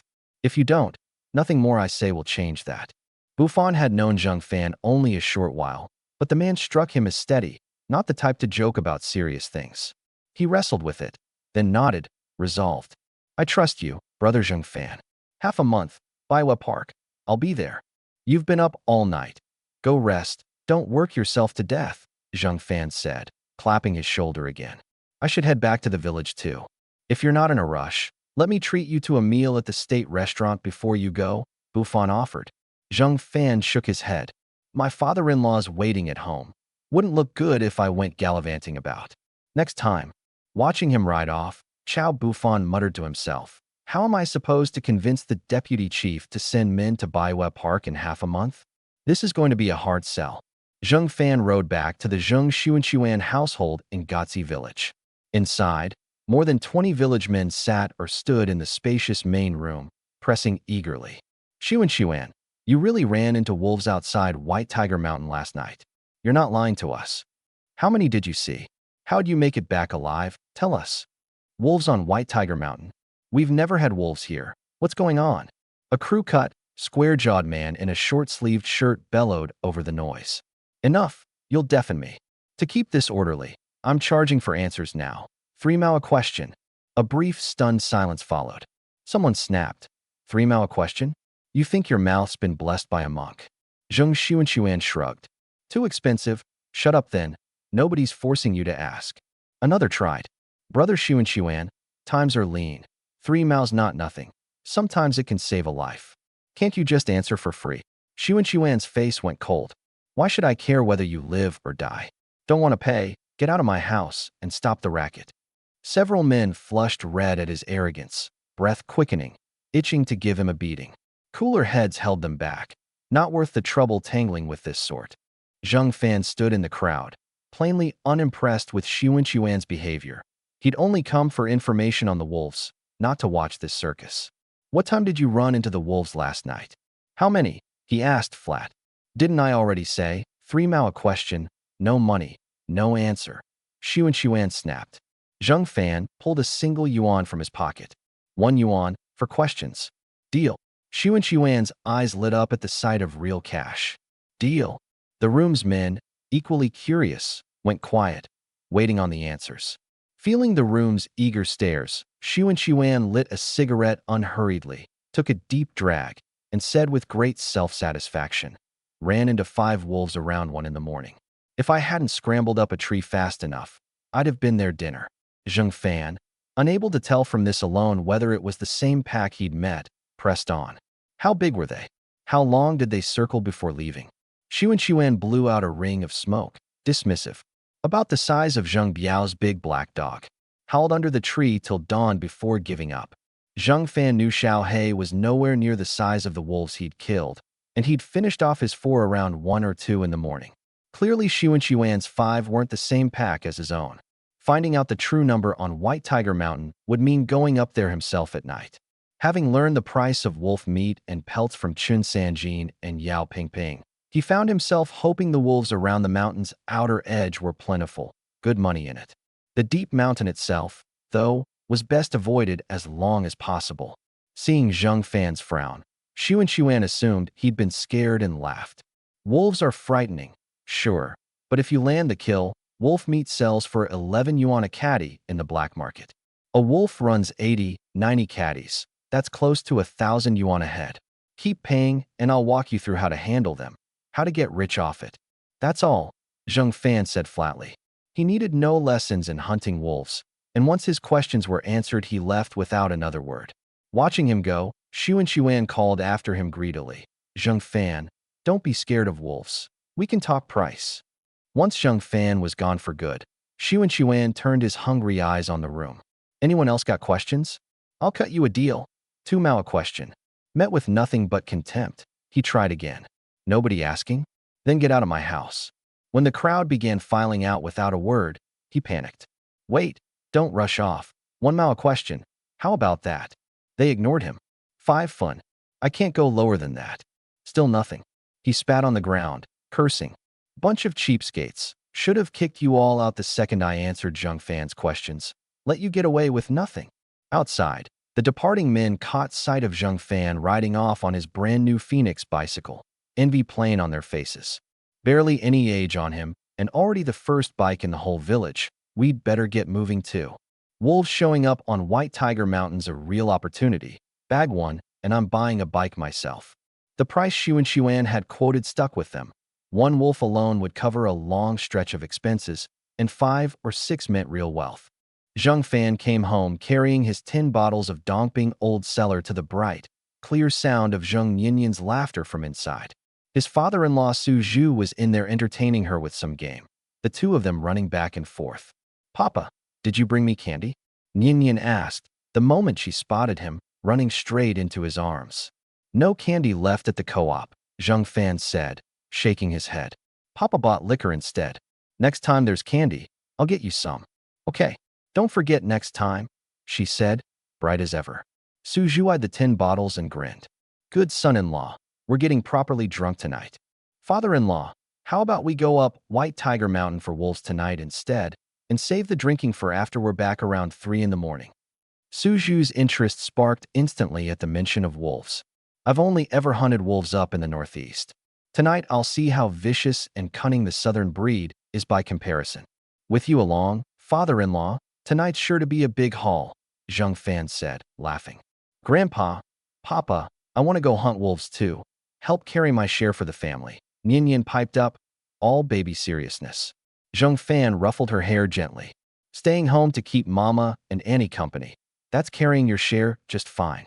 Su Wanqing, resting inside, heard the talk of wolf hunting and rushed out, flustered. Husband, father, you two going up the mountain alone to hunt wolves? That's far too dangerous. You need more people for safety. Su Wanling came out too, backing her sister. This afternoon in the village, some folks said several households lost men to wolves last night. Only that Zheng Xuan fellow got lucky and made it back. Between your father and me, Zheng Fan said, smiling, even a dozen wolves wouldn't worry us together. Don't fret. Before either sister could answer, Su Zhu shook his head. Actually, good son-in-law, if the two of us really ran into dozens of wolves the size of young calves, we could well end up leaving our bones on that mountain. Zheng Fan looked at him, startled. This wasn't like Su Zhu at all. Su Zhu clapped his shoulder, grave. Wolves are treacherous animals. You got lucky last night. We can't go up there banking on luck twice. Danger comes fast when you do. He paused. Not that I fear danger for myself, but you've still got my two daughters to look after. If something happened to us, what becomes of my girls? What becomes of Yin? Zheng Fan blinked. Wasn't this the same thing his father-in-law had said while drunk before? Had he sobered up and decided to bring it up again? Su Wanling flushed scarlet. Father, you're not even drunk. Why are you talking like this? I'm stone sober, Su Zhu said, entirely serious. Where's the drunk talk in any of this? Su Wanling's face burned. Not drunk at all, and these words still come out of your mouth. Su Zhu pressed on, serious. It's a famine year, resources are scarce, every household short on food. I finally swallowed my pride and raised this with your brother-in-law, and he didn't refuse. And here you are refusing before I've even finished. Don't tell me I'm drunk. Wanling's face went red as an apple, head bowed low. If I agreed to something like this, what would sister and brother-in-law think of me? I can't do it. Please don't bring this up again. Su Wanqing, knowing her sister's proud streak, patted her back gently. Little sister, if you're willing to build a life with us, I'd be truly happy. We'd be a family again, like before. She paused. Your brother-in-law taking on a lovely new wife. He'd be thrilled, not upset. Why would he mind? Wanling's head sank further. You two keep joking about this. I won't talk to you anymore. She fled to her room and shut the door. Nian, puzzled, asked, Papa, Mama, why's Auntie's face so red? Doesn't she want to be part of our family? Su Wanqing stroked her daughter's head, explaining gently. Auntie's not quite ready in her heart yet. Once she is, we'll all be one family. I'll go talk to her, Nian declared, marching off toward Wanling's room. Su Zhu laughed. Go get her, and Yin. Grandpa believes in you. Seeing Zheng Fan stay silent through all this, Su Zhu pressed. Good son-in-law, didn't you agree to build a life with my younger daughter too? Every time I bring it up you go mute as a rock. Zheng Fan was at a loss for what to say. Speak up too eagerly, and Wanqing might think he'd been coveting her sister all along. Shameless. Better to stay quiet and watch how Wanling reacted while her father and sister made the case. Su Zhu's face reddened further at the silence. Why won't you speak? If you don't want to build a life with my younger daughter, say so plainly. Don't be two-faced about it. Su Wanqing said gently. Husband, you should say what you actually feel. If you're willing to accept Wanling into the family, you should say so to her face. Otherwise she'll only feel more awkward. Zheng Fan looked between them and said, firm. I'm entirely willing to have Wanling join our family. And if she doesn't want me, if she'd rather not build a life with me, I won't hold it against her either. She'll still eat well and want for nothing in this house. Seeing Su Zhu's face still flushed with lingering irritation, he added, Father-in-law, it's not that I didn't want to say this in front of her sister. I worried that if I spoke up, she'd think I was lecherous, coveting her, and cut off contact with my wife altogether. Su Zhu grunted, breathing hard. If that was your worry, why not say so earlier? I'd have explained it to her myself long before now. That's fair, father-in-law. I didn't think it through, Zheng Fan said, helpless. I'll learn from you. Pleased by the praise, Su Zhu's mood eased. You're still young, plenty to learn from me yet. Since you've owned up to it decently, go talk to her yourself. Now? You want me to go in and talk to her about this now? Zheng Fan said, startled. That doesn't seem right. What's not right about it? Su Zhu grunted. Stalling again? Father, she's not in the right state for that conversation just now, Su Wanqing said softly. Better to wait until tomorrow. Su Zhu thought it over and nodded. Tomorrow, then. Don't you forget. Watching him head inside to check on Wan Ling, Zheng Fan sighed. What is even happening right now? Su Wanqing laughed softly. If you truly don't want to build a life with my sister, you can just say so. No need to force yourself. Your sister's as lovely as you are. Why would I be forcing anything? Zheng Fan said gently. It's just your father's handling of it that's giving me a headache. Father's always been blunt, no roundabout ways about him, Wanqing said, lowering her voice. You'll get used to it. Getting used to it seems the only option, he sighed. Just then, a familiar young man's voice called from outside. Zheng Fan, you home? Say something if you are. I need to talk to you about something. Zheng Fan frowned. Let's go see what this one wants now. Wanqing nodded, curious herself. Outside, Zheng Biao stood at the gate, anxious. Zheng Fan, I'm not here for meat. Just come out. I've got something to ask. Zheng Fan came out with Wanqing, taking in Biao's agitation. What is it? Biao's eyes lit up like he'd spotted a gold mine, and he hurried forward, only for Zheng Fan to hold up a hand, warning him to keep his distance. Undeterred, Biao grinned. Herd wolves showed up on White Tiger Mountain last night. A few villagers got killed. Only Zheng Xuanquan made it back by luck. Zheng Fan's frown deepened, impatient. Get to the point. The team leader says you need 4 people to go hunt there, Biao said, excited. Since you can't go up alone, I figured. Could my wife come along with you all? Zheng Fan snorted, cold. You won't go hunt yourself, but you'll send your wife with the bad ankle up the mountain? Call yourself a man. My wife worries about me, doesn't want me going up, Biao said. She sent me to ask if she could join you instead. Her foot's healed now. Seeing Zheng Fan silent, he added quickly, we don't ask for much. 5 caddies of wolf meat would do us fine. He'd heard wolf meat went for 11 yuan a caddy in the Shangyuan black market. 5 caddies was 55 yuan, enough to live large a good while. Zheng Fan laughed coldly.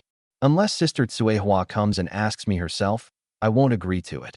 Biao immediately shouted toward the trees behind him. Wife, told you he'd say that. Come out and talk to him about tonight yourself. Zheng Fan watched Zhang Tsuehua step out from the trees and thought, half amused, half exasperated. This shameless bastard had her waiting back there the whole time.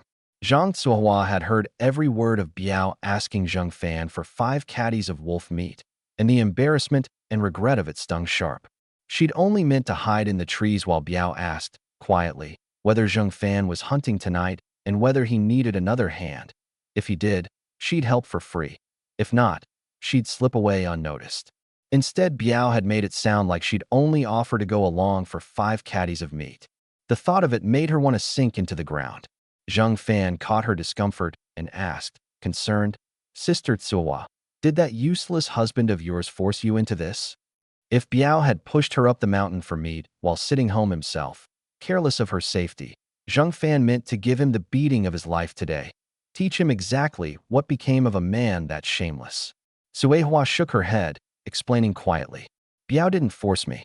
I heard from the villagers that hundreds of wolves showed up outside White Tiger Mountain last night, and the team leaders requiring groups of 4 for safety.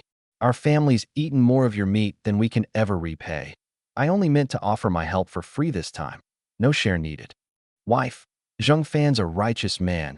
He'd never let you help for nothing. Biao cut in, grinning. I only asked for 5 caddies so he wouldn't feel he had to give more. Hearing his shameless spin on her words, Tsuehua's face turned hard. Twist my meaning again and embarrass me like that, and you can handle your own business from now on. Don't come bothering me. Biao turned his head away, whistling as though he hadn't heard a thing. Zheng Fan hadn't forgotten. Back when Biao refused to lend emergency food, it was Tsuehua who'd given 2 sweet potatoes, without which his wife and daughter might have shared his last life's fate. That debt was one he wouldn't forget whenever there was meat to share. Sister Tsuehua, Zheng Fan said, smiling. I've got 2 spots left. You joining us is perfect. She looked startled. Really? Don't you dare be joking with me. I won't take a single piece of meat off you for this trip. Why would I joke about that? He said, grinning. I really do have exactly 2 spots open, and now I'm still short one more. His eyes drifted to Biao. Might as well bring Biao too. Rounds us out to 4, and if the wolves ambush us, he can at least try to keep you safe. Biao went white at the suggestion, legs wobbling. Brother, what are you saying? I've got housework to do, can't go up with you all. Give the spot to someone else. Not much of a man, are you? Zhang Fan said, cold. Sending your own wife to do a man's work while you sit home waiting to eat. I'd have died of shame in your position. Husband, I'll go with you tonight instead. Round out the numbers, Su Wanqing offered. Zhang Fan shook his head. You're carrying our child. Going up a mountain at night is neither safe nor wise. Once the baby's born, if you want to hunt, I'll take you myself. He turned a disdainful look on Biao. Lower than a woman, and still standing here. Get lost. Biao didn't mind being cursed at, so long as there was meat waiting at home. Wife, let's go.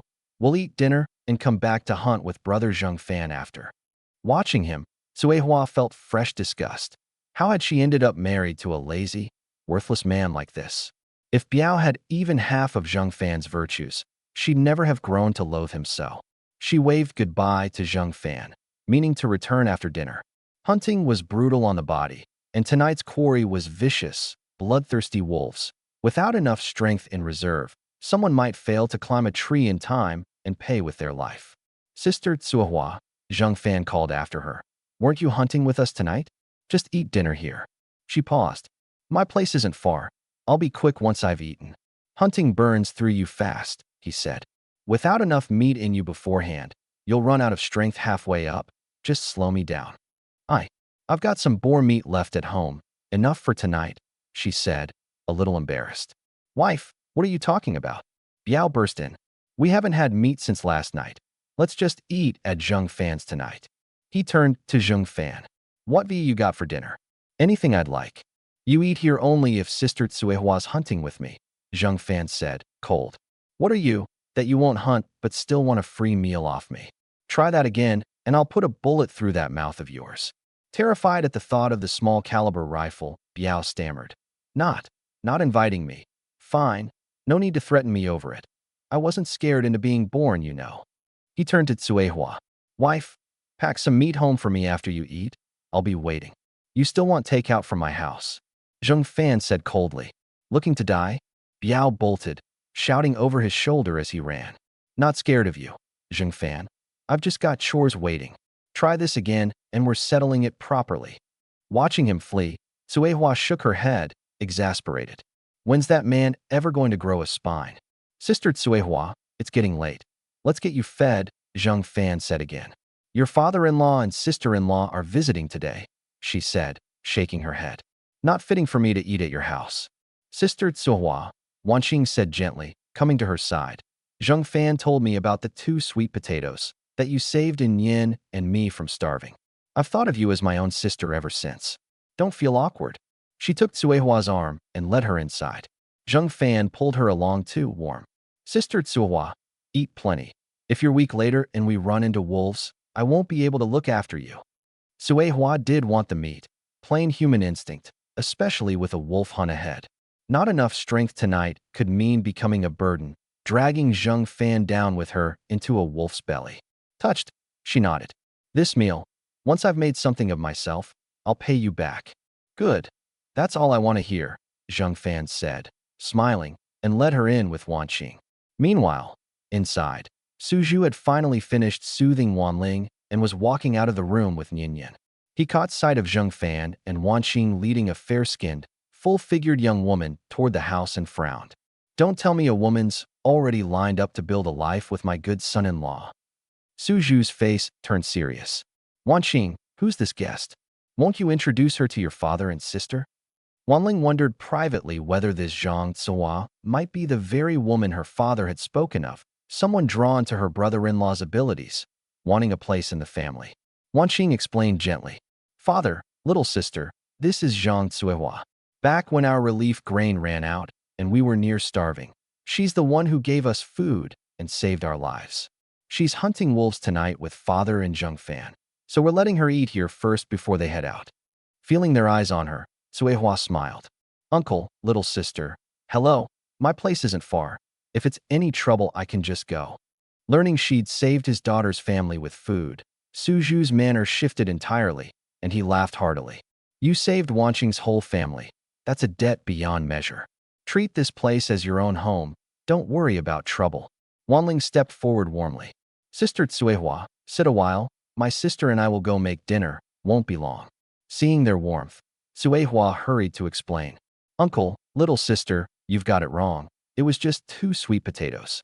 Compared to how often Zheng Fan sent my husband meat, it's hardly worth calling a debt. She was a plain-spoken woman, uncomfortable being misunderstood or seeming to take advantage. Suju, hearing her insist on downplaying it, laughed, warm and hearty. Whatever the size of it, when it mattered, you gave 2 sweet potatoes and saved my daughter's family. That much is beyond dispute. To me, you're their benefactor. No need to feel strange about it. He grew serious. Tonight's wolf hunt will burn through your strength. Eat generously when the food's ready. Don't hold back. Whatever's left, take it up the mountain with you. Tsuehua opened her mouth, unsure what to say to that kindness. Sister Tsuehua, Zheng Fan said, smiling. Good, and it'll both come back around. Your kindness back then earned you all this now. Refuse it, and people will start thinking there's no point doing good in this world. Her eyes were puzzled. Isn't doing good supposed to come from instinct, without expecting anything back? If you're doing good expecting a return, is it even good anymore? Zheng Fan and Suju settled in to talk her through it patiently, and along the way taught Nian a little about kindness too. Meanwhile, in the kitchen, Wanqing was reheating the leftover chili fried rabbit, chili fried soft-shell turtle, and mushroom-stewed pheasant soup from lunch. As she worked, she noticed Wanling crouched by the stove, feeding in firewood with a distant, troubled look. Little sister, what's on your mind? Can you tell your sister? Wanqing asked gently. Wanling said nothing, just kept feeding wood into the fire. Assuming she didn't want to talk, Wanqing let it go. Everyone, especially women, kept their own small secrets. Lost in thought, Wanling turned over what her father had told her that afternoon. She was more torn than she let on. Zheng Fan truly was an extraordinary man, capable, a skilled provider, endlessly good to her sister. Exactly the kind of man her father said was 1 in 100,000. But he was her sister's husband. Was this really right? Even if Wanqing said she approved, could she really feel nothing about it deep down? Wouldn't it stir some resentment eventually? So lost in these thoughts was she that she didn't notice the flame creeping along the firewood toward the edge of the stove. It caught her arm before she knew it. She cried out, eyes stinging with tears. It hurts so much. Wanqing saw the blistering burn on her sister's arm and went pale with alarm. Husband, get little sister outside, cold water on that arm, and bring aloe to put on it.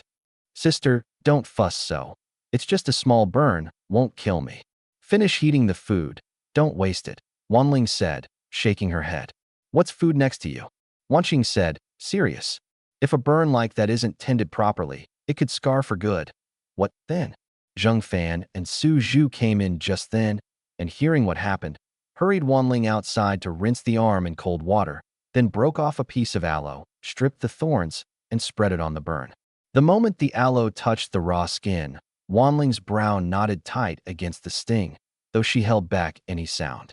Our aloe works well, Zheng Fan said gently. Burns, insect bites, blisters, it does the job every time. Sitting on the ground, feeling him spread the aloe with such care, Wanling's face flushed. Thank you, brother-in-law. Still brother-in-law, he said, smiling. Shouldn't we be changing that soon? Her face went redder still, head dropping low. I'm still not ready in my heart. Once your father leaves for the northeast, better be ready by then, he teased gently, trying to distract her from the sting. Head bowed low, she murmured, brother-in-law, I'll adjust to it as fast as I can. Zheng Fan hadn't expected agreement. He braced for refusal. His mood lifted considerably at the words. Sisters together was the fantasy of countless men, and here he was, barely reborn, already on the verge of living it. Not seeing the shift in his expression, still hunched low, she asked quietly, brother-in-law, will sister be upset? Why would she be upset? He said easily. She's glad to have you join our family, genuinely, not just words. Wanling made a small sound of acknowledgement and said no more. Once the aloe was applied, Zheng Fan brought her inside to rest. Suju, watching the two of them, sensed something had shifted between Zheng Fan and Wan Ling, but couldn't place what. The moment Zheng Fan stepped back out, he pressed. Son-in-law, something feels different between you and my younger daughter. What changed? Is there? Zheng Fan said, easy. Didn't notice anything myself. Suehua nodded. I felt it too. Whatever happened between you two just now, it shifted things fast. Papa, what did you say to Auntie that made her act so different toward you? Ninian piped up, all curiosity. Zheng Fan looked at the puzzled faces around him. Suju, Suehua, Ninian, and laughed it off, helpless. Little sister burned her arm. I put aloe on it. Nothing more than that. Maybe having her brother-in-law tend her burn just embarrassed her a little. That's all. He wasn't about to admit he'd teased Wanling a bit while treating the burn, and that she'd actually agreed to try. Say that out loud where she could hear, and she'd likely change her mind on the spot, and the sisters together dream would shatter right then. That's so, Suju said, unconvinced. Feels like my son-in-law's lying to me. Suehua laughed lightly. No proof, but I feel the same. Something's off. Ninian bounced around, chanting, Papa lied to Auntie, Papa lied to Annie. Zheng Fan clapped a hand over her mouth quickly. Anyan, what are you saying? Your Annie will hear and really think I lied to her. Suju and Suehua both laughed at the scene. Wanqing came out from the kitchen then, food reheated, smiling sweetly. Stop teasing my husband. You too. Come eat. It's getting dark. Time to head up for the wolves. Suju scooped up Ninian and carried her toward the kitchen, thoroughly doting. Suehua hesitated, uneasy about joining a family meal with the father-in-law and sister-in-law both present. She was an outsider here. Zheng Fan caught her hesitation and pulled her along by the arm. Don't be shy about it, Sister Tsuwa. Don't want you running out of strength later and making me carry you home. She stood up fast. I won't need carrying anywhere. Thank you very much. Carrying you down the mountain might be quite enjoyable, actually, he teased. She knew exactly what he meant and flushed. Zheng Fan, are you trying to get yourself killed? Your father-in-law, your wife, your sister-in-law are all right here. He kept a straight, innocent face. So, what's wrong with saying carrying you down would be enjoyable? You're worse than I thought, she muttered. All right, let's eat, he said, laughing. Too late up the mountain, and it'll be crawling with hunters. Things get unpredictable then. Not just the wolves to worry about, but stray bullets from other hunters in the dark, too. He knew the 11 yuanakati price on wolf meat would draw hunters from Gotzi and every neighboring village alike tonight, all chasing the same fortune. Suehua stopped arguing and followed him into the kitchen for dinner. Leftovers from lunch, but in a year this lean, a bite of meat was a luxury nobody turned down, fresh besides. After the meal, Wanqing stood at the door watching Zheng Fan, Suju, and Suehua shoulder their small-caliber rifles. Be careful, all of you. If it gets dangerous, don't take the risk. There's always more money to be made. Wanqing, little sister, get inside, Suju said firm. Don't go out after dark. We're heading off. Wait. Father, husband, Wanqing said. You're only 3. Don't you need a 4th? We're heading to Uncle Qiqiang's, Zheng Fan explained. His hunting experience runs deep. Go on inside now. Don't catch a chill in this wind. She nodded, and she and Wanling watched the 3 vanish from sight before shutting the door firmly. At Lu Qiqiang's place, Zheng Fan found Lu Yong perched on a chair like a bored 3-year-old, picking at his dinner. Spotting Zheng Fan, he brightened at once. Brother Fan, you here to take me hunting? Came to see your father, Zheng Fan said, shaking his head. Lu Yong shouted toward the kitchen. Pa, Brother Fan's here, come out. Lu Qiqiang emerged and read the situation at a glance. Off to hunt wolves, are you? That's right, Uncle Qiqiang. Care to join? We're short a hand, and whatever we get, we split. I told you before, Qiqiang said, smiling.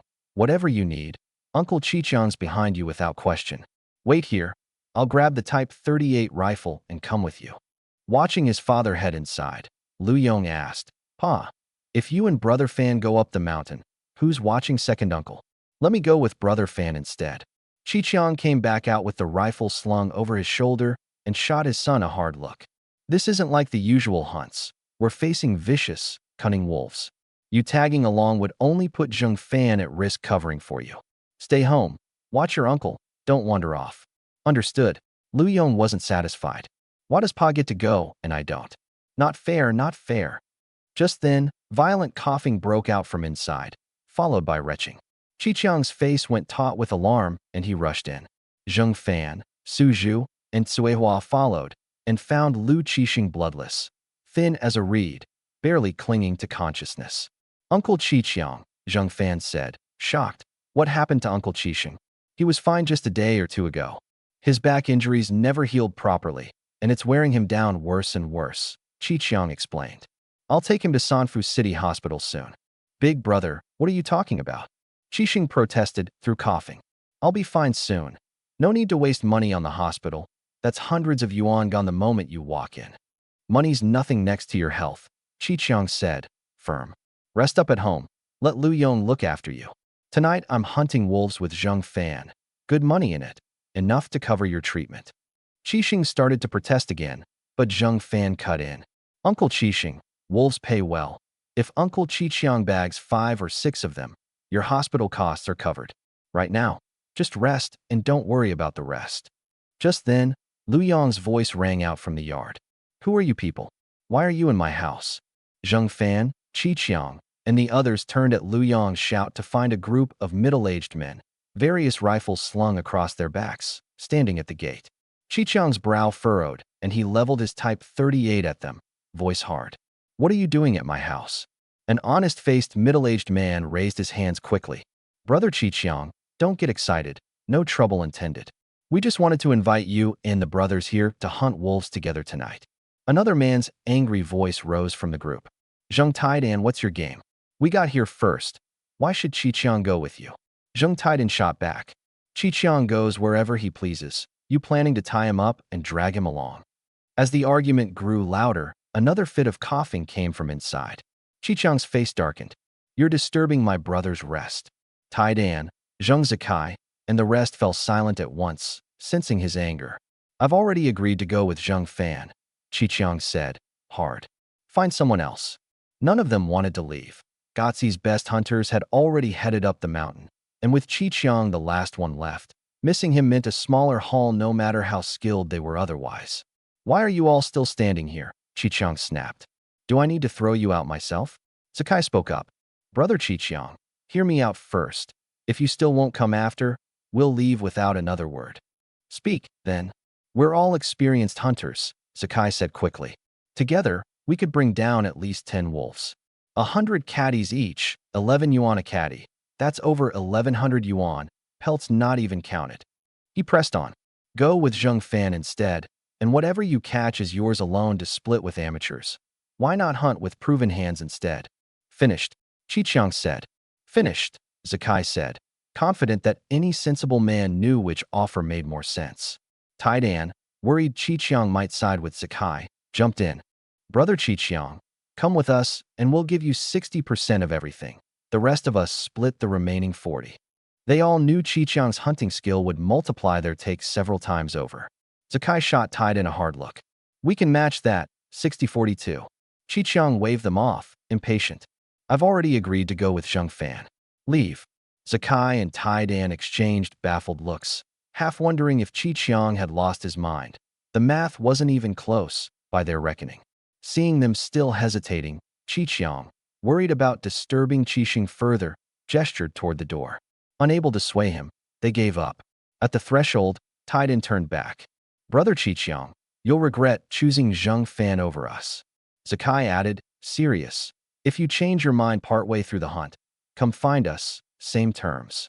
Su Zhu, out of patience with their persistence, roared, you women or something? Qiqiang's turned you down 5 times already. Keep at it, and I'll crack your skulls with my rifle stock. Recognizing him as Zheng Fan's father-in-law, famously short-tempered, blunt, and handy in a fight, Zakai and Taidan knew better than to test him, and even outnumbering him as they did, they turned tail and fled without another word. Qiqiang rubbed his temple, tired. Bunch of gossiping hens, wearing me out. Uncle Qiqiang, Zheng Fan said, cheerful. Honestly, they had a point. Might be worth considering. More money for Uncle Qixing's treatment. Qiqiang shook his head, firm. I gave you my word. Why would someone else's promise change that? I believe your choice will pay off well, Uncle Qiqiang, Zheng Fan said, smiling. Let's hope so, Qi Qiang said, with a small laugh. He privately doubted Zheng Fan's hunting skill could match what those seasoned old hunters brought. Luck could only carry a man so far. Skill and experience mattered more. Reading the doubt, but taking no offense. He was young, after all, and it was natural not to be trusted yet. Zheng Fan just smiled. Time to head out, Uncle Qi Qiang. Get your gear together. Qi Qiang nodded, went in to leave instructions with Qi Xing, told Lu Yong to stay put and behave, then shouldered his rifle and left with the others. At the edge of Gotzi village, 3 tables and 3 chairs had been set up. Zheng Qijiao, Zheng Mingda, and militia captain Zheng Hao sat recording the names of every villager heading up to hunt wolves, more than 20 armed militiamen standing behind them. Spotting Zheng Fan's group approaching, Qijiao stopped them. Sign your names here first, or you're not going up. Zheng Fan glanced at the paper and understood at once. Signing meant acknowledging the danger and going up of their own free will, absolving the team leader of responsibility. You signing or not? Qijiao said. Can't let you up without a name on this. Anything happens, it's not on me. Rather than sign immediately, Zheng Fan relayed the terms to Su Zhu, Suohua, and Qi Qiang, asking their thoughts. If any of them balked, he wouldn't press them to go. They'd simply slip onto the mountain's outer edge quietly instead, tonight. Suehua smiled lightly. I already knew people died on White Tiger Mountain last night before I came looking for you. If I were afraid, I wouldn't have come. Qi Qiang said, serious. You know my family's situation. These wolves are exactly the money we need. Suju laughed heartily. More wolves, more excited I get. Let's sign and get moving. The 3 of them signed their names on the paper in turn. Zheng Fan added his own and handed it back to Qi Jiao, and the 4 set off toward the outer edge of White Tiger Mountain, spirits high. They'd barely gone a few steps when Mingda's voice rang out behind them. Hold on. This isn't proper procedure. You can't go up yet. More than 20 militiamen rushed forward to block the path. Zheng Fan's brow tightened, eyes cold on Mingda, the man whose scalp he'd torn off. What's not proper about it? Mingda pointed at Su Zhu's name on the paper. He's not from Gotzi village. He can't go up from our side. That's only 3 of you as far as we're concerned. Find a local to round out the group. Su Zhu's face darkened with anger, and he leveled his Type 38 straight at Mingda's chest. Where's it written the paper needs locals only? You think I'm someone to push around? Mingda broke into a cold sweat at the rifle pointed at his heart, voice trembling. Uncle, don't get worked up. We just figured, if something happened to you, and you're not from here, we couldn't be held responsible. That's all. Just asking Zheng Fan to find one more local. Su Zhu's face flushed deep red. If I die on that mountain, that's my own business, nothing to do with any of you. Qi Jiao rose, trying to calm things. Whatever happens to you has nothing to do with our village. Just lower the rifle and head up. Don't point it at my son. Su Zhu grunted and slung the rifle back over his shoulder. The instant it left his hands, Zheng Hao barked. Take him now, while you can.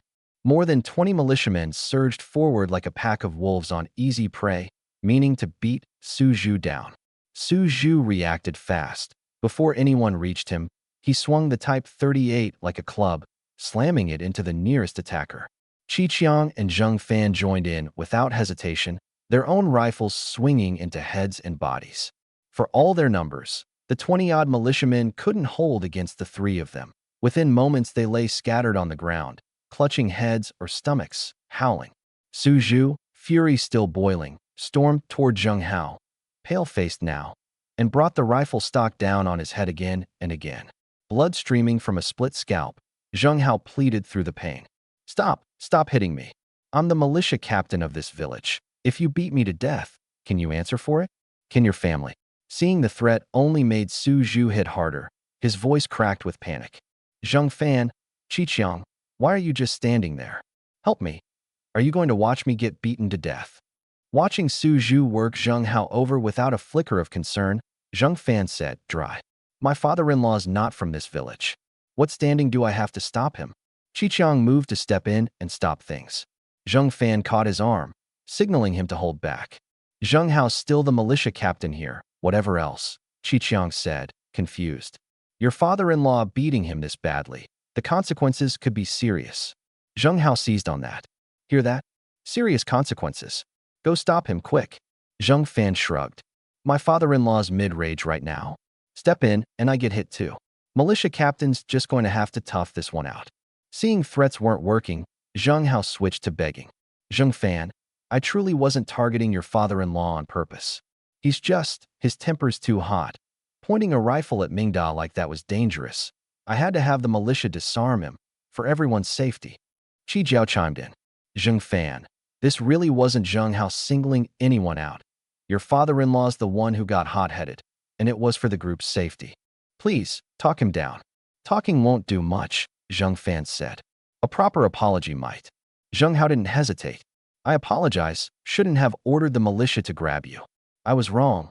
Please, let it go this once. Still, Su Zhu kept swinging. Zheng Hao, baffled, cried, I already apologized. Why is he still hitting me? Our team leader and Mingda haven't apologized yet, Zheng Fan pointed out. Zheng Hao rounded on them at once. Team leader, still standing there? Get on with it. You want me dead, so Mingda inherits my post. Qi Jiao and Mingda, reluctant as they were, knew that refusing now would look exactly like they wanted Zheng Hao dead. They bowed their heads and apologized to Su Zhu, hoping to placate him. Remember your place after this. My father-in-law isn't someone you provoke, Zheng Fan said, watching blood pool beneath Zheng Hao's head. Father-in-law, that's enough. Don't kill him. This little bastard's had it coming, playing dirty tricks, Su Zhu grunted. Needed teaching. It's getting late, Zheng Fan said. Plenty of hunters already up the mountain. We'll miss the wolves if we don't hurry. At the mention of wolves slipping away, Su Zhu finally stopped, grunting one last time. Try something like this again, and I will kill you. Bloodied and swaying, Zheng Hao managed. Understood, understood, won't happen again. Inwardly, his eyes burned with hate as he watched Su Zhu's back. Old bastard, dared to beat me like this. I'll make sure you die for it. Sui Hua, shaken by the violence, trembled. Zheng Fan, your father-in-law's fierce. Beating the militia captain like that. Aren't you worried about revenge? Qi Qiang looked at Zheng Fan, baffled. He couldn't understand why Zheng Fan hadn't stepped in to stop his father-in-law from earning a blood feud with the militia captain, outsider or not. It seemed like courting disaster. Zheng Fan was usually so careful and deliberate. Surely he'd thought this through? Reading the confusion on Sui Hua's and Qi Qiang's faces, Zheng Fan raised his voice deliberately. My father-in-law's a retired veteran, earned a first-class merit citation on the battlefield. So what if he beat up a village militia captain? I doubt anyone up the chain will make trouble for him over it. Qi Qiang's face went slack with shock. A living first-class merit veteran, here, and he hadn't known. His respect deepened instantly. A living veteran with a first-class merit. Forget beating the militia captain. He could kill the man and walk free. Sui Hua asked, doubtful. Is a first-class merit really worth that much? Kill the militia captain and nothing happens? Uncle Qi Qiang, you're not just saying that because I'm a countrywoman, are you? Born and raised in the village, Sui Hua had always thought the militia captain about as powerful as anyone got. Hearing that Zheng Fan's father-in-law outranked that entirely, that was a lot to take in. She half suspected Qi Qiang was pulling her leg. Qi Qiang said, serious. Earning first-class merit means doing something of enormous consequence for the nation and the army, the kind of mission where survival itself is a long shot. Understand now what it means that Zheng Fan's father-in-law is a veteran carrying that honor. Sui Hua nodded slowly, only half grasping it. I still don't fully understand, but I know he's done something huge for the country. Before Qi Qiang could explain further, Zheng Hao, bloodless, heart-hammering, had already let go of any thought of killing Su Zhu. He finally understood why Zheng Fan hadn't intervened. A living first-class merit veteran really could kill him and face no consequences, just as Qi Qiang said. If anything, the higher-ups would investigate him for what he must have done to provoke it. Wincing through the pain, Zheng Hao staggered forward and dropped to his knees before Su Zhu. It was all my fault just now. Please, cool your temper. If you're not satisfied yet, hit me more, until you feel better. Su Zhu frowned. Why would I waste more effort on you? Get lost. Getting lost right now, Zheng Hao said, and actually rolled himself along the ground away from them, shamelessness taken to its absolute limit. Realizing how serious this had become, Qi Jiao rushed Mingda over to apologize properly to Su Zhu. We were only following procedure. You're not from this village. We had no choice. If there's anything that would settle this for you, name it, we'll make it right. You're wasting my hunting time, Su Zhu said, irritated. He turned to Zheng Fan, chiding. Son-in-law, keep it low-key next time. Acting like this, how am I supposed to show my face in Gotzi again? Zheng Fan laughed weakly. Father-in-law, with your temperament, low-key's a hard ask. He hadn't wanted to bring up the first-class merit status at all, too showy, but without it, Qi Jiao and Zhang Hao's crew might well have found a quiet way to finish Su Zhu off before he ever left the village. Enough talk, Su Zhu said, restless. Let's move before every wolf on that mountain's been hunted out.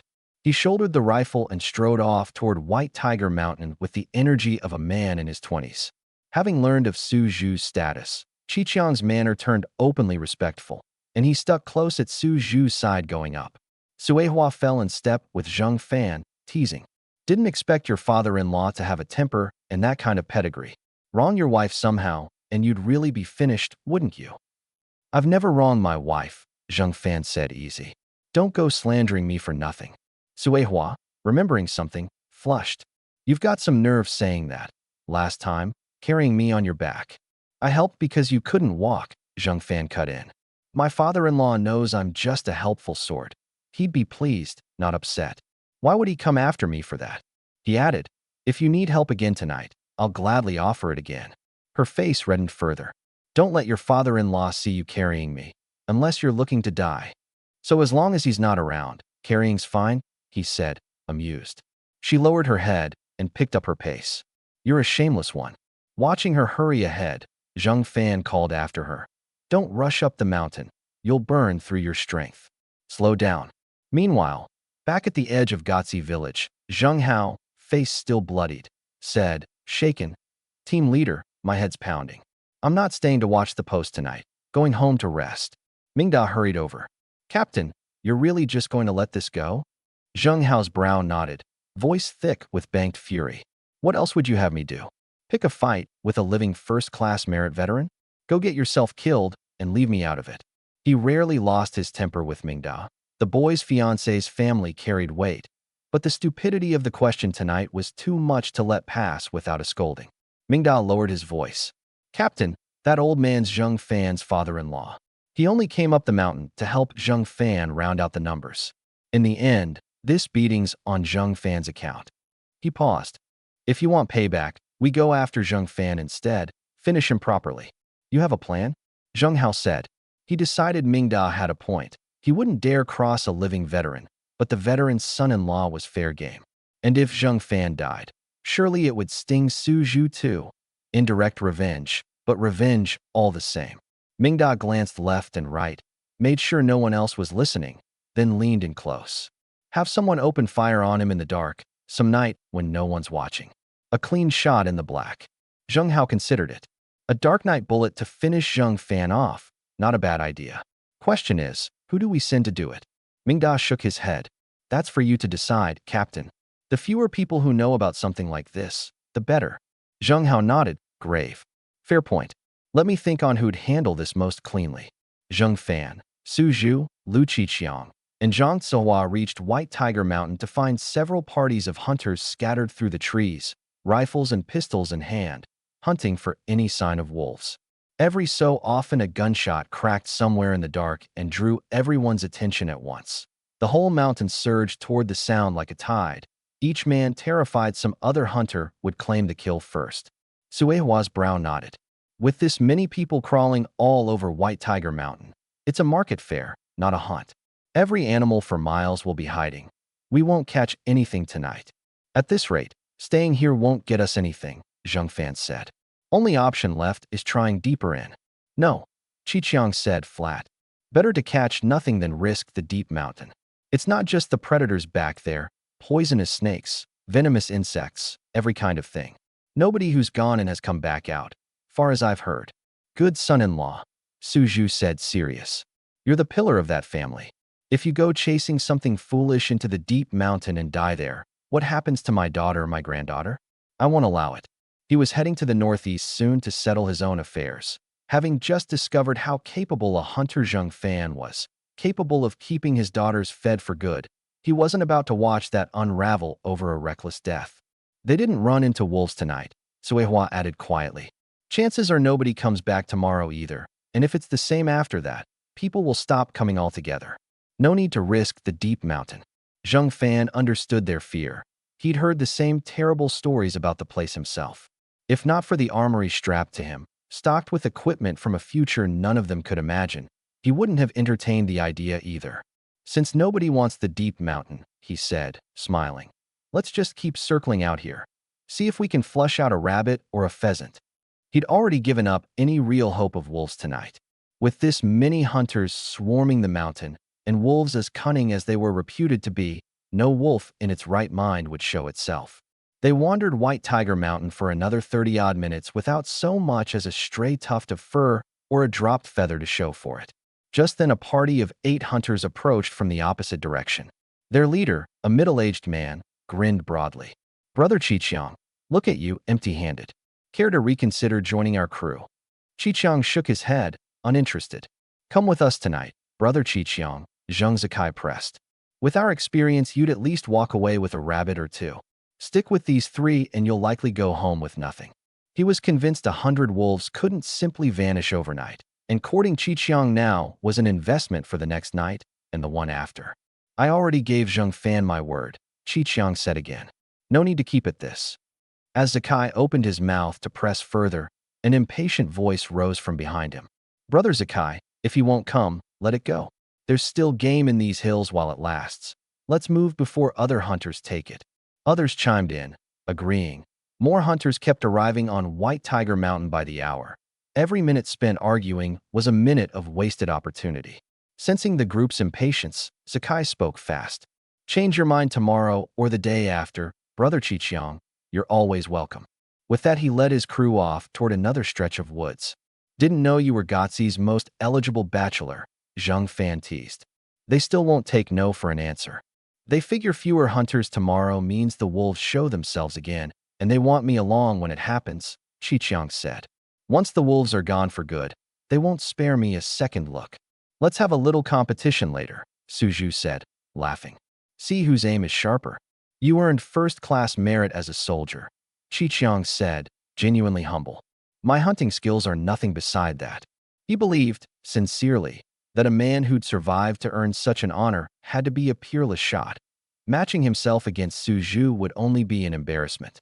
First-class merit doesn't make me a marksman, Suju said, laughing. Just means I stopped caring whether I lived or died. You're too modest. A man like you, one shot and the game drops where it stands. Qiqiang wasn't flattering him. In his mind, any veteran who'd earned that honor and lived had to possess skill on that level.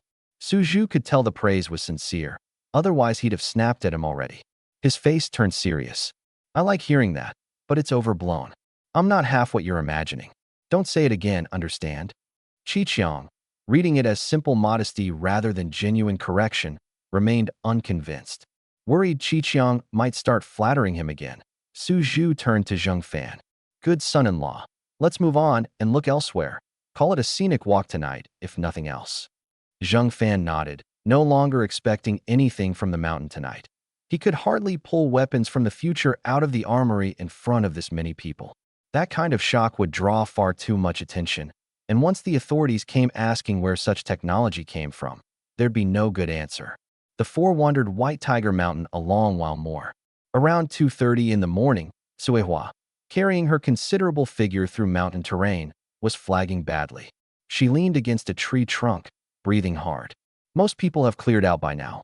Shouldn't we head down too? They'd covered who knew how many miles of mountain trail all night without seeing so much as a rabbit's whisker. Suehua was desperate to get home and sleep, though she'd have kept going if Zheng Fan wanted to keep searching. He'd given her far too much meat in the past for her not to want to repay it somehow, and she was not a woman who let debts sit unpaid. I think we're done for tonight too, Suju said, eyes brightening at the mention of drinking, mouth already watering. Let's go home, have a drink, and sleep. Qiqiang looked to Zheng Fan. What do you think? Let's rest here a bit, get our strength back before heading down, Zheng Fan said. Everyone was running on fumes, and it was late enough. Better to rest, head down, and try again tomorrow night. They'd rested about 10 minutes and were rising to head toward the foot of the mountain when a man's shriek tore through the dark not far off. Help! Wolves! Wolf! The voice cut off mid-word. Every villager still on the mountain understood instantly what that silence meant. 12 fists tightened around whatever weapon each carried, eyes darting through the trees, braced against a sudden ambush. Suewa's face went taut, her whole body trembling as she seized Zheng Fan's arm. Where did they come from all of a sudden? Weren't they all scared off? Qiqiang gripped his Type 38 tight, expression grave. Wolves are cunning devils. They noticed fewer hunters on the mountain, and now it's nearly 3 in the morning. Everyone's exhausted, minds dull. They've timed the ambush perfectly. Zheng Fan, feeling Tsuewa's ample chest pressed hard against his back like some strange massage, smiled. 3 grown men here. You think anything's going to happen to you? Relax. Still trembling with fear, she said, there's only 4 of us, and wolves are treacherous. Shouldn't we group up with other villagers? Safety in numbers? She braced herself before coming up here for the possibility of dying in a wolf's jaws. But now that the moment was real, raw terror had swallowed every ounce of that resolve. The 4 of us can handle a wolf pack fine, Zheng Fan said, shaking his head. No need to mix with strangers. It's not that I doubt anyone's skill, she said, voice shaking. 6 or 7 wolves, sure, no problem. But what if it's 30, 50? And wolves ambush without warning. More people means more safety. Zheng Fan turned to Su Zhu and Qiqiang. Father-in-law, Uncle Qiqiang, what do you 2 think we should do? Qiqiang, watching Tsuewa tremble in pure terror, said, grave, I think the first thing we should do is get Tsuewa down the mountain safely, then come back up for the wolves. Su Zhu, noting how tightly she clung to Zheng Fan's back, practically fused to him, understood it as simple fear, though something about it still nagged at him strangely. I agree, get her down first. The 3 of us can handle wolves fine. I'm fine, Tsuehua said, shaking her head. I can stay with you. Sister Tsuehua, you're shaking too hard to have much strength left, Zheng Fan said, gentle. If wolves ambush us, you won't even be able to run. Head down now and wait. Whatever we bag tonight, you'll get a share. Pale-faced, she said, earnest despite everything. I only came to round out the numbers tonight, not to take a cut of the meat. I won't accept a share even if you offer. Knowing her stubbornness, Zheng Fan let the matter of meat drop. Head down then. You're in no state to stay up here. It's genuinely dangerous, Su Zhu said, firm. Once the wolves thin out, we'll bring you back up properly, Zheng Fan said, smiling. Truly frightened, legs weak beneath her, Tsuehua finally relented under their urging, unwilling to become a burden, and agreed to head down. As Zheng Fan, Qiqiang, and Su Zhu escorted her down, gunfire and human screams echoed periodically from the distance, too far to reach in time. By the time anyone got there, the wolves would have picked the bones clean. All they could do was hunt harder later, in some small way avenging the fallen. Already badly shaken, Tsuehua grew more terrified with every scream drifting through the dark. Her legs, already weak, grew weaker still, each step a struggle. Noting her state, Zheng Fan asked, concerned, want a rest before we keep going? She shook her head, swallowing hard. I'm fine. I can still walk. If I let go of you right now, you'd hit the ground, wouldn't you? He said, dry. I can still manage a few more steps, she insisted. Just then, an excited voice rang out behind them. Thank God. Running into you all is the best luck I've had all night. I might actually make it. They turned to find Zheng Zikai, the man who'd tried recruiting Qiqiang earlier, staggering toward them, blood soaking his face and clothes, gasping for breath. Qiqiang's brow furrowed. Zakai, what happened? Where's the rest of you? Whether from exhaustion or the weight of the question, Zakai's knees buckled and he collapsed, sobbing. They're all dead. The wolves tore them apart. It was horrible, horrible. There were 8 of you, all armed, Qiqiang said, frowning hard. Even facing a dozen wolves, that shouldn't have happened. Something in Zakai's memory seemed to hollow out his eyes with dread. Not a dozen. 100 more.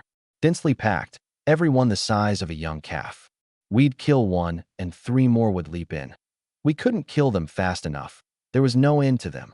Tsuehua's legs gave out entirely, and in her terror, she wet herself where she sat. We're finished, 100 wolves, we're finished. Qiqiang's face darkened.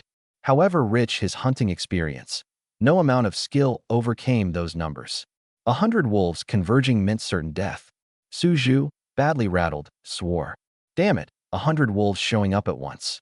Is this some kind of joke? This is the south, not the northeast. Since when do wolves gather like that here? Breathing hard, Zakai said, desperate. Why would I lie to you? Don't believe me. Take me down the mountain and go see for yourselves. Oh, I intend to, Suju grunted.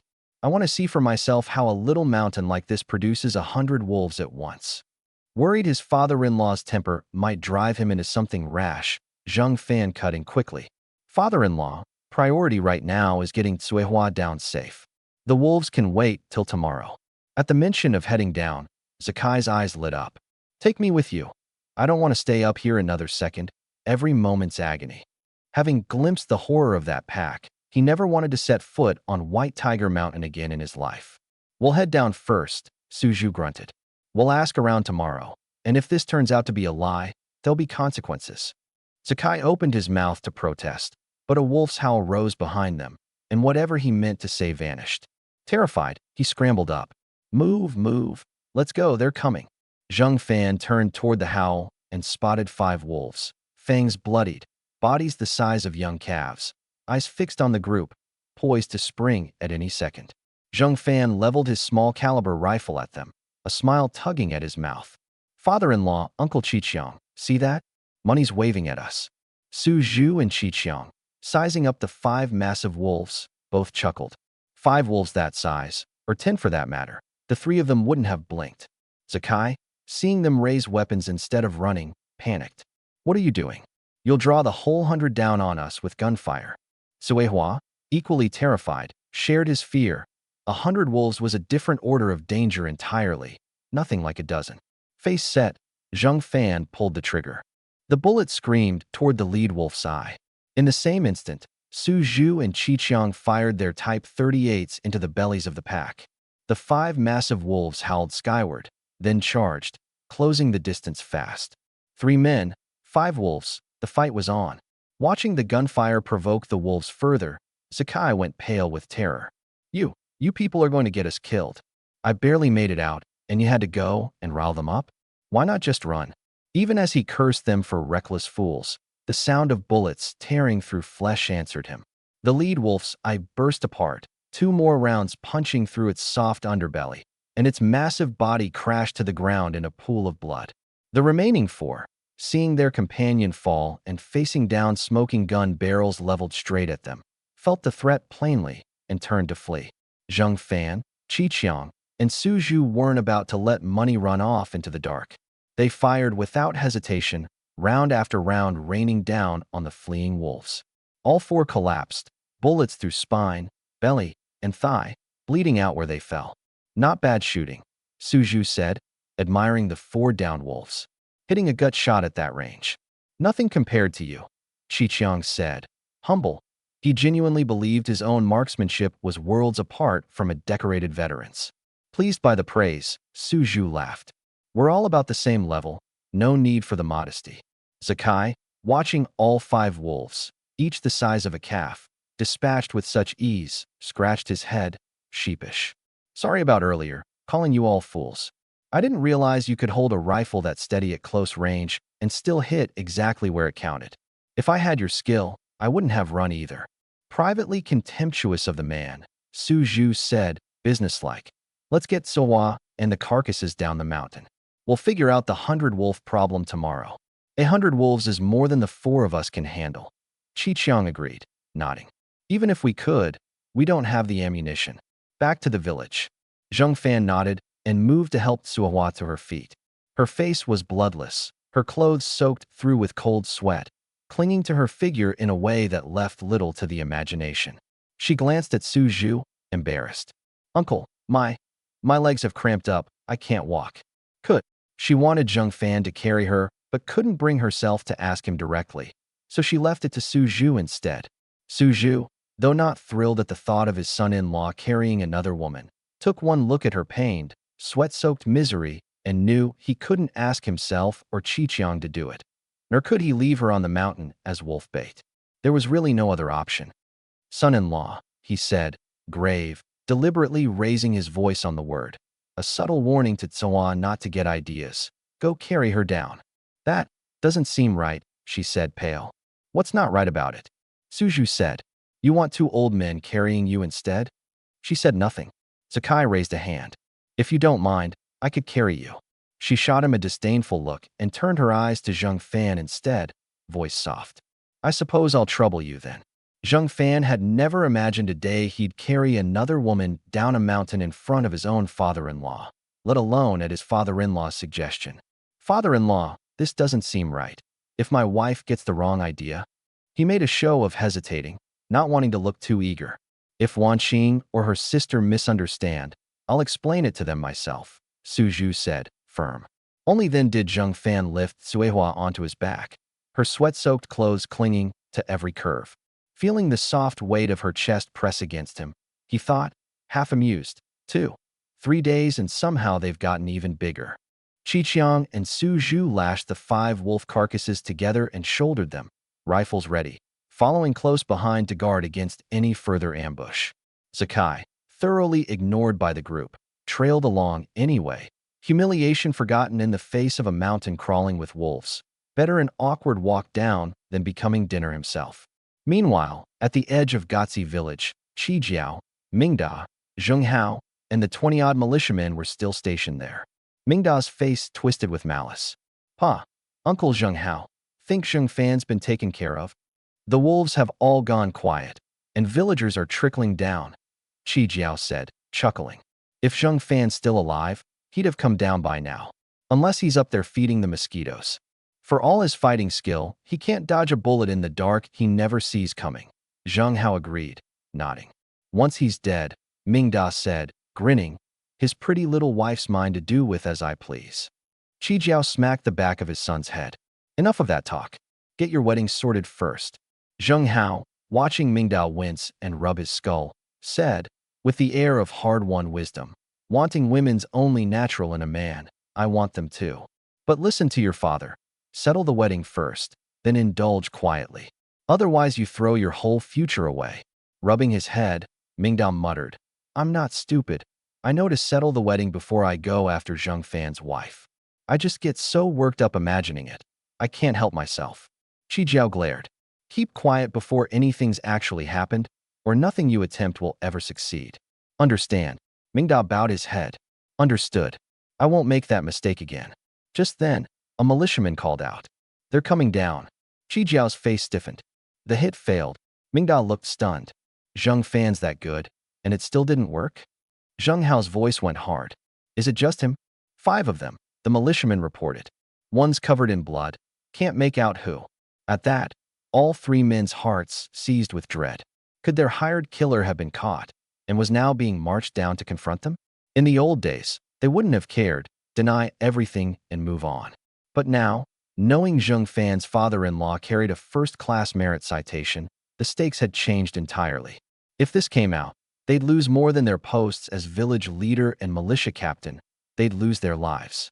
Qijiao, Mingda, and Zheng Hao huddled together, frantically working out how to talk their way clear of the whole affair with Zheng Fan and Suju, when a chorus of astonished gasps rose from the militiamen. That's 5 wolves. Look at the size of them. Big as calves. Must be 100 caddies each. At 110 yuan a caddy in the black market, that's 1,100 a wolf. 5 of them, 5,500. They've struck it rich. Weren't the wolves supposed to be hiding? How'd they land 5? Qijiao, Mingda, and Zheng Hao froze at the excited chatter. They'd heard from villagers heading down that White Tiger Mountain had no wolves at all. It had all been some rumor. How had Zheng Fan bagged 5? What was actually going on? Confused as they were, none of them dared step forward to ask directly, fearing Zheng Fan might turn the question back on them. Then a familiar voice rang out. Who said there weren't wolves up there? There's 100 of them right now, tearing people apart. I only just made it back myself, and it wasn't easy. At the mention of mass casualties, Qijiao's face went slack and cold sweat broke across his brow. He pushed past his own worries and stepped forward. What's the situation up there? How many dead? As village leader, he'd had every hunter sign a waiver absolving him of responsibility. But if the death toll climbed too high, he'd still be held accountable, and his position as village leader would be in jeopardy. Blood-drenched, voice shaking with residual panic, Zheng Zikai answered. 100 wolves up there, every one the size of a calf. The 7 men who went up with me are all dead. Counting the ones I saw on my way down, at least 30 dead, easy. Qi Jiao's face went white, his legs buckling. Only Zheng Hao's steadying arm kept him upright. 100 wolves. You're certain you're not exaggerating? Zheng Hao said, hard. Do I look like I'm joking, militia captain? Zakai said, panicked. Send the militia up there and clear them out, or none of us will ever hunt on that mountain again. Wolves everywhere.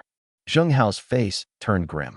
100 wolves, 30-plus villagers dead at minimum. This wasn't a small matter to sweep under the rug. He turned, deadly serious, to Zheng Fan and Qi Qiang.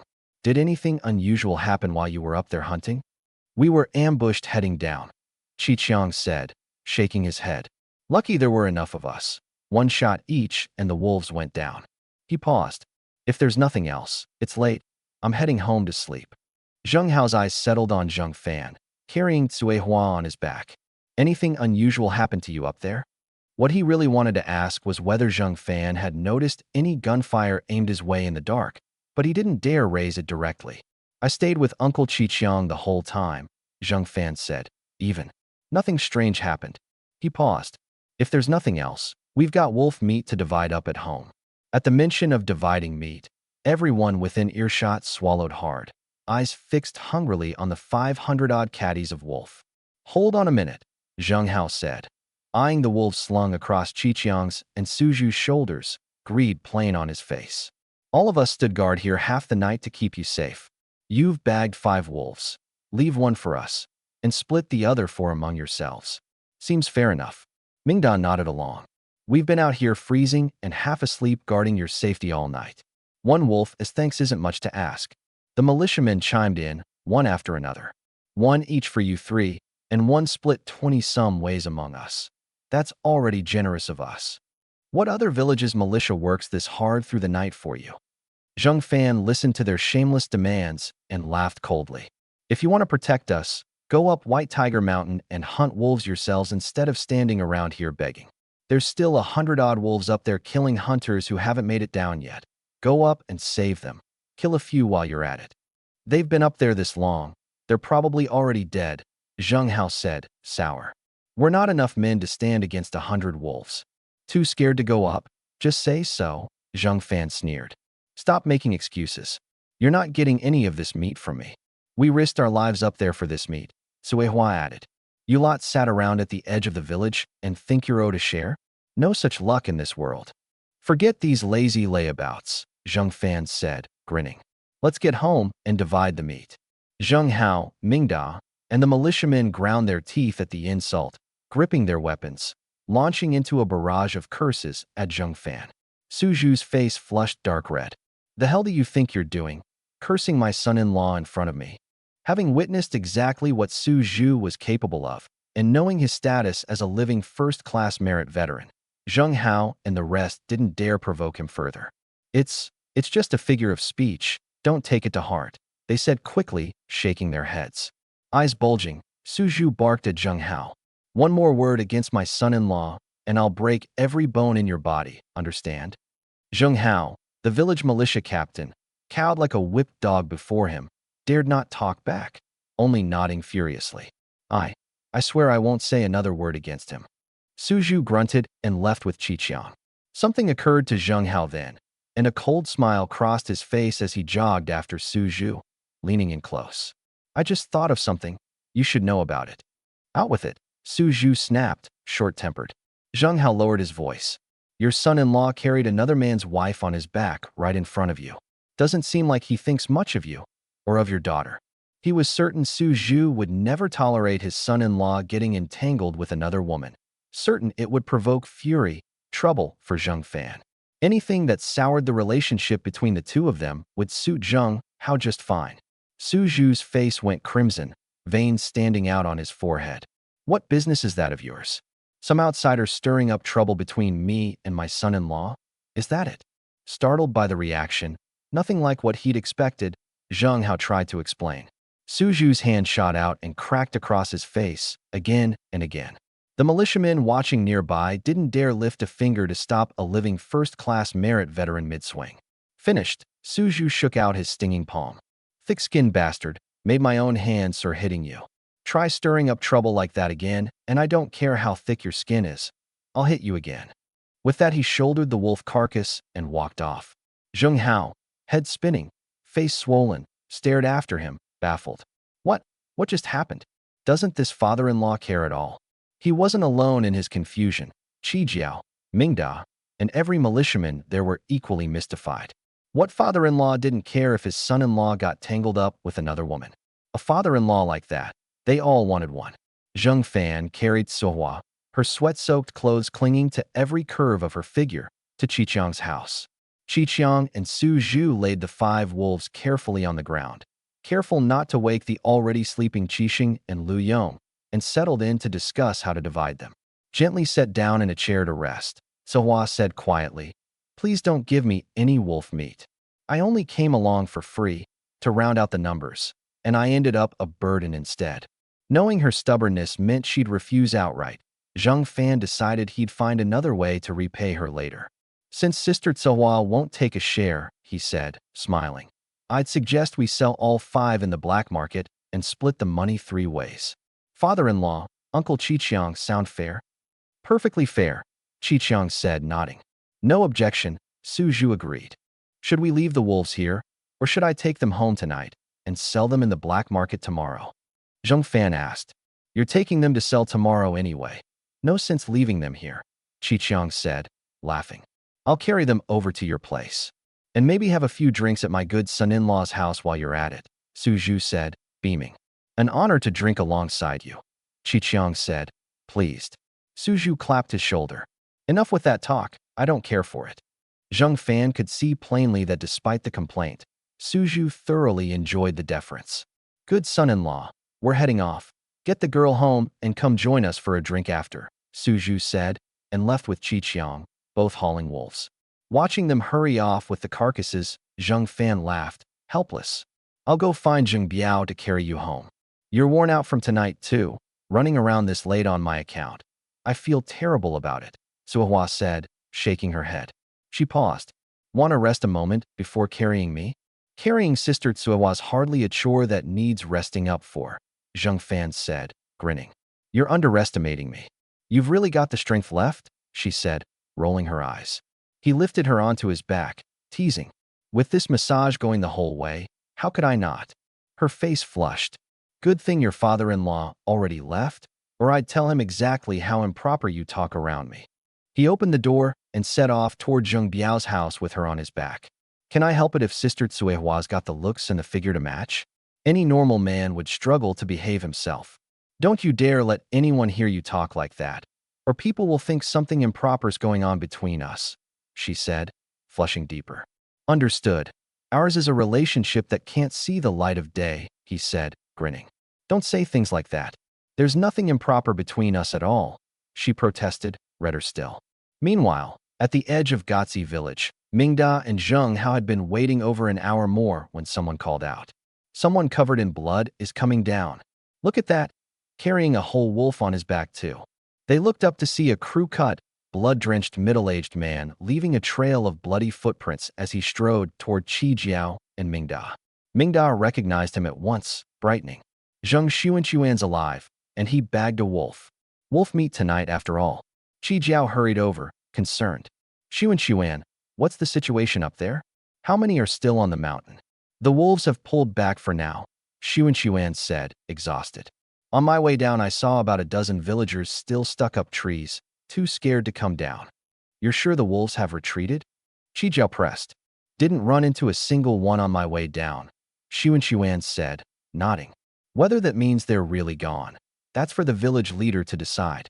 No point risking a false all clear and taking the blame if wolves were still up there. Qi Jiao turned to Zheng Hao. Well, time to go make a show of effort up there. Reluctant as he was, Zheng Hao knew Qi Jiao had a point. If he didn't act now, the villagers coming down would point fingers, maybe even file complaints with the township government about the militia doing nothing. He gathered his 20-odd unwilling men and headed up. Once Zheng Hao and his militia were gone, Qi Jiao lowered his voice. What happened to you? Why didn't you take the chance to finish off Zheng Fan? Xuan's face soured. It's not that I didn't want to, village leader. There simply wasn't an opportunity. Villagers were searching for game all around me the whole time, and Zheng Fan never wandered near any game of his own. If I'd fired on him, everyone would have known it was intentional. I'd have been dead myself. Not worth the risk. Qi Jiao frowned. Keep your eyes on him over the next few days. The moment he's up the mountain alone, or somewhere without witnesses, take the shot. Understood. Don't worry, village leader, Xuan said, grinning. I'll finish Zheng Fan off. Earn every yuan you're paying me. Mingda's face darkened, and he sneered. Enjoy the extra days, Zheng Fan. Once you're dead, your little wife's mine to play with.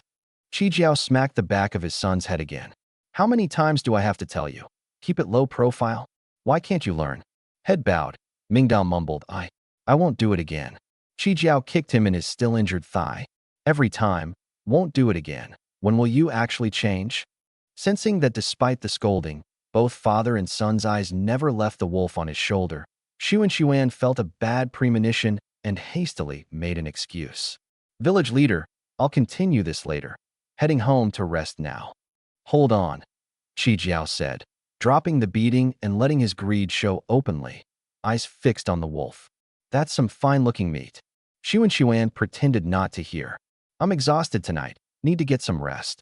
Can't keep an eye on Zheng Fan without my strength up. Go rest well, then, Qi Jiao said, chuckling. Remember to bring 2 hind legs over to my place tomorrow. If you don't, I'll come collect myself. Damn my luck, Xuan cursed inwardly. 2 hind legs. Worth a fortune. I nearly died hunting them. And you just help yourself? He cursed Qi Jiao's entire ancestral line silently while keeping up the exhausted act. I really am about to collapse.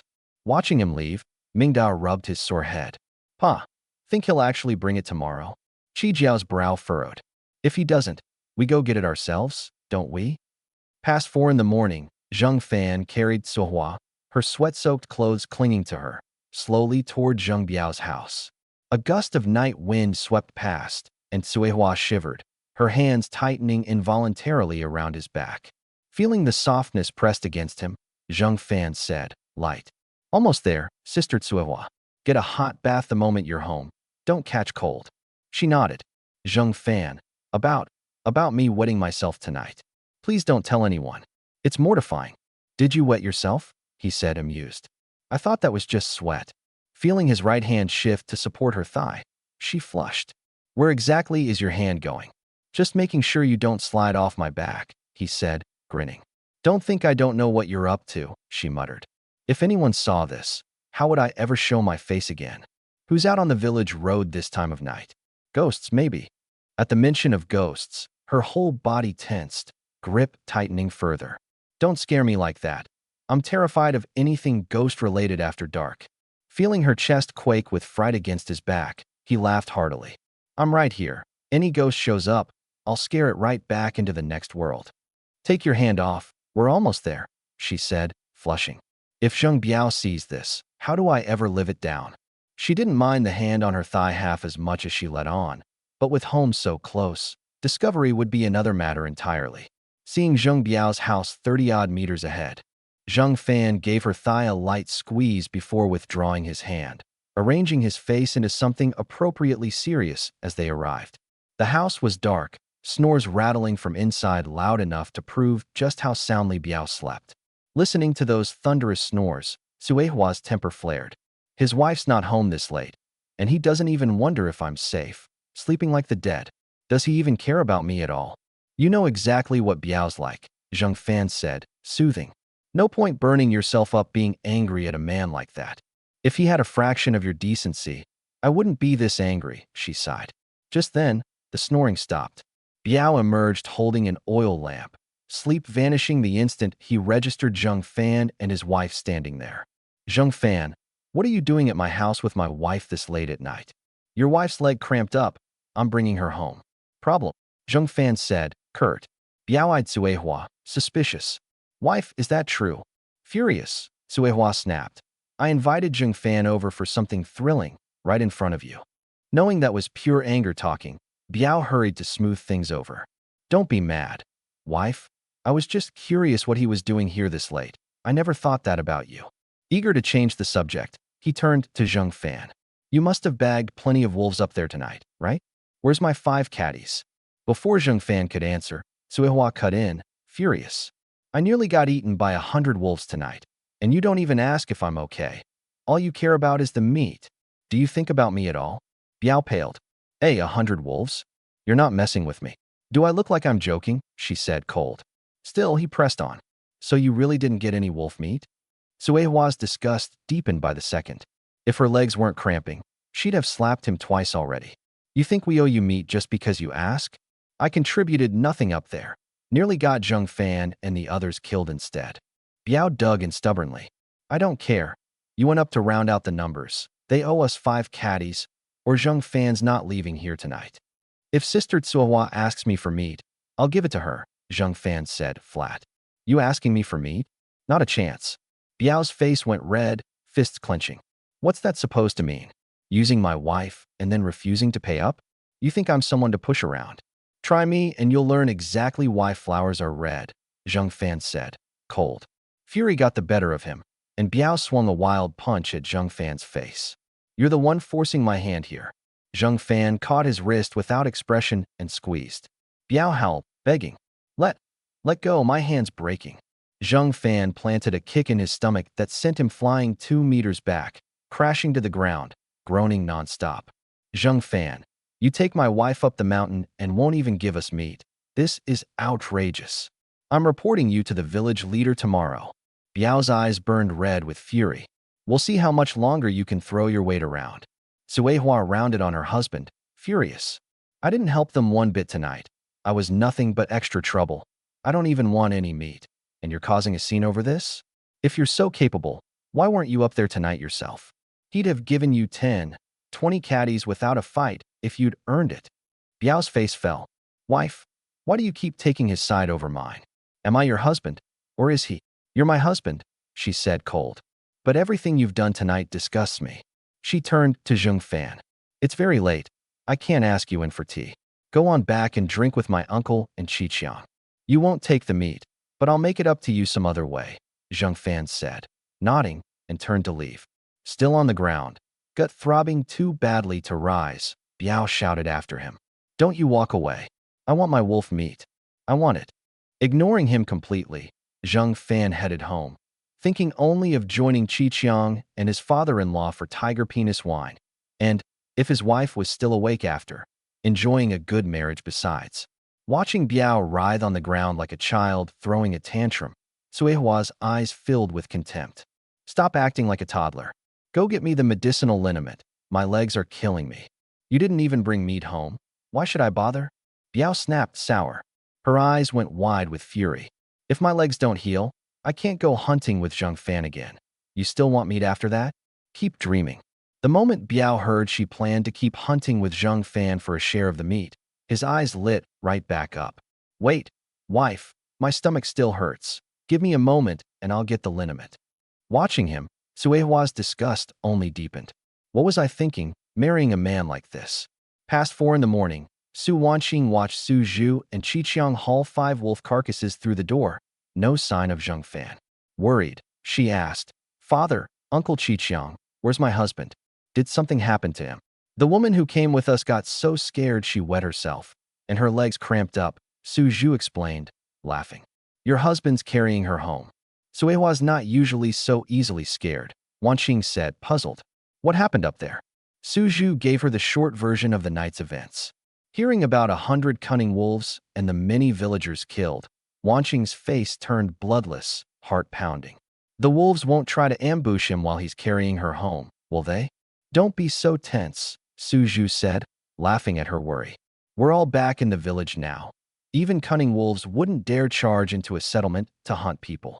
I've heard stories before about wolves attacking whole villages and eating everyone, Wanqing said, her anxiety climbing with every thought.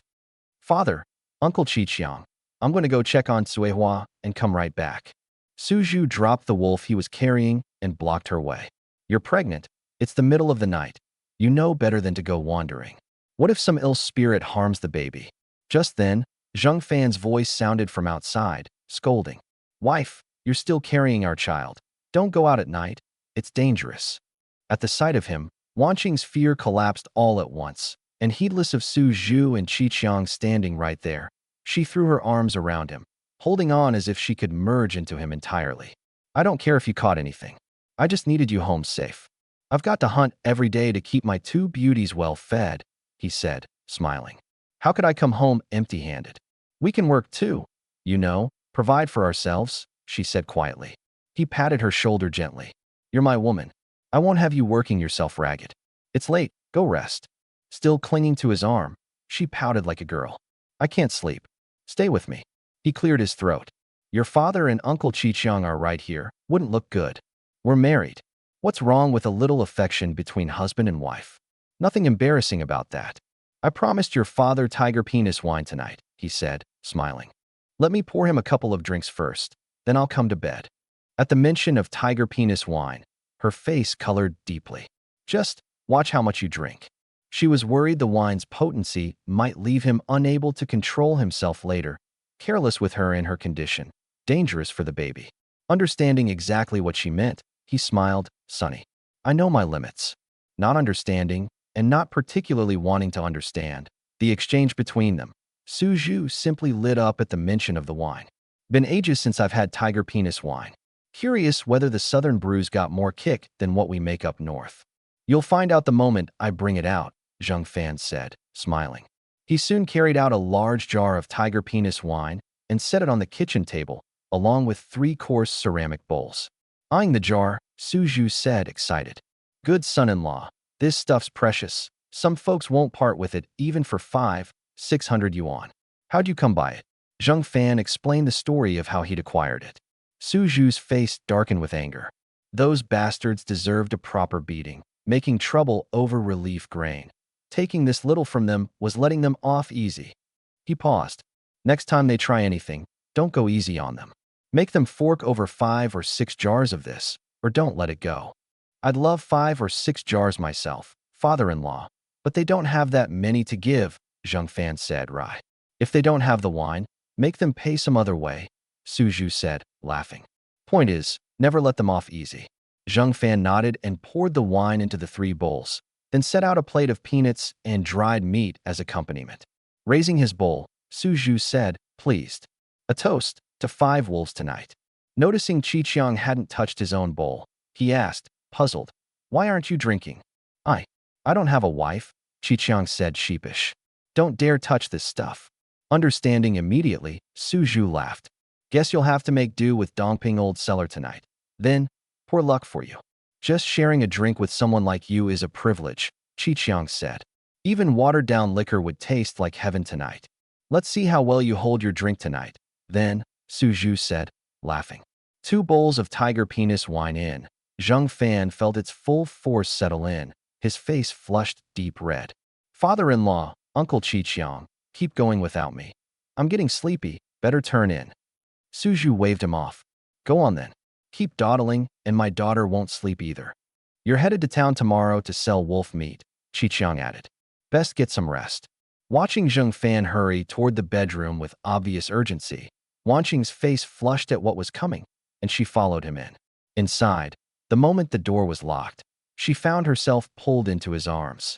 Reeking faintly of wine, he said, this tiger penis wine is quite a kick. No wonder Qi Qiang wouldn't touch it. Lucky I've got a wife, or I'd have gone half mad tonight.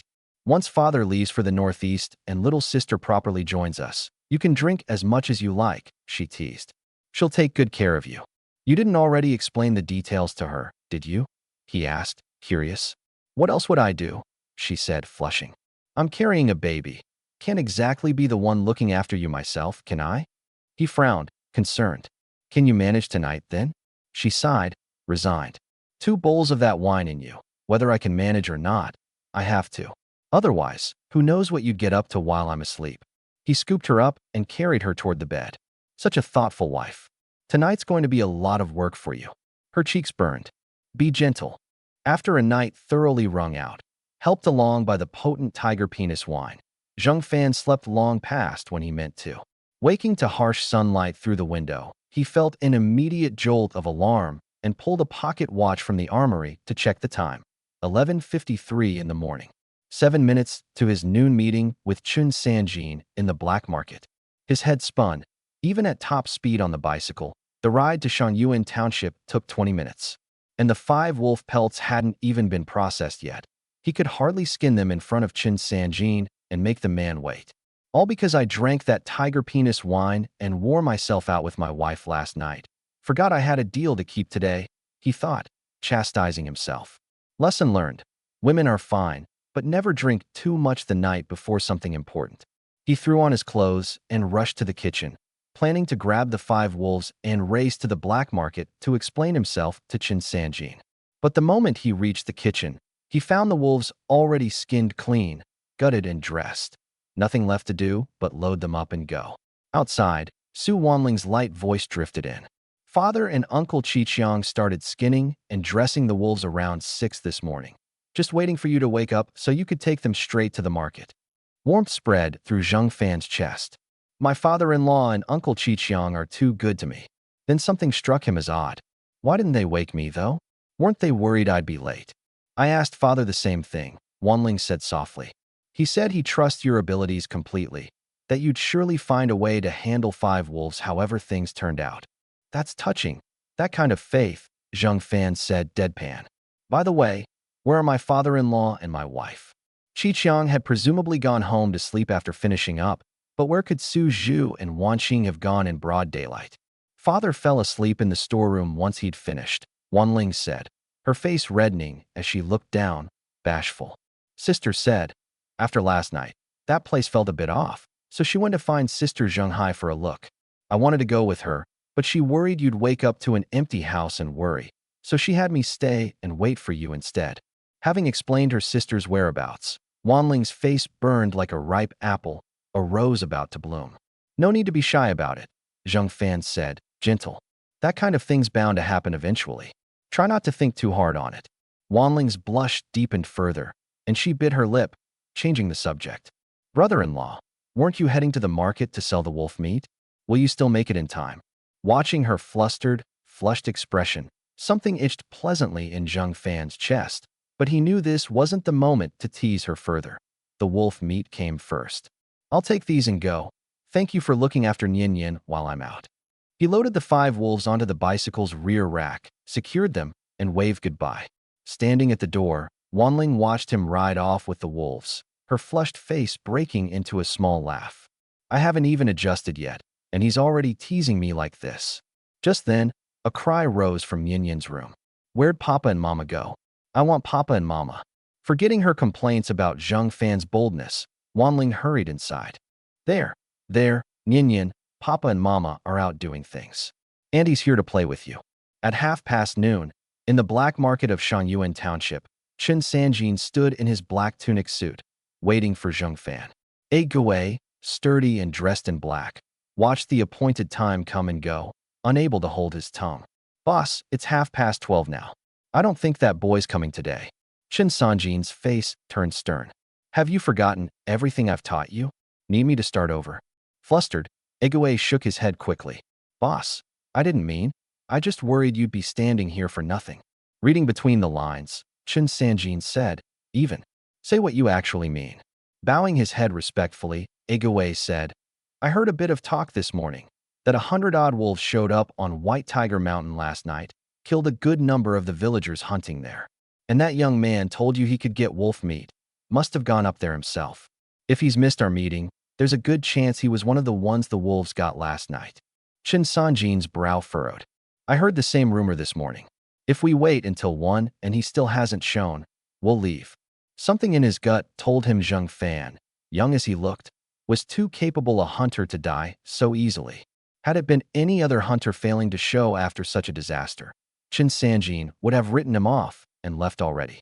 Gui didn't understand his boss's faith in the boy, but as his bodyguard, if Chun Sanjin wasn't leaving, he wasn't leaving either. Better safe than facing the consequences if something happened to the old man while he wasn't looking. Half an hour crept by. Chun Sanjin checked his watch and sighed, shaking his head. If only he'd listened to me and stayed away from those wolves, he wouldn't have thrown his life away on White Tiger Mountain. Such a waste. He'd had high hopes for the young man's ability and vision, believing him destined for something remarkable. But with him dead, whatever future he might have had was gone too. Chen Sanjin was preparing to leave with Igue to seek out some other hunter who could supply meat in bulk when the noisy market fell suddenly silent enough to hear a pin drop and then erupted with astonished chatter. I heard 1,000 wolves showed up on White Tiger Mountain last night, killed close to 100 hunters, and this young man walked away with 5 of them.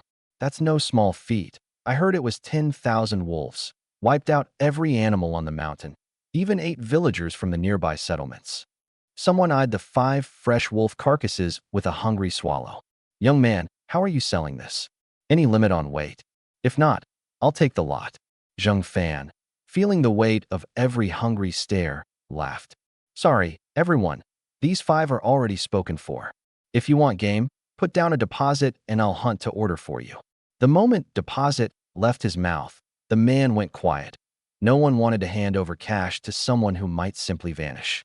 With no takers, Zheng Fan didn't bother with them further, hurrying straight to Qin Sanjin to deliver the excuse he'd rehearsed on the way. Riding up to Qin Sanjin, ready to explain his lateness, Zheng Fan found the old man grinning. Didn't expect you to be this tough, son. 100 wolves on White Tiger Mountain and you walk away unscathed. You already know about White Tiger Mountain, Zheng Fan said, surprised. A disaster that size, with that many hunters dead, word travels fast through every village around here. No hiding something like that, Qin Sanjin said, grave. The lateness is entirely on me for not making it by noon, Zheng Fan said, sincere. My apologies. I'll knock 50 yuan off today's price. Keep your 50 yuan. Everyone's earning is hard-won these days, Qin Sanjin said, serious.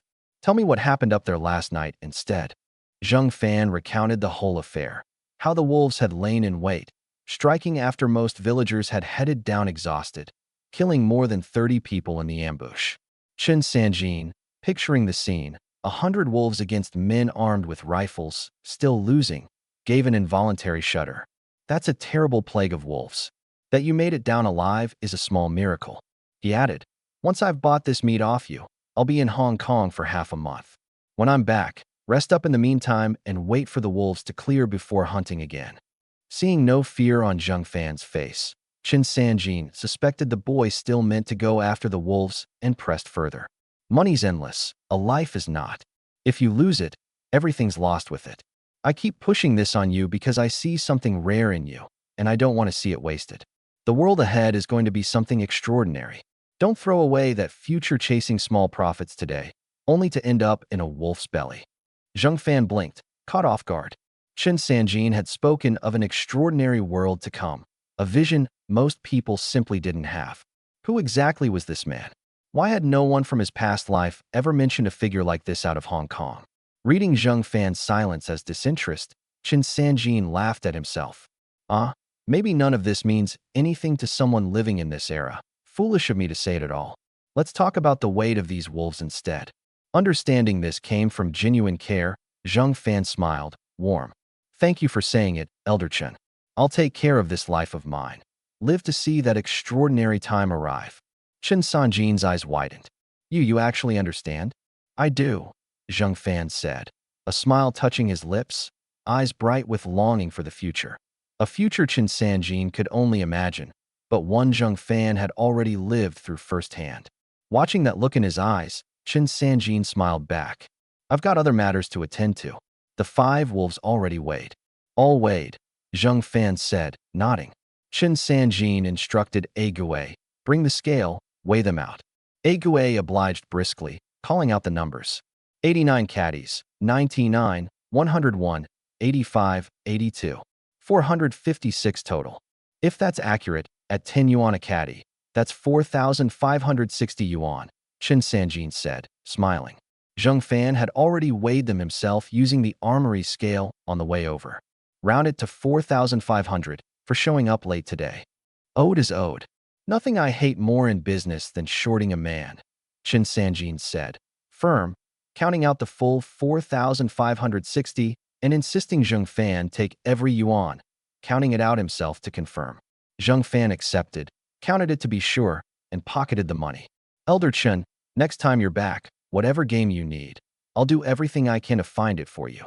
Next trip back from Hong Kong, I doubt I'll come to the black market at all, Chen Sanjin said, laughing. You'll have to come find me at Yunqi Academy instead. Zheng Fan, no fan of doing business outside the black market, hesitated. I'll see how things stand when the time comes. Fine. I'll wait for you at Yunqi Academy, Chen Sanjin said, warmly, and turned to Ague.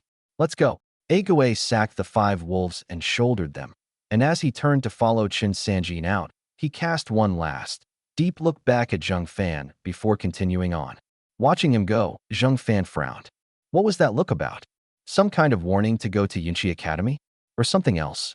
Unable to puzzle it out, he shook his head and let it go, deciding instead to buy 10 more caddies worth of liquor coupons for his father-in-law and 40 feet of Dacron fabric for new clothes for his wife and sister-in-law. Coupons in hand, Zheng Fan felt countless greedy eyes fixed on him throughout the market. Understandable enough, given 4,560 yuan landing in one hand was a fortune in this era. He was starting to think future trades were better made directly at Yunqi Academy, as Chen Sanjin suggested. Just then, an angry young man's roar cut through the crowd. Everyone behave, this man is my boss. Anyone with ill intent toward him gets a bullet from me, understood? Lin Jijian, sunglasses on, favoring his usual white shirt, had appeared from nowhere, barking the warning at every greedy pair of eyes in the market. Scarface, Gao San, and Xie Jinshun echoed him. Anyone who harms our boss, we won't spare them or their families. Everyone in the market knew Lin Jijian's crew, the only gang of real menace operating nearby, and crossing them never ended well for anyone. The greedy stares vanished at once. Seeing the crowd's hunger dissolve, Lin Jijian and the others hurried to Zheng Fan, dropping to their knees without a shred of self-consciousness. Boss, please save us. Gao San, Xie Jinshun, and Scarface knelt in unison behind him. Boss, please save us too. Zheng Fan looked at the 4 of them, baffled. What are you all on about? Save you from what? Lin Jijian, not daring to lie to Zheng Fan, answered honestly. We've been living off hunting and selling game lately, and now White Tiger Mountain's overrun with wolves, killing off half the village. None of us dare go up there anymore. No hunting means no game. No game means no money. No money means no rice in the pot. We're hoping you'll take pity, boss. Let us come along if you go hunting wolves and share a little of the meat. That's all we ask. Please let us come along and hunt wolves with you, boss. Just a little meat would satisfy us. Gao San, Xie Jinshun, and Scarface echoed in unison. They'd all watched Zheng Fan sell 5 skinned wolves to Chen Sanjin for several thousand yuan. They knew their own skill wasn't up to hunting wolves themselves, but if they stuck close to Zheng Fan and he brought them along to White Tiger Mountain, even a small cut of the take, at 11 yuan a caddy in the black market, would be a serious windfall, however much he decided to share. White Tiger Mountain killed a lot of villagers last night, Zheng Fan said. Even. The authorities should be sealing the mountain off soon. No entry allowed. Wait until it's unsealed if you want to hunt there. Seeing that Zheng Fan hadn't outright refused, Jijian lowered his voice. Boss, I know an extremely remote path onto the mountain. None of us have the skill to face that many wolves, so we've never dared use it ourselves. If you want to hunt there, we're willing to guide you along that hidden path. The night before, when the 100-strong wolf pack had appeared, Zheng Fan had been sorely tempted to pull the Gatling gun from the armory and mow the whole pack down in one sweep. Only the fear of a mysteriously appearing machine gun drawing state attention, endless trouble, had stopped him. But if Jijian knew a hidden path into a mountain now officially sealed off, with no human traffic anywhere inside, he could stand in a safe spot and clear the whole pack with the Gatling gun, and no one would ever know. The risk, which had sat at 98%, suddenly dropped to something like 0.001%. Understanding this, Zheng Fan put on a cold, threatening face. There are plenty of wolves still on that mountain. You're sure you want to follow me in there? I can't promise you won't end up eaten. Fear crossed the faces of Jijian, Gao San, Scarface, and Xie Jinshun. Their hunger for wolf meat dampened considerably. They'd all heard how vicious the wolves up there were, and even with Zheng Fan leading, a crew of 12 inexperienced hunters was no guarantee of safety. One misstep, and any of them could become dinner. Pleased by their visible unease, Zheng Fan kept his tone flat. Think it over carefully. Come find me here tomorrow at noon. I won't wait past that. Jijian, Scarface, and the rest nodded fervently, watching him bicycle off toward the co-op across the way. Once he was out of sight, Scarface scratched his head, still shaken. Brother Jijian, White Tiger Mountain's wolves are savage. Killed that many experienced villagers, even with numbers on their side. Are we really going to risk our necks for wolf meat? 11 yuan a caddy, Jijian said, grinning. 10 caddies, that's 110 yuan. Beats a whole night in the woods with nothing to show but empty hands, doesn't it? Scarface scratched his head again. Boss is skilled, sure, but even he can't guarantee we walk out alive. The risk doesn't match the reward. I don't dare go, and honestly, neither should you. Gao San, a vindictive, small-minded man who'd never forgiven Zheng Fan for the beating he'd taken earlier, secretly hoped Zheng Fan would be eaten alive on that mountain. Hearing Scarface try to talk Jijian out of going, and knowing that without Jijian's guidance along the hidden path, Zheng Fan couldn't get in, and thus couldn't be eaten, he sneered. Too scared to go? Don't go then. Just don't come whining when the rest of us are splitting wolf meat, and you've got nothing. 11 yuan a caddy buys plenty of rice, Xie Jinshun agreed, nodding. Enough to keep us fed a long while. Boss said he can't guarantee we walk out alive. Scarface shot back, cold. In that case, can you guarantee it for yourself? Watching Gao San and Xie Jinshun start bickering, Jijian's brow furrowed. Everyone go home and think it over. Whoever wants to follow the boss into White Tiger Mountain tomorrow, meet here. Scarface opened his mouth to argue further, but Jijian clapped his shoulder, dead serious. Fortune favors the bold, starves the timid. It's decided. Enough talk. Watching Jijian's resolve harden, Gao San thought coldly to himself. Once we're on that mountain tomorrow, if I don't find a way to feed you to the wolves, my surname isn't Gao. Meanwhile, at the co-op, having purchased his 10 caddies worth of liquor and 40 feet of Dacron fabric coupons, Zheng Fan was heading for the door when the twin-braided clerk Li Shooting's voice called after him. Comrade Zheng Fan, could you sit a moment before you go? Director, Yao would like to speak with you in her office. Picturing Yao Pingping's striking face and figure straining against her uniform, Zheng Fan smiled. Did she say how long this would take? I'm not sure myself, sorry, Li Shooting said, shaking her head, her twin braids swinging with the motion, endearing. Should I go ask? No need. Just take me to her, he said. She led him to Yao Pingping's office and knocked lightly. Director, I've brought Comrade Zheng Fan. Yao Pingping's lazy, sultry voice answered from within. Come in. Zheng Fan opened the door to find her watering a pot of violets. Once she'd finished, he asked, smiling. Sister Pingping, what did you want to talk about? She set down the watering can, her eyes fixed playfully on his face. Can't a sister just want to chat with her little brother, without some agenda? I don't think Sister Pingping's bored enough to pull me into her office just to chat, he said, smiling. Fair enough, she said, giggling. We'll have to arrange a proper chat somewhere private some other day. For now, business. She fell silent, eyes lingering on him, waiting for him to prompt her. Understanding the cue, Zheng Fan said, smiling. Whatever business Sister Pingping has, if I can help, I will. Curiosity lit Yao Pingping's face. I heard you sold 5 wolves in the black market. True, or just talk making the rounds. Sister Pingping wants to try wolf meat, he said, nodding. Easy enough to arrange. I do want a taste, she said, giggling. But that's not why I called you in. I need a favor. I'm hoping you can bring the co-op a few more wolves, or a few boars, to help us through a meat shortage. The co-op has everything, fresh meat every day, he said, curious. How's there a shortage? She shook her head. The mountain road connecting Shangyuan to the outside collapsed in a landslide last night. No delivery trucks can get through. Once today's fresh stock sells out, we've got nothing coming in for days.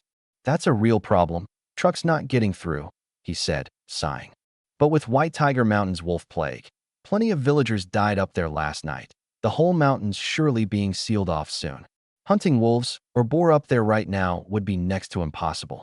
I'm afraid there's not much I can do for you, sister. Her face fell, and she apologized quickly. I'm so sorry, little brother. I had no idea about the wolves, the deaths. If I'd known, I'd never have suggested you go hunting up there. Though she oversaw the co-op's office, she didn't know everything. Plenty of things needed explaining to her, or she had to find out herself. Clearly no one had told her about last night's disaster. Otherwise, she'd never have sent Zheng Fan into that kind of danger. Reading her reaction, Zheng Fan understood she truly hadn't known. This wasn't some careless gambit for meat at his expense. It's all right, sister. You didn't know? I'm not blaming you. With trucks stalled and the mountain overrun with wolves both at once, what a mess, she said, troubled. Watching her chest heave with the sigh, Zheng Fan smiled. Even with the mountain sealed, Sister Pingbing, I can still try to bring you a few boars or wolves for the co-op to sell. Catching him staring, she covered her mouth, giggling. Must you look at my chest every time you talk to me, little brother? It's hard not to notice when it's about to burst the seams of your uniform, sister, he said, entirely earnest. She tried, without success, to compose herself under his gaze, clearing her throat. Are you serious about what you just said? You can really get into White Tiger Mountain and bring back wolves and boar. Still watching her, unbothered, he said, no problem at all. Don't stare at my chest while you say that, she said, though the whole exchange left her more amused than offended. You just have a way of making this sound completely unreliable. He shifted his gaze to her face instead, serious now. I'll see what I can bring you, sister. But we should talk price. Whatever quality the boar or wolf meat comes in, I'll buy at first-grade rates, she said. 1 yuan a caddy for boar with hide, 2 yuan a caddy for wolf. He cleared his throat. Sister, wolf meat sells wholesale in the black market for 10 yuan a caddy, boar with hide for 4. That price is a bit steep a cut for me. Little brother, the co-op has to keep prices fair and affordable. We can't jack up prices just because supplies are tight right now. Wouldn't be right, she explained. It's just, that price is hard to swallow, he said, frowning. Feels like I'm being taken for a fool. She understood perfectly well what he could earn selling elsewhere, and offering so little in return for a favor she badly needed was bound to sting. Tell you what, she said. From now on, you won't need coupons to buy anything at the Shangyuan co-op. How's that? Zheng Fan recognized instantly what a windfall that was. Some big-ticket items, like a bicycle, cost hundreds just in coupons alone before you even paid for the item itself. Some rice and oil coupons already traded at multiples of the actual grain and oil price. Pleased, but not showing it, he pressed for more, shaking his head. Not quite enough yet, sister. She blinked. Not enough? I really don't have anything else to offer as thanks. Noticing his eyes drifting back to her chest, she said quickly, that's not up for negotiation. Doesn't have to be given to me outright, he said, grinning. It does its best work staying right where it is. Even as outgoing as she was, his words brought a flush to her cheeks. Aside from that, I truly have nothing else, little brother. Whenever I think of something, you can decide then whether to agree, he said. She laughed lightly, understanding exactly what he meant. You said it yourself. I'll decide when the time comes. I did say that. Final call's yours, sister. Not wanting to linger on the subject, hardly appropriate, if any co-op staff overheard through the door, she changed the topic. With White Tiger Mountain in such chaos, little brother, if it's too much, don't risk it. What would your wife do without you? A man can't say can't, sister, especially not once he's given his word, he said, laughing easily. However many wolves or boar you need tomorrow, I'll do everything in my power to get them for you. 3 wolves or boar would be plenty, she said, her face turning earnest. Please don't take unnecessary risks. If it gets too dangerous, come straight back. If something happened to you, I'd never forgive myself. Something occurred to him. Sister Pingping, does the co-op need soft-shell turtles? I could bring some tomorrow too. Her eyes widened. You have a source for turtles too? He grinned. Just tell me if you want them or not. However many you can get, little brother, I'll take every one. Good news coming your way. Then, sister, he said, already turning over plans in his head to catch turtles for sale the next day too. Watching him go, Yao Pingping murmured to herself, can he really get turtles, wolves, and boar? Is he pulling my leg? By what Chun Mingjie had told her of him, he didn't seem the type. But then how had he hunted wolves in the middle of that plague and made it home unharmed? And where on earth was he catching turtles? Too many questions, and no one to answer them. Zheng Fan carried 10 caddies worth of Dongbing Old Cellar and 40 feet of Dacron fabric home to find Wan Qing and Wan Ling sitting in the front room, both wearing troubled faces. His stomach dropped. Had last night's tiger penis wine made him too rough? Hurt the baby somehow? Growing more alarmed by the second, he hurried to Wan Qing's side. Wife, what did Sister Zhenghai say? Don't panic, Wanqing said gently. She said I strained a muscle. Nothing more. No harm to the baby. But she warned me we shouldn't be intimate again until after I've given birth. The tension drained out of him at once. If he couldn't be with Wanqing during the pregnancy, well, Wanling could take her place instead. Su Zhu had said as much himself. After all, entrusting Wanling to him the same as a wife. Zheng Fan grinned. Until the baby's born, I won't touch my wife again. Can't be with me, Wanqing said, teasing, but little sister can fill in just fine. Sitting nearby, Wanling caught every word and flushed crimson to the ears. You too. How can you talk about husband and wife things right in front of me? I'm still an unmarried girl. She braced herself, mentally, for the arrangement once their father left for the Northeast, but hearing Wanqing and Zheng Fan discuss it so casually, suggesting she stand in for her own sister in such matters, was mortifying beyond words for someone who'd never been with a man. Watching her sister squirm, Wanqing covered her mouth, laughing. Once father leaves, I'll talk you through it properly in private, so it doesn't catch you off guard. Face burning, Wanling bit her lip and changed the subject fast. Sister, didn't you say brother-in-law should go fetch father once he got home? He's home now, and you've already forgotten. Where did father go? Zheng Fan asked, puzzled. Once he sobered up, he grabbed 6 bottles of Dongping Old Cellar and headed to Qiqiang's to drink, Wanqing explained. Qixing's in bad shape and needs Qiqiang's full attention. Father showing up to drink is just going to get in the way. She sighed, helpless. Little sister and I tried talking him out of it. No luck. We were hoping you'd go get him once you were back. I'll head over now. Bring him home, Zheng Fan said, nodding. I'll also hand Uncle Qiqiang the money from today's wolf sale, so he can take Qixing to the city hospital. Wanqing's brow furrowed. A trip to the city hospital runs several dozen yuan, maybe over 100. Can Qiqiang's family really afford that?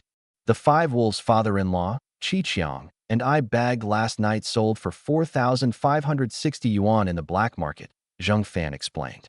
Split 3 ways. That's 1,520 yuan for Qiqiang alone.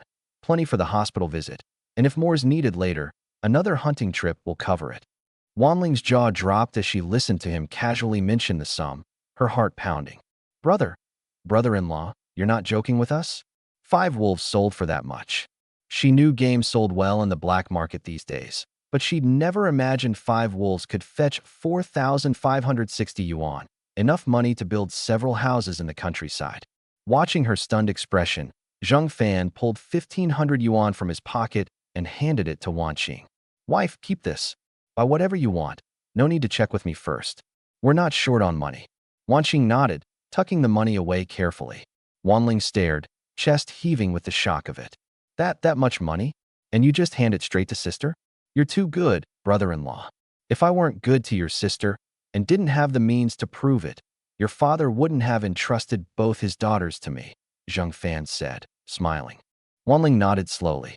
According to Su Zhu's original plan, if Zheng Fan had treated her sister poorly or proved lazy and useless, they would have taken Wanqing back to the Northeast with them. Seeing instead how capable he was and how well he treated her sister had changed Su Zhu's mind entirely, entrusting Wanling to his care as well. Noticing her mood dip slightly, Zheng Fan added, smiling, next time we sell game, that money goes to you to manage, spend however you like. The time after that, back to your sister. Wanling shook her head. No need, brother-in-law, just give it to sister. I'll buy anything that catches my eye. I'm afraid I'd spend it all. Money's meant to be spent, he said, smiling. What's the point of hoarding it? Taking it to the grave? Warmth spread through Wanling's chest. Her brother-in-law really was too good, not a trace of the domineering husband about him. Her sister marrying a man like this had to be the fortune of 8 lifetimes. And soon enough, she'd belong to him too. The future looked bright indeed. Noting the time, Zheng Fan couldn't linger. He needed to fetch Lu Yong and go dig up turtles before selling them tomorrow at the co-op. He said his goodbyes and biked off toward Qiqiang's house. Once he was well out of sight, Wanling, cheeks still red, lowered her voice. Sister, can I ask you something? Not sure if it's appropriate. Wanqing smiled. How much pocket money do you want? I'll get it for you. Not that. Wanling shook her head. I wanted to ask, did it hurt, your first time? Hearing the question, Wanqing understood her sister had already resolved herself to it. and answered gently, laughing, "Don't worry, it doesn't hurt at all." "Really?" Wanling studied her sister's smile, unconvinced. "Then why do other women say it hurts so much?" Wanqing considered this. Maybe it's different for everyone. Besides, you can't refuse to help your sister just because you're scared of a little pain. "I'm pregnant right now, after all." Wanling's blush deepened, head bowed. "I'm just getting a feel for things beforehand. Preparing myself." Wanqing stroked her sister's hair gently, thinking privately, "I hope this choice of mine isn't a mistake. As long as Zheng Fan never turns back into who he was before, otherwise I'll have failed my own sister." Lu Yong was crouched by his front door playing in the mud when he spotted Zheng Fan riding up, brightening at once. "Brother Fan, when are we going turtle hunting again? I miss selling little turtles for candy money." Zheng Fan parked his bike, smiling. "Once I've sorted a few things out, I'll take you right away." Excited, Lu Yong followed him inside to find Qiqiang and Su Zhu deep in a serious conversation. "That folk remedy you're using on your brother isn't doing a thing," Su Zhu was saying, grave. "Keep this up and his condition only worsens. Get him to the city hospital, and soon." Qiqiang sighed long and heavy. "Uncle Su, it's not that I don't want to take my brother to the hospital. My family simply can't afford it. Otherwise I'd have taken him already, rather than sit here watching him suffer." Seeing the deep helplessness in Qiqiang's eyes, Su Zhu clapped his shoulder, comforting. "My son-in-law's out selling yesterday's wolf meat in Shang Yuan's black market right now. Should be sold by dark. However it goes, that'll put 700 or 800 yuan in hand. Plenty for the hospital." Qiqiang shook his head. "That's over 400 caddies of meat. However capable Zheng Fan is, selling that much that fast is a stretch. If it doesn't move, he'll have to drop the price, or it'll spoil in a few days." "Trust my son-in-law's ability," Su Zhu said, firm. "He won't disappoint." Qiqiang's smile turned rueful. This wasn't a matter of belief, but of what was actually possible. Just then Zheng Fan walked in, grinning. "Uncle Qiqiang, sounds like you don't quite trust my abilities." Su Zhu laughed heartily. "Good son-in-law, tell Qiqiang how much you sold that wolf meat for. Give him a little shock." Doubtful of any such capability, Qiqiang said, "Right. Go on, Zheng Fan. Let's hear the little shock." Zheng Fan smiled. "Guess how many caddies I sold?" Without hesitation, Su Zhu shouted, "All of it." Qiqiang thought it over, less certain. 200 caddies, maybe? That was the highest number he could imagine. Zheng Fan had left at noon and was back already, which meant something must have gone wrong at the market and prevented a full sale. 200 caddies would already be impressive. Zheng Fan shook his head, smiling. "Guess again." "All of it, definitely," Su Zhu insisted. Qiqiang frowned.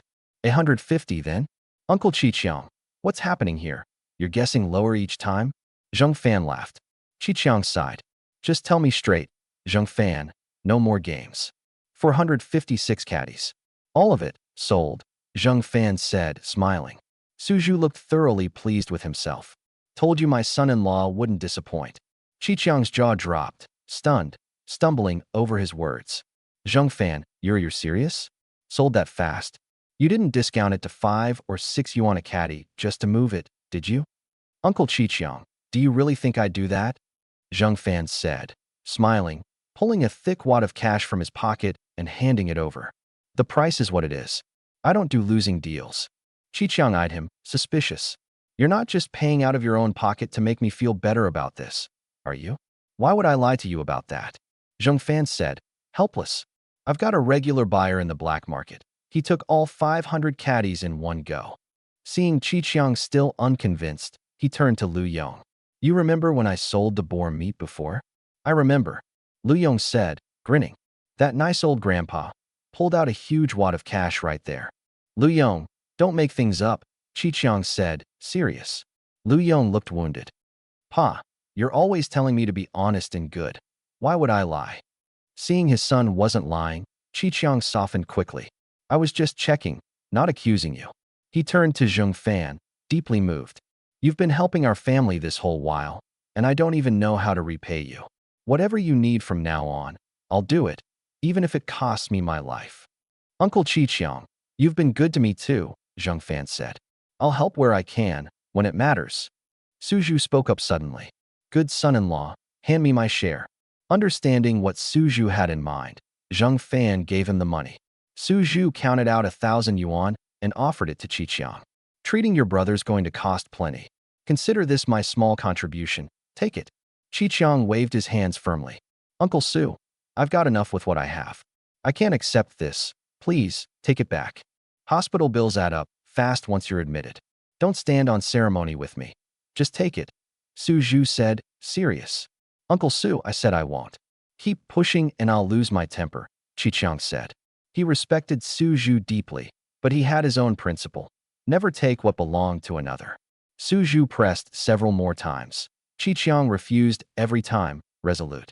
Finally, Su Zhu gave up and handed the money back to Zheng Fan. Whenever you need money, come find my son-in-law.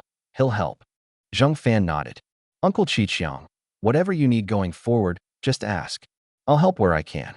Qiqiang's eyes reddened, tears slipping free despite himself. Good men like you are rare these days.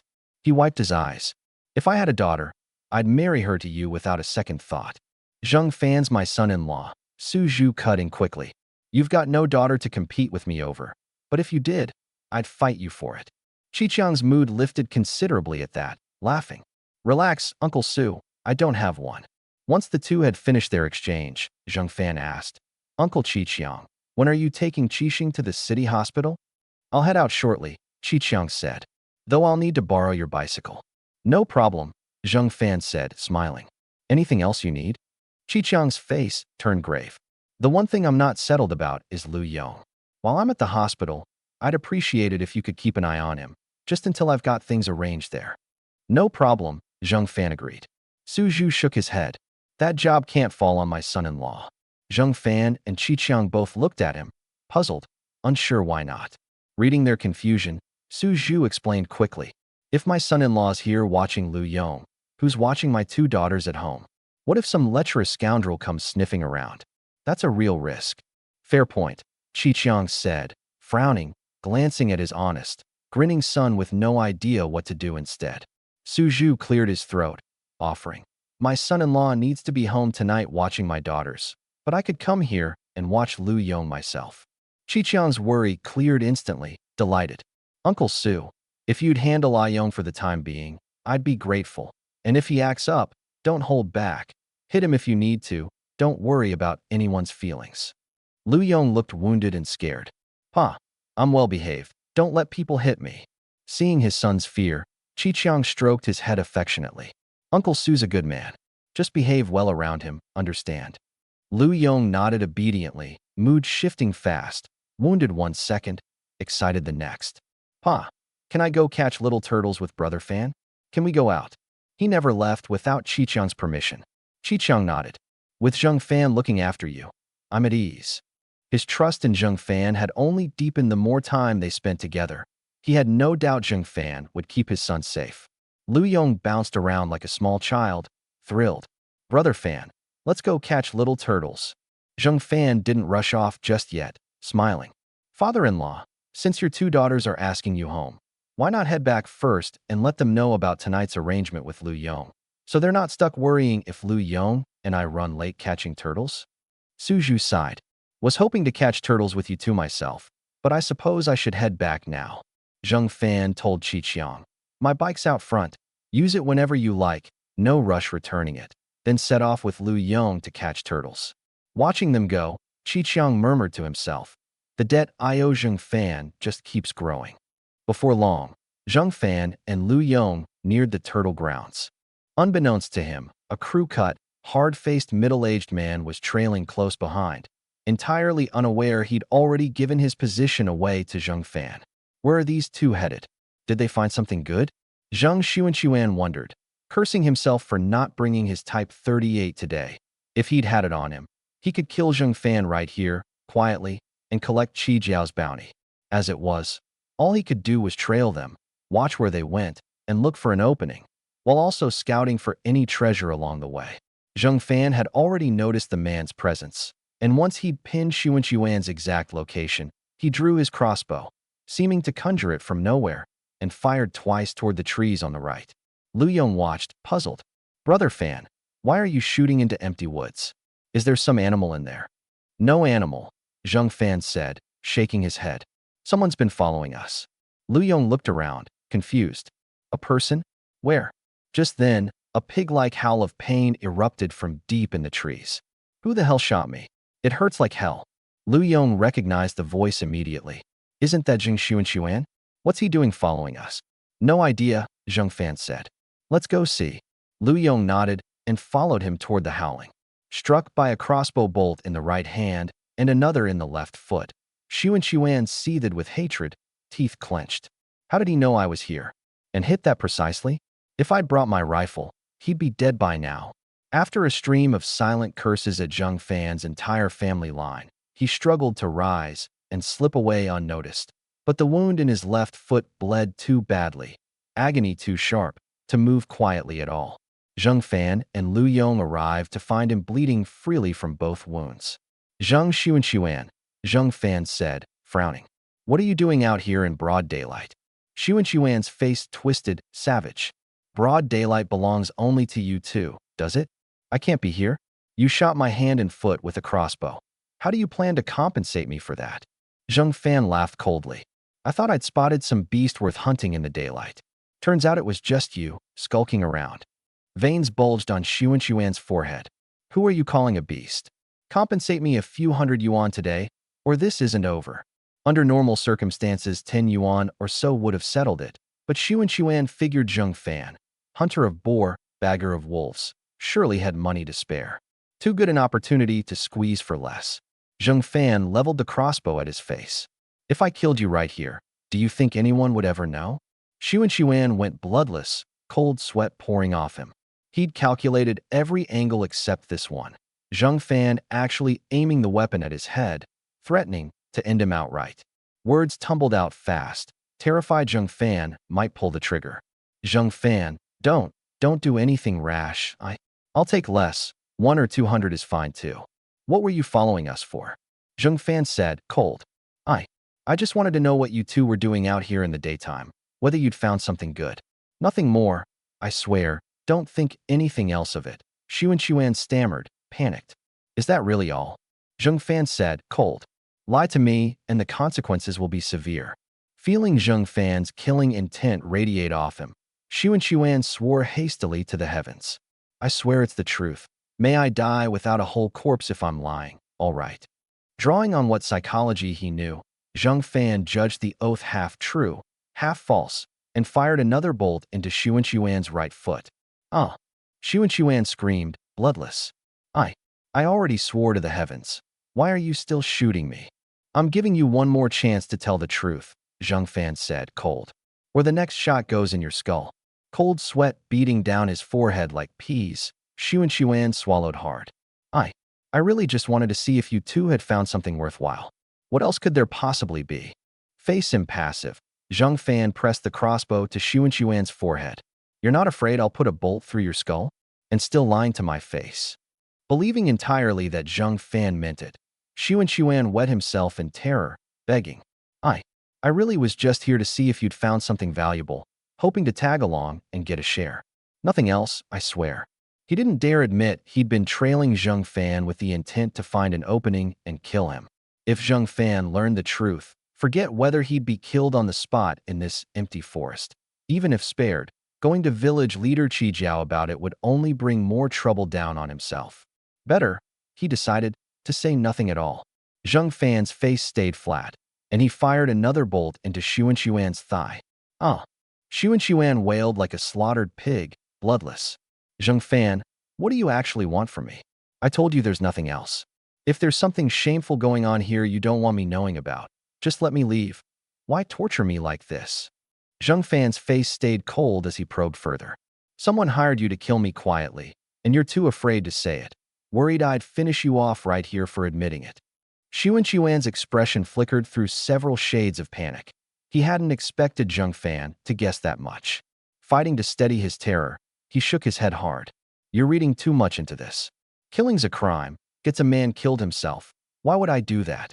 Reading the tiny shifts in Xuan's face, Zheng Fan was now certain someone had hired him.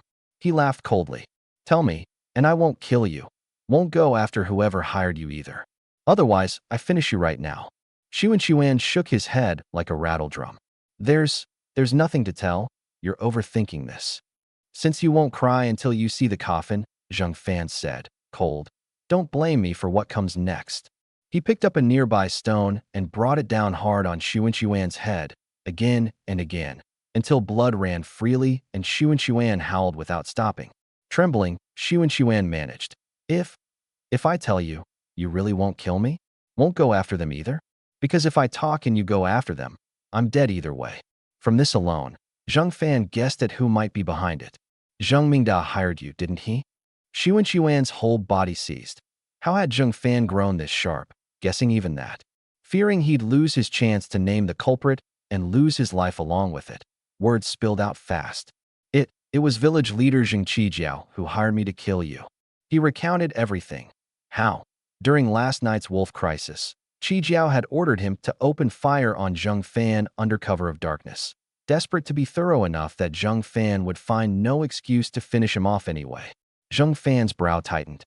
There's no deep enmity between Qijiao and me. Why would he send you to kill me? Xuan explained. You beat up Zheng Mingda, delayed his wedding, put a dent in his bright future. The village leader was furious and used last night's wolf chaos as cover to have me open fire on you. Zheng Fan's mouth curled cold. Mingda thinks marrying that fiancé buys him some grand future? Foolish dream. If Qijiao and Mingda hadn't hired someone to shoot him, Zheng Fan wouldn't have cared one way or another when Mingda married or what became of his prospects. But now that they wanted him dead, there was no chance he'd let it go, not with his temperament. Xuan, terrified, pressed. Zheng Fan, you said if I told you this, you wouldn't kill me, wouldn't go after whoever hired me. You'll keep your word. Fear that Zheng Fan might renege and kill him right here made him wet himself again. Zheng Fan genuinely wanted to put a bolt through Xuan's skull on the spot, but with Lu Yong standing right beside him. Killing here would traumatize the boy, and if anyone in the village ever questioned Lu Yong about it, his natural simplicity meant the truth would come tumbling out without a shred of guile, ruining everything. Xuan, Qijiao, and Mingda had all already earned a place on Zheng Fan's death list. He'd deal with each of them in due time. For now, his tone stayed cold. Get lost if you don't want to die. Xuan struggled to rise and flee, but the wound in his thigh made moving nearly impossible. I can't move. Can you help me? Zheng Fan kicked him back down flat, voice ice. Since you can't leave, stay here and feed the wolves. Terrified, Xuan shrieked, dreading a wolf might appear at any moment. No. Please, I don't want to be eaten by wolves. Zheng Fan turned and walked off with Lu Yong, not looking back. Brother Fan, won't he really get eaten by wolves? Lu Yong asked, worried. Should we take him with us? Simple as he was, and often mocked and mistreated by the village, he was naturally kind-hearted. Even towards someone as unkind as Xuan, the thought of him being devoured by wolves troubled him. This isn't White Tiger Mountain, Zheng Fan said, smiling. No wolves out here. Just scaring him a little. Relieved there were no wolves, Lu Yong grinned. That man tried something on Brother Fan. He deserved a good scare. Let him learn a lesson. Talking as they went, they arrived at the dried-out lake where they'd caught turtles before. It had been several days since their last visit. The once sticky mud had cracked into spiderweb patterns under the sun. At this rate, whatever turtles remained wouldn't need Zheng Fan and Lu Yong to finish them off. The sun would bake them alive soon enough. Let's get down there, Zheng Fan said. But Lu Yong had already leapt into the drying lake bed, hands digging into the cracked mud. Brother Fan, still plenty of little turtles here, he laughed. Let's catch them all before dark and trade them for candy. Zheng Fan nodded and jumped in beside him. The turtle count had dropped considerably from before, but the big ones, 14, 15 caddies each, remained just as plentiful as ever. By the time they'd thoroughly searched the entire drying lake bed and confirmed nothing was left, it was past 7 in the evening, full dark. Lu Yong, eyes shining with anticipation, asked, Brother Fan, are we coming back tomorrow for more? He found turtle catching endlessly entertaining, wanted to do it every day. No more turtles here, Zheng Fan said, shaking his head. We'll wait until the water comes back next year. Let's head home. You're sleeping with my father-in-law tonight. Lu Yong looked baffled. Why would I sleep with Brother Fan's father-in-law? Your father's taking your uncle to the hospital. He's not home tonight, so my father-in-law's watching you. Understand. Lu Yong grinned and shook his head, not understanding at all. Zheng Fan sighed and explained again as they walked. Battered, bleeding from head and limbs, Xu and Xuan lay hidden nearby, having missed the part where Zheng Fan told Lu Yong there were no more turtles. He'd only caught Zheng Fan telling the boy it was getting dark, time to head home and sleep. Watching the baskets of turtles the two carried, his eyes lit up greedily. That many turtles, a yuan a caddy, that's several hundred yuan right there. Knew they were up to something out here. Nearby, another young man, his face bruised like a pig's from an earlier scuffle, asked, Uncle Xu and Xuan, are you sure Zheng Fan doesn't know you're after him? This looks like he just doesn't like you and beat you for it. Xu and Xuan swore to the heavens. I swear on my life, Zheng Fan has no idea. Mingda clapped a hand over his mouth quickly. Shut up. You want Zheng Fan to hear and beat me too. He continued. Let's search around here, see if we can find their turtle catching spot. Clear it out before they come back tomorrow. Leave them staring at nothing. Good idea, Xu and Xuan said, grinning. Teach them a lesson. See if they dare beat me again after this. Mingda and Xu and Xuan followed Zheng Fan and Lu Yong's footprints to the dried lake bed, eyes bright, grins nearly splitting their faces. Once we've caught every turtle here, Zheng Fan and Lu Yong come back tomorrow and find nothing. Imagine the look on his face, Mingda said, savoring the mental image.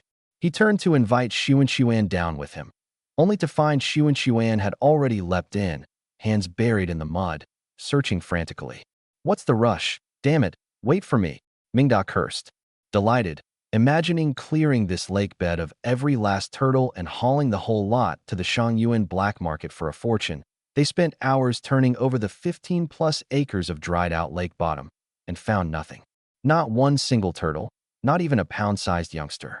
The only trace of turtles anywhere was a shed skin buried in the mud. Caked head to toe in mud, gasping for breath, Mingda snapped. Zheng Xu and Xuan, are you sure this is where Zheng Fan was catching turtles? There's not a single one. Also mud-covered, Xu and Xuan fumed. They must have caught every last one and didn't tell us. Wasting our whole night for nothing. Damn them. Mingda's face twisted, vicious. Keep close watch on Zheng Fan. Find an opening and finish him. Xu and Xuan's eyes went bloodshot, teeth grinding. If I had my Type 38 on me, I'd have shot him 100 times over already. By then the sky was fully dark. Struggling toward the shore, hoping for a hot bath at home, they suddenly heard a wolf's howl behind them. Both men went bloodless, legs turning to jelly, wetting their pants on the spot. Injured and hobbling as they were, a wolf attack now would be certain death. Mingda's face crumpled with regret. Forgot how dark it's gotten. We can't stay here, there might be wolves. Help me home, quick. Xu and Xuan shot him a dirty look. My own legs barely work. I'm supposed to carry you too? Fend for yourself. Panicked, the two limped toward Gotzi village, stumbling and falling repeatedly in their rushed, fearful state. Just as their terror peaked, both convinced they'd be eaten by wolves any second, a middle-aged man emerged from the tree line, square-jawed, resolute, a small-caliber rifle slung over his back. You two out here in the dark and wetting yourselves. What's going on? It was Militia Captain Zheng Hao, leading a dozen-odd men armed with small-caliber rifles, patrolling to keep wolves out of Gotzi village. Relief flooding through him at the sight of armed backup, Xu and Xuan babbled out the whole story to Zheng Hao. Zheng Hao burst out laughing. Someone played you for a fool. There's no turtles out here. Never has been. If there were, someone would have caught them long ago. Zheng Fan and Lu Yong, of all people. The dozen militiamen behind him laughed just as sharply, equally convinced Xu and Xuan had lost his mind. Turtles here? Why not dream of digging up gold in his backyard while he was at it? Xu and Xuan flushed, defensive. Don't believe me? Go check Zheng Fan's house. He brought plenty of turtles home today. I was heading that way anyway, Zheng Hao said. I'll see for myself whether your turtles are real. The rest of the militia kept snickering, treating Xu and Xuan like a fool. Mingda, not caring one way or another whether Zheng Fan had really caught turtles, said, trembling, forget all that. There was a wolf howling just now.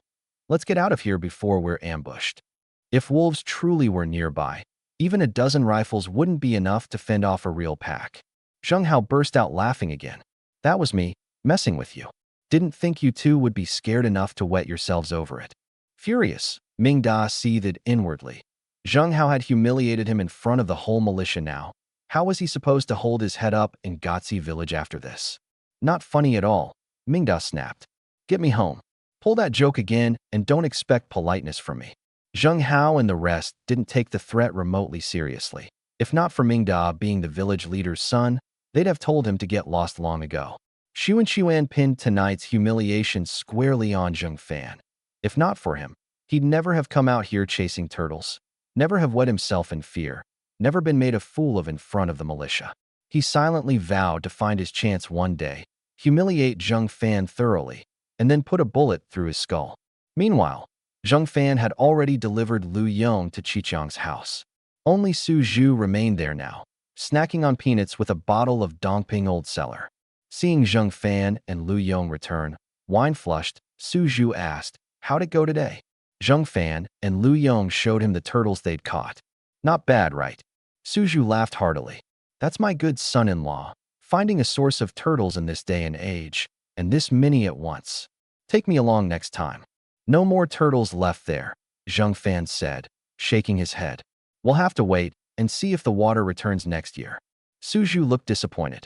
Missed my chance then, would have shown you too what a real turtle-catching master looks like. He handed Zheng Fan a bottle. Have a few before you head off? Zheng Fan nodded, settling in to share a drink or two with Su Zhu before heading home.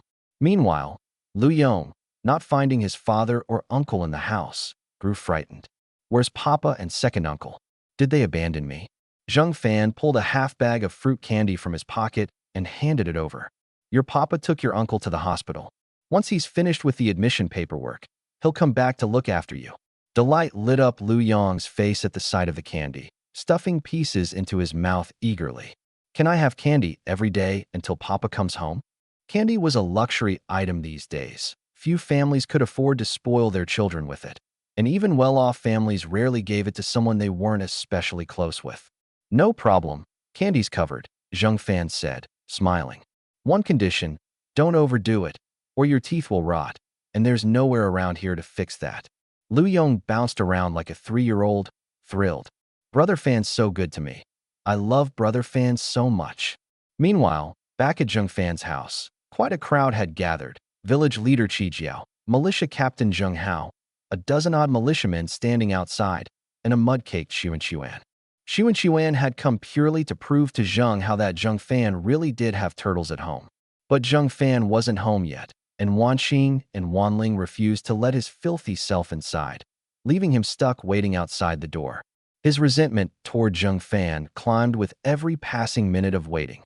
He desperately hoped Zheng Fan would hurry home so he could show off the day's catch, and, even more, hoped to witness the village leader and militia captain descending on Zheng Fan in force, putting him firmly in his place.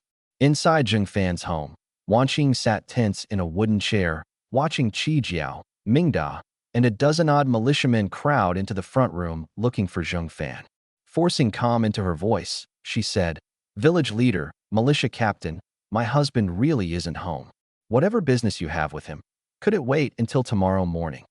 She feared Zheng Fan had committed some grave crime, and that Qi Jiao and Zheng Hao were deliberately waiting here for his return. Best, she decided, to stall them for now and warn Zheng Fan properly once he was back. Qi Jiao's smile stayed kindly. This is urgent business. Can't wait until tomorrow. If he's not home tonight, we'll simply wait here until he returns.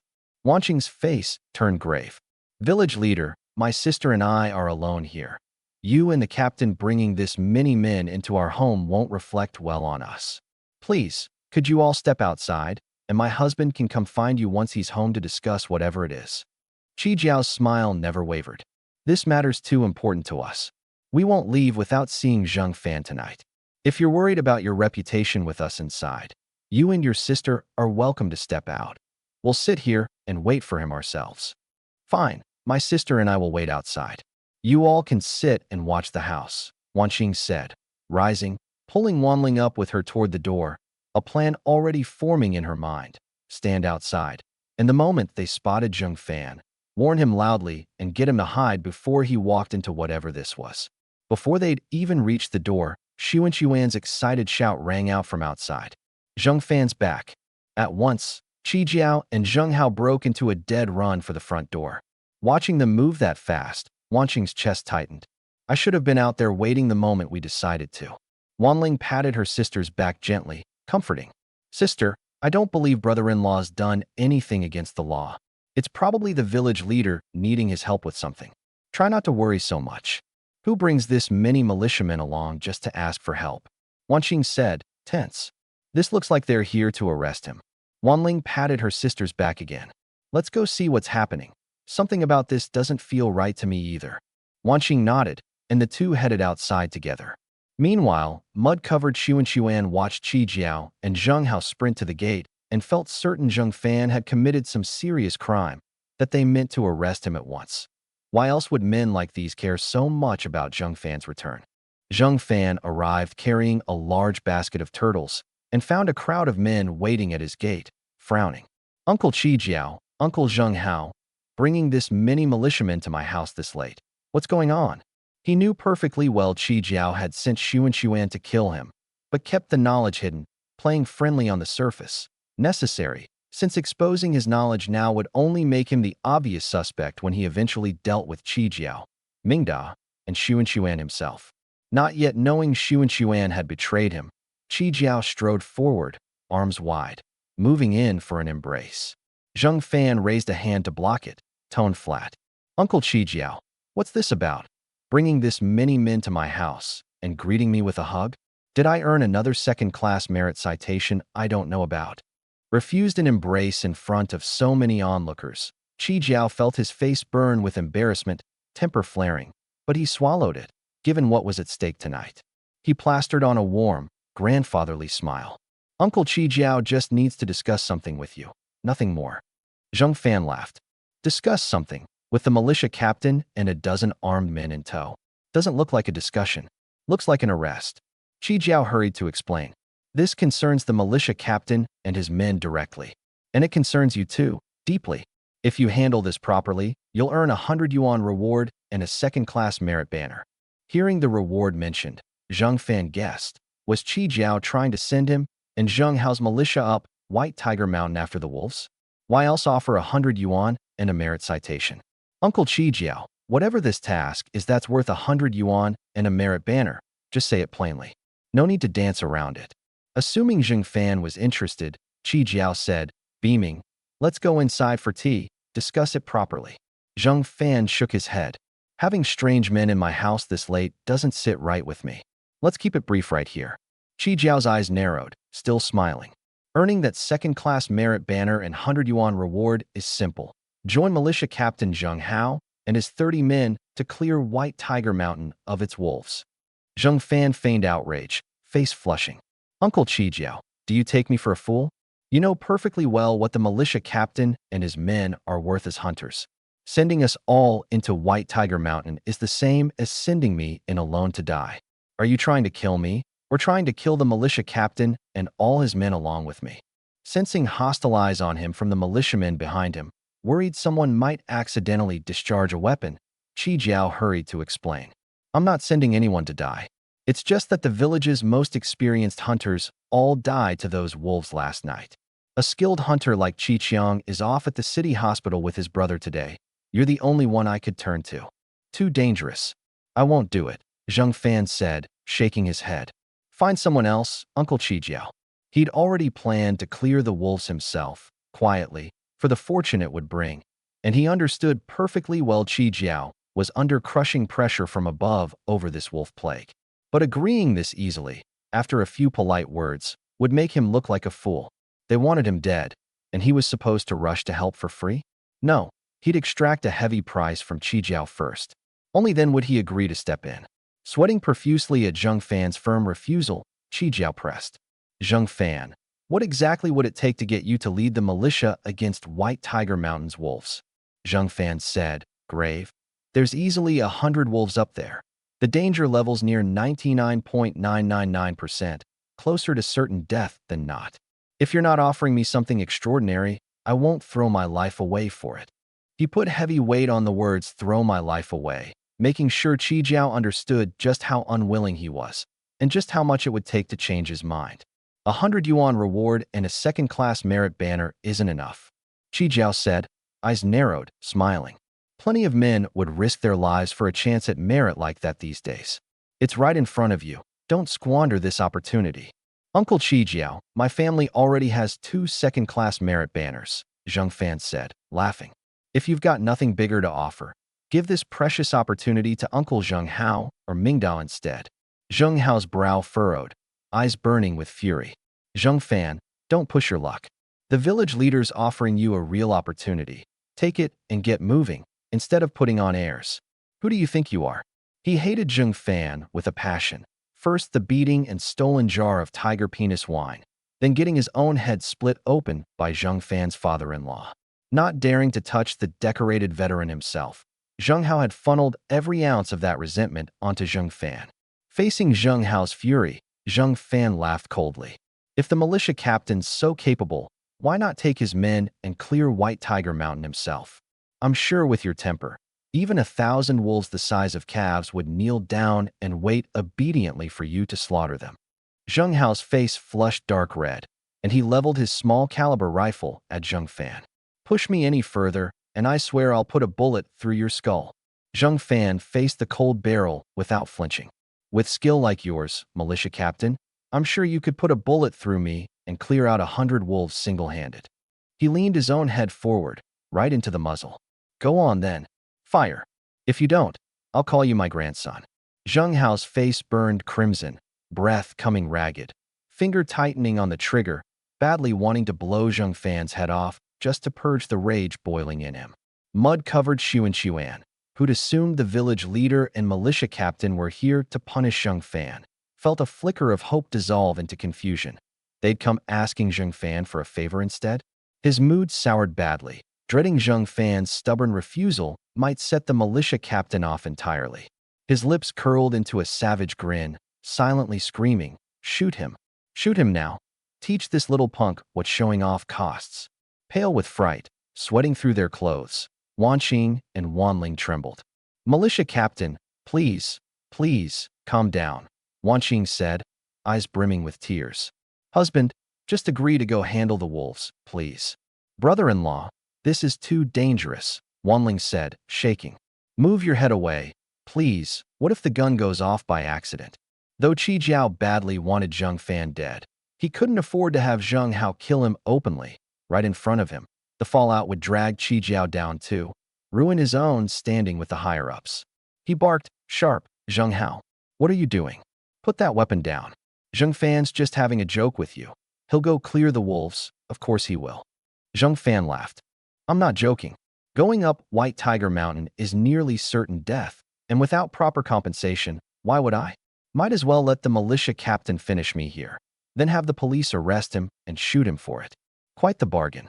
Realizing threats and bribery both had failed, Qi Jiao shot Zheng Hao a furious glare. "Didn't you hear me? Put that weapon down now." Zheng Hao grunted, reluctantly lowering the barrel. Qi Jiao forced a smile back onto his face. "Zheng Fan, you know my family's circumstances.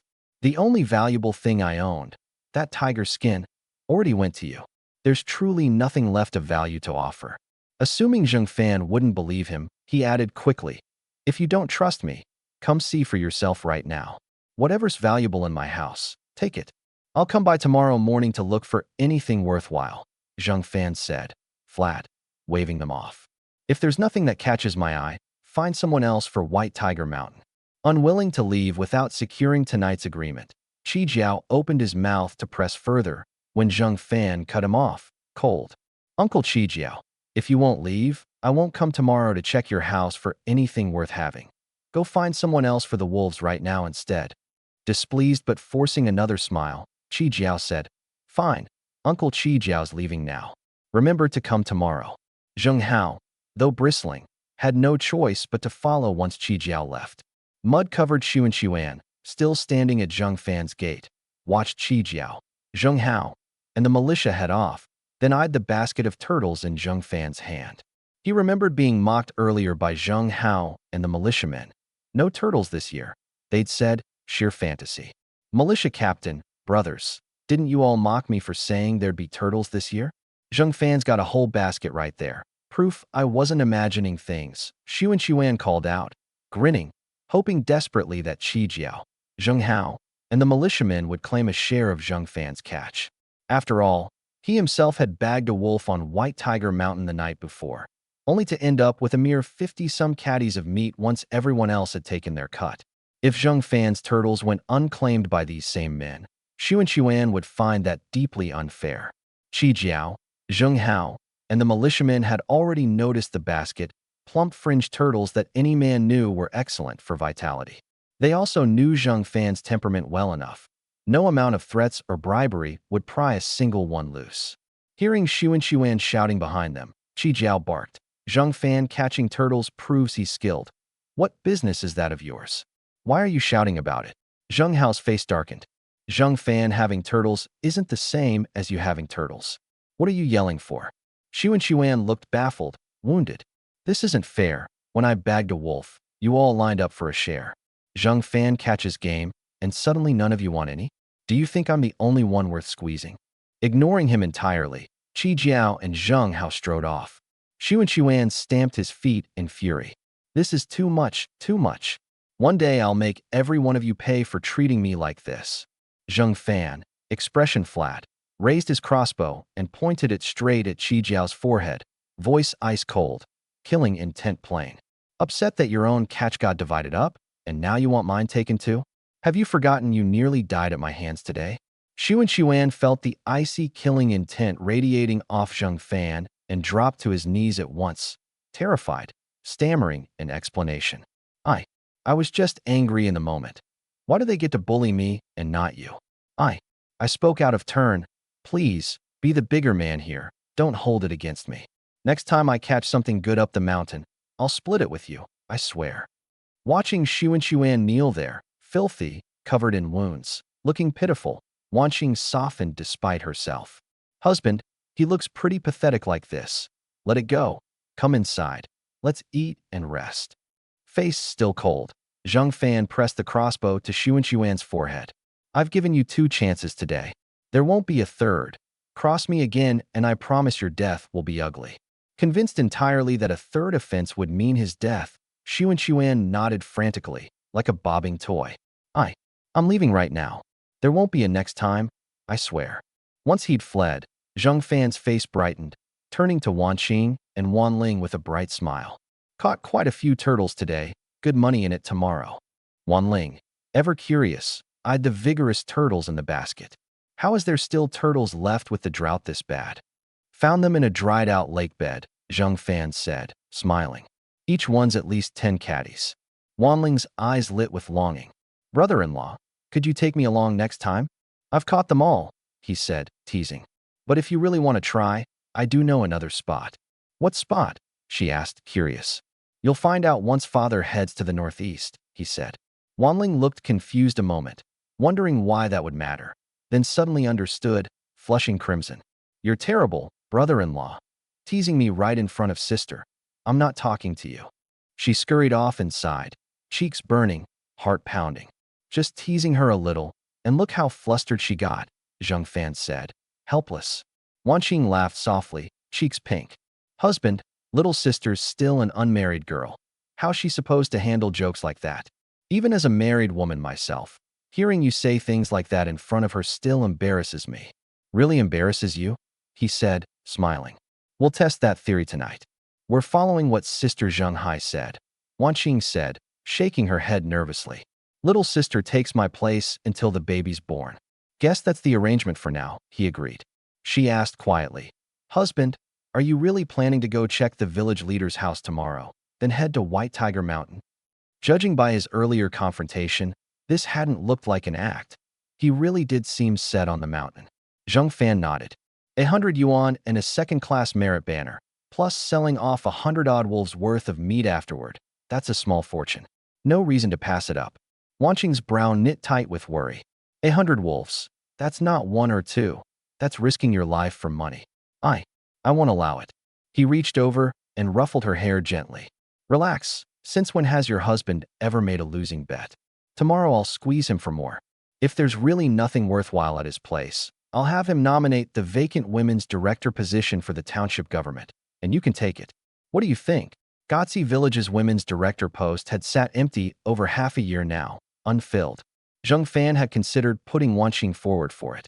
Wanqing shook her head firmly. That role isn't for me. What about little sister then? Wanqing shook her head again.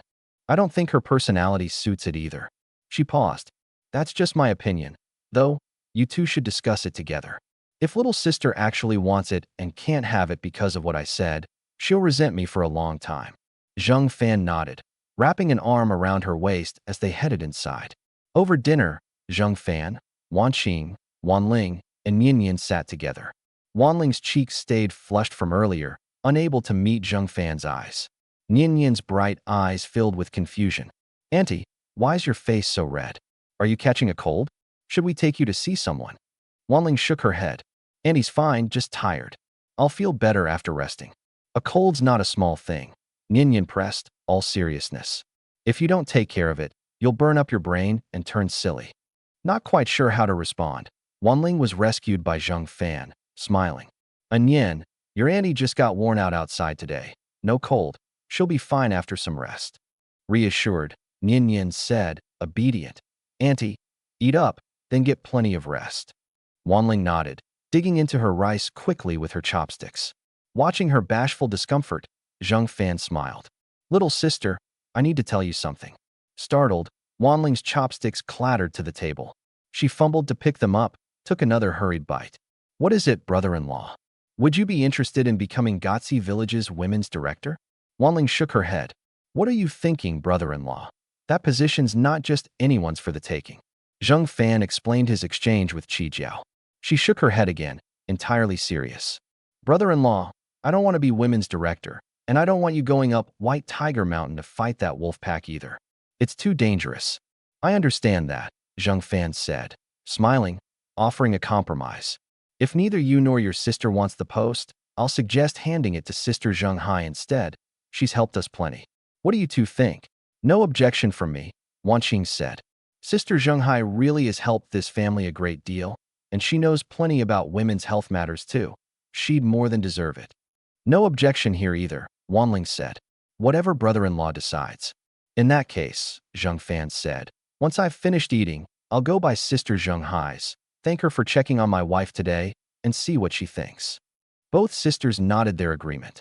After dinner, on his way to Sister Zheng Hai's house, Zheng Fan found a quiet spot, pulled a pheasant from the armory out of nowhere, and carried it along to her door. Her house was completely dark, no light anywhere. Anyone passing might have assumed nobody was home. He knocked, calling out cheerfully, Sister Zheng Hai, it's Zheng Fan, you home? The door opened after a moment. Sister Zheng Hai poked her head out, confirmed it was Zheng Fan alone, and said, a little bashful, wait a moment, let me get the kids down first, then I'll be right with you. She shut the door again, leaving him standing outside. Zheng Fan remembered then. Zheng Hai had misread his earlier visit as him coveting her, and had told him to come alone next time. He knocked again quickly, lowering his voice. Sister Zheng Hai, you've got the wrong idea. I've got business to discuss, that's all, not what you're thinking. Inside, apparently occupied with settling her children to sleep, she didn't seem to hear him at all. Zheng Fan waited outside Sister Zheng Hai's door for a good 10 minutes. Fortunately, in an era like this, most families stayed home after dinner, doors shut. Otherwise, being seen loitering at her door this long would surely invite gossip about improper conduct between them. Still, he was eager to settle the women's director matter quickly and get home to bed with his wife, rather than stand out here catching a chill. A few more minutes passed before the door opened again. Sister Zheng Hai peeked out, glanced both ways to confirm he was alone, and said, cheeks pink, sorry to keep you. The kids were fussy tonight. Come in. Zheng Fan explained quickly. Sister Zheng Hai, I'm not here for that. I came to thank you for checking on my wife today, and to ask about the women's director position for our village. She laughed softly. It's getting cold out. Let's talk properly inside. He shook his head. Talking inside might give people the wrong idea, wouldn't reflect well on you. She caught his hands, pulling him toward the door anyway. What harm could there be? Reputation doesn't put food on the table. He resisted a while longer before deciding this back and forth outside was worse. Anyone passing might think he was forcing his way in while she fought him off. Better just to go in and talk properly. Once inside, Sister Zheng Hai struck a match with care and lit the oil lamp on the table, one she rarely allowed herself to burn. As light filled the room, she noticed the plump pheasant in his hand and frowned, scolding gently. Zheng Fan, you didn't need to bring anything. He explained quickly. Times were hard before, and I was something of a mess back then. Sister Zheng Hai helped my family plenty, and I never brought anything to show for it. Things are better now, and after you checked on my wife today, I had to bring something. Pheasant's expensive these days, worth plenty of rice and sweet potatoes. Take it back home, she said, her expression turning stern. As for your wife, I need to have a serious word with you. She's pregnant, and you're still being intimate with her? What if it went too far and hurt the baby? Would you forgive yourself then? You're right to scold me, Sister Zheng Hai, Zheng Fan said, nodding. I won't take that risk again. As for the pheasant, I've already brought it, and my wife insisted I give it to you. If you won't take it, I'll have failed my errand. She protested several more times, but seeing his resolve, understood she had no choice but to accept it. You've been sending meat to my family constantly. My 2 kids talk about you fondly all the time. Her cheeks suddenly flushed, and she said quietly, head lowered, You've come alone tonight. I understand what that means.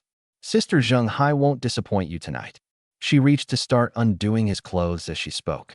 Zheng Fan found her genuinely appealing, and part of him wanted exactly what she was offering. But tonight he'd come to discuss real business, and tomorrow he'd be heading into White Tiger Mountain against 100 wolves. This wasn't the moment for distraction. Sister Zheng Hai, you've got the wrong idea, he said quickly. She laughed, sultry. I'm not even shy about it. And you're the one turning shy? Don't worry, I'll take the lead. Sister Zheng Hai, I really did come tonight to ask if you'd be interested in becoming Gotzi Village's women's director. She stopped undressing him, puzzled. That post sat empty half a year.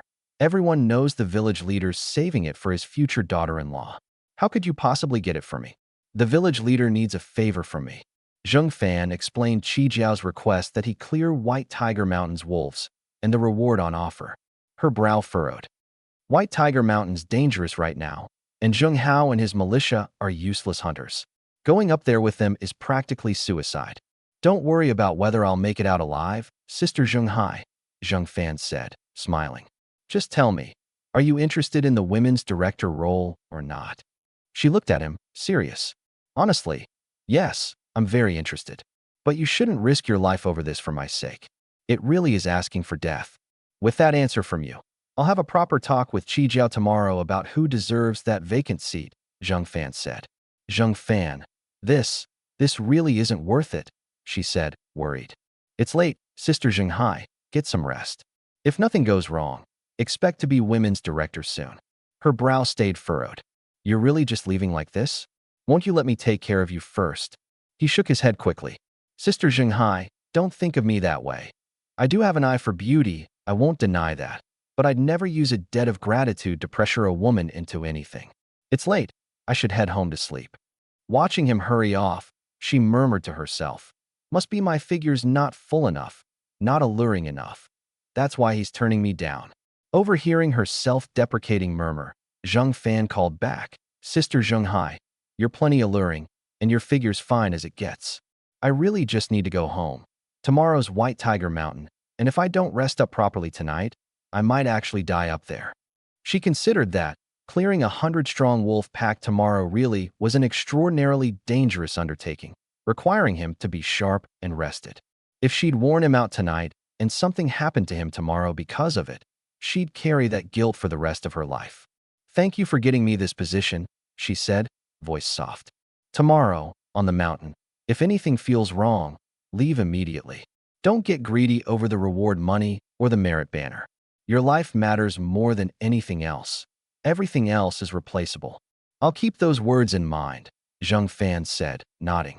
Once he'd gone, Sister Zheng Hai sat alone in her chair, blew out the dim oil lamp, and sat in the darkness a long while, lost in thought. She had the strange feeling that even if he hadn't been heading into danger tomorrow, he still wouldn't have touched her tonight.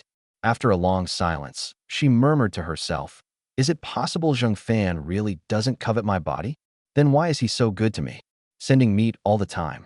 Unable to make sense of it, she let the question go, deciding to simply watch and see what he did next. The next morning, Zheng Fan woke to find Wan Ling and Yin Yin each carrying aluminum lunch boxes, heading toward the door. Wan Qing was giving instructions gently. Be careful on the road. If you get lost, ask any villager for directions. Wanling nodded and set off with Nian. Where are you two headed with those? Zheng Fan asked, puzzled. Father's been staying at Qiqiang's, and he can't cook for himself, Wanqing explained. I asked little sister to bring food for him and Lu Yong, and keep him company a while, help him pass the time. Zheng Fan looked doubtful. She's barely been in Gotzi village any time at all. You're comfortable letting her go alone? What if she gets lost? He reached to take the boxes himself. You've got to talk with the village leader in a bit. Leave this small thing to me, Wanling said, holding the boxes tight, refusing to hand them over. Besides, I want Nian to show me around the village, see the sights. Having Nian lead you around, familiarize you with the village? Zheng Fan said, smiling, helpless. You do remember she's not even 3 yet? Wanling shook her head. No need to fuss. I just want to enjoy the scenery with her. She took Nian's small hand and hurried out the door. Watching her go, Zheng Fan shook his head. Wife, is little sister worried about something? Wanqing nodded. Father's about to leave for the northeast, and the closer it gets, the more nervous she is about, you know. I've tried comforting her, nothing helps. Once it's actually happened, she'll settle down. Just then, Wanling hurried back inside with Nian, visibly rattled. Little sister, weren't you off to see the village sights? Zheng Fan asked, puzzled. Done already? Wanling said, heart pounding. The village leader's coming here with the militia captain and 30 militiamen. It didn't look right, so I came back to warn you. No sooner had she finished than Qi Jiao and Zheng Hao arrived at the house, the rest of the militia lining up outside the gate. Qi Jiao's eyes narrowed into a friendly smile. Zheng Fan, have you eaten breakfast? If not, come by my place. I've got wolf meat soup, delicious with steamed buns. Zheng Fan's face stayed cold. Uncle Qi Jiao, showing up this early with the militia captain and 30 men. Anyone who didn't know better would think my house was under investigation for some crime. Qi Jiao laughed easily. No misunderstanding. We're planning to head straight to White Tiger Mountain once things are settled here. Nothing personal against you. Hid all the valuables in your house already, then rushed over first thing this morning? Zheng Fan said, laughing. Without something worth my while, I'm not agreeing to this. Caught out, Qi Jiao forced a laugh. That's harsh, Zheng Fan. You think Uncle Qi Jiao's that kind of man? You're underestimating my character. In that case, let's go check your house right now, Zheng Fan said. Qi Jiao, still smiling warmly, led Zheng Fan, Zheng Hao, and the rest away. Once they'd gone, Wanling frowned. Sister, something feels off about the village leader. Could he be trying to get brother-in-law killed, so he can claim us for himself? Wanqing suspected the same about Qi Jiao's intentions, but the notion of him claiming both sisters made her deadpan. You're overthinking this. If you're that bored, go bring father his lunch already. Wanling, no longer in a rush to leave, said instead, Sister, we're both pretty. It's not impossible someone would have ill intent toward us. If brother-in-law were killed and father's not around. The more she spun the thought out, the more plausible it seemed to her. Now genuinely on edge from her sister's speculation, Wanqing said, Stop imagining things and go deliver father's lunch, or he'll starve and you'll get an earful for it. Recalling Su Zhu's temper, Wanling hurried off with Nian at once. Meanwhile, at Qi Jiao's house, it turned out, beyond a bowl of pricey wolf meat soup sitting in the kitchen, most everything else was thoroughly unremarkable, several things even shabbier than what Zheng Fan already owned. Qi Jiao trailed close beside him, eyes narrowed, smiling. See anything you like? Take it, Uncle Qi Jiao won't stop you.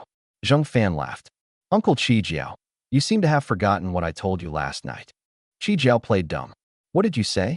Remind me. Zheng Fan said, cold. If you've hidden everything valuable in your house, I won't agree to White Tiger Mountain. You've got the wrong idea, Qi Jiao said, pained. This is genuinely everything I own, nothing hidden. Nothing worth having in your house, so go find someone else for White Tiger Mountain, Zheng Fan said, turning to leave without a backward glance. Zheng Hao hurried to block his path, stern. You're not walking away from this, or don't blame me for what comes next. Zheng Fan said, cold.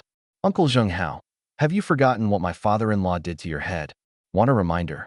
The memory brought a fresh wave of shame, and Zheng Hao's face flushed dark. Trying to provoke me into hitting you, is that it? Uncle Zheng Hao, I gave you a chance yesterday, and you didn't dare pull the trigger, Zheng Fan sneered. Don't play tough with me today, or I'll have you sitting a jar of tiger penis wine short again. The memory of his prize jar, stolen right out from under him, made Zheng Hao's breath come ragged with fury. You really think I can't touch you? Zheng Fan showed not a flicker of concern. If Zheng Hao dared strike first, he'd knock every tooth out of his head.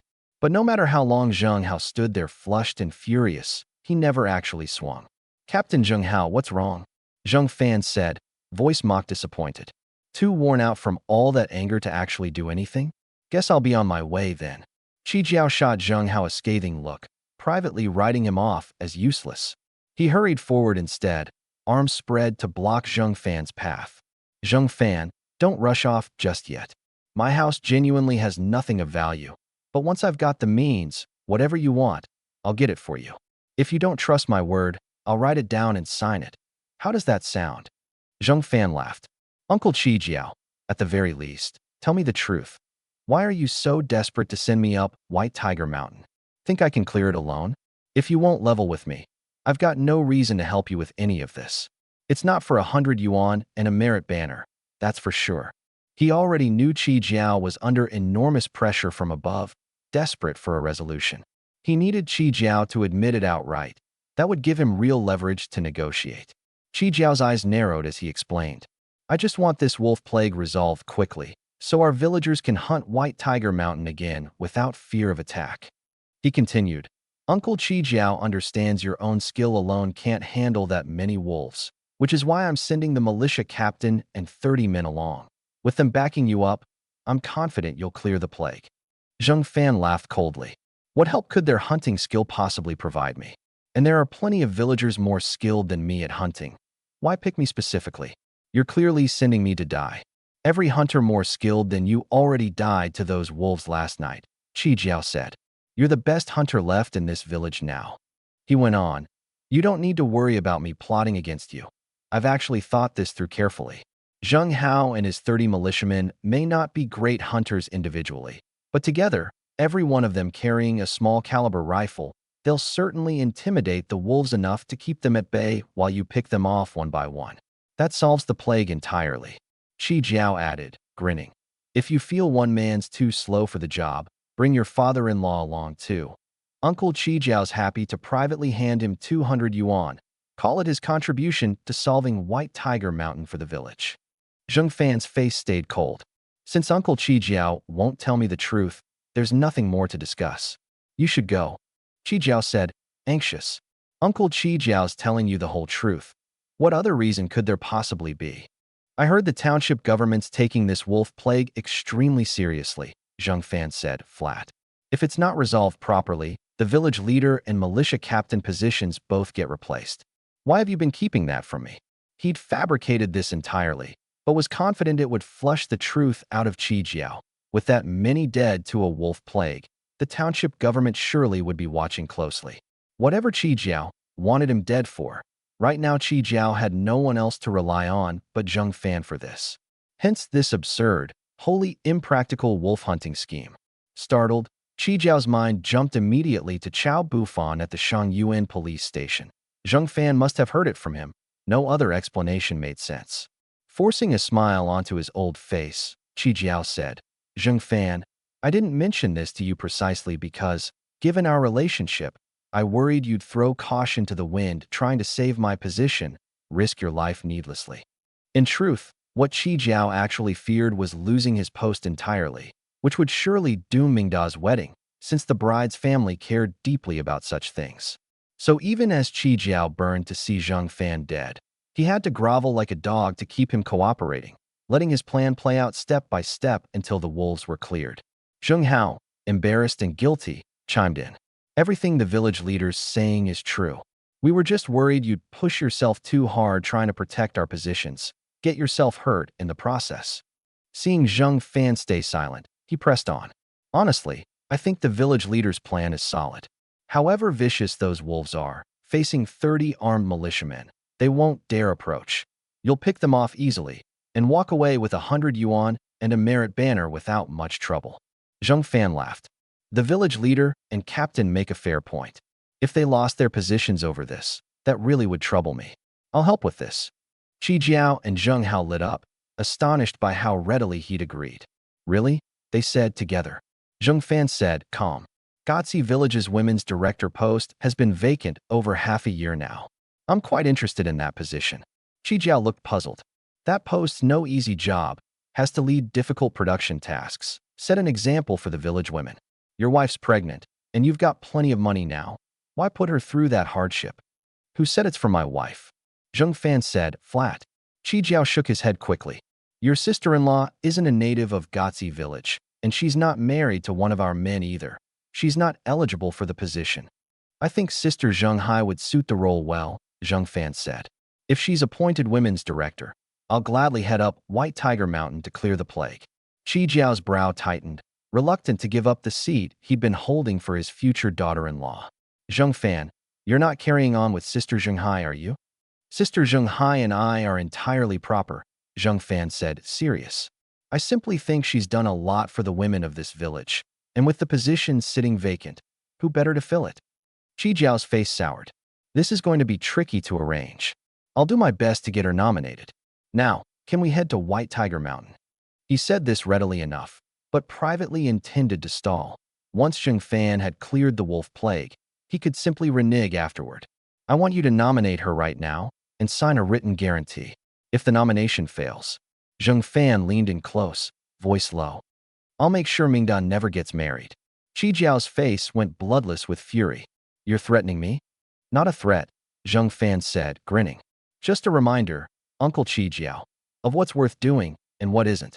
The one thing Qi Jiao could absolutely not tolerate was any threat to Mingda's marriage, and here Zheng Fan was, weaponizing it directly against him. In that moment, Qi Jiao's hatred for Zheng Fan boiled to an absolute peak. If he didn't still need Zheng Fan for this task, he'd have wanted him dead that very night. Sensing the barely contained murder in Qi Jiao's eyes, Zheng Fan laughed easily. Uncle Qi Jiao, if this is too much trouble and you'd rather leave the women's director post vacant, feel free to leave. I can't help you with this after all. Seething but forcing a smile, Qi Jiao said, fine. I'll sign the guarantee. Sister Zheng Hai gets the position, guaranteed. Zheng Fan produced paper and pen for him to write the guarantee. Reluctantly, Qi Jiao took them, wrote out the promise, signed and pressed his thumbprint to it, and handed it over. Zheng Fan smiled, satisfied. Now that's the Uncle Qi Jiao I know. Forcing a smile, Qi Jiao asked, can we head out now? Zheng Fan shook his head. I need to go to Shangyuan Township first, find some help. Qi Jiao's face darkened, feeling toyed with, irritation plain. Won't Militia Captain Zheng Hao and his 30 men be enough help? Zheng Fan shook his head. All they can do is pull triggers, no accuracy to speak of. What good are they up the mountain? I'd rather find my own backup. Qi Jiao swallowed his rage, forcing patience. When can you have this sorted? I'll be back in the village by 1 this afternoon, Zheng Fan said. Even that long? Qi Jiao's face darkened, urgent. Can't you head out sooner? He was desperate to get the wolf plague resolved as fast as possible. Delaying until 1 in the afternoon felt like an unbearable waste of time. I promised these friends I'd hunt wolves with them. Can't go back on my word now, Zheng Fan said flat. Qi Jiao's face flushed, breathing labored. Now thoroughly convinced Zheng Fan had played him completely. He'd have gone up White Tiger Mountain with his friends regardless of whether Qi Jiao asked or not. In his own haste, he'd just handed over the Gotzi Village women's director position for nothing. Watching Qi Jiao nearly choke on his own fury, Zheng Fan added cheerfully. No need to get so upset, Uncle Qi Jiao. I'd originally planned to bring a few friends up to bag a couple of wolves anyway. If not for your insistence, I wouldn't have committed to clearing the whole plague. Face crimson, breath ragged, teeth grinding, Qi Jiao said, Zheng Fan, don't you dare disappoint Uncle Qi Jiao, or we're not finished. He grunted hard and stormed off in a fury. Watching Qi Jiao practically on the verge of collapse, Zheng Hao hurried to steady him. Village leader, don't let this ruin your health. If it does, maybe the leader's position should pass to me instead? Once they'd all left, Wan Qing said, brow furrowed. Zheng Fan, are those friends of yours in Shangyuan actually reliable? If not, better to bring Militia Captain Zheng Hao and his 30 men along for show. At least it'll scare the wolves and help keep you safe. Wanling looked worried too. I'll go tell father when I bring him lunch, get him to go up White Tiger Mountain with you. She had little faith in Zheng Hao or these mysterious friends of Zheng Fan's and Shan Yuan. Family, she believed, was always the most reliable option. Watching the two sisters' worried faces, Zheng Fan smiled. Of course I'm finding reliable people. Otherwise these two lovely flowers of mine would end up someone else's, wouldn't they? Wanling flushed, ducking her head. Not talking to you about this. I'm going to bring father his lunch.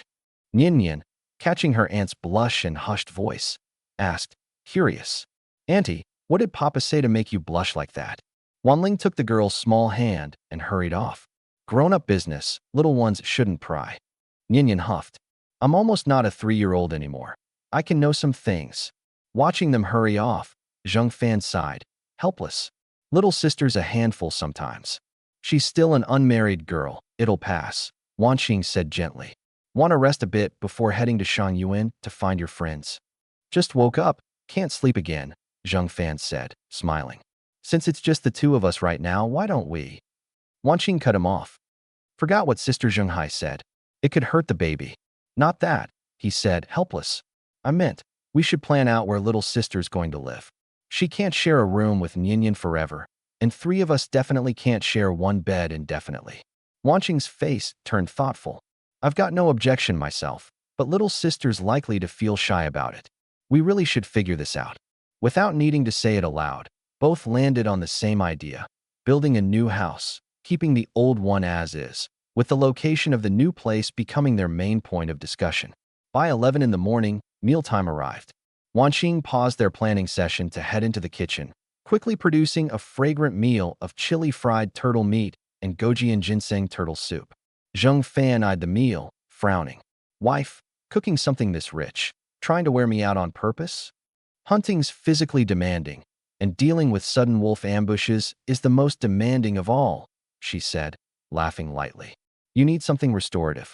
Zheng Fan laughed, helpless. Eating this much restorative turtle meat might do him in on its own. Noon was fast approaching, his appointed meeting time in Shan Yuan. He finished eating quickly and rose to go find Lu Yong for the trip to sell turtles at the co-op. Wanqing reminded him gently. Wanling and Nian will come back at noon to serve father his lunch. Since you're heading that way to find Lu Yong anyway, could you take their food along? Zheng Fan nodded, picked up 2 aluminum lunchboxes, and headed toward Lu Yong's house. Watching him go, Wanqing's face grew anxious, murmuring to herself, let everything go smoothly. Please, don't let anything happen. Meanwhile, badly injured Zheng Xuan noticed Zheng Fan heading toward Qijiang's house with the lunchboxes. He remembered Qi Jiao's warning that morning, that Zheng Fan would soon be heading up White Tiger Mountain to clear the wolf plague, and that he should lie low, hold off on any attempt on Zheng Fan's life. Xuan cared nothing for that warning. He was desperate to kill Zheng Fan, to satisfy the hatred burning in him. Slinging his Type 38 rifle over his shoulder, he trailed carefully behind, determined. Once Zheng Fan entered White Tiger Mountain, he'd find some way to torture him to death. And if that opportunity never came, he'd simply pull the trigger and be done with it. Either way, Zheng Fan wasn't walking away from this world alive. On his way delivering lunch to Su Zhu and Qiqiang, Zheng Fan noticed someone limping along behind him.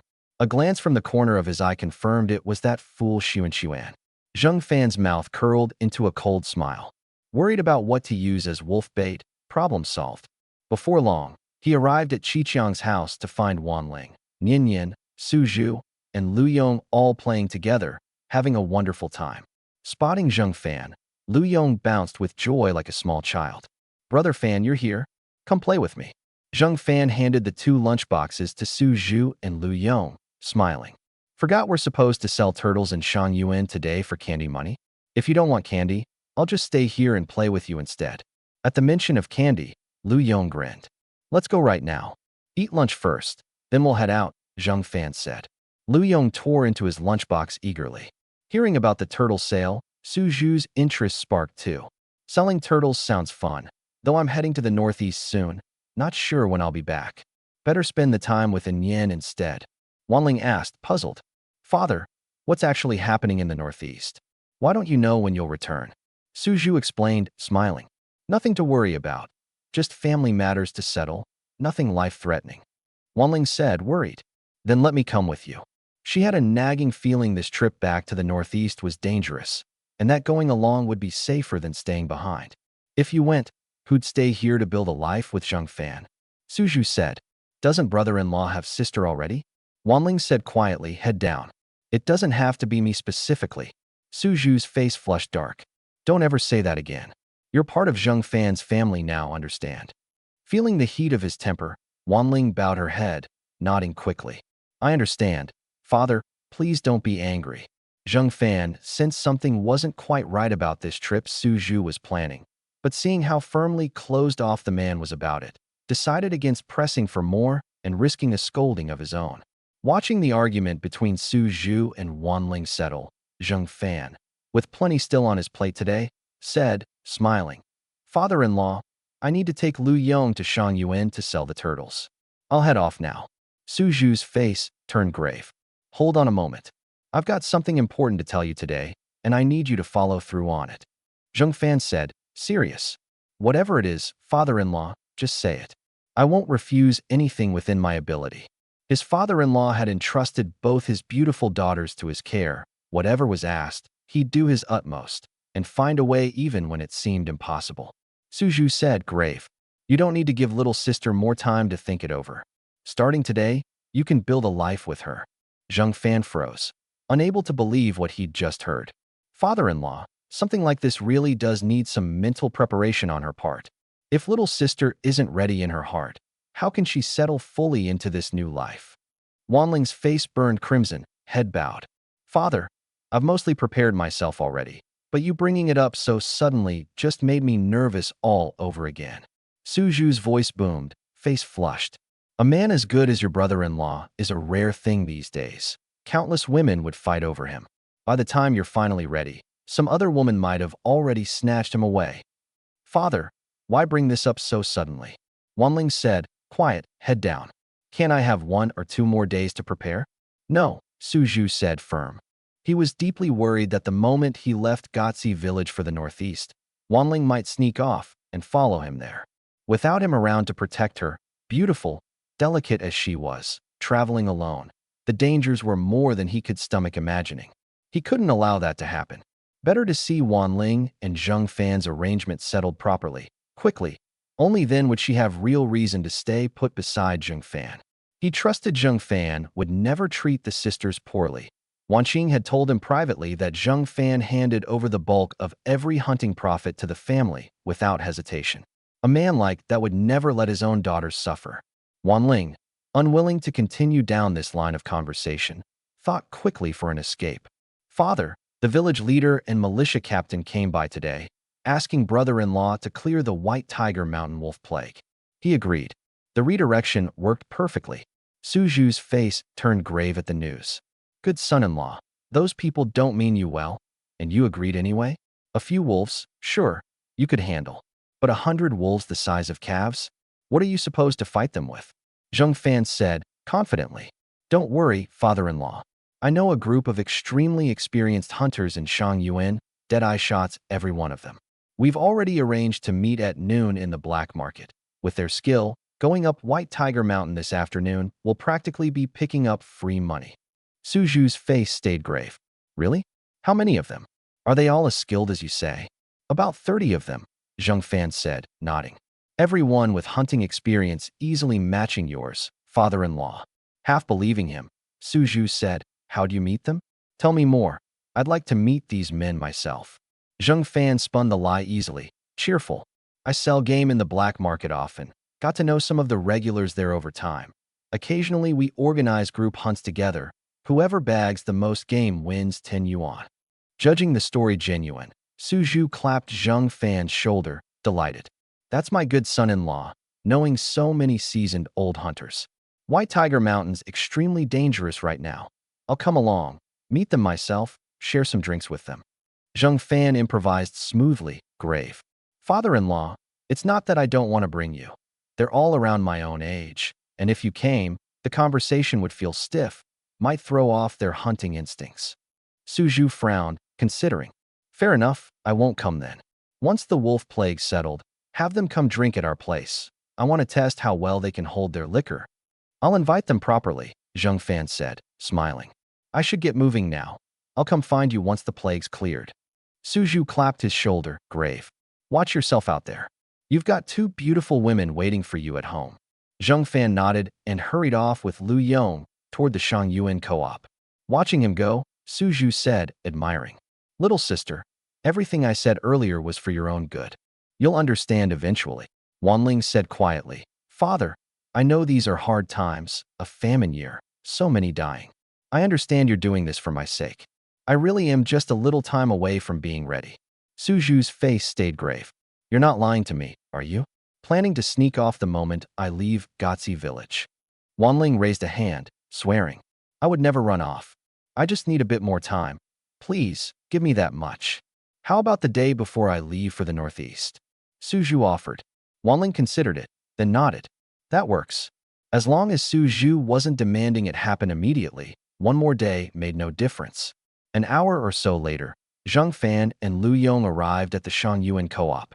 The clerks, seeing the two large baskets of turtles Zheng Fan and Lu Yong set down, exchanged stunned looks.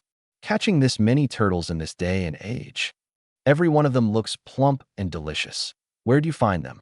Listening to the astonished chatter, Zheng Fan smiled. What's the buying price per caddy for turtles here?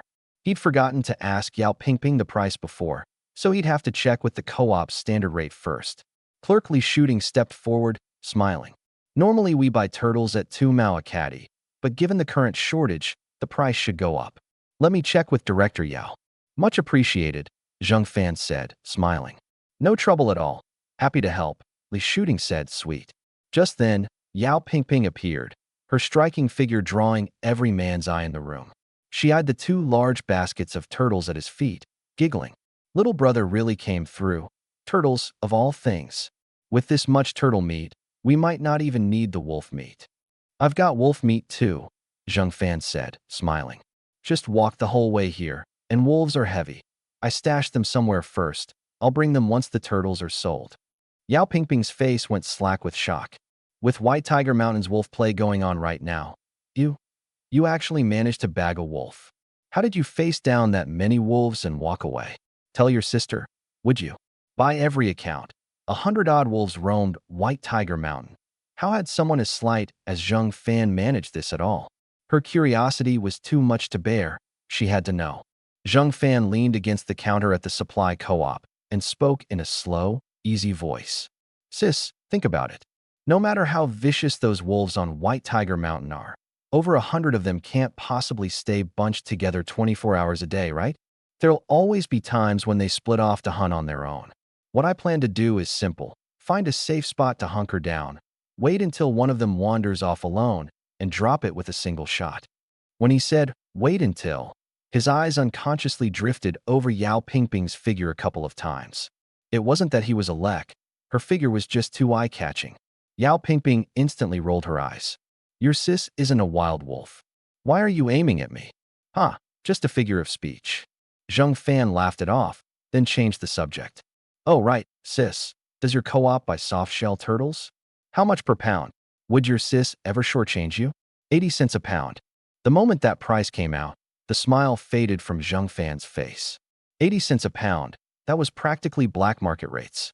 Under normal circumstances, a supply co-op would never pay that much. His business instincts immediately kicked in. Something had definitely gone wrong here. Ping, sis, has the co-op run into some kind of trouble lately? Mind giving your little brother the inside scoop? An abnormal price always meant something was going on behind the scenes. He needed to understand it so he could stock up in advance. Otherwise, down the road, he might have money but nothing to buy. Yao Pingping hesitated a good while before lowering her voice. I'll be straight with you.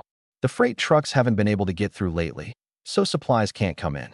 The co-op's meat, vegetables, everything's out of stock. The shelves are almost empty.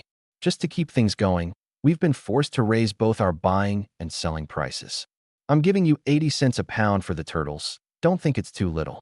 Out on the black market, they've shot up to $2 a pound. Only then did Zheng Fan understand. No wonder prices have climbed like this. So the meat supply's been cut off. To anyone else, this would have been bad news, but to his ears it was the best news in the world. He was just about to head up White Tiger Mountain to clear out the wolves. A whole mountain of wolf meat, on top of soaring meat prices. Flip it, and it was a fortune. Seeing him grinning wider and wider, Yao Pingping's heart skipped a beat. Little brother, you're not planning to haul all that meat off to the black market, are you? Her panic was justified. The buy without ration coupons privilege she promised Zheng Fan sounded generous, but compared to reselling meat on the black market, it wasn't even in the same league. Who runs to the co-op to buy stuff every single day? Black market meat, on the other hand, fetched high prices and sold like hotcakes. By that math, Zheng Fan had no real reason to save the meat for her. But Zheng Fan just shook his head. Don't worry, sis. What I promised you, I'll deliver. Even if I have to sell to you at a loss, I'll never go back on my word. The words sounded noble, but in his head he had it all figured out. As long as he held on to that ration-free privilege, even without going up the mountain, he could just buy some rice or oil and flip it on the black market for a guaranteed profit. Not to mention big-ticket items like bicycle coupons or television coupons. One of those could go for over $100. Looking even further ahead, if he stayed on good terms with this director, then whenever he wanted some rare item down the line, getting a coupon from her would probably work out just fine. This move looked like a loss, but it was really a strategic setup. Yao Pingping didn't understand any of these twists and turns. She was simply touched by that line. Even at a loss, I'll keep my word. Her eyes even grew warm. You really are your sis's good little brother. From now on, whenever you run into trouble, just come to me. Whatever I can help with, I won't refuse. And that was exactly the line Zheng Fan had been waiting for. You said it yourself, sis. From now on, when little brother comes to you for help, you're not allowed to turn him down. He didn't need it right now, but sooner or later it would come in very handy. Your sis always keeps her word. She laughed sweetly and got back to business. These 2 big baskets of turtles, shall I weigh them all? Zheng Fan shook his head and lowered his voice. This friend of mine is a little slow in the head. His family's poor, and someone at home just got sick and needs to be hospitalized. They need money everywhere they turn. Yao Pingping caught on immediately. I understand. I'll weigh it all out for you. Soon, 315 pounds of turtles, at 80 cents a pound, sold for $252. Zheng Fan casually bought Lu Yong a bag of hard fruit candy, told him to wait in the store, and stepped out himself. He found a secluded corner, scanned around to make sure no one was there. Then with a flip of his hand, 3 wild wolves, already skinned and cleaned, appeared out of thin air on his back from the armory. Shouldering the wolves, he strode back to the co-op.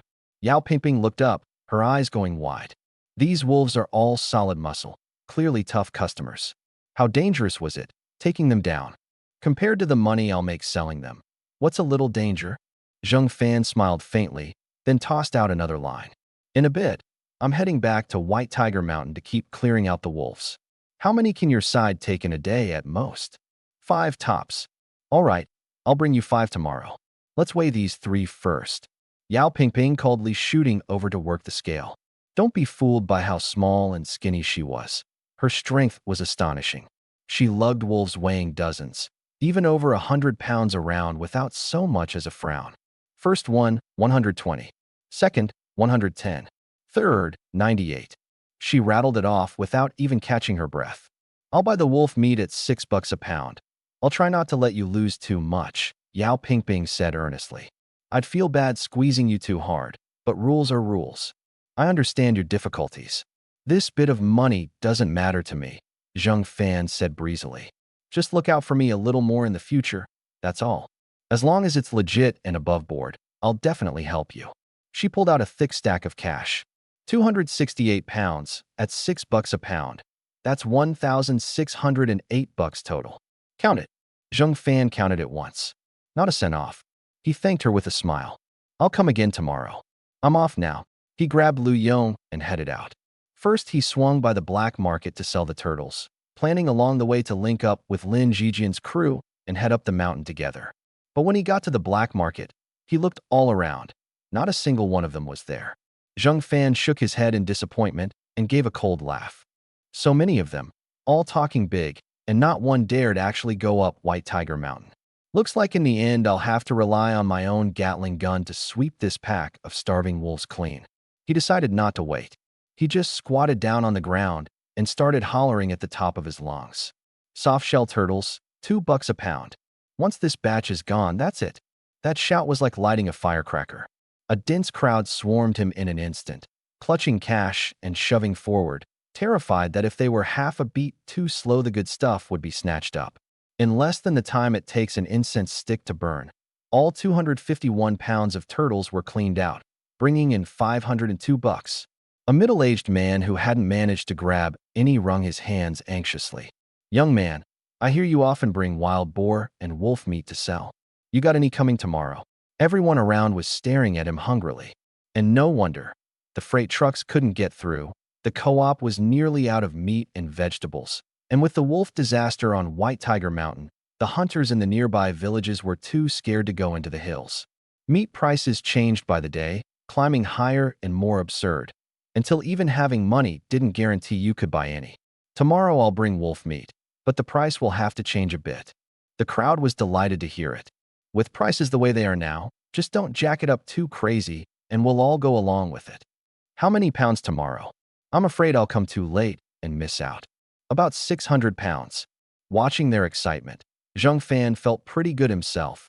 This trip up White Tiger Mountain, he was dead set on raking in a fortune.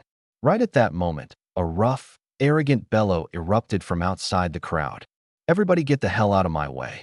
Block my path and don't blame me for what happens." The onlookers turned and recognized the newcomer. Sunglasses, white shirt, an ancient Type 38 rifle slung across his back. He was a notorious tough guy in these parts, with a dozen or so underlings. Nobody wanted to cross him, so they all frowned and made way.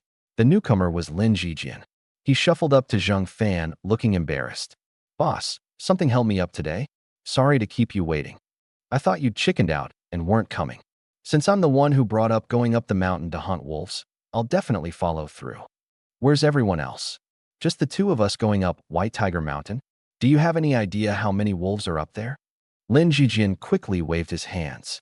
"A few brothers are still on the road borrowing guns. They'll be here in another 10 minutes for sure. Just give me a little more time. If they're not here in 10 minutes, then nobody's going." About 6 minutes later, Gao San, Xie Jinshun, Scarface, and 3 burly, broad-shouldered middle-aged men arrived, each with a Type 38 hunting rifle slung over his shoulder, heads bowed apologetically.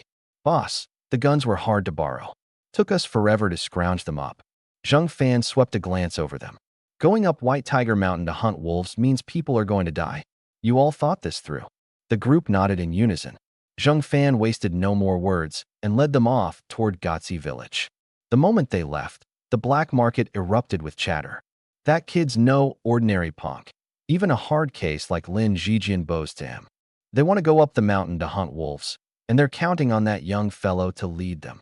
A while back, someone got jealous of how much money he makes and tried something funny, got beaten so bad they couldn't get out of bed. One man who'd once entertained thoughts of robbing him felt a chill of relief, privately thanking his lucky stars he hadn't gone through with it." On the road, Lin Jijian started muttering to himself. "Boss, didn't you say we'd take the back trail? This road doesn't seem right. We're not taking the back trail this time. We're going up the front." Lin Jijian froze. "Isn't White Tiger Mountain sealed off? Are you planning to have us force our way through? Do you know how many militiamen are guarding that mountain pass?" Zhang Fan said half-jokingly. "About 30 or so, give or take." "What, are you scared?" Cold sweat instantly poured down Lin Jijian's face. 30-some militiamen? Good heavens. There's no way our little group can beat them. Xie Jinshun forced a smile, trying to smooth things over. "Boss must be pulling our legs. Skip the safe back trail just to pick a fight with 30-some guns. You'd have to be out of your mind." Zhang Fan didn't explain. "You'll all understand soon enough." After walking over an hour, they reached the village. Zhang Fan first took Lu Yong home and had the others wait outside the yard. The moment he stepped inside, he found Su Zhu wasn't there, and his heart lurched. He was afraid the turtle money had been swiped. He quickly helped Lu Yong hide the cash away and repeatedly warned him, "Stay put at home and don't go anywhere." Su Zhu hugged the candy bag tightly to his chest and nodded. "Don't worry, Brother Fan. There's good stuff to eat at home, so I definitely won't go out." Zhang Fan didn't know whether to laugh or cry. He went out and led the group toward the far end of the village. They'd barely gone a few steps when the scene on the empty lot at the village's edge made everyone's knees go weak. A dark mass of people stood there, each gripping a small caliber rifle, pairs of eyes fixed coldly on Lin Jijian and his crew, sending shivers down their spines. Boss, you really weren't joking? Lin Jijian was scared half out of his wits. Gao San, Xie Jinshun, and the others all went pale, the same thought running through all their minds. Has this Zheng Fan actually gone crazy? Skipping a perfectly good back trail just to force his way through.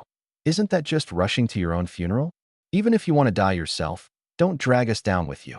Squad leader Zheng Qijiao had been waiting a long while. He came forward with a frown. These are the reliable friends you were talking about. Zheng Fan nodded. Yeah. Zheng Qijiao looked them over up and down, brows knitting into a knot. You're sure these few will do? If I say they'll do, then they'll do. Lin Jijian and the others listened to the two of them talking in riddles, not understanding a word, yet the sense of pressure bore down on them for real, their shirts soaked through with cold sweat. Zheng Qijiao gave a contemptuous snort. These cowards? Go in there and they're dead meat. Want to swap them out for another batch? No need. Uncle Qijiao wants you back alive too. But if you insist on jumping into the fire pit, then don't blame your uncle for not warning you. I understand. Zheng Fan's expression was calm as he lifted his feet and headed toward White Tiger Mountain. Lin Jijian and the others watched him lead the way straight toward those 30-some black muzzles, their legs trembling like sifting chaff, utterly unable to move. Watching this sorry bunch, Zheng Qijiao sneered inwardly. Zheng Fan's counting on these losers to end the wolf disaster? In his dreams. Militia Captain Zheng Hao got interested too. Cradling his gun, he sneered. Zheng Fan, these experts you brought, their legs are shaking so hard they can barely stand. With skills like that, they're going to hunt wolves? They're less useful than us militiamen. The 30-some militiamen all chimed in, treating these few as spineless weaklings not worth a second glance. Zheng Fan couldn't be bothered to argue. He hadn't planned to rely on them at all on this trip. He was relying on the Gatling gun in his armory. He turned back and said flatly, whether you go up the mountain or not is your call. If you don't, I'll take these militia brothers in with me. Frightened as he was, Lin Jijian couldn't lose face in front of all these people. He gritted his teeth. Boss, wait for me. I'm coming right now. Only when Gao San and the others saw Lin Jijian actually following did it dawn on them. Zheng Fan wasn't trying to shoot it out with the militia. He really had a way to get onto the mountain. But by the time they figured it out, the two figures had nearly vanished from sight, and Xie Jinshun and Gao San were still rooted to the spot. Scarface got impatient. Didn't you all give your word before coming here? If you won't go, then I'm going first. With that, he chased after them. Xie Jinshun and Gao San had assumed Zheng Fan had some backup plan, that he'd bring a big crowd up the mountain, and all that tough talk was just to test their nerve. Who'd have thought he really was taking just these few into the wolf's den? The more they thought about it, the more scared they got, so they simply made up their minds to hang back at the foot of the mountain. Gao San in particular had a grudge against Zheng Fan and would love nothing more than for him to die up there. It'd save him the trouble. The other three burly men hesitated a good while, then gritted their teeth and dashed after them. Gao San and Xie Jinshun hurried to stop them. Xie Yu, Xie Quan, Xie Ming, do you have a death wish? Just two men going up the mountain. That's not hunting wolves. That's serving yourself up as a wolf snack. The eldest, Xie Yu, wore a solemn expression. If the boss dares to go up the mountain, he must have something to back it up. Follow him, and we won't go wrong. The second brother, Xie Quan, nodded heavily. That's right. The boss isn't stupid. He's made all that money. Would he gamble with his life? The two tried again to dissuade them, but the three brothers ignored them completely, shoved them aside, and chased after Zheng Fan without looking back. For a little wolf meat, they're going to die up on that mountain sooner or later. Gao San yelled, beside himself with rage. The three brothers acted as if they hadn't heard and vanished in the blink of an eye. What a bunch of brainless idiots. Xie Jinshun gnashed his teeth, but Gao San sneered and leaned close to his ear, dropping his voice. Letting them die up there with Zheng Fan works out perfectly. With that crew gone, doesn't this whole operation become ours? Xie Jinshun's eyes lit up. You've got a plan? Gao San muttered something at length. After Xie Jinshun heard it, He nodded again and again, his eyes gleaming. Brilliant. From now on, we can go back to our old trade. No need to risk our necks up the mountain. Meanwhile, Zheng Fan had already led Lin Jijian and the three Xie brothers up to the mountainside halfway to the summit. The bodies of the hunters who'd perished up there had long since been carried home and buried by their families, but the thick, cloying stench of blood in the air still drilled straight into their noses. To the group, it felt like they'd stepped into the deepest pits of hell. Every step, their hearts leaped into their throats, terrified a wolf would come bounding out. Lin Jijian gripped his gun for dear life, his hands shaking uncontrollably. Boss, this blood stink is too strong. There's no way fewer than 30 or 40 died here. Scared? There's still time to head back down. Lin Jijian's face was as white as paper, yet he shook his head firmly. Boss, since I've come this far, no matter how scared I am, I'll see it through. Worst case, I put my life on the line. Zheng Fan looked to the three brothers. You three feel the same? They answered in one voice. Either we make a big score, or we die right here. The words had barely left their mouths when the thicket beside them suddenly rustled and thrashed. The group went green with fright and, leveling their guns at the bushes, unleashed a wild volley. Out burst a colorful pheasant, flapping its wings in a panic. Only when they saw it wasn't a wolf did they let out long breaths. Scared the life out of me. I thought it was a wolf ambush. Zheng Fan figured the moment was about right. You lot find a thick tree and climb up to hide. Leave the rest of the wolves to me alone. He was going to use the Gatling gun, and that thing absolutely could not be seen by anyone. Lin Jijian and the others thought Zheng Fan was about to abandon them and cried out anxiously. Boss, that was just a slip-up back there. If you go alone and get surrounded by the pack, you'll get killed. Zheng Fan waved a hand and dangled the bait. I'm satisfied you all mean well. Once I've bagged the wolves, there'll be a share of the meat for you. But you have to agree to one condition. From now on, you tell everyone we killed these wolves together. Otherwise, the ones who didn't show up will resent it. Can't do that, then no share for you. Saying this was simply to give himself cover. He couldn't let people know one man had wiped out over 100 wolves. Hearing they could earn free wolf meat just by hiding in a tree, the group was overjoyed, yet they still fretted. Can the boss really do it alone? Boss, are you really sure you'll be fine on your own? That's over 100 wolves. It's way too risky. Just wait for me and don't overthink it. I'll come get you and take you down the mountain before dark. Seeing how confident Zheng Fan was, and recalling how he hauled meat to the black market every couple of days, the group steeled their nerves, scrambled up the big tree, and waved down at him. Go ahead, boss, no worries. We'll never do anything dumb like coming down from this tree. Zheng Fan nodded and turned to head deep into the dense woods. After a few steps, he put on his thermal imaging goggles. Even in broad daylight, as long as there was a living creature nearby, clusters of red would appear in his field of vision. The corners of his mouth curled slowly upward, and he sneered under his breath. Hunting time begins now.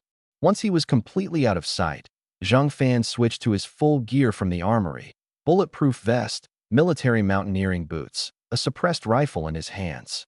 Nerves taut, he searched the woods for a full hour, yet didn't spot so much as a single wolf hair. Are these beasts all holed up resting in broad daylight? Or have they all retreated back into the mountains? He wondered. Maybe I should push deeper into the mountain. The depths of White Tiger Mountain were dangerous, sure, but with a wolf disaster raging, there'd definitely be no living people around. With this bit of futuristic tech at his side, even the most treacherous ground wasn't necessarily off limits. Just then, in the thermal image, about 100 meters ahead, 5 red shapes the size of calves were silently creeping toward him. He turned his head to scan around, and sure enough, there were wolf shapes closing in soundlessly from other directions too. Instead of panicking, Zheng Fan smiled and gripped his gun tighter. Sneaky. If I weren't wearing these goggles, I really might have walked right into your ambush today. He deliberately acted oblivious. Firing now would make too much noise, and the other wolves would spook and flee. What he wanted was to net them all in one go. The standoff lasted a few minutes, until the pack had closed to under 50 meters. Zheng Fan gauged the distance in his head, right here. Any closer and it'd flip on him. He wouldn't be hunting the wolves would be eating him. At that point, No matter how good his aim was, he couldn't hold off that many fangs tearing into him at close range. His fingers squeezed the trigger. The first round shrieked through the air and bored into the brow of the farthest wolf. The beast's world went black, and it crashed silently into a pool of its own blood. The suppressed gun was so quiet as to be almost inaudible, and with the rest of the wolves fixated on this piece of live meat, drooling with hunger, not a single one noticed its packmate fall soundlessly. Instead, they picked up the pace, all racing to claim the prize. But in Zheng Fan's eyes, each wolf lunging at him was clearly a bar of gold waving him over. His trigger finger never stopped, and the bullets, like death's scythe, mowed them down one after another without mercy. In the blink of an eye, of the 30 that had closed in, only 3 were still breathing, now barely 10 meters away. The 3 exchanged a glance, and, finding that the packmates who should have been lying in wait to their flank never came, they seemed to catch the scent of danger. Fixing their eyes on that silent, deadly strange gun, they turned tail and ran. Zheng Fan didn't hold back either. 3 shots, and the fleeing trio was sent off together. With this wave cleared, he scanned around and found one more still crouching in the shadows, a full size larger than the calf-sized wolves. He knew at once. This must be the Wolf King, hiding motionless the whole time, waiting to strike him by surprise while he collected the carcasses. Good thing he was cautious and had thermal imaging leading the way. Zheng Fan leveled his gun and fired. The Wolf King reacted with terrifying speed, twisting its body aside almost in the same instant to dodge. Realizing it had been spotted, it gave up fleeing and, bearing a mouthful of fangs, charged straight at him. Even Zheng Fan was a little startled. Its agility and ferocity surpassed any beast he'd ever encountered. But no matter how fast, it couldn't outrun a bullet. He fired again and again, rounds pouring down like rain, and the Wolf King collapsed with a thud halfway through its lunge. Zheng Fan carefully searched the surroundings once more, and only after confirming there were no more lying in wait did he sweep all 31 wolf corpses into the armory in one go. His face broke into a wide grin. 31 head, say 100 pounds each, and even at $15 a pound, that's 46,500. One wave like this, and I'm a solid 10,000 yuan man. He was already scheming. Once the wolf disaster was cleared, he'd set about building a new house. But right now, the top priority was to hunt down every last remaining wolf. Those were all hard currency on his road to becoming a 100,000 yuan man. Meanwhile, on a remote little trail on the other side of White Tiger Mountain, a man with a buzz cut, wearing a green short-sleeved shirt and carrying a Type 38 rifle on his back, was feeling his way forward with a limp. His name was Zheng Xuan, and his face was so dark it looked ready to drip water. The squad leader said not to make a move yet. Wait until the wolf disaster's dealt with, then settle the score with you, he muttered through gritted teeth. But an opportunity this good, there's no way in hell I'm letting it slip. Today I'll torture you until you're begging to die, then put a bullet in you and send you to hell. Zheng Fan had humiliated him publicly several times, and that hatred had burrowed deep into his bones. Killing him now was no longer just about the reward money. It was purely to vent this rage. Of course, if he actually did kill him, he might just be able to scrape a hefty sum off his body. He'd seen with his own eyes Zheng Fan hauling 2 big baskets of turtles into the black market to sell. Surely that was worth 100 or 2, at least. He searched carefully along the mountain's edge, but hunted a long time without spotting a soul. Don't tell me the kid's already been eaten by the wolves. His teeth ground together. Even if he has, at least let me find the remains, so I can rifle through his clothes and see if there's any money on him. As he stewed in his own venom, his hunter's ears suddenly caught a very faint sound not far off, the tread of a large beast against the ground.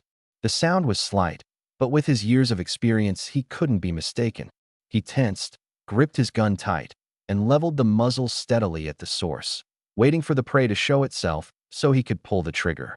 Just then, a shrill wolf howl exploded, and 3 gray-furred wolves the size of calves came charging straight at him. Zheng Xuan's eyes went wide, and his whole body froze. He swallowed hard. 3 at once. This time I'm in real trouble. He didn't have some armory from the future. Facing 3 vicious wolves, he couldn't smile. He felt death pressed right up against his face. The panic lasted only an instant.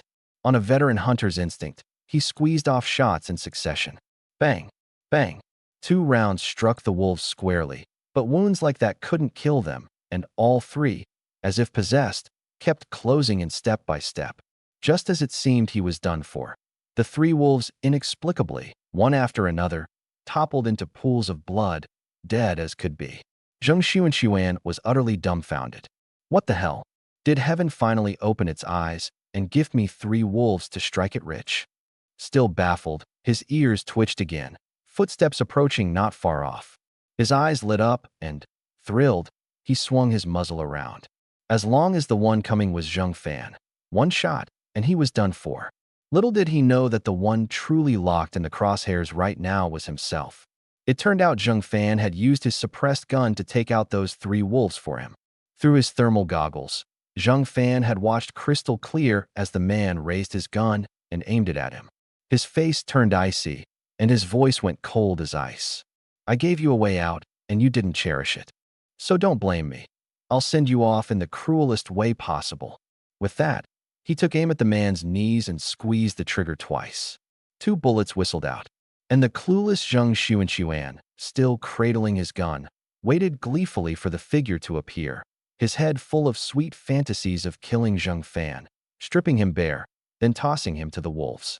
The dream was at its sweetest when 2 bangs rang out, and the bullets slammed brutally into his kneecaps. Excruciating pain instantly swept through his whole body. He staggered and pitched to the ground, screaming like a stuck pig. Who? Who shot me? It hurts like hell. Screaming and screaming. He looked up, and there stood Zheng Fan, holding a strange-looking black gun before him. His eyes went bloodshot with rage. You're the one who shot me, right? Are you blind? You son of a bitch. You owe me $1,000. Zheng Fan glared at him coldly. You snuck up the mountain to assassinate me. You think I don't know? Still putting on an act? Let me spell it out for you. Today, only one of us walks away alive. Care to guess who? Zheng Xuan instantly changed his tune and begged for mercy. Zheng Fan, the squad leader, forced me into this. If I didn't do it, he'd come after me. The squad leader's still counting on me to end the wolf disaster right now. Would he send you to kill me? You think I'm a 3-year-old? His lie exposed. Zheng Xuan's face turned instantly savage, and he roared, Fine. I'd take you for an idiot. I wanted to catch you off guard and finish you before you knew what hit you. See if you could still live then. Before the words were even out, he raised his gun and let loose a full clip at Zheng Fan. Bang, bang, bang. Over a dozen rounds, a ferocious, crazed grin spreading across his face. I was playing the groveling coward just now to make you drop your guard. You really thought I was scared of you. But Zheng Fan's voice was cold, without the slightest ripple. You think I'd be stupid enough to stand here right in front of your muzzle with no protection? Big talk. In the end, you'll still die by my. But he couldn't finish the sentence. His grin froze on his face. He stared at Zheng Fan in shock. So many rounds had hit him, yet apart from his clothes hanging in tatters, there wasn't a single drop of blood on him. You, what the hell are you? Zheng Xuan's voice cracked. You took all those shots and you're totally fine? Are you some kind of god? In that moment, everything he thought he knew about the world was shattered. Besides, a god reborn. He couldn't come up with any other explanation. Zheng Fan couldn't be bothered to answer. Right in front of the man, he waved his hand. The 3 wolf carcasses vanished into thin air, and a coil of military rope appeared out of nowhere in his hand. He walked over and bound the man up tight. Having seen with his own eyes objects appear and disappear from nowhere, Zheng Xuan no longer had the slightest doubt. This man absolutely was a god descended to earth. He kowtowed frantically, wailing, Great Immortal, I was blind and ignorant. I beg you to spare my worthless dog's life. I'll go back and kill Zheng Qijiao to avenge you. I gave you a chance, and you didn't value it. You've got no one to blame but yourself. Zheng Fan's face was expressionless as he dragged a strangely shaped military off-road motorcycle out of the armory and tied one end of the rope securely to the rear seat. In these times, domestic motorcycles had appeared, but ordinary folks hardly ever saw them. They were mostly used for official business or by mail carriers delivering letters. Mountain man though he was, Zheng Xuan had seen motorcycles, But the one before him was so bizarre it didn't seem like anything that should exist in this world. The moment he saw Zheng Fan tying the rope, he understood instantly what was coming next. He went ghost white with terror, losing control of his bladder and bowels. Zheng Fan, no. If I'd known you were a god, I wouldn't have dared touch you even if I had 10 times the guts. I'll worship you like an ancestor back in the village for the rest of my life. All right. Zheng Fan couldn't be bothered to listen anymore. He swung onto the bike and stepped on the gas. The engine growled and shot forward, and he savored the thrill of tearing along a 1960s mountain path on this ride from the future. Trussed up like a rice dumpling, Zheng Xuan was dragged behind the bike, his flesh grinding against the gravel the whole way, skin ripping open, dark red blood trailing across the ground and staining the entire mountain path a garish crimson, the air thick with the choking stench of blood. He dragged him for a full hour before Zheng Fan finally stopped the bike, still not quite satisfied. I'll indulge myself properly next time I get the chance. For now, there's real business to attend to. By this point, Zheng Xuan was a mangled mess of blood and wounds, with only a thread of breath left. Immortal, spare me. Please, I'll never dare again. Don't worry, you'll be free very soon. Zheng Fan's expression was indifferent as he untied the rope and strung him upside down beneath a tree. His voice was chilling to the bone. To end the wolf disaster, I still need a bit of help from you. You wouldn't want to watch the folks of Gotzi village never dare go hunting in these hills again, would you? Whether they dare go up the mountain or not is none of my damn business. Zheng Xuan screamed with all his might. As long as I don't die, that's all that matters to me. Zheng Fan shook his head. Look at that, selfish to the core. Someone like you is nothing but a menace, better off gone. Zheng Xuan immediately backpedaled. I'm not selfish. I'm willing to do my part for the folks. But could you take me down first? From now on, whatever extra meat I get from hunting, I'll definitely share with everyone. No need. Zheng Fan sneered. This is how you'll contribute to the folks, right here as wolf bait. Zheng Fan cocked his ear and listened. From all directions came dense, heavy sounds. Through the thermal image, at least 50-some wolves were converging from every direction. He dropped one cold line. In your next life, remember, don't go taking jobs that'll get you killed. With that, he stowed the motorcycle back in the armory, nimbly climbed a big tree, hoisted his suppressed rifle, and quietly lay in wait for his prey, just waiting for this last pack to be lured in by the bait of Zheng Xuan's flesh and blood. By his count, he'd already killed 47 wolves. The remaining 50-some were being drawn in by the scent of blood. As long as he cleared this wave, the White Tiger Mountain wolf disaster would be completely over. Even if a few stragglers remained in the hills, they couldn't stir up any real trouble. And Zheng Xuan, hung upside down beneath the tree and bound like a dumpling, watched the 50-some vicious wolves pouring out from all sides, each towering like a calf, eyes blood red, saliva dripping, and was scared out of his wits, losing control of his bladder and bowels once more. Mustering the last thread of his strength, he shrieked in anguish. Help! Somebody save me! I don't want to die. The 50-some wolves surrounded Zheng Xuan on all sides, every one of them green-eyed and drooling, yet eerily, not a single one moved forward to bite him. They all stood frozen in place, as if waiting for someone to give the order. Hung from the tree and unable to move, Zheng Xuan looked down at that sea of wolves and lost control of himself yet again in terror. He begged through his tears, Mercy, immortal. I really will never dare again. Zheng Fan, crouched on the tree trunk, was so assaulted by the stench that he kept fanning his nose. What on earth did you eat? Why do you reek so bad? I only ate sweet potato with wolf meat soup. I was so scared I couldn't hold it in. Zheng Xuan explained, voice trembling, then hurriedly pleaded again. We're from the same village, and you're a god reincarnated. Just let me off the hook, won't you? There's no such thing as an undo button in this world. Zheng Fan's voice was utterly devoid of warmth. You made this mess yourself. Now you carry it yourself. The words had barely left his mouth when a giant beast with blue-black fur, 2 or 3 times the size of an ordinary wolf, padded forward at a leisurely gait. The surrounding wolves parted to make way, some even flattening themselves to the ground. This was the Wolf King. Zheng Fan leveled his suppressed rifle, yet his mind was calculating carefully. The Wolf King's pelt was sleek and glossy, clearly top-grade goods that could fetch a high price. But if he fired carelessly and damaged the hide, its value would plummet to nothing. So he wasn't in a hurry. He'd wait for the instant the Wolf King lowered its head to feed, then strike from the trickiest angle. Zheng Xuanxuan understood none of this and simply assumed Zheng Fan was toying with him to torment him. The Wolf King took one bite and tore his belly open. In that bloody instant, Zheng Fan took aim at the Wolf King's brow and pulled the trigger. One shot, dead. The Wolf King didn't even struggle. It toppled stiff and straight into a pool of blood.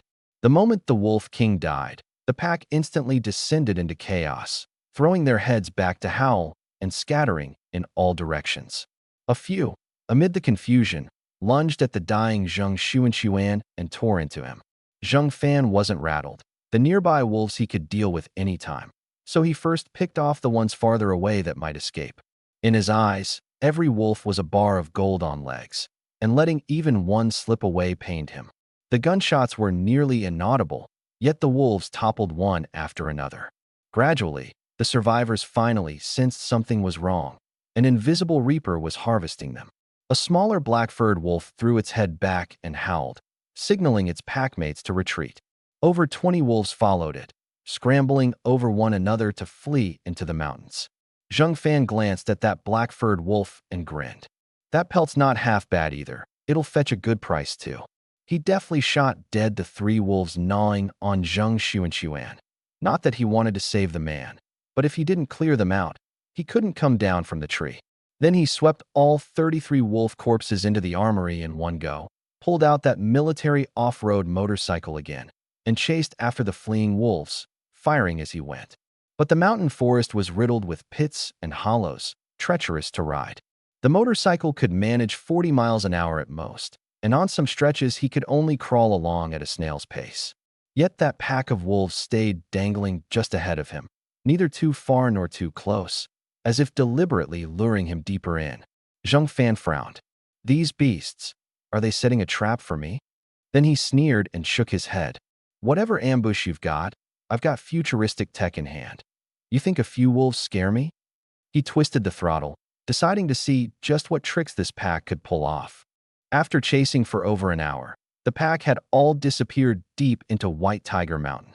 That little black-furred wolf stood at the boundary of the deep mountains, taunting him, then turned and melted into the dense woods. Zheng Fan stopped at the dividing line between the deep mountains and the outer reaches, and it was crystal clear to him. The outer reaches of White Tiger Mountain had never had wolves. So many wolves suddenly appearing meant they'd most likely been driven out by even fiercer beasts deeper in the mountains, and had only holed up in the outer reaches this long because they were starving with nowhere else to go. He stowed the motorcycle and the suppressed rifle, hauled a Gatling gun out of the armory, and strode toward the deep mountains. He wanted to see just what kind of creatures were hiding in these hills. With a Gatling in hand, he feared no one. Seeing him charge and shouldering that weapon, the 20-some wolves wore looks of satisfaction and kept running deeper. They'd run a stretch, then stop and look back, and seeing Zheng Fan lagging, they'd howl and taunting, bent on luring him even deeper. Zheng Fan found it hilarious. This ploy, what person in their right mind would fall for it? He was following purely to clear out this pack of wolves, and to take a look at what good stuff the deep mountains held. Sure enough, as he walked he came upon a find. On a withered birch tree ahead grew a large patch of wild black wood-ear mushrooms, no less than 10 pounds. At the black market price of $15 a pound, this one patch was worth $150. He deftly bagged it in a burlap sack and stowed it in the armory, then went on scouring the mountain for valuable mushrooms. When that pack of wolves saw he was too busy gathering goods to chase them, they got so angry they crowded around him, snarling and howling. Zheng Fan couldn't be bothered with them and kept searching. Before long, beneath a paper mulberry tree, a large patch of brilliant red mushrooms came into view, deep red caps tinged with purple, sturdy stems. He recognized them at a glance. This was the king of mushrooms, so delicate it couldn't be cultivated artificially and grew only in the rarest quantities, red mushrooms. Not only could this stuff dispel dampness and replenish the blood, it was especially good for pregnant women, boosting immunity, easing swelling, and aiding fetal development. Zheng Fan felt a warmth in his heart. This mini red mushrooms would be enough for Su Wanqing to eat all the way until she gave birth, with a share left over for Su Wanling's future pregnancy too. Beaming, he picked every last one. Watching him gather the black wood-ear mushrooms and then the red mushrooms, still rooting around all over the ground, the wolves completely lost it, baring their fangs and howling madly at him. Shouldering the Gatling gun, Zheng Fan said irritably, "Can't you see I'm looking for stuff? What are you barking about?" He paused, then corrected himself. "Oh, you're wolves, so quit the howling. Keep it up and don't blame me for getting rough." The wolves weren't buying it and kept up their frenzied barking. Fed up, Zheng Fan squeezed the trigger. Sparks flew everywhere as bullets poured out like rain. But the Gatling was too heavy and its aim was poor. Though the wolves took several rounds, not a single one dropped dead on the spot.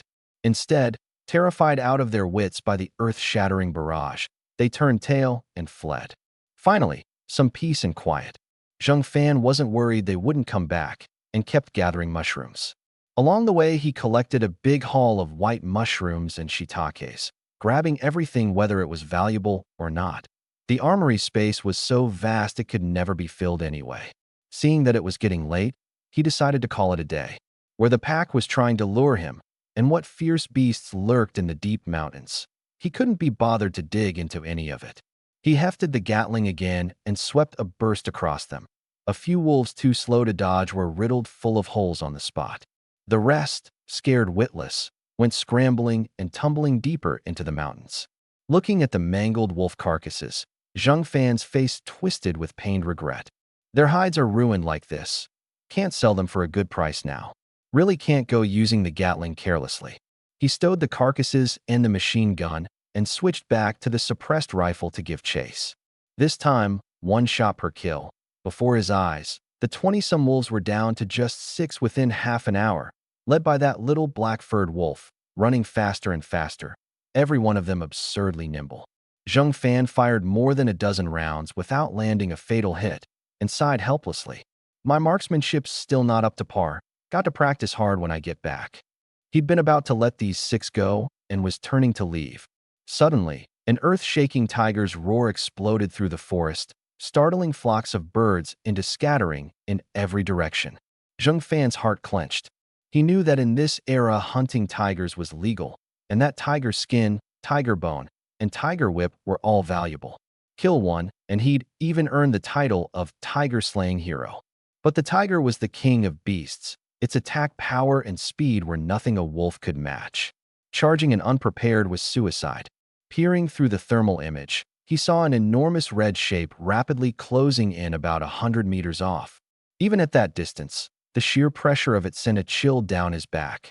Zheng Fan quickly climbed a big tree, steadied his muzzle on the black and yellow-striped South China tiger, powerfully built, moving with the bearing of a king, and squeezed the trigger. A smile still played at the corner of his mouth, certain a single shot would finish it and a tiger skin would be his. Who'd have thought the tiger gave a light twist of its body and dodged the bullet? Its pair of bell-sized eyes locked dead onto the direction of the shot, and with a surge of all 4 paws, it charged straight up at Zheng Fan in the tree. In his past life, Zheng Fan had seen tigers at the zoo, but running into a wild one for the first time, that speed, that presence, was a whole different story. In the blink of an eye, the tiger was at the foot of the tree, and its roars, one after another, made his scalp crawl and his gun hand tremble. He drew a deep breath and pushed down his fear, murmuring, "Truly the king of beasts. The pressure it gives off is terrifying." Seeing the tiger about to climb the tree, he gritted his teeth and pulled the trigger. Bang! A round struck the tiger's belly, and it crashed down from the tree with a howl of pain. Zheng Fan seized the chance to fire several more shots in succession, every one hitting home, blood gushing out. Yet this tiger was frighteningly tenacious. It actually struggled back to its feet, threw its head back, and roared. Watching that priceless, body-nourishing tiger blood pour steadily onto the ground, Zheng Fan grimaced with heartache. "Can you knock it off with the roaring? Spilling your blood all over the ground. What a waste. You may not care, but I do." The tiger couldn't understand a word, of course. It gave another long roar and again threw itself desperately at the tree. Wounded so badly yet still bursting with such power, it came within a hair's breadth of getting him several times. Yet Zheng Fan never touched the far more powerful sniper rifle or the Gatling. Unleash those at close range, and the tiger's skin, bone, and blood would all be destroyed. Patiently, he used the suppressed rifle, aiming only for the vital spots, one round after another. Not until the 10th shot did the mighty South China tiger finally collapse with a thud, never to rise again. Only after confirming there was no danger around did Zheng Fan jump down from the tree, his face once again twisting with pained regret. Bleed a little less, will you? This is my sacred tonic. He pulled out an iron bucket and caught more than half a bucket of tiger blood, then stowed both the carcass and the bucket of blood into the armory. With the tiger dealt with, he turned his gaze to the remaining 6 wolves and chuckled. In light of the fact that you helped me bag a tiger, if you don't want to die, then get lost fast. The deep mountains were choked with weeds and had no proper trail. Chasing these few cunning wolves was just too much of a hassle. Better to head home before dark and cuddle up with his wife. But those 6 wolves, cowed by the ferocity of his tiger slaying just now, didn't dare come near. Yet they still taunted him from a distance, bent on luring him deeper. After howling for a good while, and seeing Zheng Fan didn't budge an inch, their wolf eyes filled with confusion. How was this man not falling for it? Had killing a tiger actually knocked some brains into him? Zheng Fan had meant to spare them, but he couldn't stand their relentless pestering, so he raised his gun. These wolves were fast and nimble at dodging, but they couldn't withstand his endless supply of bullets, which he sprayed as if they were free. After half an hour of it, not one of the 6 wolves remained. All of them had met their end at his hands. I meant to give you a way to live, but you didn't know a good thing when you saw it. Don't blame me. Zheng Fan stowed the carcasses and, seeing the sky darkening, quickened his pace toward the outer reaches. On the way, he no longer bothered gathering the black wood-ear or shiitake mushrooms he spotted, just marked their spots to come back for another time. Meanwhile, on the outer slopes of White Tiger Mountain, Lin Zijian and the 3 Xie brothers were still crouched up in the tree, not daring to come down, terrified of running into the wolf pack. The sky was already dark, yet Zheng Fan still hadn't returned. Not even a single gunshot had sounded, and the group grew increasingly uneasy. Xie was the first to break. Brother Zijian, are we just going to keep waiting like this? Xie was anxious too. It's pitch dark and the boss still isn't back. We've got to figure out how to get away first, or once those 100-some wolves come out, we'll all die right here. Lin Zijian's expression was grave. Wait a bit longer. If it goes completely dark and the boss still hasn't shown, then we head down the mountain and run. Xie Ming was jittery. But even if we go down, can we guarantee we won't run smack into the wolves? I hear these wolves are crafty. They lie in ambush and lure hunters in. In truth, Lin Zijian wanted to leave too, but some instinct told him Zheng Fan was no ordinary man. Daring to go up the mountain alone to hunt wolves, and so confident about it, he definitely had an ace up his sleeve. He laid it out plainly. I still want to wait a little more. If you want to go, go. I won't hold it against you. But I'll say this up front. If the boss comes back and sees only me, then there'll be no share of wolf meat for the rest of you. The 3 brothers exchanged a glance, each reading the craving for wolf meat in the other's eyes. They'd already waited this long. What harm in waiting a little longer? They endured another hour or so, and the sky went completely dark. Xie Ming gritted his teeth. Brother Zijian, we really can't wait any longer. If we don't leave now, we're going to die here. Xie Quan patted Lin Zijian's shoulder. This wolf meat just isn't in the cards for us. Take care of yourself. The 3 brothers started to climb down. The moment their feet touched the ground, up in the tree, Lin Zijian suddenly cried out in excitement. The boss is back, and he's dragging a whole string of wolves behind him. The 3 brothers panicked and scrambled back up, asking as they climbed, Brother Zijian, is the boss being chased by wolves? Is he hurt? Grab your guns, quick. When the boss gets close, fire and scare the wolves off. But once they'd climbed high enough to see, Xie exclaimed in astonishment, Whoa, the boss is something else. He went up White Tiger Mountain alone and really did kill this many wolves. Xie Quan was ecstatic. The boss looks so skinny. How on earth did he pull it off? He's way too tough. Xie Ming laughed. Save the flattery for when you're face to face with the boss. Hurry, Let's go down and greet him. Lin Jijian was full of himself. If I hadn't taken Zheng Fan as my boss and kept you three here no matter what, you wouldn't have laid a finger on a single wolf hair today, let alone gotten to see this magnificent sight. The three brothers nodded again and again, hearts brimming with gratitude. The four of them scampered over, shouting all the way, "Boss, you're incredible. Over a dozen wolves. Each one worth over 1,000. That's more than 10,000 all told. Boss, tell us how you did it, so we can sing your heroic deeds when we get back." Zheng Fan was panting with exhaustion. "You've got time to flatter me, but not to lend a hand? Can't you see I'm about to drop dead dragging all these wolves by myself?" The four grinned awkwardly and hurried to take the rope. Three strapping young men hauling more than a dozen wolves together. Yet after just a few tugs, their faces were flushed red and they were gasping for breath. "Boss, they're too heavy. We really can't drag them." Seeing these guys go limp after just a couple of pulls, Zheng Fan said helplessly, "Head down the mountain and have the militia captain bring 30 militiamen up to haul the wolves." Lin Jijin fretted, "Boss, if we bring the militia up, won't they open their mouths and demand a share of the wolf meat?" The three brothers wore worried looks too. Why should they get meat for free when they'd done nothing?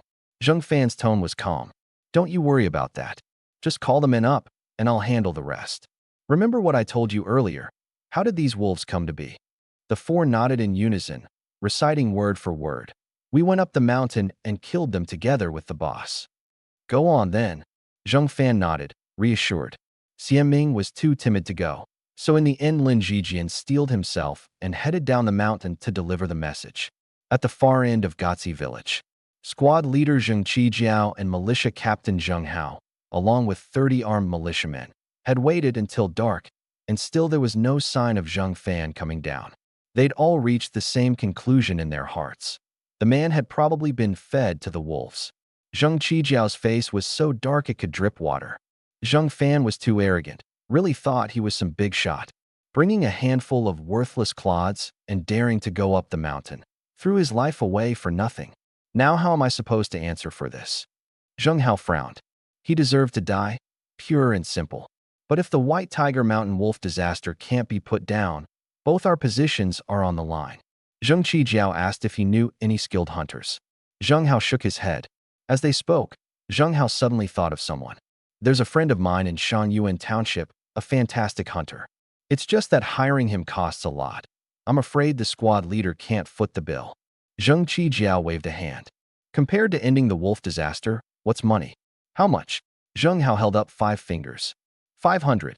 Zheng Qijiao agreed without a second's thought. That actually puzzled Zheng Hao. Squad leader, agreeing so readily. That's not like you at all. The truth was, Zheng Qijiao had it all figured out. Once the wolf disaster was put down, he'd find an excuse to say the militia had contributed plenty too and the credit couldn't go to one man alone. Then simply stiff the guy on the money. And if the fellow failed and got eaten by the wolves, well, there'd be even less reason to pay a dead man.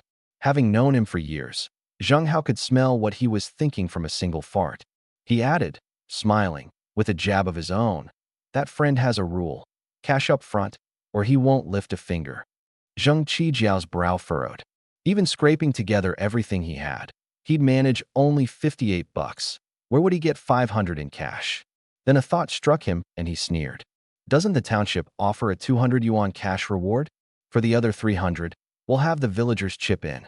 The ones who lost family members will surely be glad to cough it up." Zheng Hao gave a dry cough of a reminder. "Squad leader, have you forgotten how dirt poor our Gotzi village is?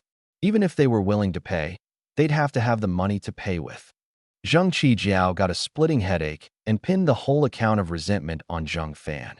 It was all that kid's fault for not following orders, ruining his perfect plan, and, along with it, his son's marriage prospects and his own career. At that very moment, a figure came rushing down from White Tiger Mountain, hollering at the top of his lungs. "My boss Zheng Fan put down the wolf disaster. Killed a whole bunch of wolves. Hurry up the mountain and help haul them." The instant he heard the 2 words Zheng Fan, Zheng Qijiao flew into a rage. "Don't say that name in front of me. Let me hear Zheng Fan again, and don't blame me for getting nasty." Lin Jijian, less than 10 meters away, heard it all crystal clear, and muttered under his breath, "You send my boss up the mountain to hunt wolves, and when he's actually finished the job, you won't even lift a hand to help carry them." Zheng Hao frowned, thinking he'd misheard. "Kid, say that again." Lin Jijian went pale with fright and stammered it out once more. Zheng Hao's eyes went wide. Again, Lin Jijian cursed him inwardly as an idiot. But with the militia captain right there, he didn't dare act up, so he had no choice but to repeat it once more. At first, the 30 militiamen thought their ears were playing tricks on them. But after hearing him say it 3 times, they were all stunned. Zheng Fan, with nothing but a small caliber rifle and a few clowns too scared to stand up straight, had actually put down the White Tiger Mountain Wolf disaster? That was absurd. A clever idea struck Zheng Hao, and he clapped Lin Jijian hard on the shoulder. "I get it. Zheng Fan's surrounded by the wolves and can't break free. So he sent you to trick us into thinking the disaster's been dealt with, to lure us up the mountain, right?" The militiamen chimed in one after another. "Right? He doesn't have that kind of ability. He's definitely surrounded and calling for help. Earlier he said we weren't good enough and wouldn't take us. Now that he's in danger, he remembers us? No way." Lin Jijian rolled his eyes in exasperation. "I clearly said come up the mountain to haul the wolf carcasses. How did that turn into a cry for help?" But hampered by the guns in their hands, he didn't dare curse a single word and just turned and walked off. Zheng Hao was full of himself.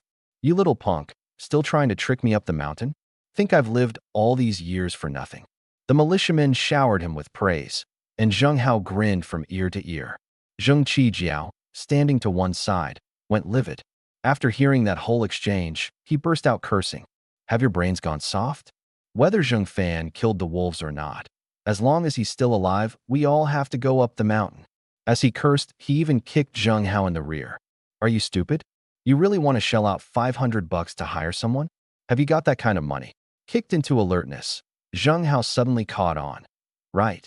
As long as Zheng Fan wasn't dead and the wolf disaster was dealt with, his militia captain's seat was secure, and he'd save $500 to boot.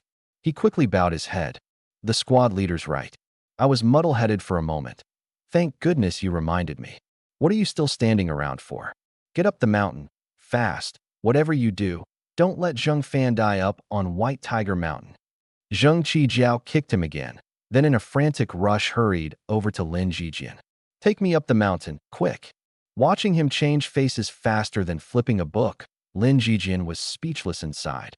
But remembering Zheng Fan was still up there waiting for someone to haul the wolves, he had no choice but to lead him up the mountain. Zheng Hao, afraid something would happen to the squad leader and he'd catch the blame, quickly called out, "What are you all standing there for? Follow the squad leader up the mountain." The militiamen were 100 times unwilling, cursing under their breath that Zheng Fan didn't know his place, dragging them up the mountain in the dead of night. But with the captain's orders given, they could only fall in line obediently. The sky was already pitch black as Zheng Qijiao led the group up the mountain, his face taut as a drawn string. He asked Lin Jijian, walking up front, "Young man, what exactly is Zheng Fan's situation right now? How many wolves are surrounding him? Tell me the truth, so we can figure out how to rescue him." Zheng Hao chimed in from the side. "The squad leader's asking you a question. Are you deaf or dumb? Report quick." Lin Jijian was seething inside. On this trek up the mountain, he'd been forced to explain the same thing more than a dozen times. If it weren't for the fact that one was the squad leader and the other the militia captain, he'd really have loved to tell them their brains had gone soft. "I've said it more than 10 times. Are you even listening?" But he didn't have the guts, so he could only force a smile. "Squad leader, Captain, my boss really isn't in any danger. You just need to go up and haul the wolf carcasses down. It's another 300 meters ahead. You'll see for yourselves once we get there." Zheng Qijiao refused to believe it and, with a grim face, urged the militiamen on. "We're about to reach Zheng Fan, and you're still this slack? Do you have to run smack into the wolf pack before you'll be ready?" Zheng Hao immediately barked, "Grip your guns tight, everyone. Be ready to shoot wolves at any moment." Lin Jijian rolled his eyes at that, and, not wanting to be around them any longer, took off running toward where Zheng Fan was. Zheng Qijiao called after him, "Young man, the wolves are dangerous. Don't do anything rash." Zheng Hao shook his head too. "The kid's got a death wish, not our problem." The truth was, Zheng Qijiao had another calculation in mind. He'd have loved for Zheng Fan to die, but with the wolf disaster not yet eliminated, he needed a bold, capable hunter like Zheng Fan to clean up the mess. Once the wolves were dealt with and Zheng Fan had outlived his usefulness, it wouldn't be too late to have Zheng Xuanxuan make his move and get rid of him. Having reasoned it through, Zheng Qijiao urged them on all the more frantically.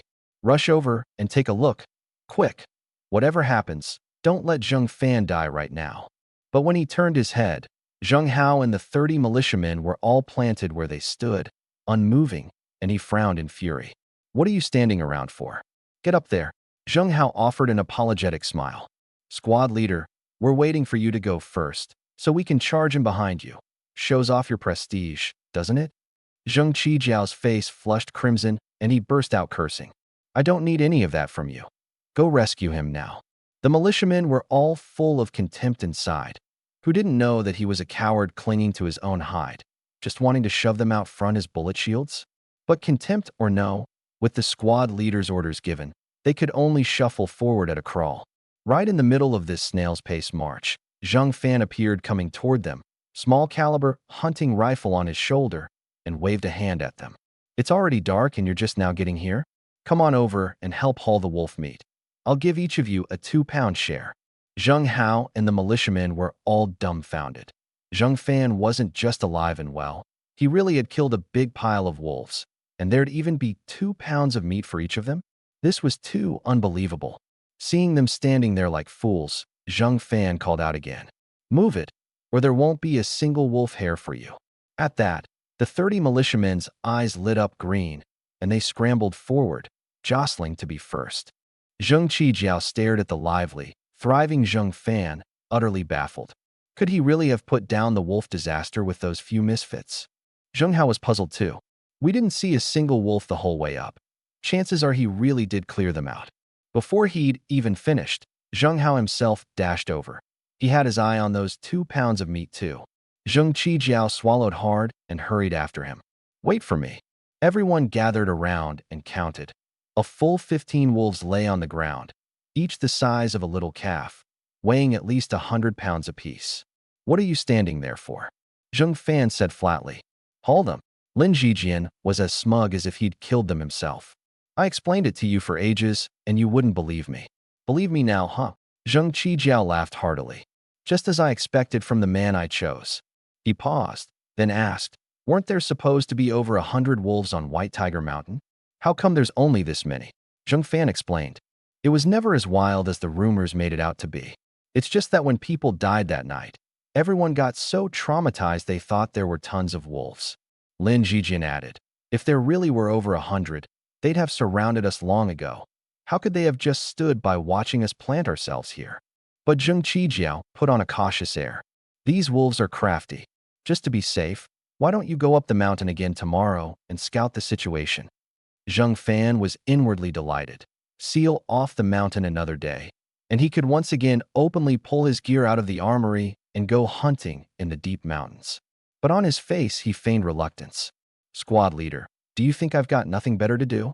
Zheng Qijiao said awkwardly. You go hunting all the time anyway.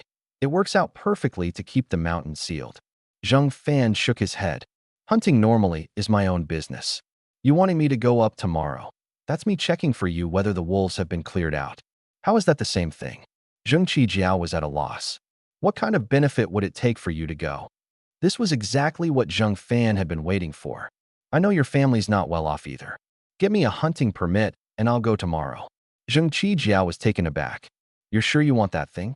In this era, the government encouraged hunting, so a permit was just a scrap of waste paper. Anyone could go up the mountain to hunt. But Zheng Fan had it all figured out. Once these lean years passed, from 1962 onward, going up the mountain without a permit would be illegal.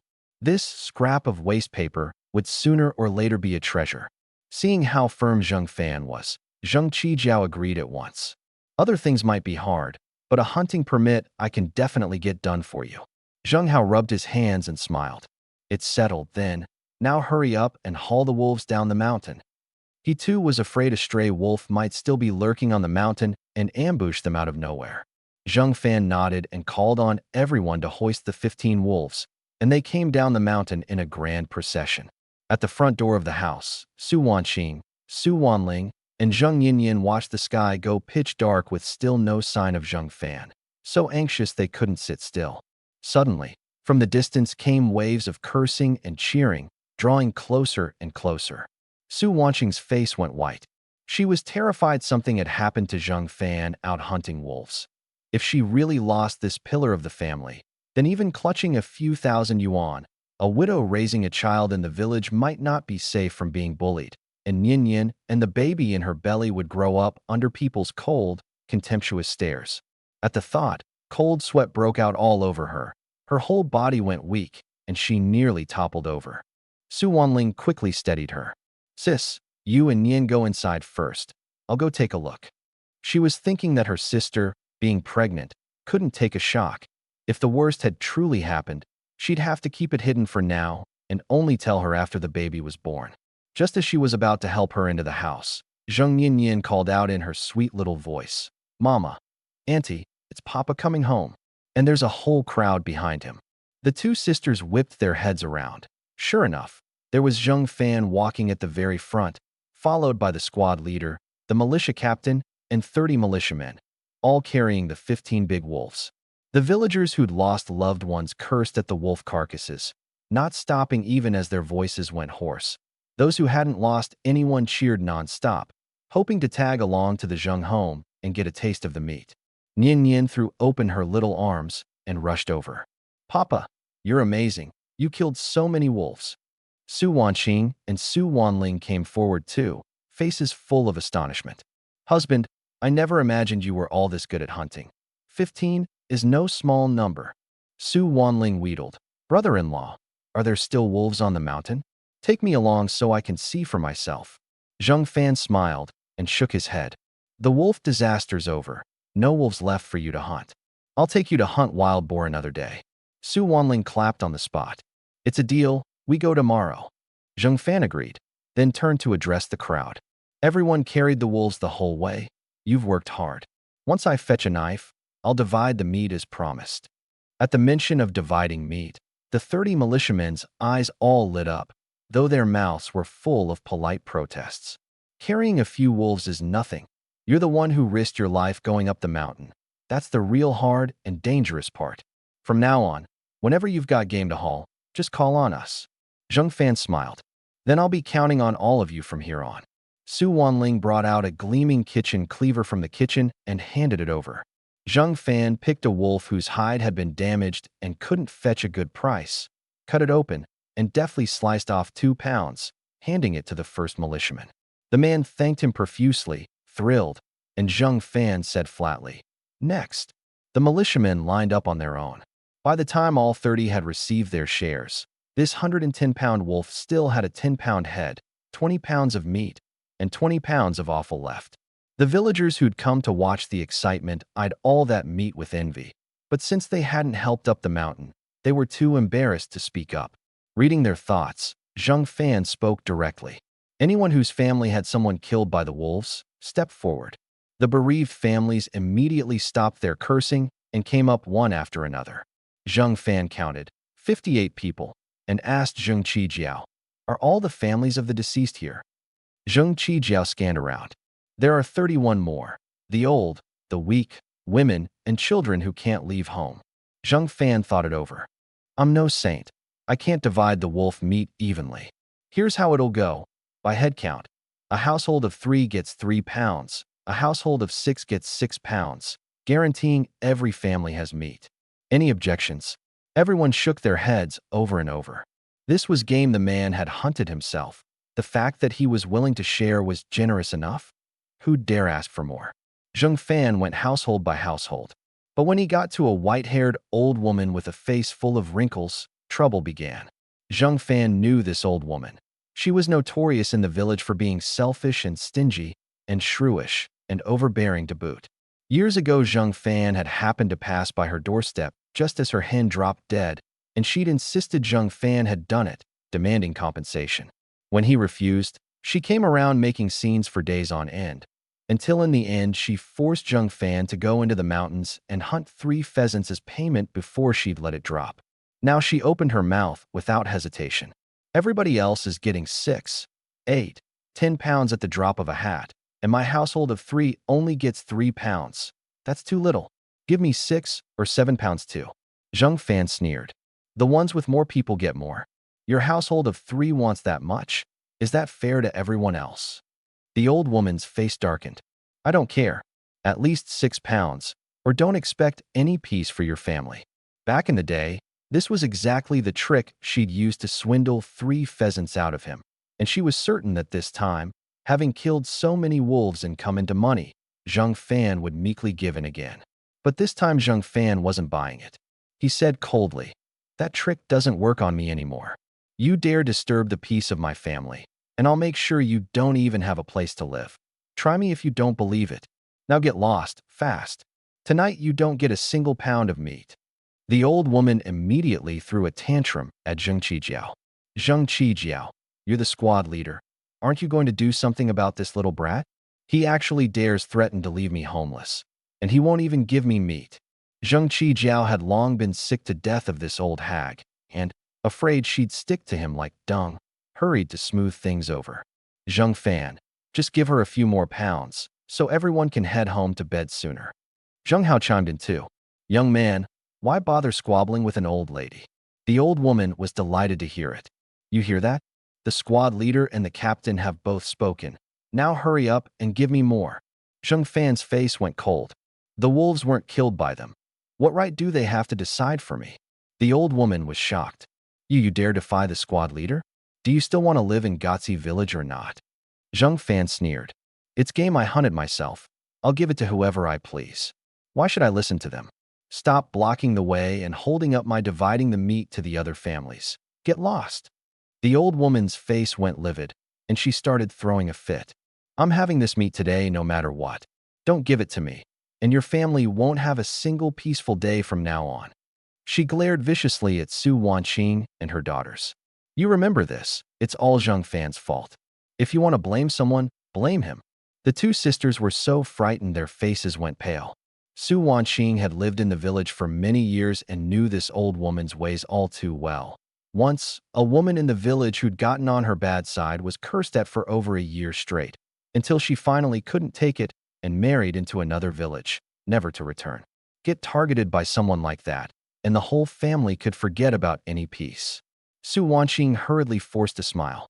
"Auntie Jingxian, we're all from the same village. You know my husband's temper. Don't stoop to his level. I'll have him cut you a few more pounds right away." The old woman got even more arrogant. "Now you know to be afraid? I want 20 pounds. Don't give me 20 pounds, and I'll turn your whole house upside down." At that moment, a loud-voiced middle-aged man shouldered his way in, a Type 38 rifle slung over his back. It was Su Zhu, Su Wanqing's father. He launched into a tirade at once. "You old wretch. My son-in-law can give the game he hunted to whoever he wants, however many pounds he wants. Since when does it fall to you to yap about it here? 20 pounds. How about I give you 20 slaps? Is that enough?" The old woman shrieked. "You from another village dare run wild in our Gotzi village? Our village is very united. You lay a hand on me, and the whole village will come after you." Without another word, Su Zhu delivered 3 loud, ringing slaps across her face. Clutching her swollen cheek, the old woman wailed with venom. "Everyone see that? An outsider hitting one of our own villagers. We've got to unite and stand together against outsiders, or from now on anyone can come and bully our Gotzi village." But scream as she might until her throat gave out, the villagers only looked on coldly. Some even thought Su Zhu had gone too easy on her, wishing he'd slapped her a few more times and knocked her mouth crooked. For who in the village hadn't been on the receiving end of this old woman's vicious, shrewish ways? Seeing no one would help, the old woman simply threw herself on the ground and rolled around, wailing to high heaven. Young people these days really don't know how to be decent. Watching one of their own villagers get bullied by an outsider and doing nothing, they'll get what's coming to them sooner or later. She rolled around for a good while, and still no one paid her any attention. Zheng Qijiao, afraid she'd really carry on until someone died and leave him to bear the responsibility, hurried to persuade. "Zheng Fan, if this keeps up, something bad's going to happen. Just give her a bit more." Zheng Fan shook his head. If I hand over meat just because she makes a scene, then everyone will come and pull this stunt in the future. Am I supposed to have no peace to live my life? Just then, two ferocious-looking middle-aged men came charging in with Type 38 rifles on their backs. The old woman's two sons, Jing Tian and Zheng Feng. You dare bully our mother? Think our family's got no men. Big brother may be dead, but the two of us are still here. Anyone who touches our mother can wait for a bullet. The old woman was a mess of tears and snot. Ah Tian, Ah Feng, you're finally here. Your mother's been bullied something awful tonight by Zheng Fan and this old wretch. My face is beaten swollen. You have to get justice for your mother. One of them raised his weapon and pressed the muzzle straight against Zheng Fan's forehead. Zheng Fan didn't so much as change expression. Instead, he swung his own small-caliber rifle up and jammed it against Zheng Tian's forehead. Want to test whether your hand's faster or mine? Zheng Tian's face changed with fright. Let's talk this out nicely. Don't wave guns around. It's dangerous. Zheng Feng pointed his gun at Zheng Fan. Get your gun off my brother's head, or I'll shoot. Su Zhu stepped forward too and pressed his Type 38 rifle against Zheng Feng's forehead. You take your gun off my son-in-law's head first. Lin Zijian and the three Xie brothers immediately closed in, all leveling their guns at the two brothers in unison. Drop your guns, or we'll riddle you both full of holes. They might fear wolves and tigers, but dealing with street thugs like these, they weren't the least bit intimidated. Otherwise, they'd never have made a name for themselves in Shangyuan Township as that little gang everyone loathed but no one dared cross. Fearing something would happen to her sons, the old woman shouted at Zheng Qijiao and Zheng Hao. You're the leaders. You're going to just watch an outsider threaten my sons at gunpoint in our own village and do nothing? Let my sons get hurt, and tomorrow I'll go to the township government and report you both for warming your seats and doing nothing but eating, drinking, and having a good time. Zheng Qijiao and Zheng Hao were already at their wits' end over the more than 30 deaths. If someone died here tonight on top of that, then even with the wolf disaster settled, they could forget about coming out of this well. Zheng Qijiao urged them patiently. Put your guns down first. Waving guns around. What kind of men are you? If you're real men, settle it with your fists and see who can fight. Zheng Tian sneered. Guns really are no fun, so let's do fists, do you dare? Zheng Feng was even more sinister. Just fists is boring. Let's add some spice. If we lose, we give you $100. If you lose, you give us 30 pounds of wolf meat. Dare to bet. These two brothers spent all their days out thieving chickens and pilfering. No good at anything else, but their fighting ability was definitely a cut above Zheng Fan's crew. Zheng Fan scoffed. 30 pounds of wolf meat for $100. Any way you slice it, I come out losing. 10 pounds is more like it. He paused, then added, and I need to see your money first, or if you lose, what will you pay with? Convinced he was sure to win, Zheng Feng figured 10 pounds beat getting nothing and called back over his shoulder. Ma, bring out the $100. I'm betting him. The old woman hesitated. Ah Feng, can you really win?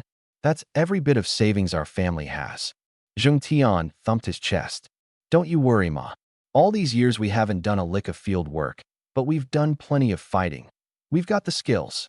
The old woman gritted her teeth, pulled out $100, and stuffed it into Zheng Feng's hand. Don't let your mother down. If you lose, our family really won't have enough to eat. The brothers were full of confidence. Ma, just wait for us to improve your standard of living. Clutching her hopes, the old woman had already begun playing out a movie in her head, her two sons beating Zheng Fan to the ground, then winning 10 pounds of wolf meat to take to the black market in exchange for a big pile of cash. Gripping the money, Zheng Feng sneered. Zheng Fan, how do you want to do this? I'll take you on, Zheng Fan said flatly. You set the rules, anything's fine by me. Zheng Feng thought this guy was truly a fool. Hunting, sure, he was no match, but at fighting he was leagues ahead. Since he was being let set the rules, of course he'd set them to his own advantage. No guns, no calling for help, just fists. Whoever cries uncle first loses. Zheng Fan shook his head. Tonight, I want to teach both of you brothers a lesson. Me against the two of you at once. Do you dare? Zheng Feng was stunned for a moment, then roared with laughter. You asked for this yourself? When we beat you black and blue and bust your kidneys, don't blame us brothers. Fists don't have eyes. Zheng Tian jeered too. My brother alone could beat you half to death, and you want to take on two of us? You really think you're some hot stuff." The old woman cheered her sons on from the side. "Beat him good. Show him how tough the men of our family are." Su Wanling frowned and asked in a low voice, "Sis, brother-in-law taking on two at once, and both of them street punks. He won't get hurt, will he?" But Su Wanqing smiled with ease. "Your brother-in-law's a fantastic fighter. Never mind two, 5 or 6 more, and he'd put them all down." Su Wanling didn't believe it. "Sis, don't joke about this. Those two really would beat him to death." Su Wanqing covered her mouth and laughed. "Just wait and enjoy the show." Su Zhu folded his arms, his face taut. He wanted to see whether this son-in-law had real ability or was all bluster. If the man could only hunt and make money yet was so arrogant he'd charge and even when he couldn't win, then he'd have to give some serious thought to whether his 2 daughters and granddaughter could still stay with a man like that. Lin Jijian and the 3 Xie brothers watched Jing Tian's and Zheng Feng's smug faces as if looking at 2 big fools. They'd experienced Zheng Fan's skills firsthand. Last time, more than a dozen of them had ganged up on him with weapons and all got knocked down. And these two, what did they have to win with? Their thick skins? Zheng Fan looked at the 2 smirking brothers. "Can we start?" Zheng Feng chuckled. "Bones itching, huh? Let me loosen them up for you." Zheng Tian clenched his fists. "If we don't beat you tonight till you're calling us grandpa, we'll change our surname." The brothers swung their fists down at him. Zheng Fan's expression went ice cold as he brought out all the free fighting he'd trained in his past life. His right foot shot out like lightning at Zheng Tian. A fist to the jaw, a fist to the gut. In under 2 minutes, Zheng Tian was beaten black and blue, clutching his belly and howling on the ground. "Mama, it hurts so bad, my bones are gonna break." Zheng Feng was dumbstruck, and it was a good while before he came to. Where did you learn to fight like that?" Zheng Fan couldn't be bothered to answer, and swung his fists into a furious barrage. After knocking Zheng Feng down, he raised his foot and stomped wildly. Zheng Tian wanted to get up and help, but every bit of him hurt too much to move, so he could only watch. Zheng Feng tried several times to get up, only to be pinned back down by Zheng Fan's fists and feet, unable to rise. "Stop, stop!" Zheng Feng wailed. "Keep it up and someone's going to die." Zheng Fan struck as he spoke. "Cry uncle, and I'll stop." The old woman howled in a panic. "Don't give up. Give up and the $100 is gone. Aren't you two usually such good fighters? What's the matter today? Get up, quick." She loved her sons, but she loved that $100 even more. Zheng Feng, covered in injuries with blood streaming from his nose, cried, "Ma, I can't hold on. If I don't cry uncle, I'm going to die here." Zheng Tian shouted too. "Big brother, hang in there. For $100, don't give up even if it kills you." Zheng Feng cursed him roundly. "You're not the one getting beaten. Easy for you to talk." Zheng Fan simply let go of Zheng Feng and turned to deal with Zheng Tian, raining down punches and kicks. Beaten until his skin split open, Zheng Tian begged for mercy over and over. "Zheng Fan, go back to beating my brother instead. I've got a weak constitution. I can't take this kind of beating." The old woman was resentful and savage all at once. "Weren't you two swearing up and down you'd win? How did it come to this?" The brothers didn't answer, only begging Zheng Fan for mercy. We give up, Zheng Fan said coldly. "Hand over the $100. Zheng Feng hurriedly held it out. The moment Zheng Fan took the money, the old woman lunged at it like a mad dog to snatch it back. Lin Jijian and the 3 Xie brothers blocked her at once. "Old hag, quit throwing your fit here. Get lost." The old woman flung herself to the ground and rolled around again. "That $100 took my family years to save up. You robbed me of my money. How is my family supposed to live?" Zheng Fan warned her coldly. "Drag her away, or I'll keep on beating you too." Zheng Feng and Zheng Tian, thoroughly traumatized by the beating, hastily hauled and dragged her off, letting her scream all the way. "Robbing me of $100? I won't let you get away with this." The villagers watching shook their heads and couldn't help mocking. Lost fair and square, yet still making such a scene. Not an ounce of shame. Good thing Zheng Fan's so tough. Beat those 2 brothers till they couldn't fight back. Otherwise, they really would have walked off with 10 pounds of meat for free. Zheng Fan just smiled at all the flattery. "Keep dividing the meat, don't mind them." Soon, all the meat for the victims' families was handed out. Zheng Fan turned to Lin Zijian and the three Xie brothers. Since we all went up the mountain to hunt wolves today, each of you take one. Pick whichever you want. The four of them dropped their jaws, hardly able to believe it. A single wolf weighed over 100 pounds. At black market prices, that was over 1,000 yuan. In those days, that was no small sum. Lin Zijian kept waving his hands. Boss, this is way too much.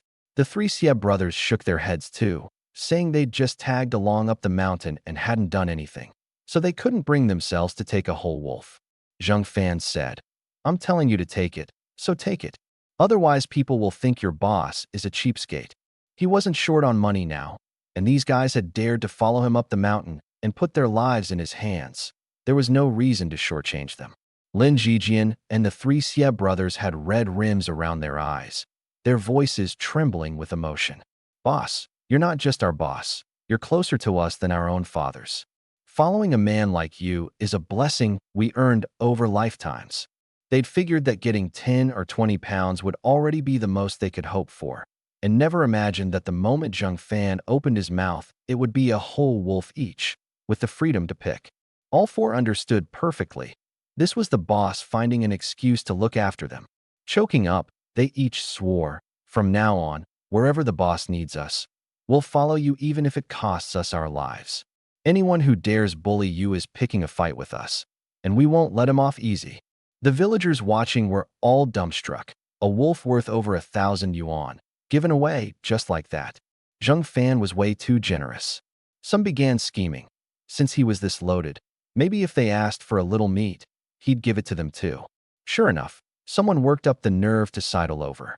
Zheng Fan, could you give me a bit of wolf meat to try too? We've waited all this time. Our stomachs are growling. Give us half a pound to take home for a taste of meat. Eh? Zheng Fan's face darkened. If any of you had said even a single word on my behalf tonight, I wouldn't have refused you. But you just watched the show and did nothing. So why should I share with you? The villagers flushed and were about to make excuses, but Su Zhu, Lin Zijian, and the others cut them off first. Watch the show all night and still want a share of the meat. How about a punch each instead? There's no such thing in this world as getting something for nothing. Get lost.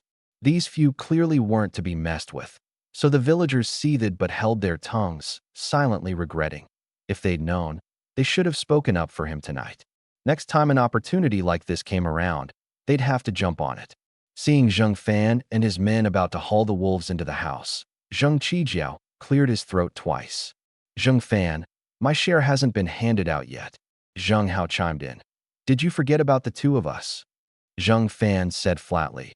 You two neither helped carry the wolves nor spoke up for me. Instead, you took Zheng Xian's mother's side. If I gave you a share, what would the other villagers think? So no. Zheng Qijiao's face turned bright red. As the brigade leader, I had to step in and smooth things over to keep conflicts from breaking out.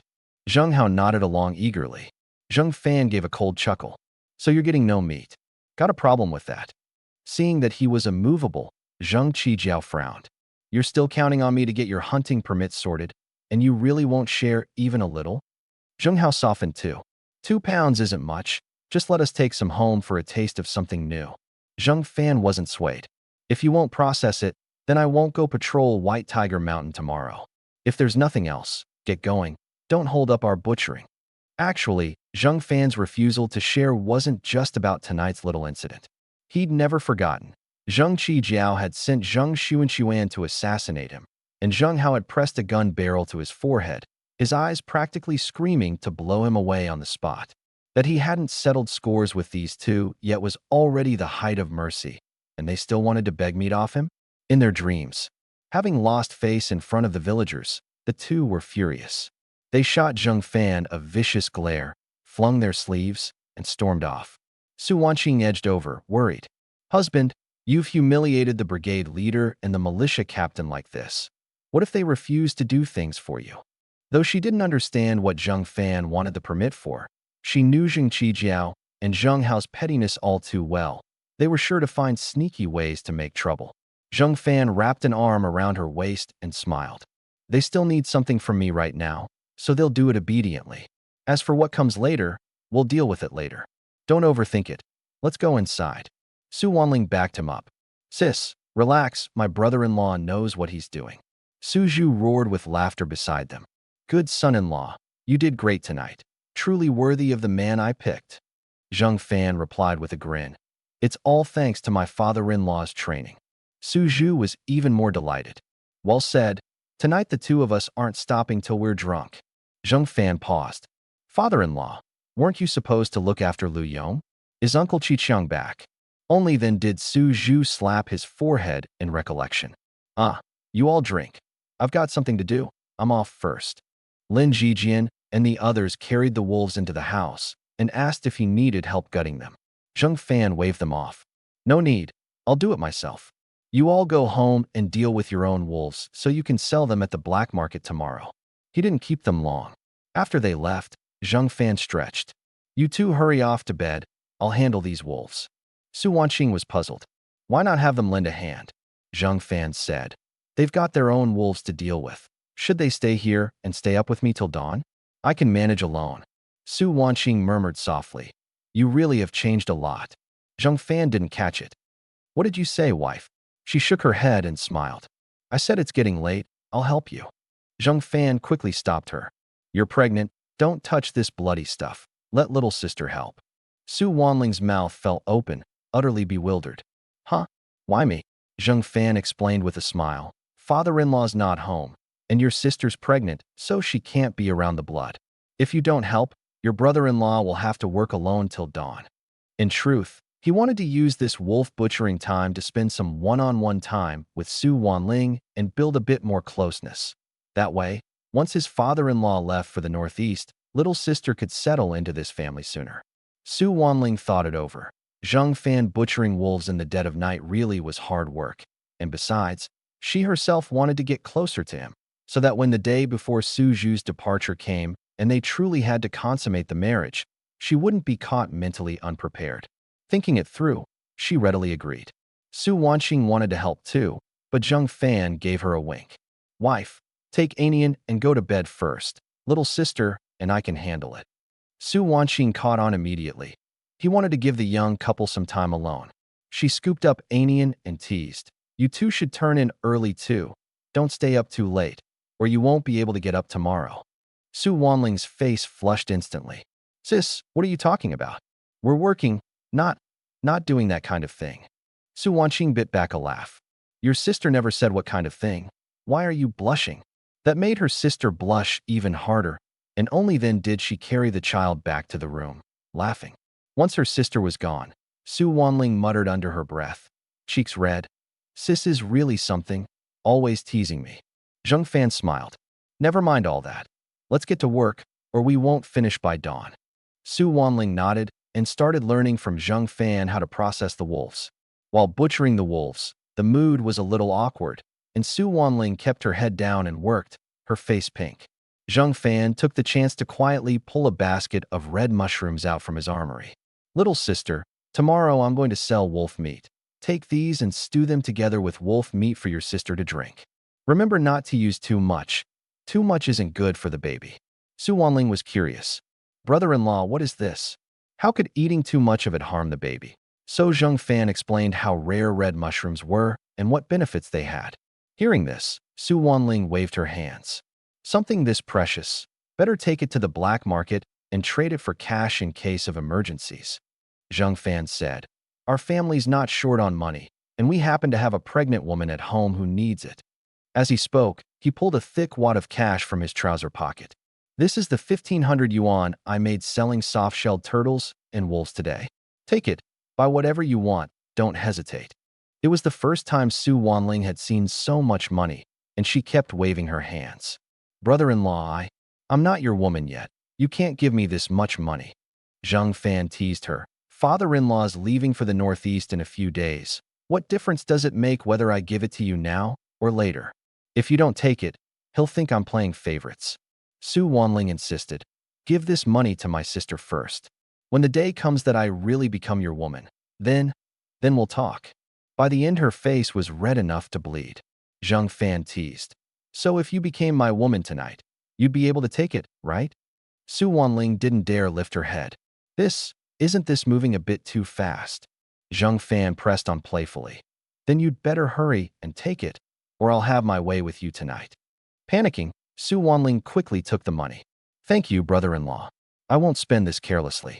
At first she'd envied her sister, but now that she too would soon have such a good man, her heart secretly began to look forward to the day before Suju's departure. Seeing her take the money, Zheng Fan added another reminder. Remember to make soup with the red mushrooms for your sister. I've still got plenty here. When you get pregnant someday, I'll set aside a batch for you too. Su Wanling nodded silently, her face flushed. The two worked until past 4 in the morning before finally finishing all 9 wolves.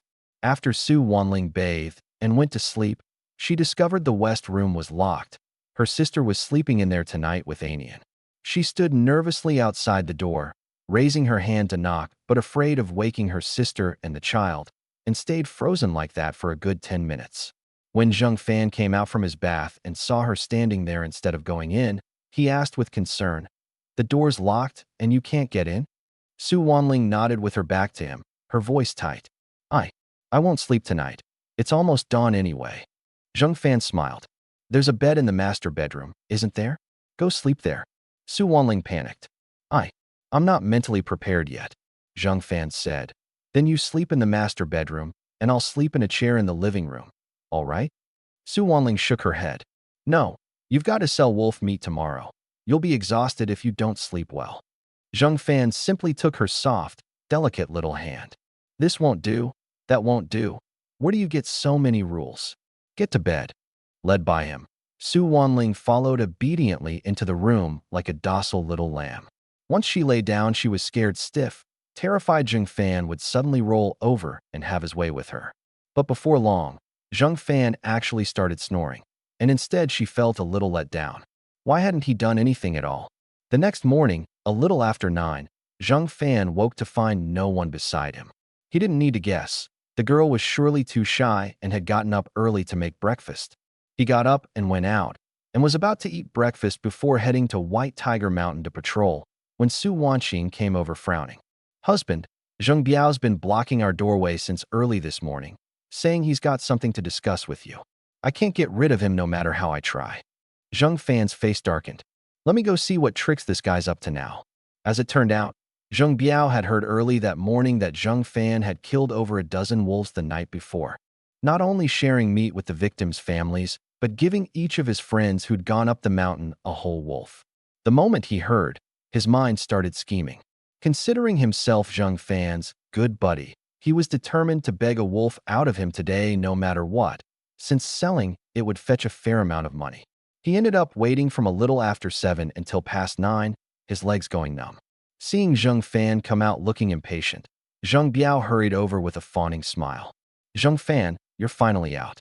I heard last night you." Before he could finish, Zheng Fan shoved him aside. "How many wolves I killed is none of your damn business. Don't come sicken me first thing in the morning. Get lost." Even after being cursed at, Zheng Biao wouldn't give up, his face shameless. "We've been buddies for so many years, after all. Sure, I was a bit stingy before, but I can change from now on, can't I? Give me 1 wolf." "No, even half a wolf will do." Zheng Fan's face went cold. "Still want a wolf? Careful, or I'll beat you into a wolf crawling on all 4s. Zheng Biao still wouldn't give up, edging closer again. Based on his years of knowing Zheng Fan, he was sure he could wheedle a wolf out of him. Zheng Fan was so annoyed he was about to teach him a lesson, when he suddenly caught sight of a familiar figure hurrying over, face flushed red. Zhang Suohua came jogging up, her face bright red, panting as she said, "Zheng Fan, I'm so sorry. My man's not right in the head, always spouting nonsense. Don't pay him any mind." Having apologized, she grabbed Zheng Biao's right ear and started scolding. "Have you lost your mind? Running to Zheng Fan's house first thing in the morning to embarrass us." His ear yanked bright red, Zheng Biao yelped. "What do you know? I'm doing this to earn money for our family, to support you." Zhang Suihua was so furious, she twisted harder. "Want to earn money and support the family? Go up the mountain and hunt wolves yourself. Running to someone's doorstep at the crack of dawn to beg a wolf. What kind of behavior is that? Keep being this shameless, and from now on we'll go our separate ways." Hearing, "go our separate ways," Zheng Biao panicked. "Wife, hear me out. Zheng Fan gave others whole wolves, and I'm his good buddy, so he'll surely give me one too. The more Zhang Cuihua looked at him, the angrier she got. Back when Zheng Fan was in trouble, did you ever lend a hand? Now you've got the nerve to claim your buddies? Don't you feel disgusted? Don't you feel ashamed? Zheng Biao stubbornly defended himself. With our family situation, we couldn't even feed ourselves. What was I supposed to help with? Not wanting him to make more of a fool of himself in public, Zhang Cuihua pinched his ear and started dragging him away. Zheng Fan, sorry to make you watch this joke. I'll take him away now. Zheng Fan had always had a good impression of Zhang Cuihua. She'd once given him 2 life-saving sweet potatoes, and she wasn't greedy. Last time when she came along to hunt wolves, she'd flatly refused a wolf because she felt she hadn't contributed. He quickly called out with a smile, Sister Cuihua, don't rush off. I actually have something to give you, so you won't have to make another trip. Wait a moment, I'll be right out. Zhang Cuihua was embarrassed to accept, and, still pinching Zheng Biao's ear, made to leave. But when Zheng Biao heard there was something to be given, guessing it was wolf meat, he refused to budge even with his ear pinched bloody. In a moment, Zheng Fan came out carrying a small wild boar. Last time you helped out on the mountain, no credit, but plenty of hard work. We made over 1,000 and you got nothing, so accept this little token. The instant Zheng Biao saw the little boar, his eyes went straight. Ignoring his still bleeding ear, he rushed forward and hugged it. Oh my, this little boar's so cute. It'll definitely sell for a lot. Zheng Fan kicked him aside. This is for Sister Cuihua, who said you could put your hands on it. Kicked till he grimaced, Zheng Biao wasn't the least bit angry and just grinned. Wife, what are you standing around for? Hurry and take it. In Zheng Biao's eyes, giving it to Zhang Cuihua was no different from giving it to himself, and he wasn't the least bit worried about anything going on between Zheng Fan and his wife. To him, Zheng Fan had always been a generous, easily fooled sucker. Giving an outsider a whole wolf while giving his own wife just a little boar counted as stingy, actually. Zhang Cuihua kept shaking her head. I can't take it. Last time I not only failed to help, but became a burden. How could I possibly accept? Zheng Fan casually made up an excuse. I'm going to patrol White Tiger Mountain to see if there are any wolves that slipped through. Uncle Qiqiang's gone into town. My father-in-law has to look after Lu Yong, and my friends are all busy. Going alone gives me the creeps. Take this boar and consider it accompanying me on one patrol. Zhang Cuihua felt awkward and deliberately said it for Zheng Biao standing beside her to hear. A lone man and woman going up the mountain together. If someone sees, they'll think there's something shady between us. Zheng Biao immediately shouted, anyone who dares wag their tongue, I'll be the first to rip it out. But his eyes stayed glued to that little boar, practically drooling. Zheng Fan kicked him again. I'm talking to Sister Cuihua, who told you to butt in. Kicked clear of the shade, Zheng Biao didn't dare make another sound and just tugged at Zhang Cuihua's clothes, signaling her not to hesitate. Zhang Cuihua still shook her head. I can bring little Blackie and accompany you on patrol for free, but I really can't take this boar. Zheng Fan put on a stern face. If you don't take it, I won't bring you along next time we go up the mountain. Zhang Cuihua knew he was deliberately giving her good food, and grateful, she could only nod. Then, thank you. Seeing his wife agree, Zheng Biao happily rushed forward to grab the boar, only to be kicked by Zheng Fan and sent tumbling far away. He wasn't angry either, just patted off the dirt and got up. Wife, what are you standing around for? Hurry and take it. Zhang Cuihua took the 20-some-pound little boar, thanking him profusely. Zheng Biao couldn't wait to drag her home to butcher it. Zheng Fan went back to the kitchen to eat and saw Su Wanqing sitting in a chair staring at him. His heart skipped. Had she seen the business with the little boar? Wife, why are you looking at me like that? Did your husband get even more handsome this morning? Su Wanqing chuckled softly. I'm just glad. You finally cut ties with Zheng Biao and seen through fair-weather friends like him. She paused and sighed. Sister Cuihua's been good to us. It's a shame she married a man like Zheng Biao and has such a hard life. Help her out more where you can, Zheng Fan said. For those 2 life-saving sweet potatoes she gave that day, we owe her a debt to remember for a lifetime. Wherever I can help, I definitely will. After eating, Zheng Fan shouldered his gun and went to Zhang Cuihua's house. She was just about to head out to find him, gun slung over her back and little Blackie in tow, and when she saw him coming, she waved warmly. Zheng Fan called out too, "Sister Tsuhua, don't rush off yet. Let's go to the brigade leader's place first. I've got business with him." Though Zhang Tsuehua didn't understand, she obediently went along with him. In the brigade office, Zheng Qijiao was fretting over a letter sent from the township. One trouble after another. Why do all these rotten things keep landing on me? Don't tell me I have to go begging that little bastard Zheng Fan again. Zheng Hao is equally aggravated. It's gotten to where we can't even find a way to make trouble for him, and instead we have to go along with him at every turn. It's so infuriating. Zheng Qijiao gritted his teeth. Forget it. First let him finish patrolling White Tiger Mountain and confirm there are no wolves. Then we'll find a way to push him into reporting to the township government. Zheng Hao was curious. What's your plan?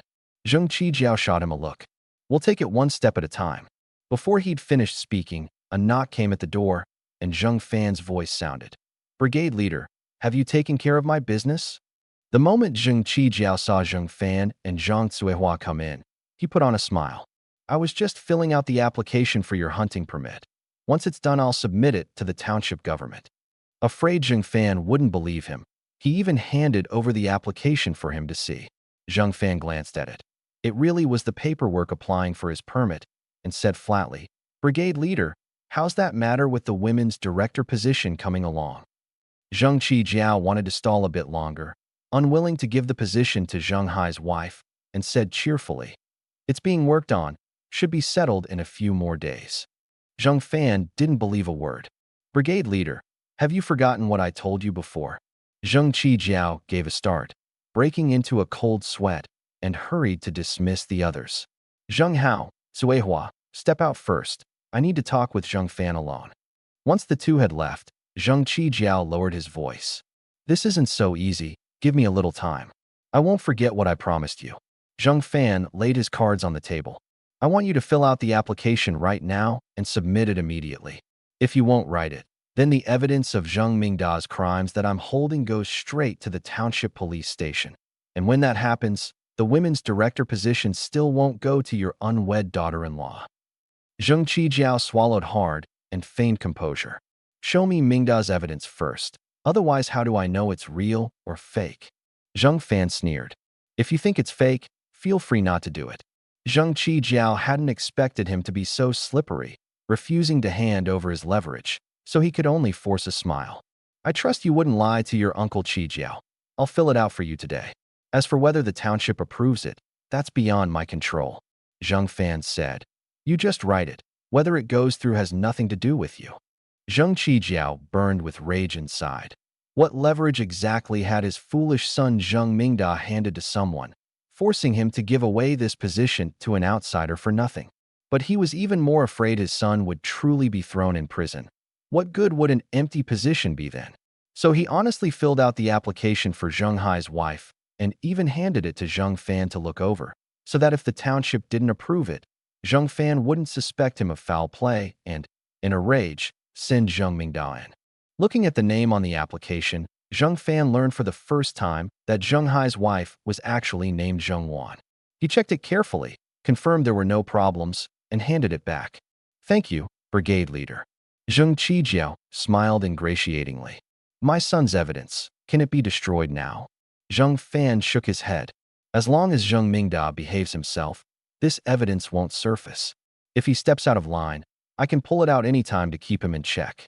Zheng Qijiao's face went red with anger, panting heavily. Aren't you afraid I'll tear up the application? Zheng Fan shrugged nonchalantly. Go ahead and tear it. Tear it up, and I'll send your son to prison. Zheng Qijiao cursed Zheng Fan's ancestors up and down 18 generations, yet still had to force down his anger and smile. Just a joke. I'll go submit it to the township government right now. You hurry up and patrol White Tiger Mountain, and remember to tell me once there are no more wolves. Zheng Fan couldn't be bothered with him and opened the door to leave. Zheng Qijiao stared at his back, grinding his teeth, vowing inwardly, once you've handled all this crap, I'll definitely have Zheng Xuanquan hurry up and finish you off.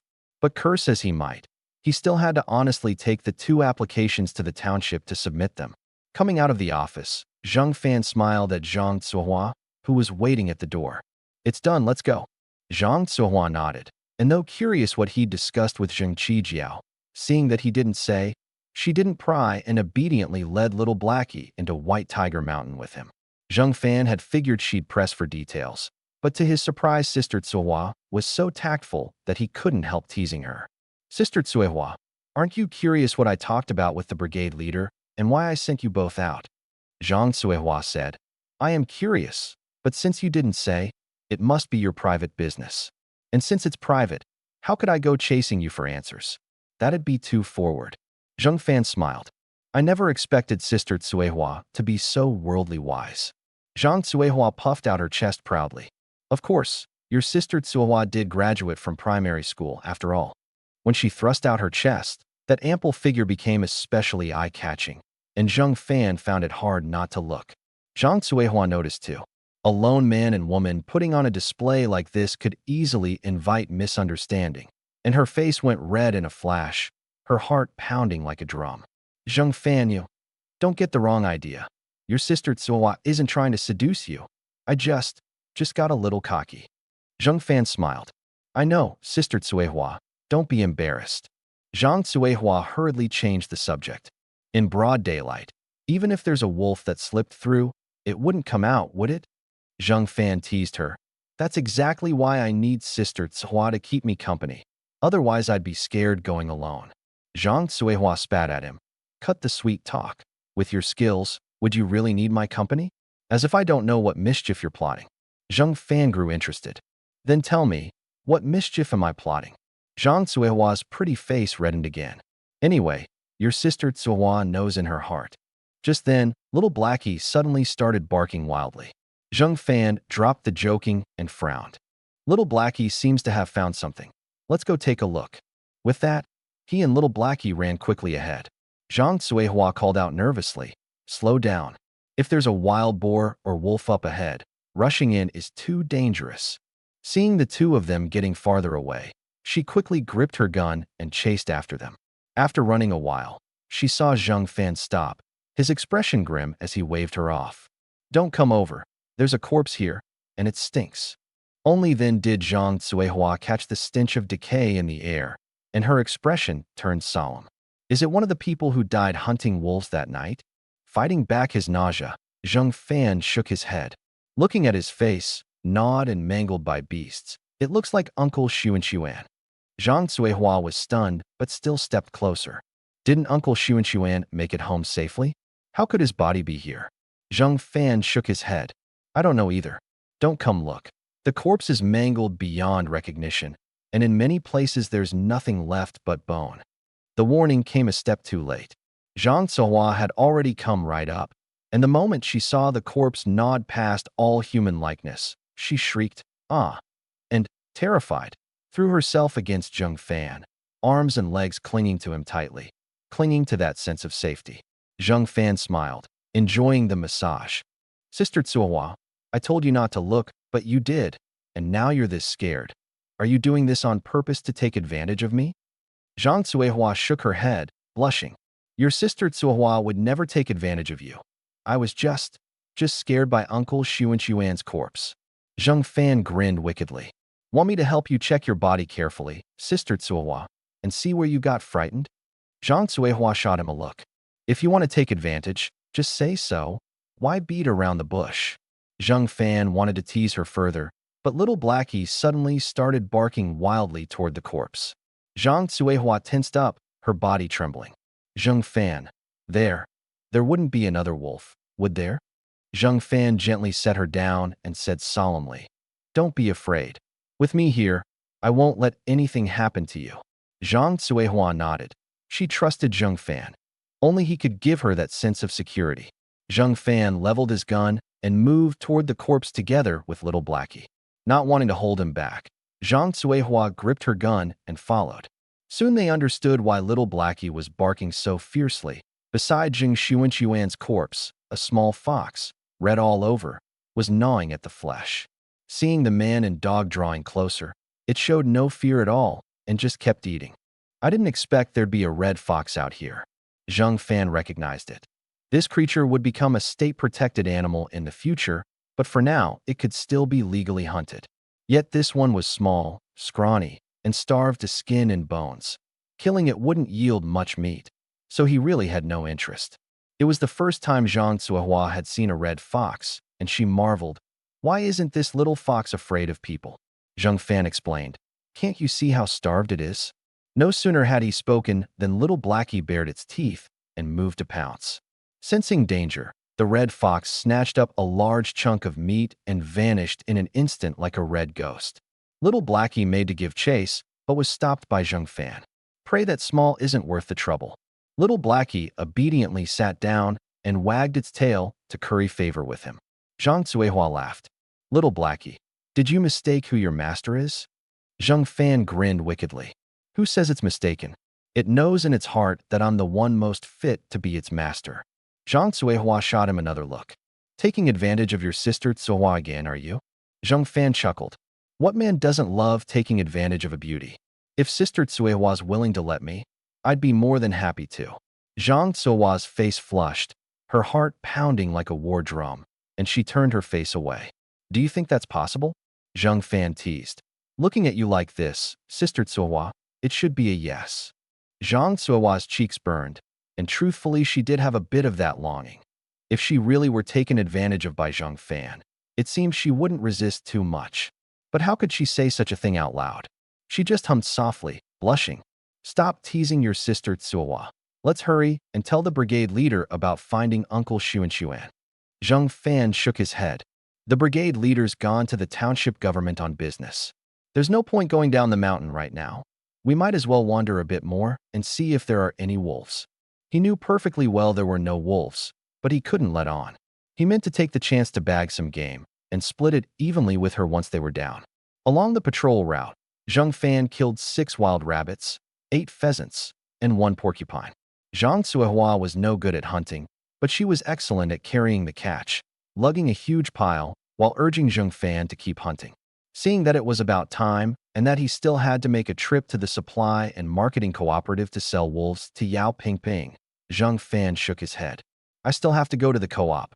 I'll bring you again next time." Zhang Zuehua nodded. "Don't forget." Zhang Fan gave her bottom a light pat. "Don't worry, I won't." Patted, Zhang Zuehua's face went red. "You. How can you be so lecherous? If someone sees, how are Zheng Biao and I supposed to go on?" Zhang Fan teased her. "Besides Uncle Xuan's corpse, who else could have seen?" At those words, Zhang Zuehua's face went pale with fright and goose flesh rose all over her. Let's just hurry down the mountain." After coming down, the two went to the brigade office and told Zheng Hao about the situation on White Tiger Mountain. Zheng Hao frowned and muttered, "How could Zheng Xuan have died on White Tiger Mountain? Wasn't it sealed off back then?" Zheng Fan said, "Haul the body back and investigate, then you'll know." Zheng Hao gave a little laugh. "Zheng Fan, you found the body, so this job should rightly be yours, no?" Zheng Fan shot him a look. "I still have to go to the township to find Captain Chow. Find someone else." The moment he heard the words Captain Chow, Zheng Hao smiled awkwardly. All right, I'll find someone else." He arranged for the militia to retrieve the body, then slumped into a chair, fretting. "It's like the place is cursed lately. People keep dying. Can't we get a moment's peace?" Coming out of the office, Zhang Fan said to Zhang Zuehua at the door, "These 3 pheasants. Do you want to take them home, or shall I take you to the black market to sell them?" Zhang Zuehua quickly waved her hands. "You already gave your sister Zuehua a little wild boar. I can't take more." Zhang Fan leaned in and lowered his voice. "Didn't I just give your bottom a pat? Consider this compensation." Zhang Zuehua flushed crimson with embarrassment. "That's even less reason to take them." Zhang Fan smiled. "If you won't take them, I'll just keep patting until you do." And with that he actually patted her again. Zhang Zuehua's heart pounded, and she said in a low, blushing voice, "Patting my bottom here, someone could easily see." Zhang Fan said, "Just say whether you'll take them. If not, I'll keep going. The feel really is nice." Zhang Zuehua knew he meant well, but she truly couldn't keep taking things for free. Once she couldn't repay the favors, from then on she'd have to repay with her body. She blushed. "I really can't." Before she could finish, Zheng Fan gave her several more pats in a row.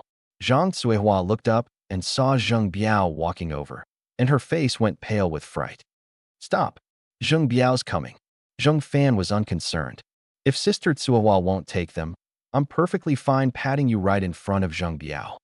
Terrified that Zheng Fan really would pat her bottom in front of Zheng Biao, which would cause a huge mess, Zhang Tsuohua blushed and quickly begged for mercy. You, whatever you do, don't pat me in front of Zheng Biao. I'll take them, all right. Zheng Fan smiled and gave her another light pat. That's my good sister Tsuehua. Zhang Tsuehua's face turned red enough to bleed. Zheng Biao came sidling up from outside the brigade office, but his eyes were glued to the 8 pheasants, 6 rabbits, and 1 porcupine in Zhang Tsuehua's hands, practically drooling all over the ground. Wife, what's going on? What are you two doing at the brigade office? Zhang Tsuehua said crossly. We found Uncle Xuan's body on White Tiger Mountain and came to tell the militia captain. Zheng Biao's face paled. Wasn't White Tiger Mountain sealed off? How could Uncle Xuan have died there? You're asking me? Who am I supposed to ask? Zhang Tsuehua glared at him. And what are you doing here first thing in the morning? Zheng Biao scratched his head sheepishly. I was just wandering around and ended up here without realizing it. Zhang Tsuehua's face darkened. What did you really come here for? Zheng Biao hastily waved his hands. I saw at home that you were carrying so much game and not bringing it back, and I was afraid it'd all be taken by Zheng Fan, so I followed to have a look. I'm not bringing it home because it was all hunted by Zheng Fan. Zhang Tsuehua scolded Zheng Biao, secretly relieved. Thank goodness she hadn't done anything intimate with Zheng Fan on the way down. Otherwise, if Zheng Biao had caught them, he'd surely use it to blackmail Zheng Fan. But Zheng Biao played the rogue. I don't care. You and Little Blackie went up the mountain with him, so whether he caught anything or not, he ought to share some with us. Otherwise you and Little Blackie. Zhang Tsuehua looked at the calm, composed Zheng Fan beside her, then at the flustered Zheng Biao chasing the dog, and felt an indescribable helplessness. How could her own man be so useless? If only he had even 1% of Zheng Fan's bearing. Zheng Fan said, I'll go home first and hand these to my wife, then take a few wolves to the co-op to sell. Zhang Tsuehua nodded and walked back with him. As Zheng Biao chased the dog, he glanced back and saw his wife walking into Zheng Fan's house together with him. Something felt vaguely off to him, though he couldn't put his finger on it. He shook his head. What am I thinking? Go home, butcher the boar, and have a good feast. Arriving home, Zheng Fan handed the 6 rabbits, 5 pheasants, and 1 porcupine to Su Wanqing, and reminded Su Wanling not to forget to stew that pot of red mushroom and wolf meat soup, before finally heading out carrying 5 wolves. Zhang Tsuehua was curious. What are red mushrooms? Are they tasty? She'd been married in for so long, yet had never heard of them. The outer reaches of White Tiger Mountain had none. Only the perilous deep mountains grew such a thing. Zheng Fan explained. The red mushroom is the king of mushrooms, extremely nutritious. Pregnant women eating a little is good for both mother and child, and the taste is fragrant too. If you'd like some, Sister Tsuehua, I'll give you a bit. Zhang Tsuehua waved her hand. I'm not pregnant. Eating something this precious would be a waste. Zheng Fan said. When you get pregnant, Sister Tsuehua, I'll give you some. At the mention of pregnant, a troubled look crossed Zhang Tsuehua's face, and she quickly changed the subject. Zheng Fan took note of it and understood. It was probably that Zheng Biao wasn't up to it in that department, which was why Zhang Tsuehua had never had any news. Otherwise, married in for so long, pretty as she was, and with such a fine figure, how could there be no word of a child? He understood her difficulty too. With a useless husband, how could she bring it up to outsiders? Arriving at the township, Zheng Fan had Zhang Tsuehua take the 3 pheasants to set up a stall at the black market first, while he carried the 5 wolves into the supply and marketing cooperative. Yao Pingping was idly chatting with a clerk, and the moment she saw Zheng Fan, her pretty face lit up as she quickly came to greet him. Little brother, you're amazing. You killed 5 more wolves today. Zheng Fan smiled. Are 5 enough for you, Sister Pingping? Yao Pingping pouted coquettishly. Little brother, teasing your big sister isn't a good habit, you know. Zheng Fan sighed helplessly. Sis, I'm just asking whether it's enough. Don't read into it. All right, I got the wrong idea. Yao Pingping looked over the 5 wolves. Today's enough, but I'll have to trouble you for a couple more days. Zheng Fan readily agreed. The account was quickly settled. Wolf meat at 6 yuan a pound, 5 wolves totaling 370 pounds, coming to 2,220 yuan. Zheng Fan took the money and was about to leave when Yao Pingping said softly, "Little brother, taking the money and running off just like that? Won't you stay and have some tea with your big sister?" Zheng Fan smiled. "Sis, I've got things to do today. I'll keep you company tomorrow." Coming out of the co-op, Zheng Fan found a secluded spot and took 3 processed wolves out of his armory, then went to the black market to find Zhang Zuohua. Reaching the stall, he saw only one of the 3 pheasants remained unsold. Zhang Zuohua called out, "Zheng Fan, you carried 5 wolves in. How come you came out with 3 on your back?" Zheng Fan casually made something up. "The co-op only took 2. It's more worthwhile to sell the rest at the black market." With that, he sat down beside her and started hawking. He'd barely called out a few times when several familiar figures came over, faces full of smiles. "Boss, want to grab a few drinks later? My treat. Order whatever you want." Before Zheng Fan could speak, Zhang Zuohua, who'd heard that the black market often had schemes where con men lured people away to extort or beat them, was afraid these few meant Zheng Fan harm. Her pretty face darkened and she snapped harshly, "What are you lot up to? Try anything funny, and I'll go straight to the police station." Seeing the misunderstanding, Lin Jijian and the 3 Xie brothers quickly waved their hands. "Don't get us wrong. We came to treat the boss to drinks, not to make trouble. The boss gave each of us a whole wolf yesterday, and today we sold them for a good sum, so we just wanted to show our appreciation and repay the boss." Seeing how sincere they were, and catching Zheng Fan snickering off to the side, Zhang Zuohua realized she'd mistaken them for someone else and smiled sheepishly. I thought you were con men from the black market. I'm really sorry." Lin Jijin chuckled. "Can't blame you. We don't exactly look like good people, so it's easy to get the wrong idea." He turned to Zheng Fan with an invitation. "Boss, do us the honor and have a few drinks with us. Good food and good wine on us." The 3 Xie brothers nodded eagerly. Seeing their sincerity and having nothing to do that afternoon, Zheng Fan agreed. "Once I've sold off the wolf meat, I'll go." The men were delighted as 3-year-olds and hollered at the top of their lungs to help Zheng Fan drum up business. "Wolf meat for sale. Come quick if you want some. Not much left. First come, first served, or you'll miss out." Everyone at the black market knew these few were local tough guys nobody dared cross. And now that they were hawking for Zheng Fan, it was clear Zheng Fan was no pushover either, so for a while hardly anyone dared step forward. It was the regulars at Zheng Fan's stall who came over. They knew he was easygoing and sometimes even knocked off a few cents. "Young man, what's the price on wolf meat today?" Zheng Fan smiled. 15 a pound. That's a deal. Everywhere else it's 16 or 17. Give me 2 pounds. Zheng Fan brought his cleaver down, weighed it out on the spot, and handed it over. Seeing the fair prices, the regulars started buying. 3 pounds here, 1 pound there. Other customers, seeing he didn't force sales and kept his prices honest, gathered around too.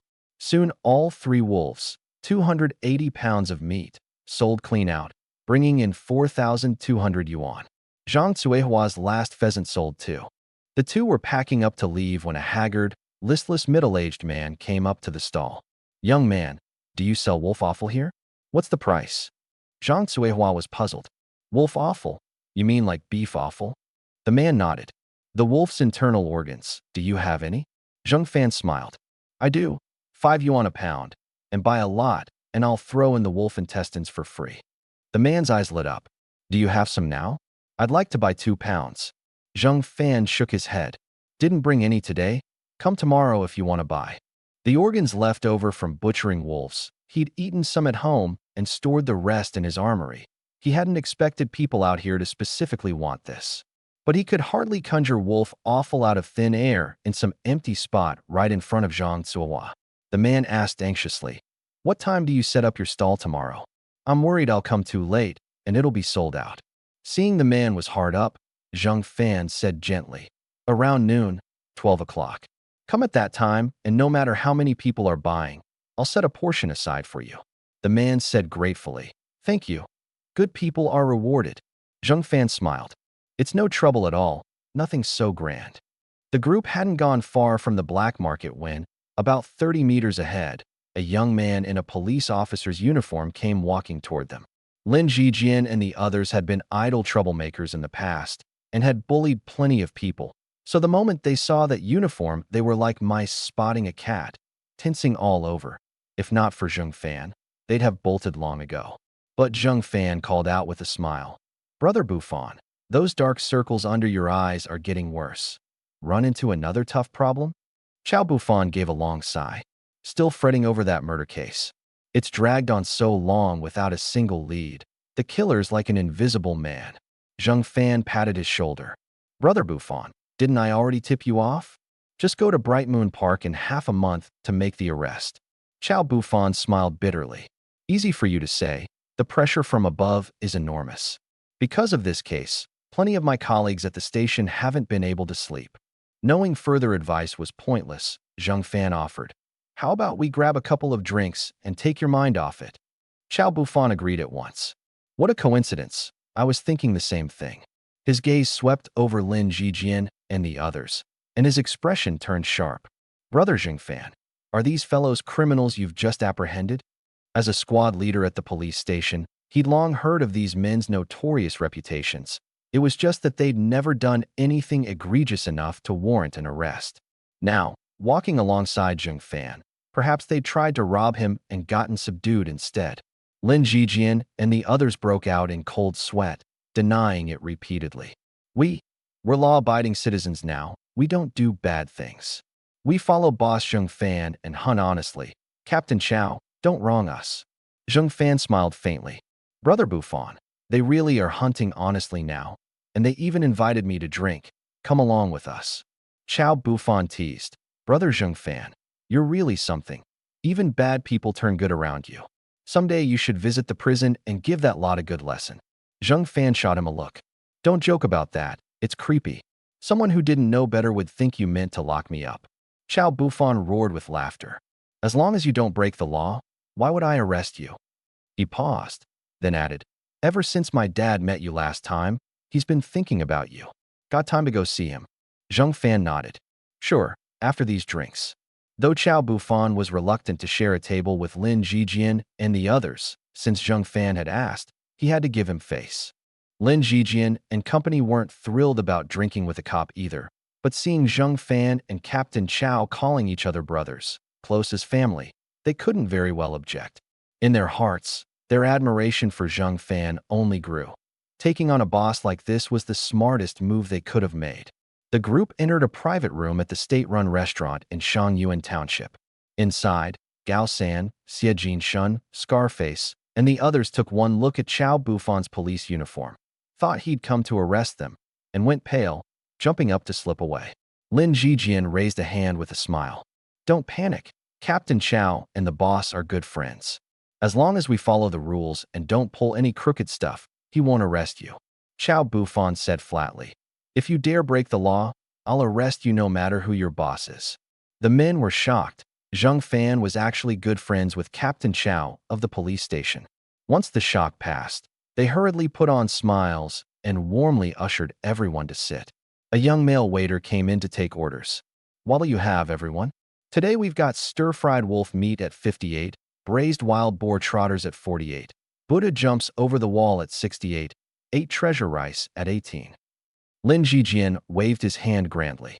"No vegetable dishes. Bring all the meat dishes and 10 bottles of Dongping aged brew too." Seeing how big he was talking, the waiter looked him up and down, and the more he looked, the less Lin Jijian seemed like someone with money. He frowned. "Sir, all these meat dishes plus the liquor come to 395 yuan. Would you like to reconsider?" Lin Jijian slammed the table, his fierce side showing. "You think I can't afford it?" Scarface and the Xie brothers all glared over in unison. The waiter trembled with fright and waved his hands. "What you've ordered is too expensive. I can't make that call. I'll go get the manager." In truth, it wasn't that he couldn't make the call. He was afraid this bunch would eat and then not pay, and the bill would come out of his wages. Seeing the waiter badly frightened, Zheng Fan said coldly, "Are you here to eat or to make trouble? Keep up this attitude and I won't eat this meal." Sensing Zheng Fan was angry, Lin Jijian hurriedly explained, "Boss, this kid looked down on me, figured I couldn't afford it, so I lost my temper." Zheng Fan's face darkened. Give the man his money and mind your attitude, or don't call me boss anymore. He needed to set rules for this bunch early. Those who could follow the rules and do good work, he'd keep on. Those who couldn't shed their bad habits, he'd cut off sooner rather than later, so they wouldn't drag him down. Lin Jijian quickly pulled 400 yuan from his trouser pocket. Is this enough? The waiter took it and counted, his voice shaking. Enough, enough. Lin Jijian added. Remember, if there's any left, give it back to me. The waiter nodded repeatedly. Don't worry, I won't overcharge you a single cent. Before long, the 10 bottles of liquor and a table of meat dishes were brought out one after another. Lin Jijian stood, poured a cup of liquor, and apologized awkwardly to Zheng Fan and Chao Bufan. Boss, Captain Chao, I'm truly sorry. I've got a hot temper and made a fool of myself in front of you. It won't happen again, I promise. With that, he tipped his head back and down the cup. Not wanting to dwell on it, Zheng Fan changed the subject. A wolf sells for 1,000 or so at the very most, and you spent 400 on one meal. Don't you think that's too extravagant? Lin Jijian shook his head. If the boss hadn't taken us up the mountain, with our skills we'd never have caught wolves at all. As your underlings, it's only right that we repay you properly. Zheng Fan said flatly. Spin like this again, and I won't take you up the mountain, understand? Lin Jijian nodded quickly. Chao Bufan smiled. Brother Zheng Fan, people's habits aren't so easy to change. Being able to gradually turn over a new leaf is a good thing in itself. Zheng Fan nodded and said to Chao Bufan, You're the guest of honor today. You eat first. Seeing everyone staring at him and knowing that unless he ate first they wouldn't dare touch the food, Chao Bufan picked up a bite. Everybody dig in, don't be shy. Only after those words did Lin Jijian and the others dare to start.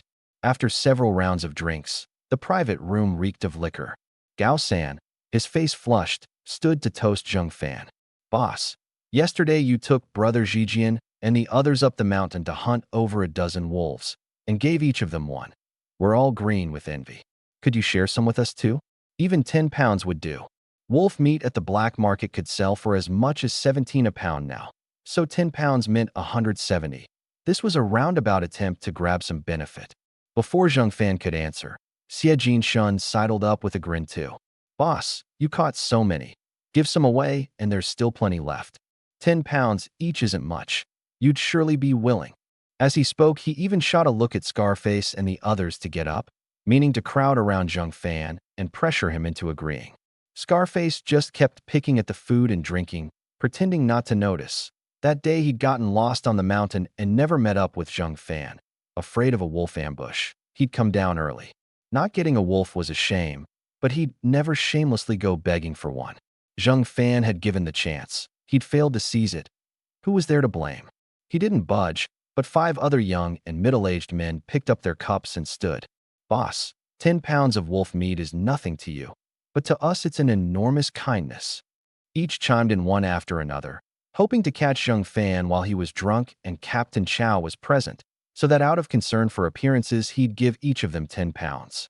Zheng Fan glanced at Lin Jijian, who was already dead drunk and slumped over the table, and knew this had nothing to do with him. A smile playing on his lips, he looked at Gao San, Xie Jinshun, and the 5 others and chuckled. I can give away whole wolves. What's 10 pounds? Hearing this, their eyes all lit up. Sure enough, Zheng Fan couldn't lose face in front of Captain Chao. Just as they were happily calculating how to spend the money from selling the wolf meat, Zheng Fan's face darkened. I gave you the chance to go up the mountain and hunt wolves, but you were too afraid of dying to go, which is why you didn't get any meat. And now you've got the nerve to ask me for 10 pounds? Put your hand on your heart and ask yourselves, do you deserve it? The smiles froze on Gao San, Xie Jinshun, and the others' faces. They'd never expected Zheng Fan wouldn't even part with a mere 10 pounds. Gao San pressed on shamelessly.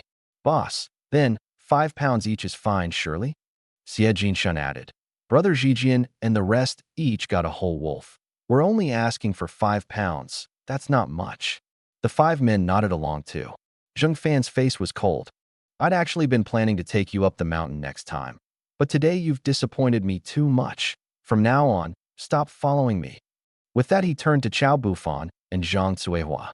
Brother Bufan, Sister Cuihua, let's go. He truly loathed this bunch's shameless faces and decided to cut them off completely, so they wouldn't cause trouble and drag him down later. Seeing Zheng Fan flick his sleeve and make to leave, the three Xie brothers panicked. Terrified Zheng Fan would think this whole banquet was a setup they'd cooked up together with Lin Jijian. Xie Yu hurried out after him to explain, while Xie Quan and Xie Ming frantically shook the dead-drunk Lin Jijian, urging him to go after Zheng Fan. Shaking him a long while without waking him, Xie Quan grabbed a bowl of cold meat soup and dumped it over his head. Lin Jijian jolted awake, howling, "Damn it! Who's tired of living, dumping soup on me?"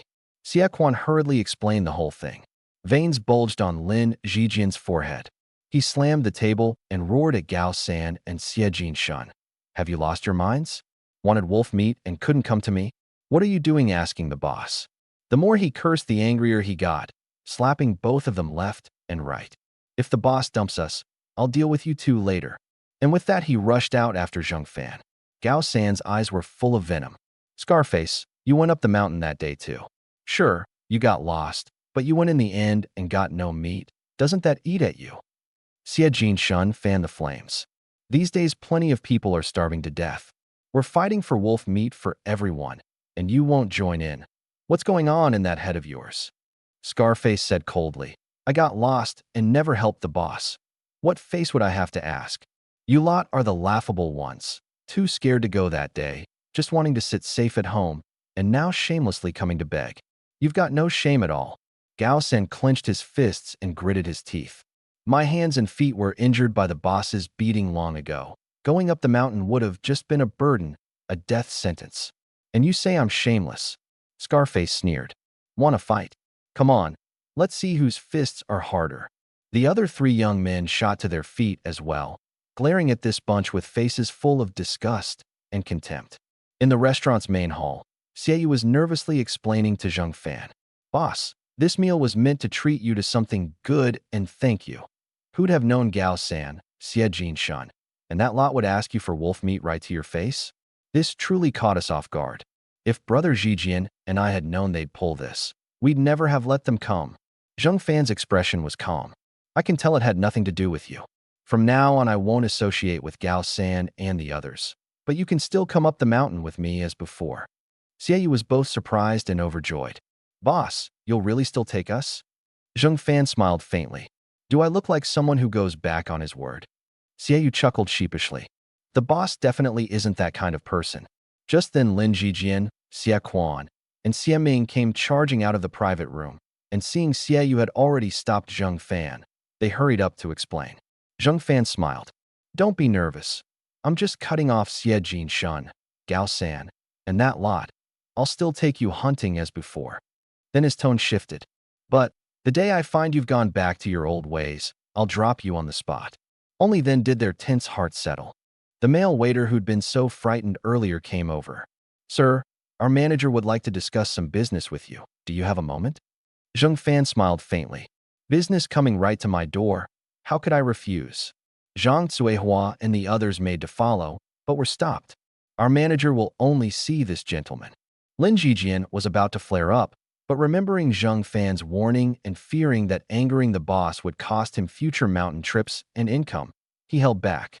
Watching Zheng Fan's retreating figure, Zhang Cuihua wondered to herself, a state-run restaurant manager was no minor figure. Why would he want to discuss business with Zheng Fan? Was there something odd going on here? On the way upstairs, the waiter lowered his voice. "Thank you for what you did earlier." Zheng Fan smiled. "They frightened you with their bad behavior. I'm the one who should apologize to you." The waiter went on, "I know you often sell wolf meat and wild boar meat at the black market. Our restaurant's been terribly short on meat lately, and the manager's been at his wit's end, so I mentioned you to him." Zheng Fan pulled 10 yuan from his pocket and held it out. "Thank you, just a small token." The waiter waved it off. "I didn't say this for money. I just didn't want you to be nervous. The manager's meeting you purely for business, and besides, the deal might not even work out." Zheng Fan smiled. "The money's purely to thank you too. As for whether the deal works out, that's my concern." With that, he pressed the money into his hand. "Take it. Money's hard to come by these days, and this much can buy a fair bit of rice and grain." After a moment's hesitation, the waiter accepted it and offered a reminder. Our manager wants a large quantity. If you can supply it, the price is negotiable. Zheng Fan gave a hearty laugh and, led by the waiter, went up to the second floor, unhurriedly knocking on the manager's office door. Inside the office, a middle-aged man in a blue Zhongshan suit, with a refined air, sat listless, his head aching badly. These past few days the restaurant's supply of meat dishes couldn't keep up, and customers were dwindling. He was worried sick.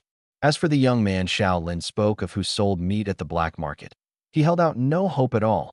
How could one youngster supply the 1,000+ pounds the restaurant consumed each day? His willingness to see Zheng Fan was merely treating a dead horse as if it were still alive. At the knock, manager Chun Weijia said flatly, "Come in." A bright-eyed, energetic young man dressed in white entered. Chun Weijia frowned. He simply couldn't reconcile the person before him with the hunter Xiao Lin had described. In his impression, mountain hunters had rough skin and a rustic air, certainly nothing like this cheerful, upbeat figure. He said blandly, "Who are you? What do you want with me?" Zheng Fan smiled sunnily. "Hello, manager. The waiter said you had some business to discuss with me, so I came up to chat." Seeing how young he was, Chun Weijia figured his hunting experience had to be limited. Catching 100 pounds of meat in a day would already be lucky. He'd meant to send him off directly, but felt that would be rude. So he said flatly, "Shaolin says you often sell wild boar and wolf meat at the black market? How many pounds can you catch in a day?" Sensing the man disdained his youth, Zheng Fan responded with neither servility nor arrogance. 500 pounds steadily every day. On a good day, I can turn out over 1,000. Chun Weijia gave a scornful smile. Impressive, starting off at 500 pounds just like that. Once you've got a bit more experience, I suppose 10,000 pounds a day will be no problem. Zheng Fan's tone turned cold. "Manager, I came here to discuss business, not to listen to your snide remarks. If you want to amuse yourself, find someone else." Chun Weijia was taken aback. This youngster wasn't very old, but he had nerve, actually daring to talk back to him like that. He smiled. "My restaurant consumes at least 1,000 pounds of meat every day. Wild boar, wolf, rabbit, pheasant, any of them will do. Can you guarantee supplying that much daily? If you can, the price will absolutely satisfy you." Zheng Fan said calmly. "Different meats fetch different prices. How much are you offering? If it's too low, I can't supply it." Chun Weijia quoted, "Wild boar with the hide on, for a pound. Hide off, 8. Wolf meat with the hide on, 9. Hide off, 13. Zheng Fan shook his head. "Black market meat prices are skyrocketing these days. What you're offering is too low. I'm afraid this deal won't work out." Though Chun Weijia didn't believe he could really produce 1,000 pounds, he still bargained in earnest. "It's not low. We used to buy even cheaper." Zheng Fan said, "The past is the past, now is now. If that's your attitude, manager, then let's cooperate another time if fate allows." With that he turned to leave. He carried an armory on his person, one where time stood still, so no matter how long the meat sat it wouldn't spoil. If the price wasn't right, he'd simply keep storing it. Watching his decisive retreating figure, a thought sprang up in Chun Weijia's mind. This man might actually be able to do it? He hesitated a moment. "Here's the deal. If you can bring 1,000 pounds tomorrow, I'll take wild boar with the hide at 650, hide off at 10, wolf meat with the hide at 13, hide off at 16. This is my biggest concession. If we still can't agree, there's nothing more I can do." Zheng Fan did the math. The price was about the same as the black market. So he stopped and smiled faintly. "Deal. When do you want it tomorrow?" Seeing how certain he was, that feeling in Chun Weijia's heart grew even stronger. This young man in white just might be able to pull it off. He smiled. "Just deliver before 9 tomorrow morning." Zheng Fan replied flatly, "All right." Coming out of the office, Xiao Lin was still waiting outside, and the moment he saw him, asked with concern, "How'd it go with the manager?" Zheng Fan smiled. "It's settled. I'll deliver the goods tomorrow. This is a thank you for you." And he pulled out 10 yuan again.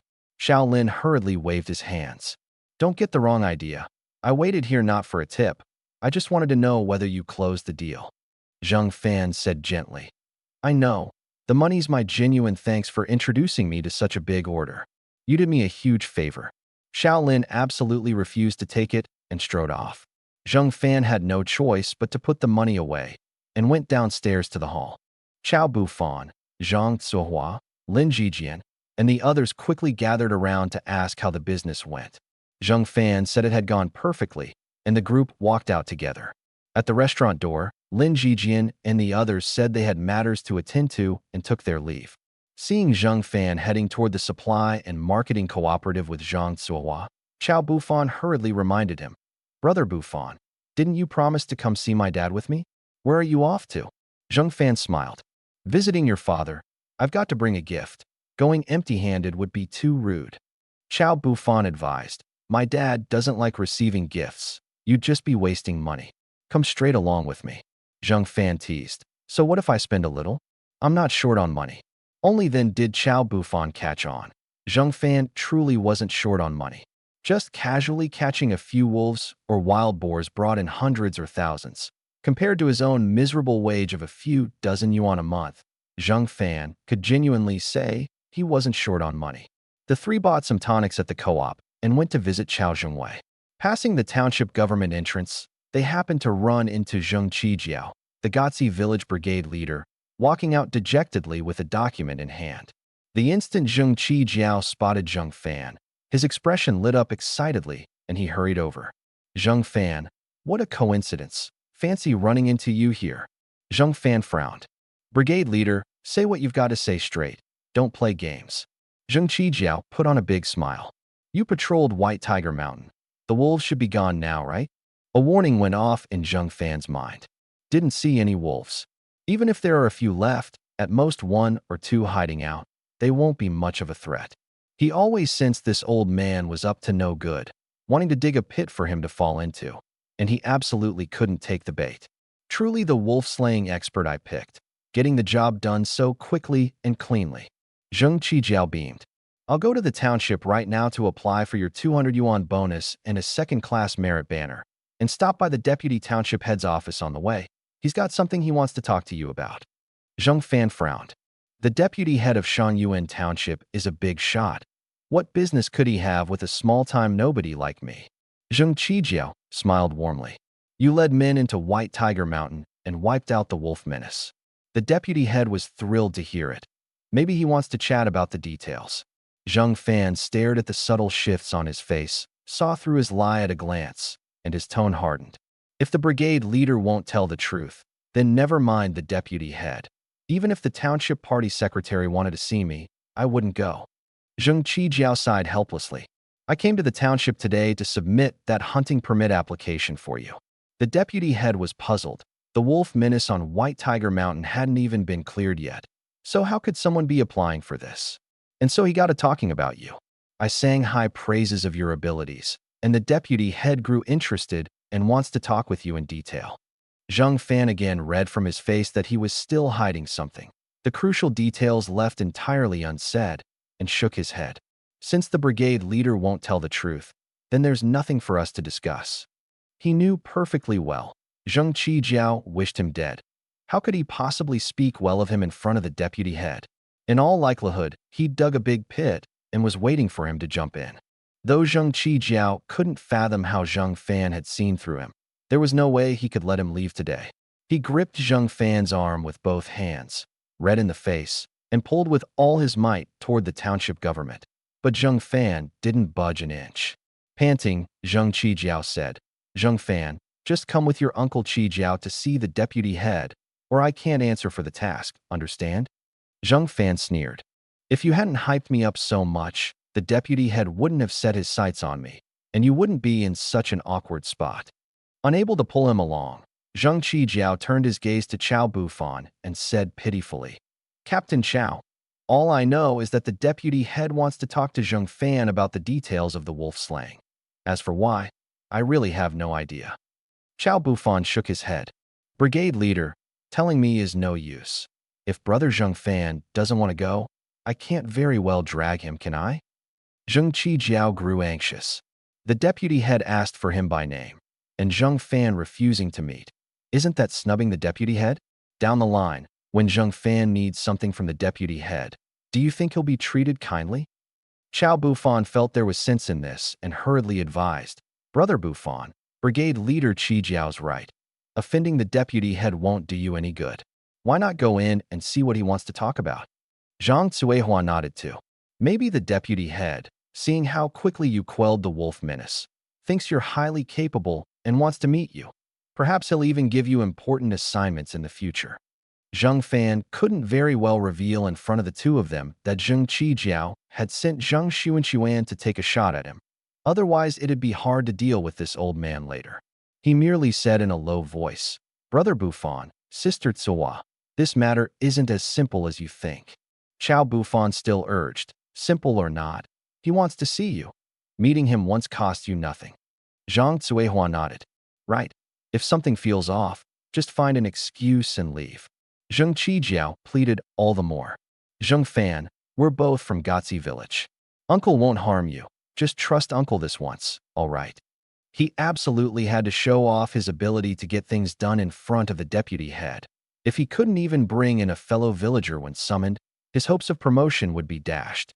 Zheng Fan knew that if he didn't go in to meet the man today, Chao Buffon and Zhang Zuo would nag endlessly. Besides, he didn't want to figure out what exactly this deputy head was scheming. He said reluctantly, "Fine, I'll go meet him once. You two wait here for me." The two nodded and told him not to be nervous. Delighted to hear this, Zheng Qijiao went to grab his arm again, but Zheng Fan shook him off. "I don't like being held by a man." Zheng Qijiao burned with anger inside, but kept smiling. All right, no holding, just hurry along with me." Entering the deputy head's office, Zheng Qijiao first reported how Zheng Fan had patrolled White Tiger Mountain and found no further trace of wolves. Deputy Township Head Wu Yuanyang was around 40, on the lean side, in a blue Zhongshan suit, giving off an amiable air. After hearing this, he was a little incredulous. "Young comrade, you led just a few men and put down the wolf menace on White Tiger Mountain." He'd assumed the young hunter Zheng Qijiao mentioned was at most 30 or 40, which in this trade already counted as young, never imagining he'd be young in actual years. Zheng Fan smiled. "I don't have such great skill. Mainly I placed pheasant and rabbit carcasses under the trees as bait to lure the wolves in, then opened fire. Anyone who can shoot could do it. It's not as amazing as the brigade leader made it out to be." He didn't believe for a moment that Wu Yuanyang merely wanted to discuss details. There was surely some hard-boned task to hand him, or why else would Zheng Qijiao keep singing his praises before the deputy head? Wu Yuanyang laughed heartily. "Young comrade, you're quite modest, making such a difficult feat sound as easy as drinking water. But if it really were that easy, 56 hunters wouldn't have died that night on White Tiger Mountain." Zheng Fan gave a start. He'd thought 30 or 40 had died, and hadn't expected the exact figure to be 56. He quickly regained his composure. The wolves struck around 3 or 4 in the morning that night. By then, many people had already come down the mountain, and those who hadn't were drowsy and worn out. That's how the wolves got their opening. Wu Yuanyang smiled. "Sometimes being too modest is actually a kind of arrogance. Do you understand what I mean?" Zheng Qijiao caught that Wu Yuanyang was displeased with Zheng Fan's modesty and, afraid it would splash back onto himself, hurriedly urged, "Zheng Fan, don't be so modest in front of Township Head Wu. Tell him about your real wolf-slaying skills. Like a headshot from 100 meters out, or one bullet punching through 2 wolves within 30 meters. Tell Township Head Wu all about these." With those future weapons in his armory, Zheng Fan could indeed do such things, but Zheng Qijiao had never witnessed them with his own eyes, yet was hyping them up so before the deputy head. Clearly, there was an extremely dangerous task waiting for him. He deliberately played dumb. "Brigade leader, how come I don't know I have such great abilities? Did you dream it up?" Afraid of being exposed, Zheng Qijiao's face darkened. "Don't be so low-key. You're making me look like I'm bragging." Zheng Fan looked at him, speechless. "Weren't you bragging, though?" Zheng Qijiao was about to argue further when Wu Yuanyang frowned and barked. "This is the township head's office, not a place for you two to squabble. If you want to quarrel, go back to Gotzi village to do it." Zheng Qijiao smiled apologetically. "Township head Wu, believe me, Zheng Fan's hunting skills really are strong. He's just too low-key by nature." Wu Yuanyang's expression turned serious. Whether it's genuine skill or false modesty, for this dangerous task, he has to go of his own free will. Zheng Fan immediately waved his hands. "Township head Wu, I'm a coward. I don't dare take on dangerous jobs. You'd best find someone more capable." Wu Yuanyang said gravely. If you can complete it successfully, the township will record a second-class merit for you, plus a cash reward of 1,000 yuan. The carcass of any tiger you hunt is yours to handle. No need to turn it in. Zheng Fan's heart jolted. He knew Zheng Qijiao meant to set him up, but he'd never imagined it would be to go hunt tigers. In these days, tigers were treated as pests and could be legally hunted, but few dared to hunt them or could actually pull it off. Otherwise, where would the title tiger-slaying hero come from? Wu Yuanyang saw from his expression that he hadn't known in advance and immediately frowned. Zheng Qijiao, you brought him to see me without even explaining clearly that this was about hunting tigers. What's the meaning of this? Zheng Qijiao broke out in a cold sweat and stammered a defense. Township head Wu, in my mind, Zheng Fan's hunting skills are exceptional. If he can easily handle the wolf menace on White Tiger Mountain, what's a mere South China tiger? I was too eager to carry out your instructions and forgot to mention it in the moment. Wu Yuanyang said coldly. I don't like hearing excuses. Wrong is wrong. He turned to Zheng Fan. Tiger hunting is entirely voluntary. If you're unwilling, I won't force you. Zheng Fan had gotten a read on Wu Yuanyang's temperament. Decisive in his dealings, no games. Dealing with a man like this was far more comfortable than spending ages trying to figure out someone who spoke in riddles. He said calmly, Township head Wu, the terms you're offering are quite tempting, and I'd like to take it on, but not knowing the tiger's particulars, I don't dare go rashly. Though he was fairly confident, he still had to first find out whether the tiger was in its prime or old and feeble. Different conditions meant different difficulty and different prices. Seeing him tempted, Wu Yuanyang said in a low voice, according to residents near the Sanfu logging camp, 2 adult male South China tigers are prowling that area. Vicious creatures that have already eaten several villagers. If they're not dealt with, everyone nearby is in danger. Zheng Fan was taken aback. Isn't it said that one mountain can't hold 2 tigers unless it's a male and a female? How could 2 males appear at the same time? Wu Yuanyang shook his head. I'm not clear on the specifics. This job is genuinely dangerous. If you don't want to go, no one's forcing you. Zheng Qijiao hurriedly chimed in with flattery. Zheng Fan, with skills as great as yours, what are 2 tigers? You'll take them down easily. After a long pondering, Zheng Fan said gravely, Township head Wu, to hunt 2 tigers, I'd like to add a condition. If you agree to it, I'll give it a try. Wu Yuanyang grew interested. What condition? Let's hear it. Zheng Fan smiled. I want that 700 square meter empty plot on the south side of Gotzi village, near the river, allocated to me as a residential lot to build a new house. Wu Yuanyang shook his head. Rural residential lots are approved by your village brigade leader. Even as township head, I don't have that authority. Of course Zheng Fan knew this rule, but Zheng Qijiao bore him ill will, and going straight to him would surely get refused. Better to seize this chance to secure the land. If he remembered correctly, beneath that plot lay a copper mine worth several billion in the future, so he had to claim it first. Zheng Qijiao was startled. 700 square meters? You planning to build a palace? Zheng Fan smiled faintly. Brigade leader, my wife and I are going to have a whole bunch of kids in the future. 700 square meters really isn't much. Just tell me, will you approve it or not? Catching the look Wu Yuanyang cast his way, Zheng Qijiao frowned. If you can take down those 2 tigers with your own hands, I'll approve it for you. His inner calculation, no matter how capable Zheng Fan was, tigers weren't so easy to hunt. He'd most likely end up in a tiger's belly. And even if he really pulled it off, Zheng Qijiao could find an excuse to keep stalling and never hand over the land. In short, that plot could never fall into Zheng Fan's hands. Zheng Fan reminded him. Township head Wu is here as witness. Brigade leader, don't go back on your word when the time comes, or I'll come lodge a complaint. Zheng Qijiao smiled with false warmth. What I've promised you I'll definitely deliver. Go carry out your task with an easy mind. Then he respectfully asked Wu Yuanyang. On your end, when do you want Zheng Fan to make his move? Wu Yuanyang said, tomorrow at 1 in the afternoon. Gather at the Sanfu logging camp cafeteria and set out with the tiger hunting team. Zheng Fan frowned. Township head Wu, if the tiger's killed by someone else on the tiger hunting team, does that mean the reward won't be mine? Wu Yuanyang smiled. I've said all along it's you who kills the tiger. If you don't manage it, The reward naturally goes to whoever does. Zheng Qijiao patted his shoulder. Don't lose heart. Uncle believes in your abilities. The reward's sure to be yours. Seeing that his mood was off, Wu Yuanyang explained further. If you arrange with others on the team to hunt the tiger together, the reward can be split evenly. Sole claim or split share, that's for you to decide. Zheng Fan smiled. Of course it feels best to take the reward alone. Splitting it is no fun. Wu Yuanyang laughed heartily. The young man's got spirit. I just hope your legs don't go weak when you see the tiger. That thing is fierce. It's tiger's majesty enough to strike fear into anyone. Zheng Qijiao was thoroughly satisfied.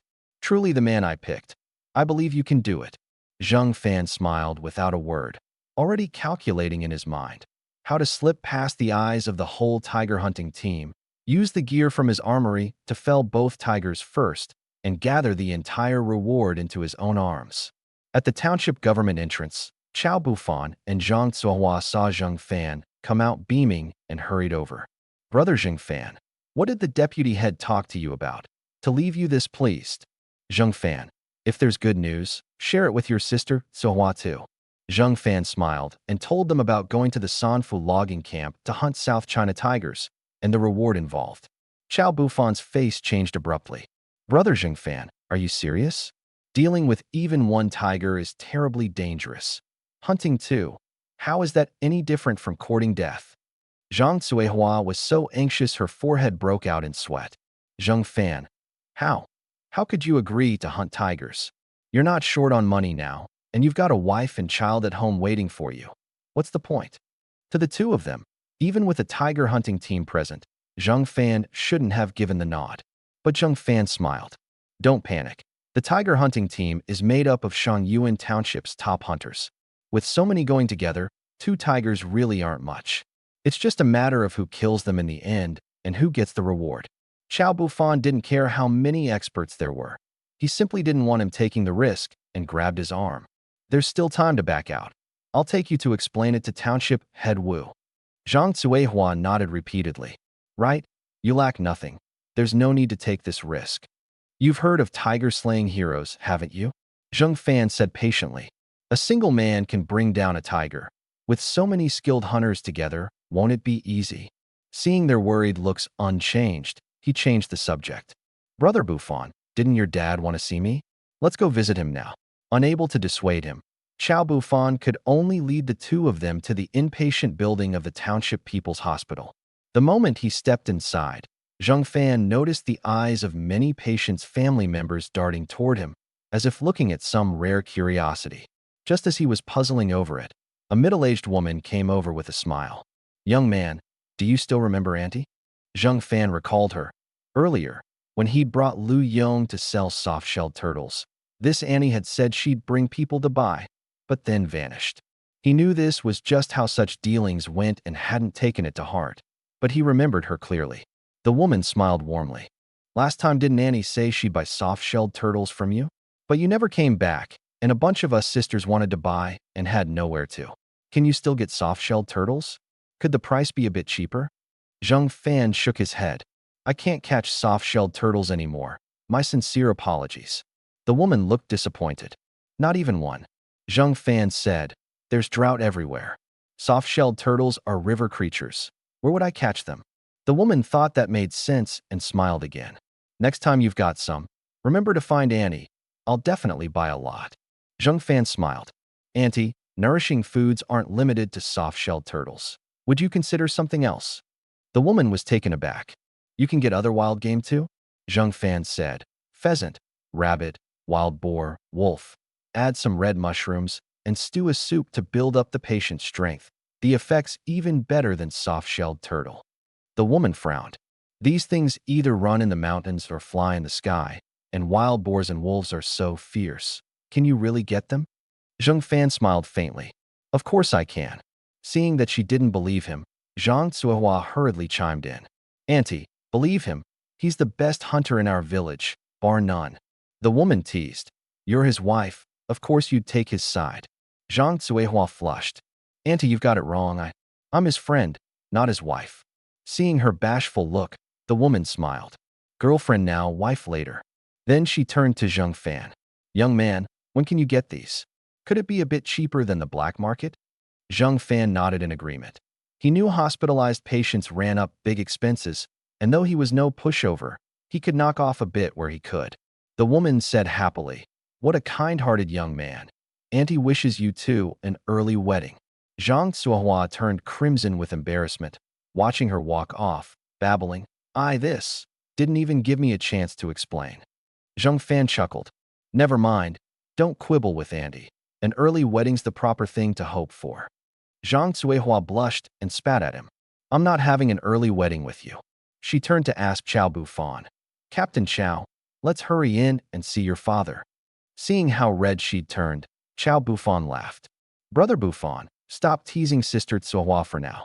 After we've seen my dad, you two can tease each other all you like." Zhang Suihua nodded along to the first half, but shook her head frantically at the second. No, I don't want to be teased by him," which set the two of them roaring with laughter.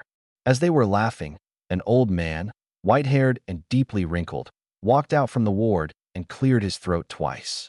"I told you to bring Zhang Fan to see me, and you leave him standing outside the ward. Is this how you visit me?" Chow Bufan looked awkward. "Dad, we were just about to come up, but as luck would have it we ran into an auntie who wanted to buy soft-shelled turtles from Zhang Fan, so we got held up."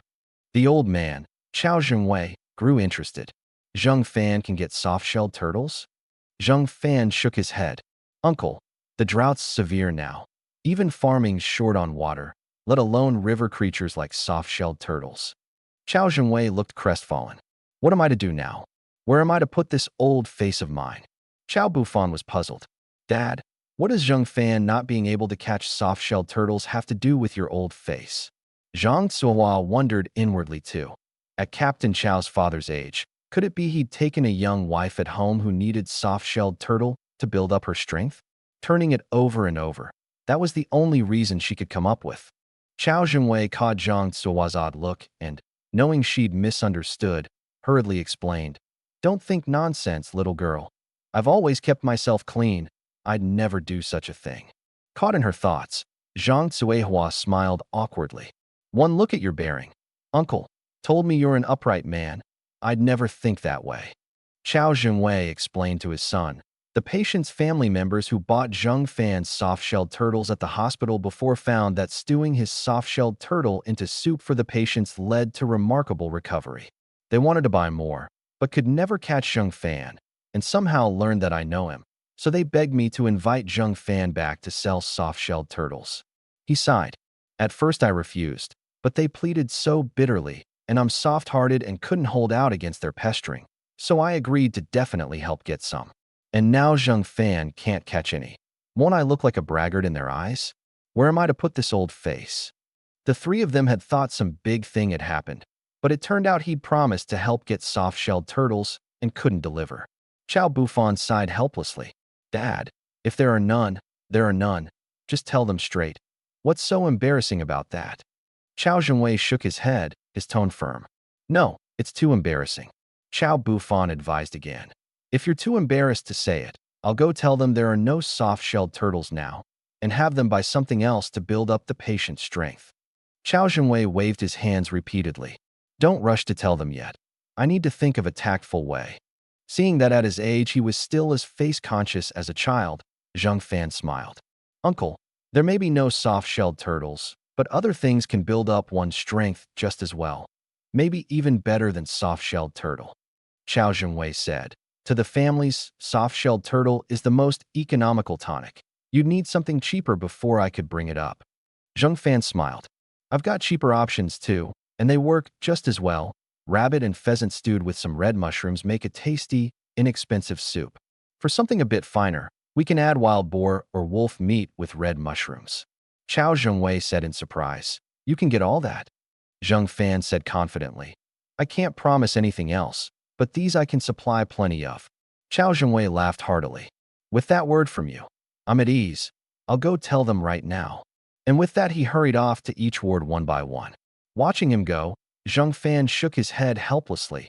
It didn't take much thinking to know how the patients' families had learned Chow Zhengwei knew him. Chow Bufan looked embarrassed. "Brother Zhang Fan, I never imagined my dad wanted to see you over such a small matter. Had I known, I wouldn't have let you spend money on a gift. Zheng Fan smiled. You're my brother. Coming to see uncle is only right.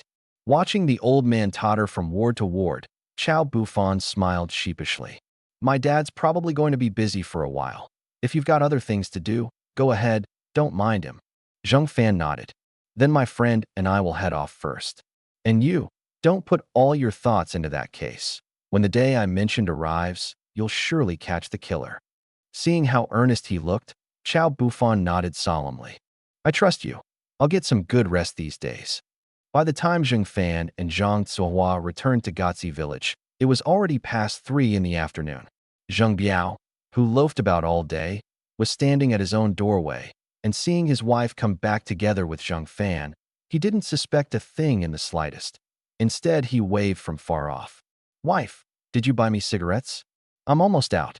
Zhang Zuohua had come all the way back from the township with Zheng Fan. The road was long, but her heart had felt comfortable and light. The moment she got home, she heard Zheng Biao hollering about cigarettes, without a word of asking whether she was tired, and her irritation was beyond words. All you know from morning to night is smoking. Would you die without it? She snapped. When will you learn from Zheng Fan how to treat a wife well? Zheng Biao grinned and reached out. Once I make big money, I'll treat you real well. How can I do it now with no money? Wife, hurry, give me the cigarettes. Zhang Zuohua said. I didn't buy you any, and don't come asking me for money either. We'll talk when you learn how to love your wife. And with that, she stormed into the house in a huff. Zheng Biao followed her in. Wife, why are you suddenly flying off the handle at me? Did that Zheng Fan kid bully you? Seeing the couple go into the house, Zheng Fan shook his head helplessly.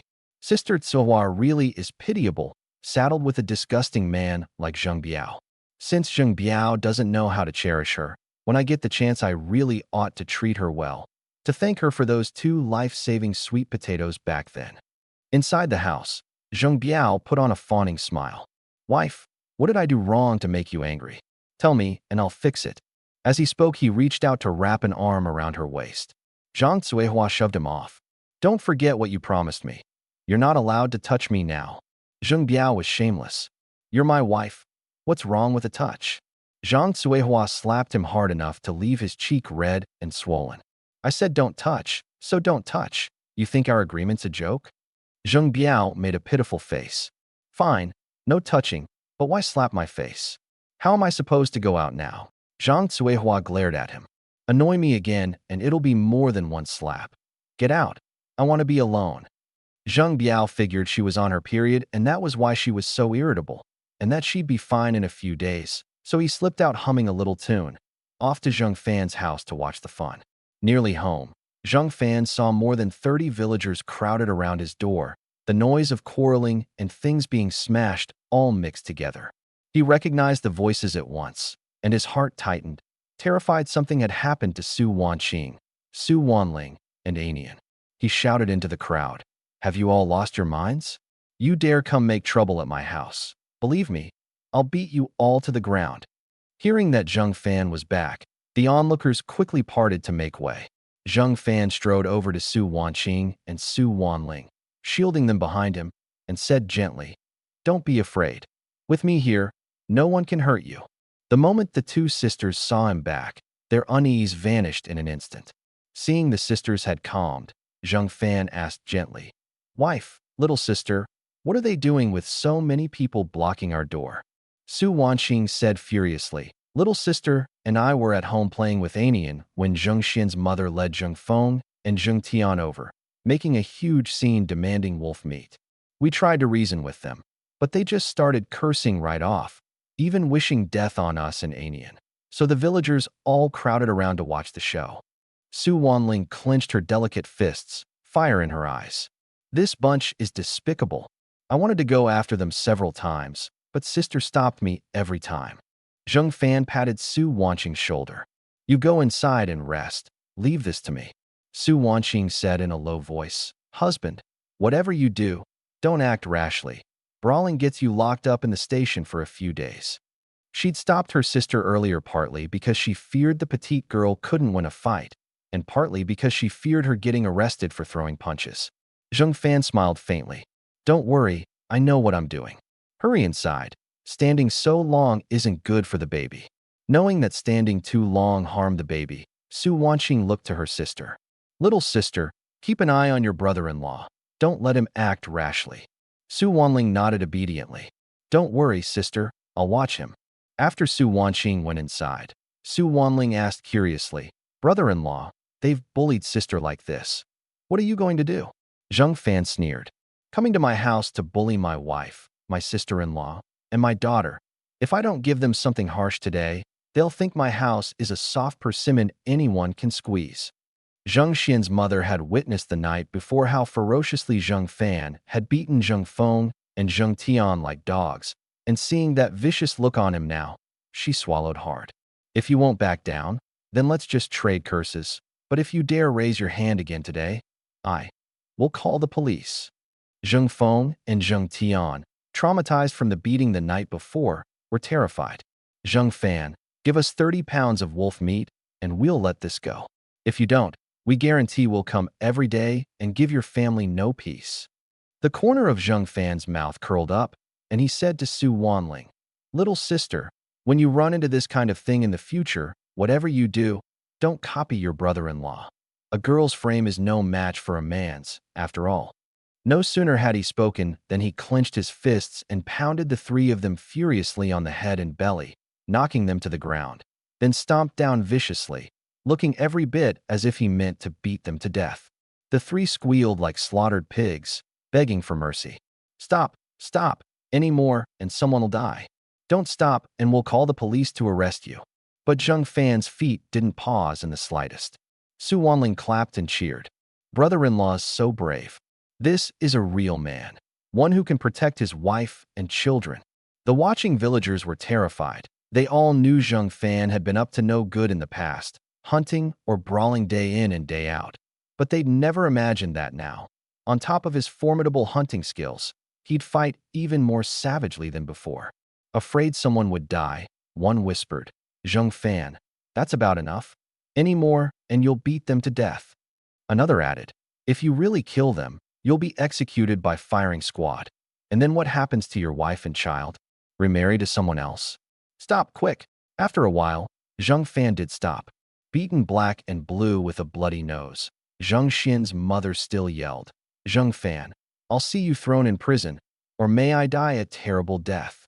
Zheng Feng and Zheng Tian assumed he'd stopped for fear of execution and imprisonment, and fear of his wife remarrying, so they gritted their teeth.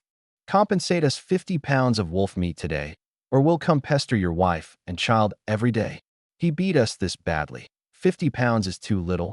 He owes us a whole wolf to make amends.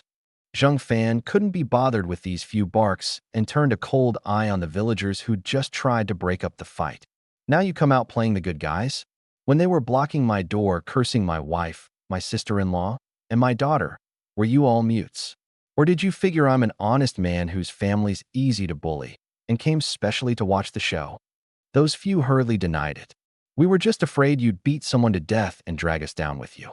We're all from the same village. We see each other every day. No need to be so ruthless. Zheng Fan sneered. When they just said they'd come pester my wife and child every day, were your ears deaf? If you really valued fellow village ties, could you say such things? Could you come to my door today to curse? Do you think I'm the fool, or are you the fools? Zheng Xian's mother and the other two began to sense something was wrong. Zheng Fan wasn't caving. He was cursing out the peacemakers and then going to keep dealing with them. Terrified, the three endured the searing pain all over and tried to crawl up and flee, to go find Brigade Leader Zheng Qijiao or Militia Captain Zheng how to deal with Zheng Fan. How could Zheng Fan let them run? If he didn't deliver an unforgettable beating today, then whenever he wasn't home in the future, they'd surely come make trouble for Su Wanqing, Su Wanling, or even his daughter Anian. In a flash, the three were pinned to the ground again for another furious beating. No one among the villagers dared speak up for them anymore, afraid of getting caught in it. Better if Zheng Xian's whole family really got beaten to death. The village would be rid of a shrewish woman, all the better. Just then, a middle-aged man's booming voice erupted from the crowd. What are you all doing at my son-in-law's house? Everyone out of my way. Then came another voice. Anyone who dares touch Zheng Fan is going up against me. Lu Qiqiang. and I'll make sure they pay." Hearing it was her father, Su Wanling cried out excitedly, "Dad, you're here at last. Your daughter's been wronged." Assuming his daughter had been bullied, Su Zhu roared, "Whoever bullied my daughter, get the hell out here," and shoved through the crowd to throw punches, with Lu Qiqiang right behind, poised to fight alongside him. The watching villagers were dumbfounded, muttering inwardly, "Zheng Fan's this ferocious. Who'd dare bully him?" Zheng Xian's family had it coming. Of all people to provoke, they had to pick him. Lu Qiqiang could fight, and one look at Zheng Fan's father-in-law's hot temper marked him as a fierce character too. Some were secretly delighted. Today's show was getting better and better. Su Zhu and Lu Qiqiang shoved through the crowd with menacing momentum, meaning to give the culprits a savage beating on Su Wanling's behalf. But the scene before them made them freeze for a moment. Zheng Xian's mother, Zheng Feng, and Zheng Tian had already been beaten by Zheng Fan until their faces were black and blue, bruised all over, barely with strength left to groan. Su Wanling explained the situation in a few words, and after hearing it, veins bulged on Su Zhu's forehead as he clapped and cheered. "Bullying my daughter and grandson while my son-in-law was out. They deserve to be beaten within an inch of their lives." Lu Qiqiang gave a cold snort too. Greedy, insatiable creatures. Failing to extort wolf meat, they come bully a man's wife and children. Today's outcome is entirely of your own making. Hearing this, the three of them panicked and hurriedly begged for mercy. "We know we were wrong. Hurry and talk Zheng Fan down. If you really beat us to death, he'll take a bullet for it. Your daughter's so young, with a baby in her belly. If Zheng Fan gets hauled off and executed, won't she become a widow?" Su Zhu gave a heavy snort. "Good son-in-law, step aside. Let me stomp them to death. I'll take the bullet." Lu Qiqiang hurriedly stopped him. "Let me handle this." Su Zhu's face darkened. "This is my family's business. How could I let you take the lead? Word gets out, and it'd be so shameful." But Lu Qiqiang was resolute. "This time you and Zheng Fan helped get my brother to the city hospital in time and saved his life. The job of stomping these scumbags to death has to be mine." The two went back and forth, actually vying to be the one to beat someone to death. Zheng Xian's mother and the other two were utterly stunned. They'd counted on these two to break up the fight, but not only wouldn't they mediate, they were fighting over the chance to send them off. At this moment, the three of them regretted it bitterly. Had they known, they'd never have provoked Zheng Fan. If things went wrong, they might really lose their lives here today. Seeing the fear they couldn't hide in their eyes, Zheng Fan gradually eased the force of his kicks. He'd never actually intended to kill anyone. He only wanted to give them an unforgettable lesson. To make them remember, of all people to offend, never offend him.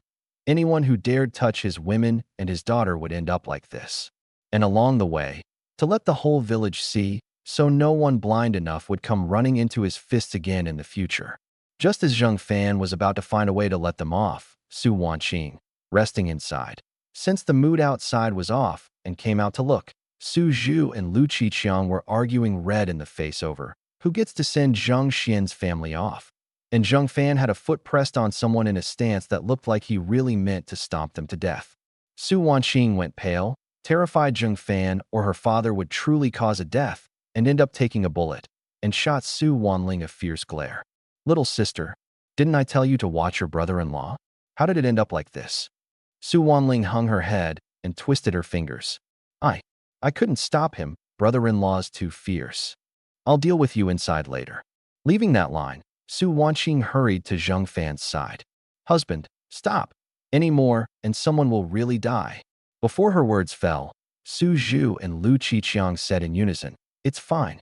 I'll send these few off. Leave the bullet taking to me." Su Wanqing's face darkened, utterly speechless inside. So these two were fighting over taking a bullet as if it were some good assignment? She could only plead gently again. "Husband, hurry and stop. Someone's really going to die." Only then did Zheng Fan stop his feet and ask coldly, "Will you dare do it again next time?" The three shook their heads like rattledrums. Zheng Fan asked again, "Are you going to go find the brigade leader or the militia captain to report me for beating you?" Traumatized from the beating, the three hurriedly waved their hands, terrified that nodding wrong would get them stomped to death on the spot. Zheng Fan continued, Today you came to my door and disturbed my wife's rest and cursed my wife, my sister-in-law, and my daughter. How do you plan to make amends?" The three were bewildered, doubting whether their ears had been broken. "Zheng Fan, what did you say? I didn't catch it. You mean compensate us? We don't want the compensation anymore." Zheng Fan sneered. "You not wanting it doesn't mean I don't. You came to my door and cursed my family. What if it had shocked my wife's baby out of her?" Zheng Xian's mother muttered under her breath. But the baby wasn't shocked out, was it?" Zheng Fan kicked her over and said icily, "If the baby really had been harmed, you think I'd have beaten you this lightly?"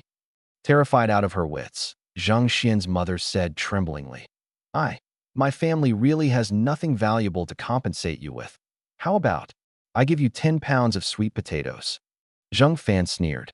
"The brigade leader and militia captain compensate me with tiger hide and tiger whip wine, and you fob me off with 10 pounds of sweet potatoes? What do you take me for?" Terrified, Zheng Xian's mother burst into wailing sobs. "My family truly has nothing valuable. Where do you expect me to get it?" Zheng Feng and Zheng Tian nodded repeatedly. "Our family just scrapes by in the village. We really have nothing good to compensate you with." Zheng Fan narrowed his eyes. "No valuables? Then repay me with your bodies." The moment those words came out, the watching villagers were all stunned. Zheng Fan was in his early 20s, with a wife as lovely as a flower at home. And he was into this? Su Wanling looked bewildered. "Brother-in-law, you're into this?" Zheng Xian's mother was even more panicked. I'm an old woman, and you want me to do this?" Coming to their senses, Zheng Feng and Zheng Tian sprang up in fury. "Zheng Fan, don't go too far. You dare bully my mother, and I'll fight you to the death, even if it costs my life." Su Zhu and Lu Qiqiang also looked at Zheng Fan in puzzlement, unable to fathom what he meant. Knowing her man never spoke without reason, Su Wanqing said gently, "Husband, stop keeping us in suspense. Tell us how they're to sell their bodies." Seeing everyone's curious faces, Zheng Fan finally smiled faintly and revealed the answer. "In a couple of days my family's building a new house. They've no money to compensate me, so they'll put in labor, hauling dirt, mixing mud, digging the foundation. Once the new house is built, they can get lost." Zheng Feng's face was ugly. "We've been lazy and idle since childhood. We've no strength for hard labor. Could we compensate some other way?" Zheng Tian sidled up in a low voice too. "How about 20 pounds of sweet potatoes plus 10 pounds of white flour? You think my family lacks food and drink now?" Zheng Fan threatened coldly. "Hands and feet, and you won't work? Better I break your hands and feet, so you can't go out harming people." The two broke out in cold sweat and hurriedly forced smiles. Just joking, just joking. Doing some hard labor to exercise the body is great. We promise to work hard. Whatever you do, don't break our hands and feet." But Zheng Xian's mother asked darkly, "My two sons work for you. How much wage a day?" No matter how badly she'd been beaten, she wasn't about to let her sons work for free. Hearing wage, her two sons perked up at once, waiting eagerly. Without a moment's thought, Zheng Fan said, "I'll provide your 3 meals a day so you've got strength to work, not a cent of wages." Zheng Xian's mother's face twisted, and she hollered at the top of her voice, "Work for free? Where do you get the nerve? At least give 5 mao a day." Zheng Fan said flatly, "If you don't want to work, don't. I won't force you." Before Zheng Xian's mother could reply, Zheng Feng and Zheng Tian, afraid their mother would get their hands and feet lost for them, rushed to say, "Just the 3 meals is fine. We'll do it." Hearing that Zheng Fan was building a new house, the villagers' expressions turned complicated. Everyone knew he'd made money hunting lately, but they hadn't expected he'd already saved enough to build a house. To think that not long ago he'd been a good-for-nothing who loafed and beat his wife at the drop of a hat, and now he was on his way to being the richest man in the village. Envious as they were inside, their faces were all wreathed in ingratiating smiles. "I saw long ago that Zheng Fan would amount to something. Building a new house already, so fast. Building a house needs a carpenter. Come to me. We're from the same village. I'll give you a cheap rate. For a mason, come to Uncle.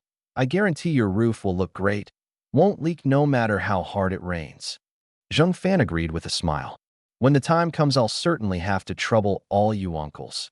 Your wages won't be shorted a cent, and there'll be meat, at every meal. The villagers were overjoyed, praising him endlessly as a young man of great promise. While the mood was lively, Militia Captain Zheng Hao arrived with 15 militiamen carrying small-caliber rifles. Looking at the 3 beaten black and blue on the ground, he asked with a dark face, "What's going on here?" The moment Zheng Xian's mother saw her savior arrive, she forgot all about Zheng Fan's ferocity and pointed at him tremblingly. "This guy beat the 3 of us into serious injury. As militia captain, shouldn't you do something about it?" Zheng Hao put on a stern face. "Zheng Fan, why did you beat people?" Zheng Fan said. "They came to my door and frightened my pregnant wife and said they'd come every day. What if it harmed the baby?" Zheng Hao said gravely, "That's no reason for you to raise your hand. Come with me to the captain's office." Su Zhu stepped forward, red in the face, fists clenched, and bellowed, "You dare touch my son-in-law and see what happens. Believe me, I'll beat you black and blue." Having been called out publicly like this, Zheng Hao couldn't save face, but recalling the scene of Su Zhu beating him savagely before, and remembering the man's first-class war merit status, he truly couldn't afford to provoke him, and could only force a smile. "I don't mean anything by it. I'm just taking Zheng Fan to the office for some tea and a chat." Su Zhu flatly refused. "Get going, understand?" Beside him, Lu Qiqiang clenched his fists too, looking ready to fight at any moment. How would Zheng Hao dare provoke these 2 fierce characters? He smiled awkwardly. Going, I'm going now." Zheng Xian's mother watched Zheng Hao arrive with 15 militiamen full of menace and leave with his tail between his legs, and cursed furiously. "With your nerve you get to be militia captain? Better let me do it." Zheng Fan figured he'd better give her another good lesson, or during the few days he was off hunting South China tigers, she might well cause more mischief. So he gave her another beating, then dusted off his hands. "It's getting late. Everyone disperse." After the villagers had all left, Zheng Fan called out to Lu Qiqiang and Su Zhu, "Father-in-law, Uncle Qiqiang, come inside for some tea." Su Wanqing brewed tea and sat down beside Zheng Fan, finally voicing the question she'd been holding in. "Husband, you're building a new house in a couple of days. Have you gotten the brigade leader to approve the land? Where's the residential lot?" Zheng Fan nodded. "I picked that 700 square meter empty plot on the village's south side near the river. Good location, clearly a piece of prime feng shui land." Su Wanqing frowned. "Husband, not even grass grows on that plot, and the river beside it is terribly muddy. How is that prime feng shui land? It's plainly a dead patch nobody wants." Lu Qiqiang was puzzled too. "Right? Not a blade of grass grows on that land, and the soil color's different from all around. It's really no good place." Su Zhu grew even more heated. "How can you build a house on such a rotten patch? Living there is sure to bring bad luck. You must change the location." Zheng Fan was at a loss. He could hardly tell them he was reborn and knew in advance that beneath that land lay a copper mine worth billions in the future. If word of that got out, with no equipment and no expertise, knowing out of nowhere there was a mine underground, he'd surely be hauled off as a research subject. Even if he weren't hauled off, being watched at every turn from then on would spell the end of the good life. He could only say vaguely, "Trust me, everyone, I wouldn't pick that spot for no reason." Lu Qiqiang said gravely, "Uncle Qiqiang's an outsider and has no right to dictate where you build. But that plot on the south side, big as it is, the river's muddy year-round, and the soil's so strange not even grass grows on it. It's downright uncanny. I really don't recommend you build there." He'd received much kindness from Zheng Fan lately and truly couldn't bear to watch him, in a moment of confusion, waste a huge sum building a house he couldn't live in. Su Zhu frowned too. "If you don't explain the reason clearly today, I'll take my 2 daughters and granddaughter back to the northeast this instant. I won't let them live in such an uncanny place." Su Wanqing advised too. "Husband, you must have a reason for picking there, but you've got to tell us, or none of us can be at ease." Su Wanling chimed in. "Brother-in-law, hurry and tell us. Don't leave everyone worried." Afraid Su Zhu would really take his wife, sister-in-law, and daughter away, Zheng Fan quickly made up an excuse. "Lately, I keep having the same dream, in which an immortal keeps telling me that plot on the village's south side is prime feng shui land that'll bring me fortune, and that I must hurry and build there. If someone else builds there first, My fortune will be cut off and my family will suffer misfortune. He heaved a long sigh, playing it just right. If I hadn't had the same dream for a month or two straight, why would I pick that spot? This bluff won over most of Su Zhu and the others. Su Zhu was still uneasy. Building a house costs a lot. You'd better think it through. Don't regret it later. Zheng Fan smiled. Rest assured, father-in-law, that land is absolutely without danger. Lu Qiqiang slapped his thigh. Since an immortal came to you in a dream, start work tomorrow. I'll help. Zheng Fan shook his head. Not yet. I've got to deal with those two South China tigers first. And with that, he recounted his entire conversation with Zheng Qijiao and Township Head Wu, word for word. The others were dumbfounded on the spot. Su Zhu flushed red. Zheng Fan, do you know how dangerous South China tigers are? Even going with a tiger hunting team is terribly risky. You don't want your wife and child anymore, is that it? He'd finally settled on this son-in-law, and even entrusted Su Wanling to him. If Zheng Fan lost his life hunting tigers, what would become of this household of women and elders? Lu Qiqiang grew anxious too. South China tigers are terrifying. One slip and you're dead. You're not short on money now, so why take this risk? Zheng Fan said patiently, Father-in-law, Uncle Qiqiang, I'm confident I can kill them. And 10,000 steps back, even if I can't, I have ways to protect myself. Nothing will go wrong. Su Zhu waved his hand. Uncle Qiqiang's right. You don't lack money, and you've got a wife and child. There's no need to risk your life over a rotten patch of land. Zheng Fan simply laid it bare. I've got two immortal beautiful wives and a sweet daughter at home, and I've made so much money hunting, yet I still dare go hunt South China tigers. Do you think it's out of love for it? It's obviously because I'm fully confident. Su Zhu was curious.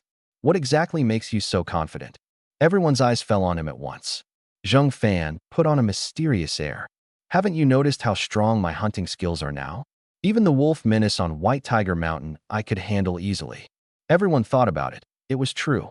Only then did Zheng Fan explain unhurriedly. The immortal in my dreams often trains me, raising my hunting skills and my ability to avoid danger by several levels.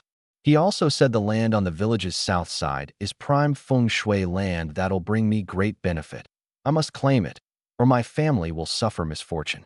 With this explanation, everyone suddenly understood. No wonder Zheng Fan's hunting skills had improved by leaps and bounds in such a short time, hauling wild boar and pheasant home every day. No wonder he was so set on building on the village's south side. Seeing that he'd taken everyone in, Zheng Fan quickly changed the subject. Uncle Qiqiang, how's Uncle Qixing's health now? Lu Qiqiang was still shaken. Thank goodness he was rushed to the city hospital in time. 2 or 3 days later, and there'd have been no saving him. Zheng Fan asked with concern. The city hospital's expensive. How much are you short? I'll lend it to you first, and you can pay me back with interest later.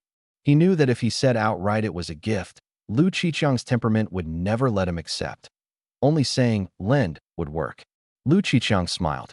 Things are stable now, about 100 some yuan a month from here on, and hunting some game in the mountains to sell will cover it. Zheng Fan teased. If you're really short on money, be sure to borrow from me. I'm still waiting to earn your interest. Lu Qiqiang laughed too. If I'm ever really short, I'll definitely come to you. The interest is yours to earn. Su Wanqing asked with concern. Uncle Qiqiang, now that you're back, who's looking after Uncle Qixing at the hospital? Lu Qiqiang explained.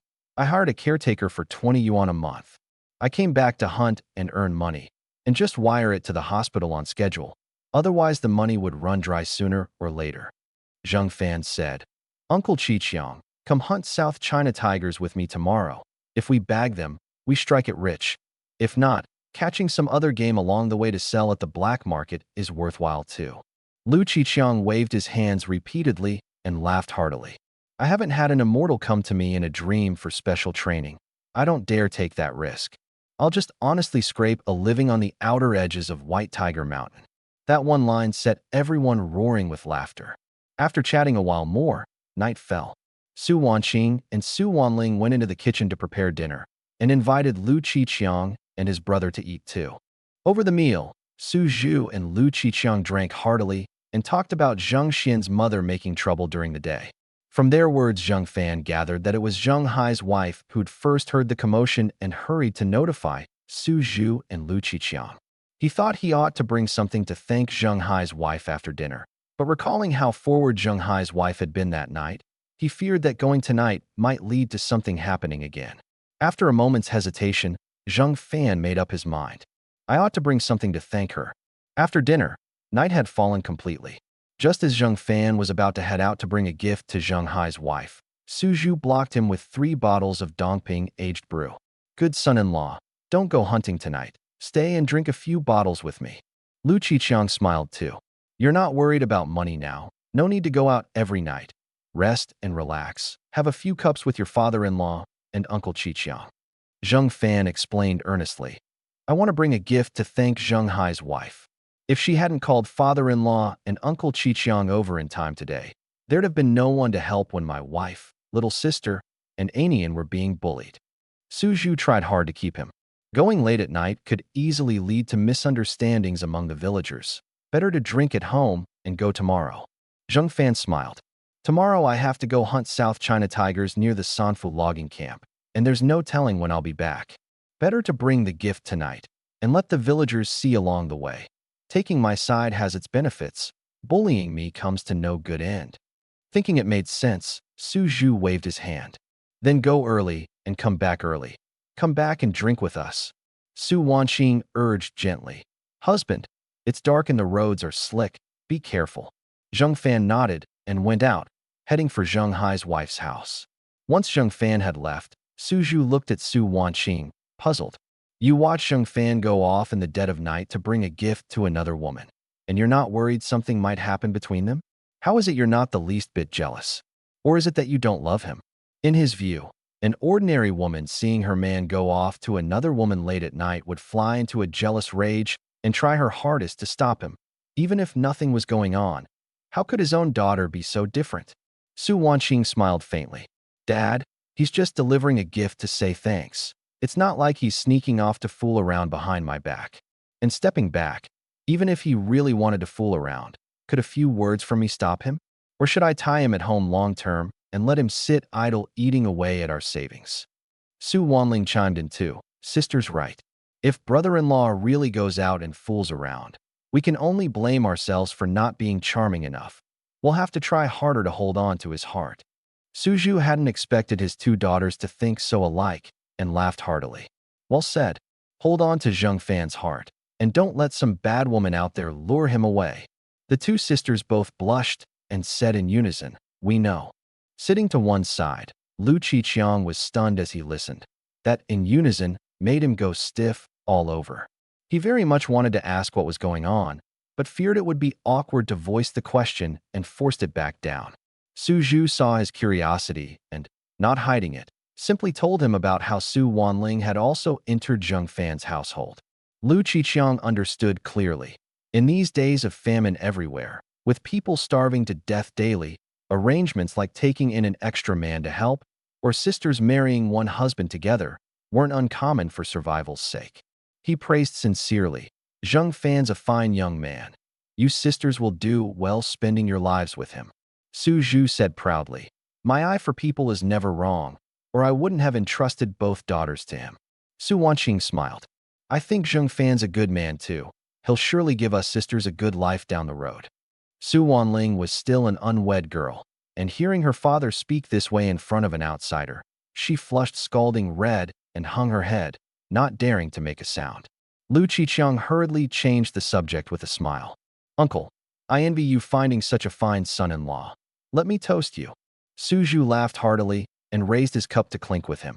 Meanwhile, Zheng Fan, having gone out, picked a 20-pound little wild boar from his armory in a spot where no one could see, and carried it openly to Zheng Hai's wife's door and knocked.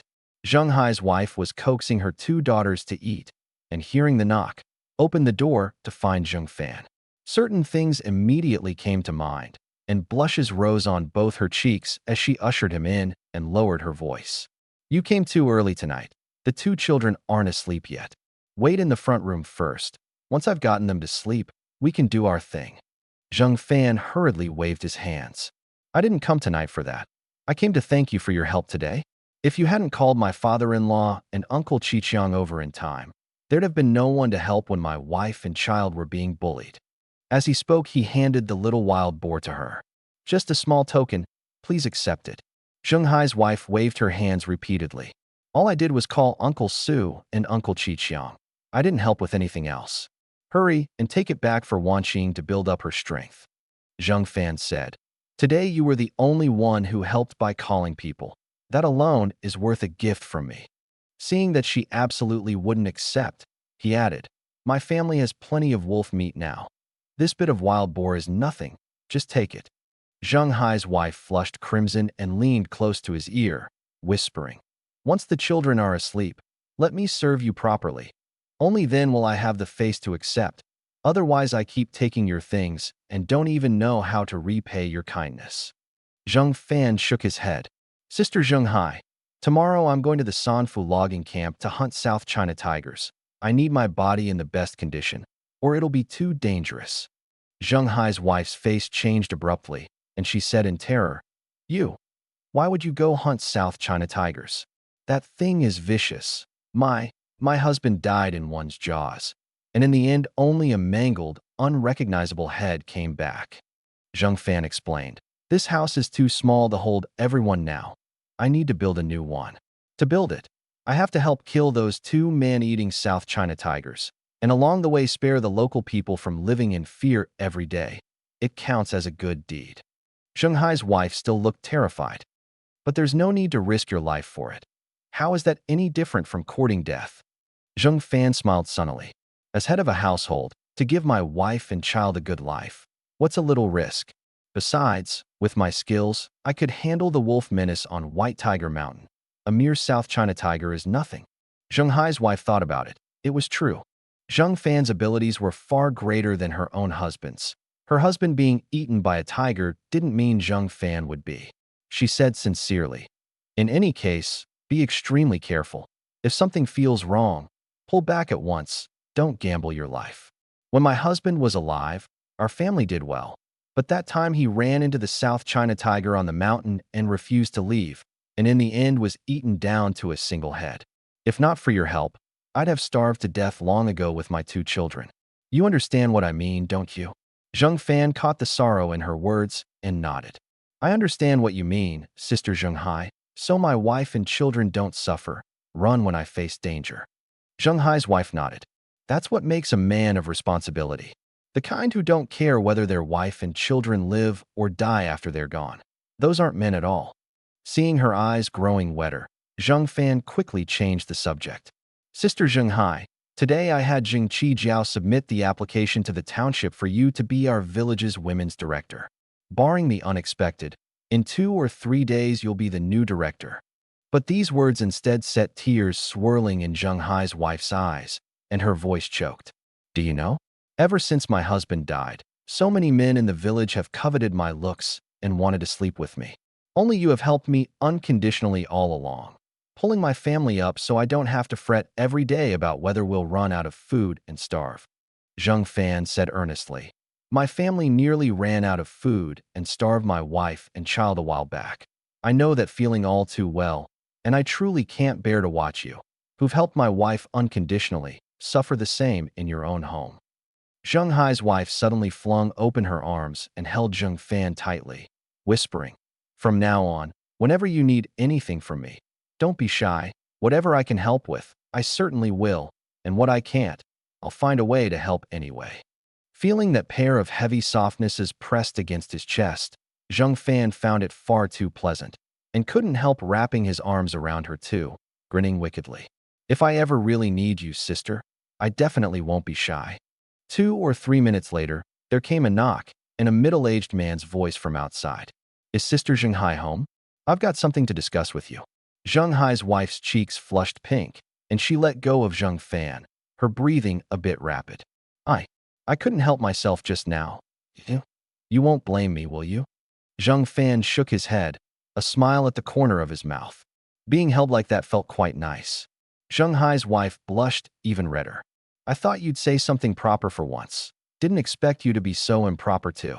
She steadied herself and smiled. Let me go see what Zhengbin wants with me this late. Zhang Fan nodded and deliberately set the little wild boar in a conspicuous spot, so no one would misunderstand and think he'd come in the dead of night to do something shameful. The moment the door opened, a middle-aged man with a short crew cut and stubbly beard stood there holding a bloody wild rabbit. Zhang Bin caught sight of Zhang Fan inside and froze. Zhang Fan, what are you doing at Sister Zheng Hai's this late at night? Zhang Fan said flatly. I came to bring Sister Zheng Hai a wild boar to say thanks. What are you here for this late? Zhang Bin hemmed and hawed. That's none of your business. Hurry and leave. I've got something to say to Sister Zheng Hai alone. Zhang Fan crossed his arms and smiled. I haven't been here long, and I'm not ready to go yet. If you've got something to say it quick. Zheng Hai's wife had never liked Zheng Bin. The man relied on being a low-level employee at the Sanfu logging camp and usually got up to petty thieving and swindling the elderly and widows. She put on a stern face. If you've got something to say it in front of Zheng Fan. If you won't, then hurry and leave before people misunderstand. Zheng Bin felt aggrieved inside. Zheng Fan's here at your place late at night, and you're not afraid of misunderstanding. I've barely stepped in, and I'm the one who'd be misunderstood? Angry as he was, he didn't dare vent at Zheng Fan. That very day he'd witnessed with his own eyes how Zheng Fan had beaten Zheng Feng and Zheng Tian to a pulp. And besides, still hoping to win Zheng Hai's wife's favor, he especially couldn't flare up in front of her and ruin his image. Zheng Bin gathered himself for a moment and held the bloody rabbit out to Zheng Hai's wife. Sister Zheng Hai, I just caught this rabbit tonight. Thinking your two children are growing and need nourishment, I brought it over for you. Zheng Hai's wife said flatly. Thanks for the thought, but take the rabbit with you. My kids aren't short on meat. Zheng Bin smiled. I know your family's situation. You were nearly out of food a while back. Let's not stand on ceremony. Take it, and stew soup for the children tomorrow. Zheng Hai's wife simply carried out the 20-pound little boar Zheng Fan had given her and showed it to him. My family really isn't short on meat. If you've nothing else, go on home. Zheng Bin stared at that little wild boar. It would fetch at least 100-some yuan at the black market, while his rabbit was worth 10-some at most. He clenched his fists and glared viciously at Zheng Fan. If he could have beaten him, he'd have thrown a punch long ago. You've already got a wife and children. What's the meaning of bringing Sister Zheng Hai a wild boar? Zheng Fan frowned. What does my having a wife and children have to do with me bringing Sister Zheng Hai a wild boar? Are you saying that once you've got a wife and kids, you can't give someone something to eat?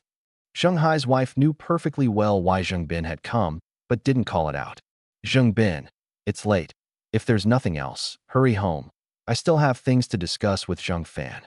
Zheng Bin's brows knotted into a ball. Sister Zheng Hai's been dead so long now. A woman raising 2 children alone is too hard. Better to marry me. I don't mind that you've borne Zheng Hai's children, as long as you'll live well with me and bear me a child. With my status as a Sanfu logging camp employee, I guarantee you'll never want for food or clothing. Zheng Hai's wife's willow brow shot up. I've no intention of remarrying. Leave right now. Rejected, Zheng Bin felt utterly put out. I won't leave. I'll just stay and see whether you and Zheng Fan really have things to discuss, or you're up to something shameful. Both angry and vexed, Zheng Hai's wife retorted with full conviction. What nonsense are you spouting? Zheng Fan and I are clean and proper. We've done nothing at all. At this moment, she and Zheng Fan really had done nothing, so she spoke with full assurance. Zheng Bin had made up his mind to shamelessly stay put and sneered with arms crossed. Since you're clean and proper, then your topics of conversation should be clean and proper too. What harm is there in my being here? Zheng Hai's wife flushed with fury, choked into silence by his rogue's logic. You're too shameless. But Zheng Fan smiled faintly. Sister Zheng Hai, since he wants to hear us talk, let him listen. It's nothing shameful anyway. Zheng Hai's wife was taken aback. What exactly did she and Zheng Fan have to discuss? How is it she didn't even know herself? Seeing Zheng Hai's wife's bewildered look, Zheng Fan hinted with a smile. I've already had the brigade leader submit the application for you to be our village's women's director. Barring the unexpected, in a couple of days the appointment letter will come through. When it does, don't pressure yourself. Ask about anything you don't understand, and don't fear anyone giving you a hard time. Zheng Hai's wife immediately caught on, joy spreading across her brows. If I really become director, I'll set a good example for all the women in the village.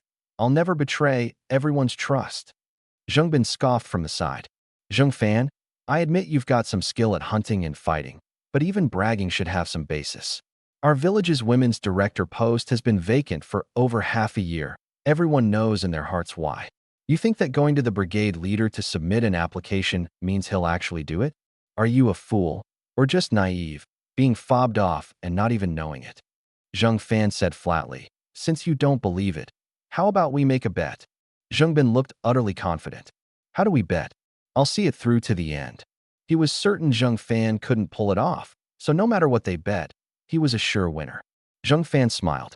If Sister Zheng Hai becomes women's director, you give me 50 yuan. If she doesn't, I give you 50. How about it? Zheng Bin sneered. You've made so much hunting lately, and you only put up 50 as a stake? Too stingy. He was certain of winning, and 50 yuan was 2 months of his wages, yet he thought it too little. Zheng Fan grew interested. Then how much do you want to bet? 500. Zheng Bin said smugly. Do you dare? If not, then stop bragging in front of Sister Zheng Hai from now on, and call me daddy every time you see me. He was deliberately using provocation, meaning to fleece Zheng Fan of 500 yuan. Zheng Fan had only meant to give him a small lesson, but the man was insatiable and even wanted to scheme against him with provocation. In that case, he'd give him an unforgettable lesson. Zheng Fan said coldly, Fine, I'll bet with you. If you lose, you call me daddy every time you see me. How about that? Hearing Zheng Fan agree, Zheng Bin said excitedly, Now that's a real man. Zheng Fan pulled a wad of 10 yuan notes from his trouser pocket. This is 500 in cash. Can you produce 500? If not, what happens when you lose and welch? Zheng Bin's eyes lit up like a starving wolf seeing meat. Who says I don't have it?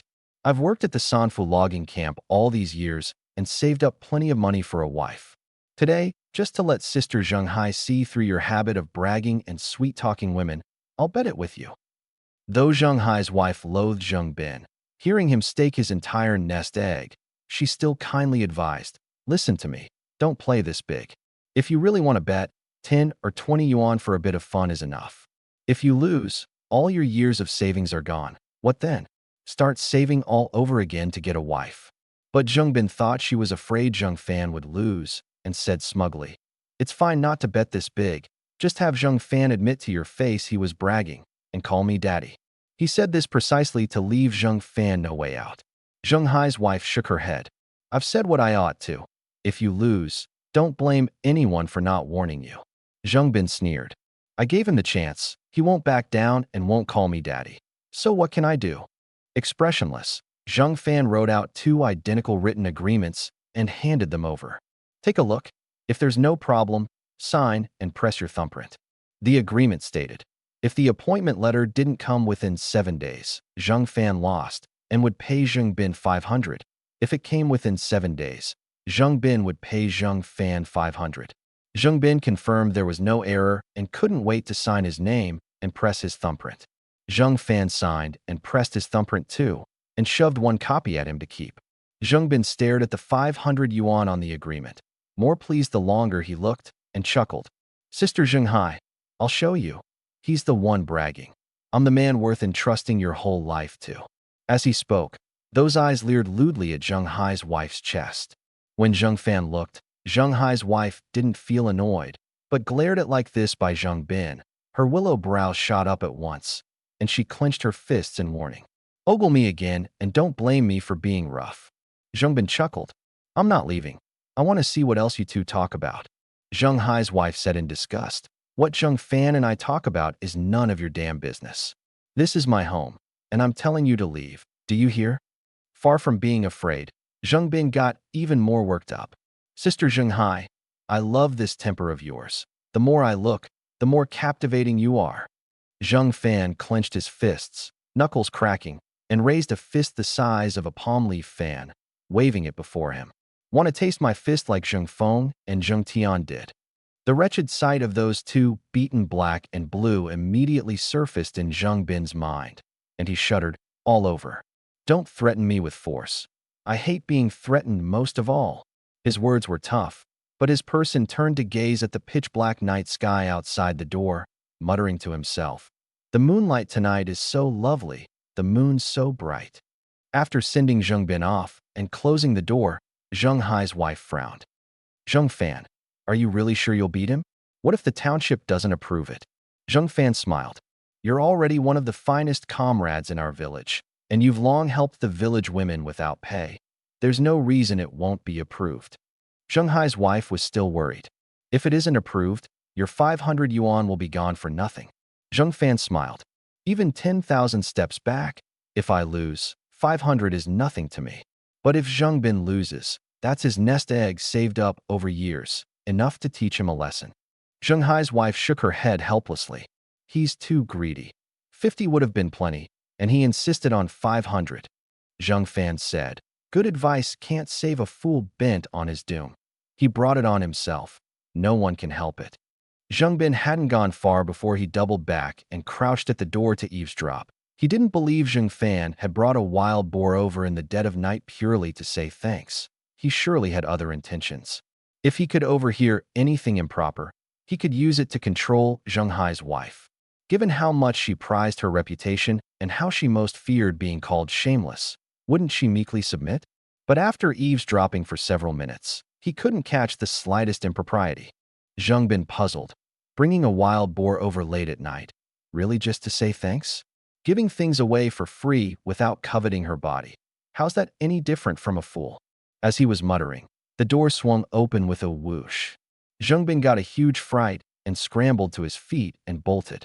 In fact, Zheng Fan had long sensed someone eavesdropping outside, signaled Zheng Hai's wife not to discuss anything improper, and deliberately stalled a few minutes before opening the door, precisely to let Zheng Bin see clearly that he and Zheng Hai's wife were clean and proper tonight, so he wouldn't be slandered throughout the village for something he hadn't even done. Zheng Hai's wife was puzzled. How did you know Zheng Bin had come back? I didn't hear a sound outside at all. Zheng Fan smiled. I hunt in the mountains often. The slightest sound tells me where the prey is, so I can pull the trigger in time. With that, he strode after the fleeing Zheng Bin. Trying to run, thief? Stop now, or you'll pay. Though Zheng Bin was a logging camp employee who hauled timber in the mountains daily and had more stamina than the average young man, compared to Zheng Fan, who was in the mountains year-round, specializing in wearing prey down on endurance, he was no match at all and was caught within a few steps. Just as Zheng Bin was about to explain he was Zheng Bin, Zheng Fan's palm leaf fan of a fist came crashing down, blow after blow, beating him black and blue until he squealed like a slaughtered pig. Several times Zheng Bin tried to shout, I'm Zheng Bin, not a thief, but Zheng Fan drowned him out at full volume. Damn thief. Stealing all the way to Sister Zheng Hai's house. You really think there's no one there to deal with guests? 5 minutes later, Zheng Hai's wife hurried over, and seeing Zheng Bin beaten black and blue, quickly urged, Zheng Fan, stop. Any more, and you'll kill him. Zheng Fan smiled sunnily. With thieves you've got to be ruthless. Even beating one to death is fine. Zheng Hai's wife said, he's not a thief. He seems to be Zheng Bin. Zheng Fan shook his head and kept his fists coming. Zheng Bin left ages ago, crouching outside the door in the dead of night. If that's not a thief, what is it? Blood trickled from the corner of Zheng Bin's mouth as he said tremblingly, I really am Uncle Zheng Bin. Stop, any more, and I'll die. Zheng Fan planted a foot on his chest, his voice icy. You didn't leave, hiding outside in the middle of the night. If not being a thief, were you plotting something against Sister Zheng Hai? Zheng Bin hurriedly waved his hands. I just wanted to hear whether you two talked about anything improper inside. I really wasn't planning to lay a hand on Sister Zheng Hai.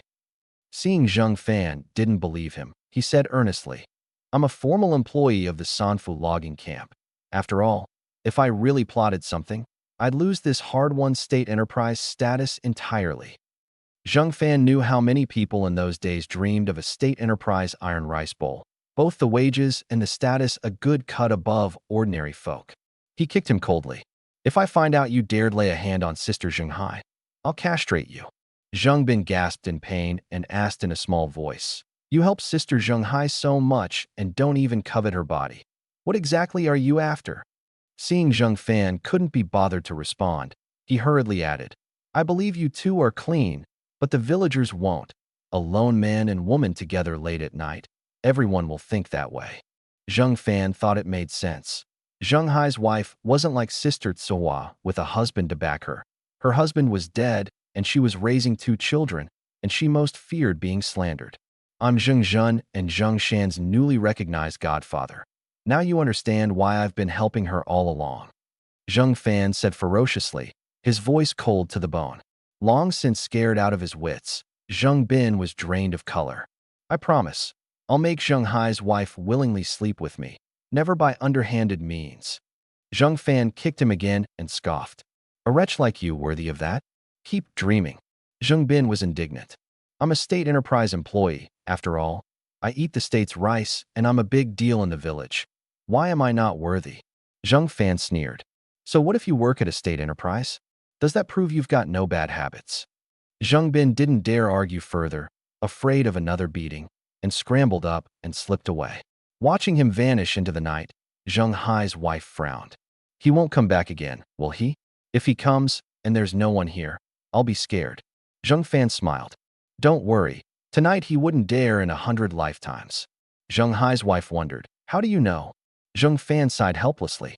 I beat him that badly. He's limping as he walks. Where would he find the nerve to come in the middle of the night? Unless he thinks tonight's beating wasn't harsh enough. Zheng Hai's wife thought about it. It was true. Even with 1,000 times the courage, Zheng Bin wouldn't dare. Zheng Fan said, Sister Zheng Hai, go inside and coax the children to sleep.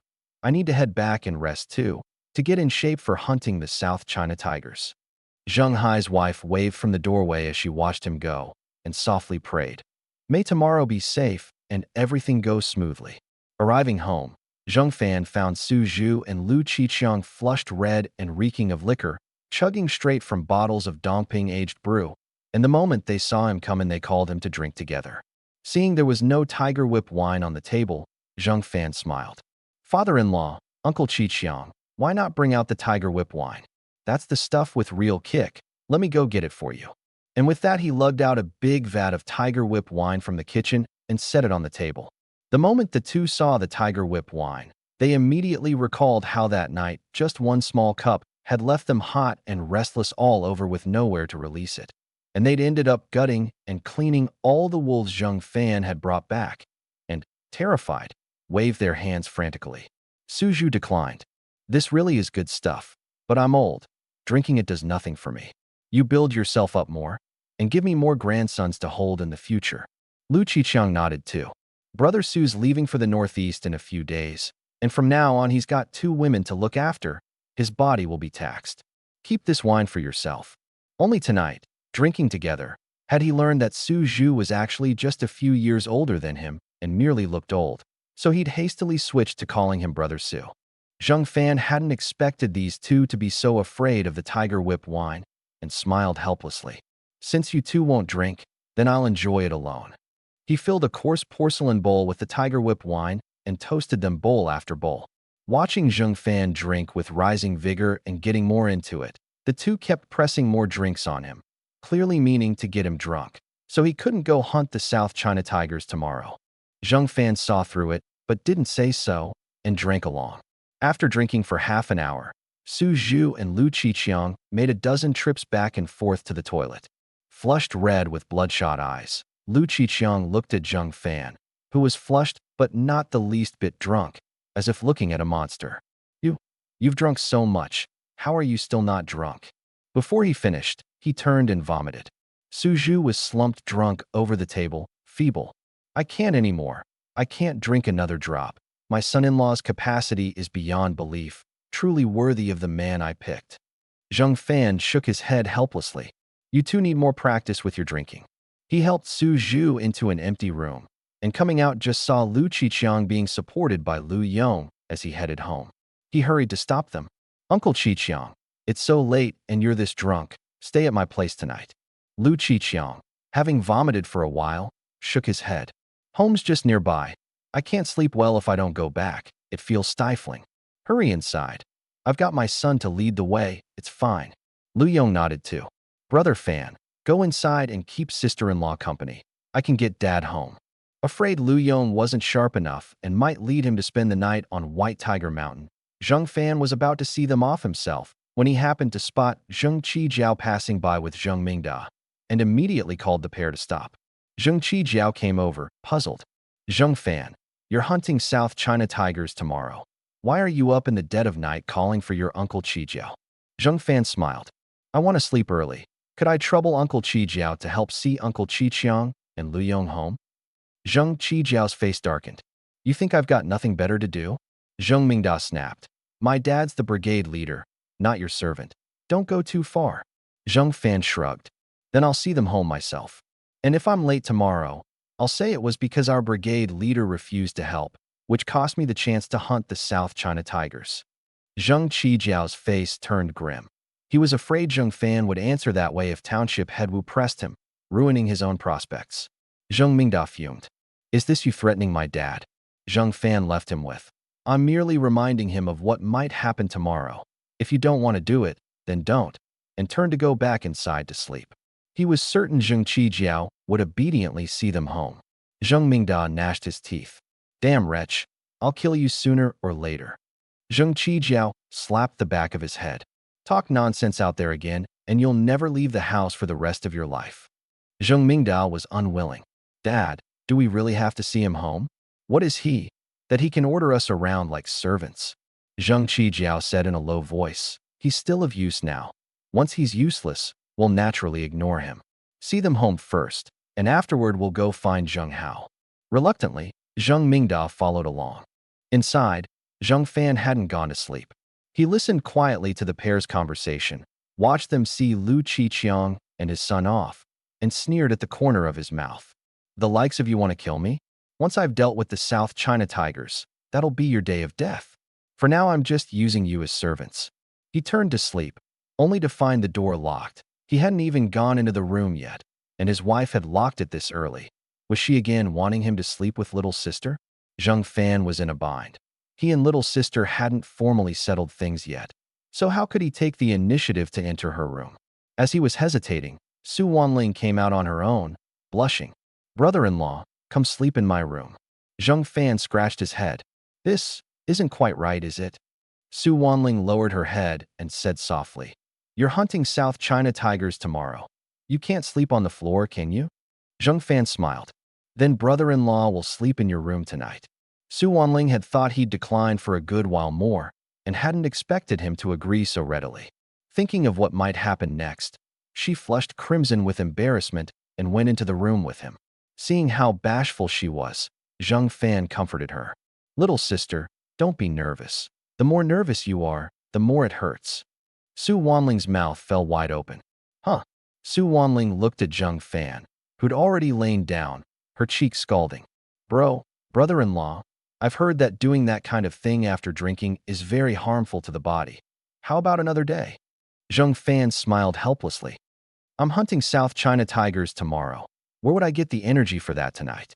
Let's wait until after your dad leaves for the Northeast. Su Wanling was surprised. Then didn't you just say being too nervous would hurt? You didn't mean doing that. Zheng Fan explained. Staying nervous all through sleep leaves your whole body aching and sore when you wake the next day. Su Wanling shuddered and, half believing, asked, Really? Zheng Fan shook his head. When has brother-in-law ever lied to you? Last time I said I wouldn't touch you, and in the end I didn't. Su Wanling thought about it. It was true, and she said shyly, Brother-in-law, turn your head away. I'm going to change clothes. Zheng Fan turned his back. Go ahead. Su Wanling stole a few glances to confirm he wasn't looking before changing, then gingerly climbed onto the bed and lay down. But she tossed and turned, unable to sleep, her body hot and restless, unable to settle no matter what. Just then, a hand gently rested on her waist. Su Wanling shuddered all over and cried out in alarm. Brother-in-law, didn't you say you wouldn't do that? After waiting several minutes with no movement, she turned to look. Zheng Fan had long since fallen fast asleep. Su Wanling silently chided herself. How could I think ill of brother-in-law? He said he wouldn't touch me, and he didn't. Early the next morning, Zheng Fan woke to find Su Wanling no longer beside him, and going to the kitchen, saw Su Wanqing had already set breakfast on the table. She sidled over curiously. Husband, did you and little sister do it last night? Zheng Fan shook his head. Su Wanqing was puzzled. That's odd. If you didn't, why is little sister acting so strange this morning? She's clearly got the look of someone who's done that. Zheng Fan recounted the night's events, and Su Wanqing grumbled. Such a good opportunity laid before you, and you didn't cherish it. What a waste. Zheng Fan smiled. Your dad's already betrothed little sister to me. She's mine sooner or later. I'm in no hurry. Besides, I really couldn't do it last night. If I had, I couldn't have gone to hunt South China tigers today. Su Wanqing muttered under her breath. All you know all day is hunting. You never spend more time with your wife and child. Keep this up and the child won't feel close to you. Zheng Fan thought about it. He really had neglected the family lately, and said guiltily, once I've finished hunting these South China tigers, I'll definitely stay home and spend good time with you all. Su Wanqing perked up. You said it, don't go back on it. Zheng Fan patted his chest. At least 10 days at home with you all, and those 10 days I absolutely won't hunt. Su Wanqing was delighted as a child. Then Anian won't lack a father's love. Zheng Fan asked, where are little sister and Anian? They're nowhere to be seen this early. Su Wanqing said. She took Anian to Zheng Hai's wife's place to play with her 2 kids. Anian's getting older. She should have playmates. Zheng Fan nodded. It's about time to arrange kindergarten for Anian. Su Wanqing said, several nearby villages have kindergartens. Which one do you want to send her to? Zheng Fan said, the one in Baixian village. The kindergartens in the nearby villages all had poor teaching staff, barely adequate, and the one closest to home was Baixian kindergarten. Su Wanqing asked, when will you go arrange it? Zheng Fan said, after I've finished hunting the South China tigers and rested at home for a while. Seeing it was getting late, he hurriedly finished breakfast, mounted the bicycle Lu Qiqiang had returned the night before, and headed for the Shangyuan Township Supply and Marketing Cooperative. Arriving, he first handed over the agreed 500 pounds of wolf meat to Yao Pingping and settled the account, then went on to the state-run restaurant manager's office to find Chen Weijia. Seeing him empty-handed, Chen Weijia frowned. Where did you take that 1,000 pounds of wolf meat? Zheng Fan smiled. 1,000 pounds is too much. Of course I had to hide it somewhere safe first. I'll take you all to haul it later. Chen Weijia kept feeling this man was a bit mad, but the state-run restaurant was desperately short on meat. Without meat, how could it open for business? After turning it over, he could only say, fine, I'll go take a look with you. But don't deceive me. If you dare deceive me, I absolutely won't let you off. Knowing he was worked up over the meat shortage, Zheng Fan smiled. 1,000 pounds means 1,000 pounds. There will be no mistake. He now only wanted to offload that 1,000 pounds of wolf meat from storage quickly. With the White Tiger Mountain wolf menace already quelled, selling more fresh wolf meat from his armory would easily arouse suspicion.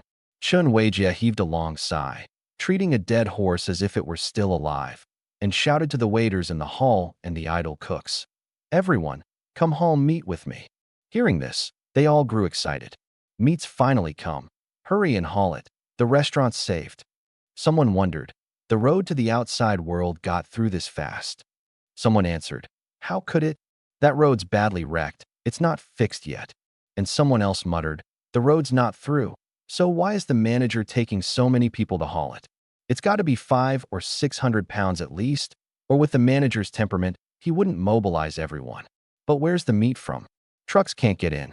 Half believing, the group followed along for half an hour and arrived at a desolate, remote clearing. Chen Weijia stared at this spot with nothing but weeds and frowned. Where's the 1,000 pounds of wolf meat you spoke of? Why don't I see any? Zheng Fan smiled. I was afraid it'd get stolen while I was away, so I hid it well. Chen Weijia said. However well hidden, you can't have not a single piece of meat in sight, can you? He grew ever more convinced Zheng Fan was a lunatic and that he'd been played. The cooks and waiters thought so too.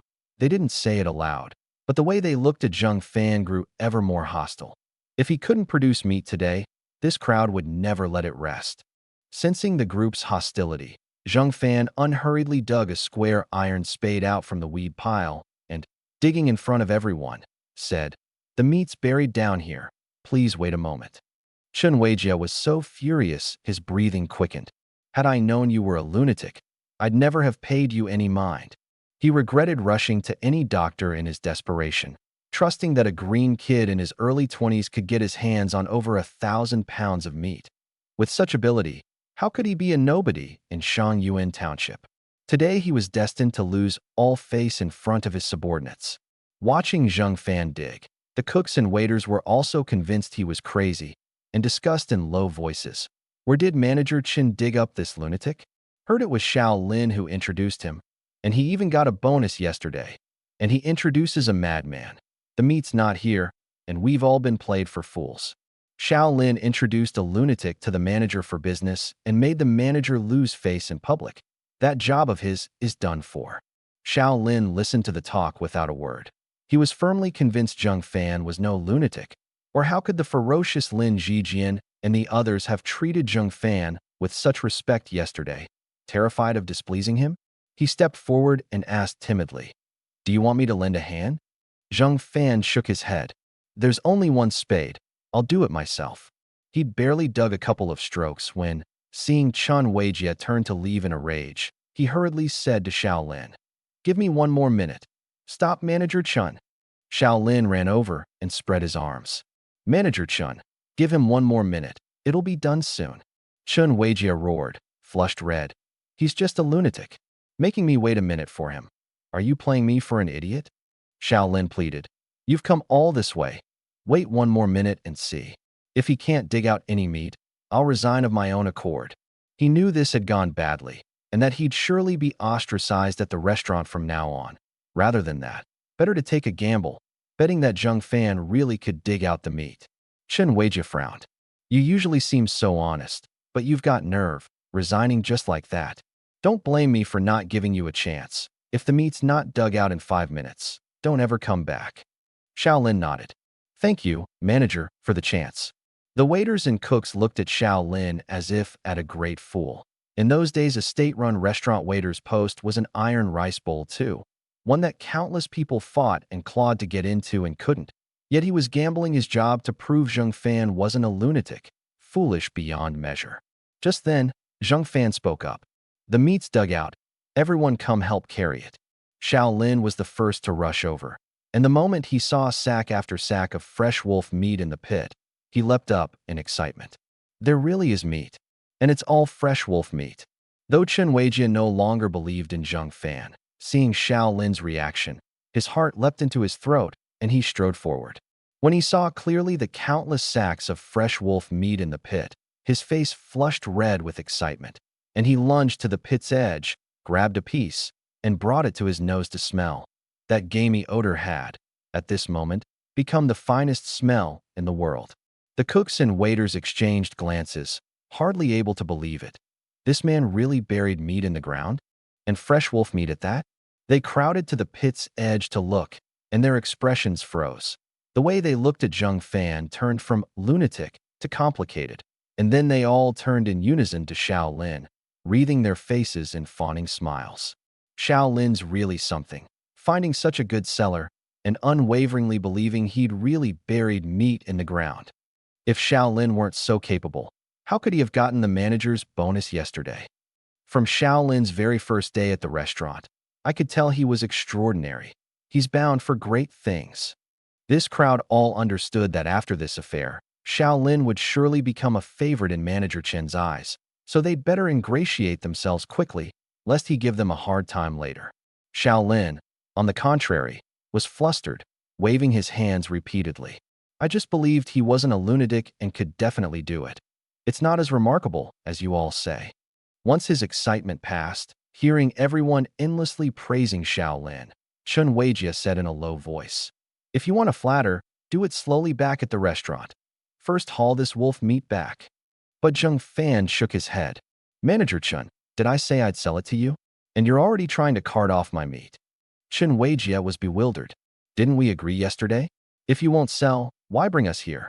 Zheng Fan said flatly, "I did plan to sell before, but Manager Chen didn't believe I had any meat at all, calling me a lunatic at every turn. Do you think that was polite?" Chen Weijia smiled apologetically. "I'll apologize to you. We'll put this behind us, and we'll trade just as before." Zheng Fan said, "It seems Manager Chun has no intention of apologizing sincerely. That attitude's too perfunctory. Do you think that apart from selling to your state-run restaurant, I couldn't sell this meat elsewhere? If I took it to the black market, I'd get 1 or 2 yuan more per pound, for 1,000 pounds. That's 1 or 2,000 more. Chen Weijia looked awkward. Young man, how do you want me to apologize? I'll apologize however you say, all right. However furious he was inside, with the restaurant desperately short on meat, he could only grit his teeth and bow his head. Zheng Fan smiled faintly. An apology means nothing to me. I'm raising the price, 1 yuan more per pound. Chen Weijia's face froze, his mouth falling wide open. This? No, that's 1 or 2,000 more all at once. Zheng Fan waved a hand. If not, then there's no deal. Off you go, I won't sell. Cold sweat broke out on Chen Weijia's forehead, and he regretted it bitterly. Had he known, he'd have swallowed that lunatic jab earlier. Seeing this crowd still not leaving, Zheng Fan frowned. Not going? Thinking of taking it by force. Chen Weijia forced out a smile. Young man, let's talk this through properly. No need to hold up making money over a little unpleasantness. Don't you agree? Zheng Fan's tone was cold. How do you want to talk? I'll give you one chance. If it doesn't go well, we'll have nothing more to discuss.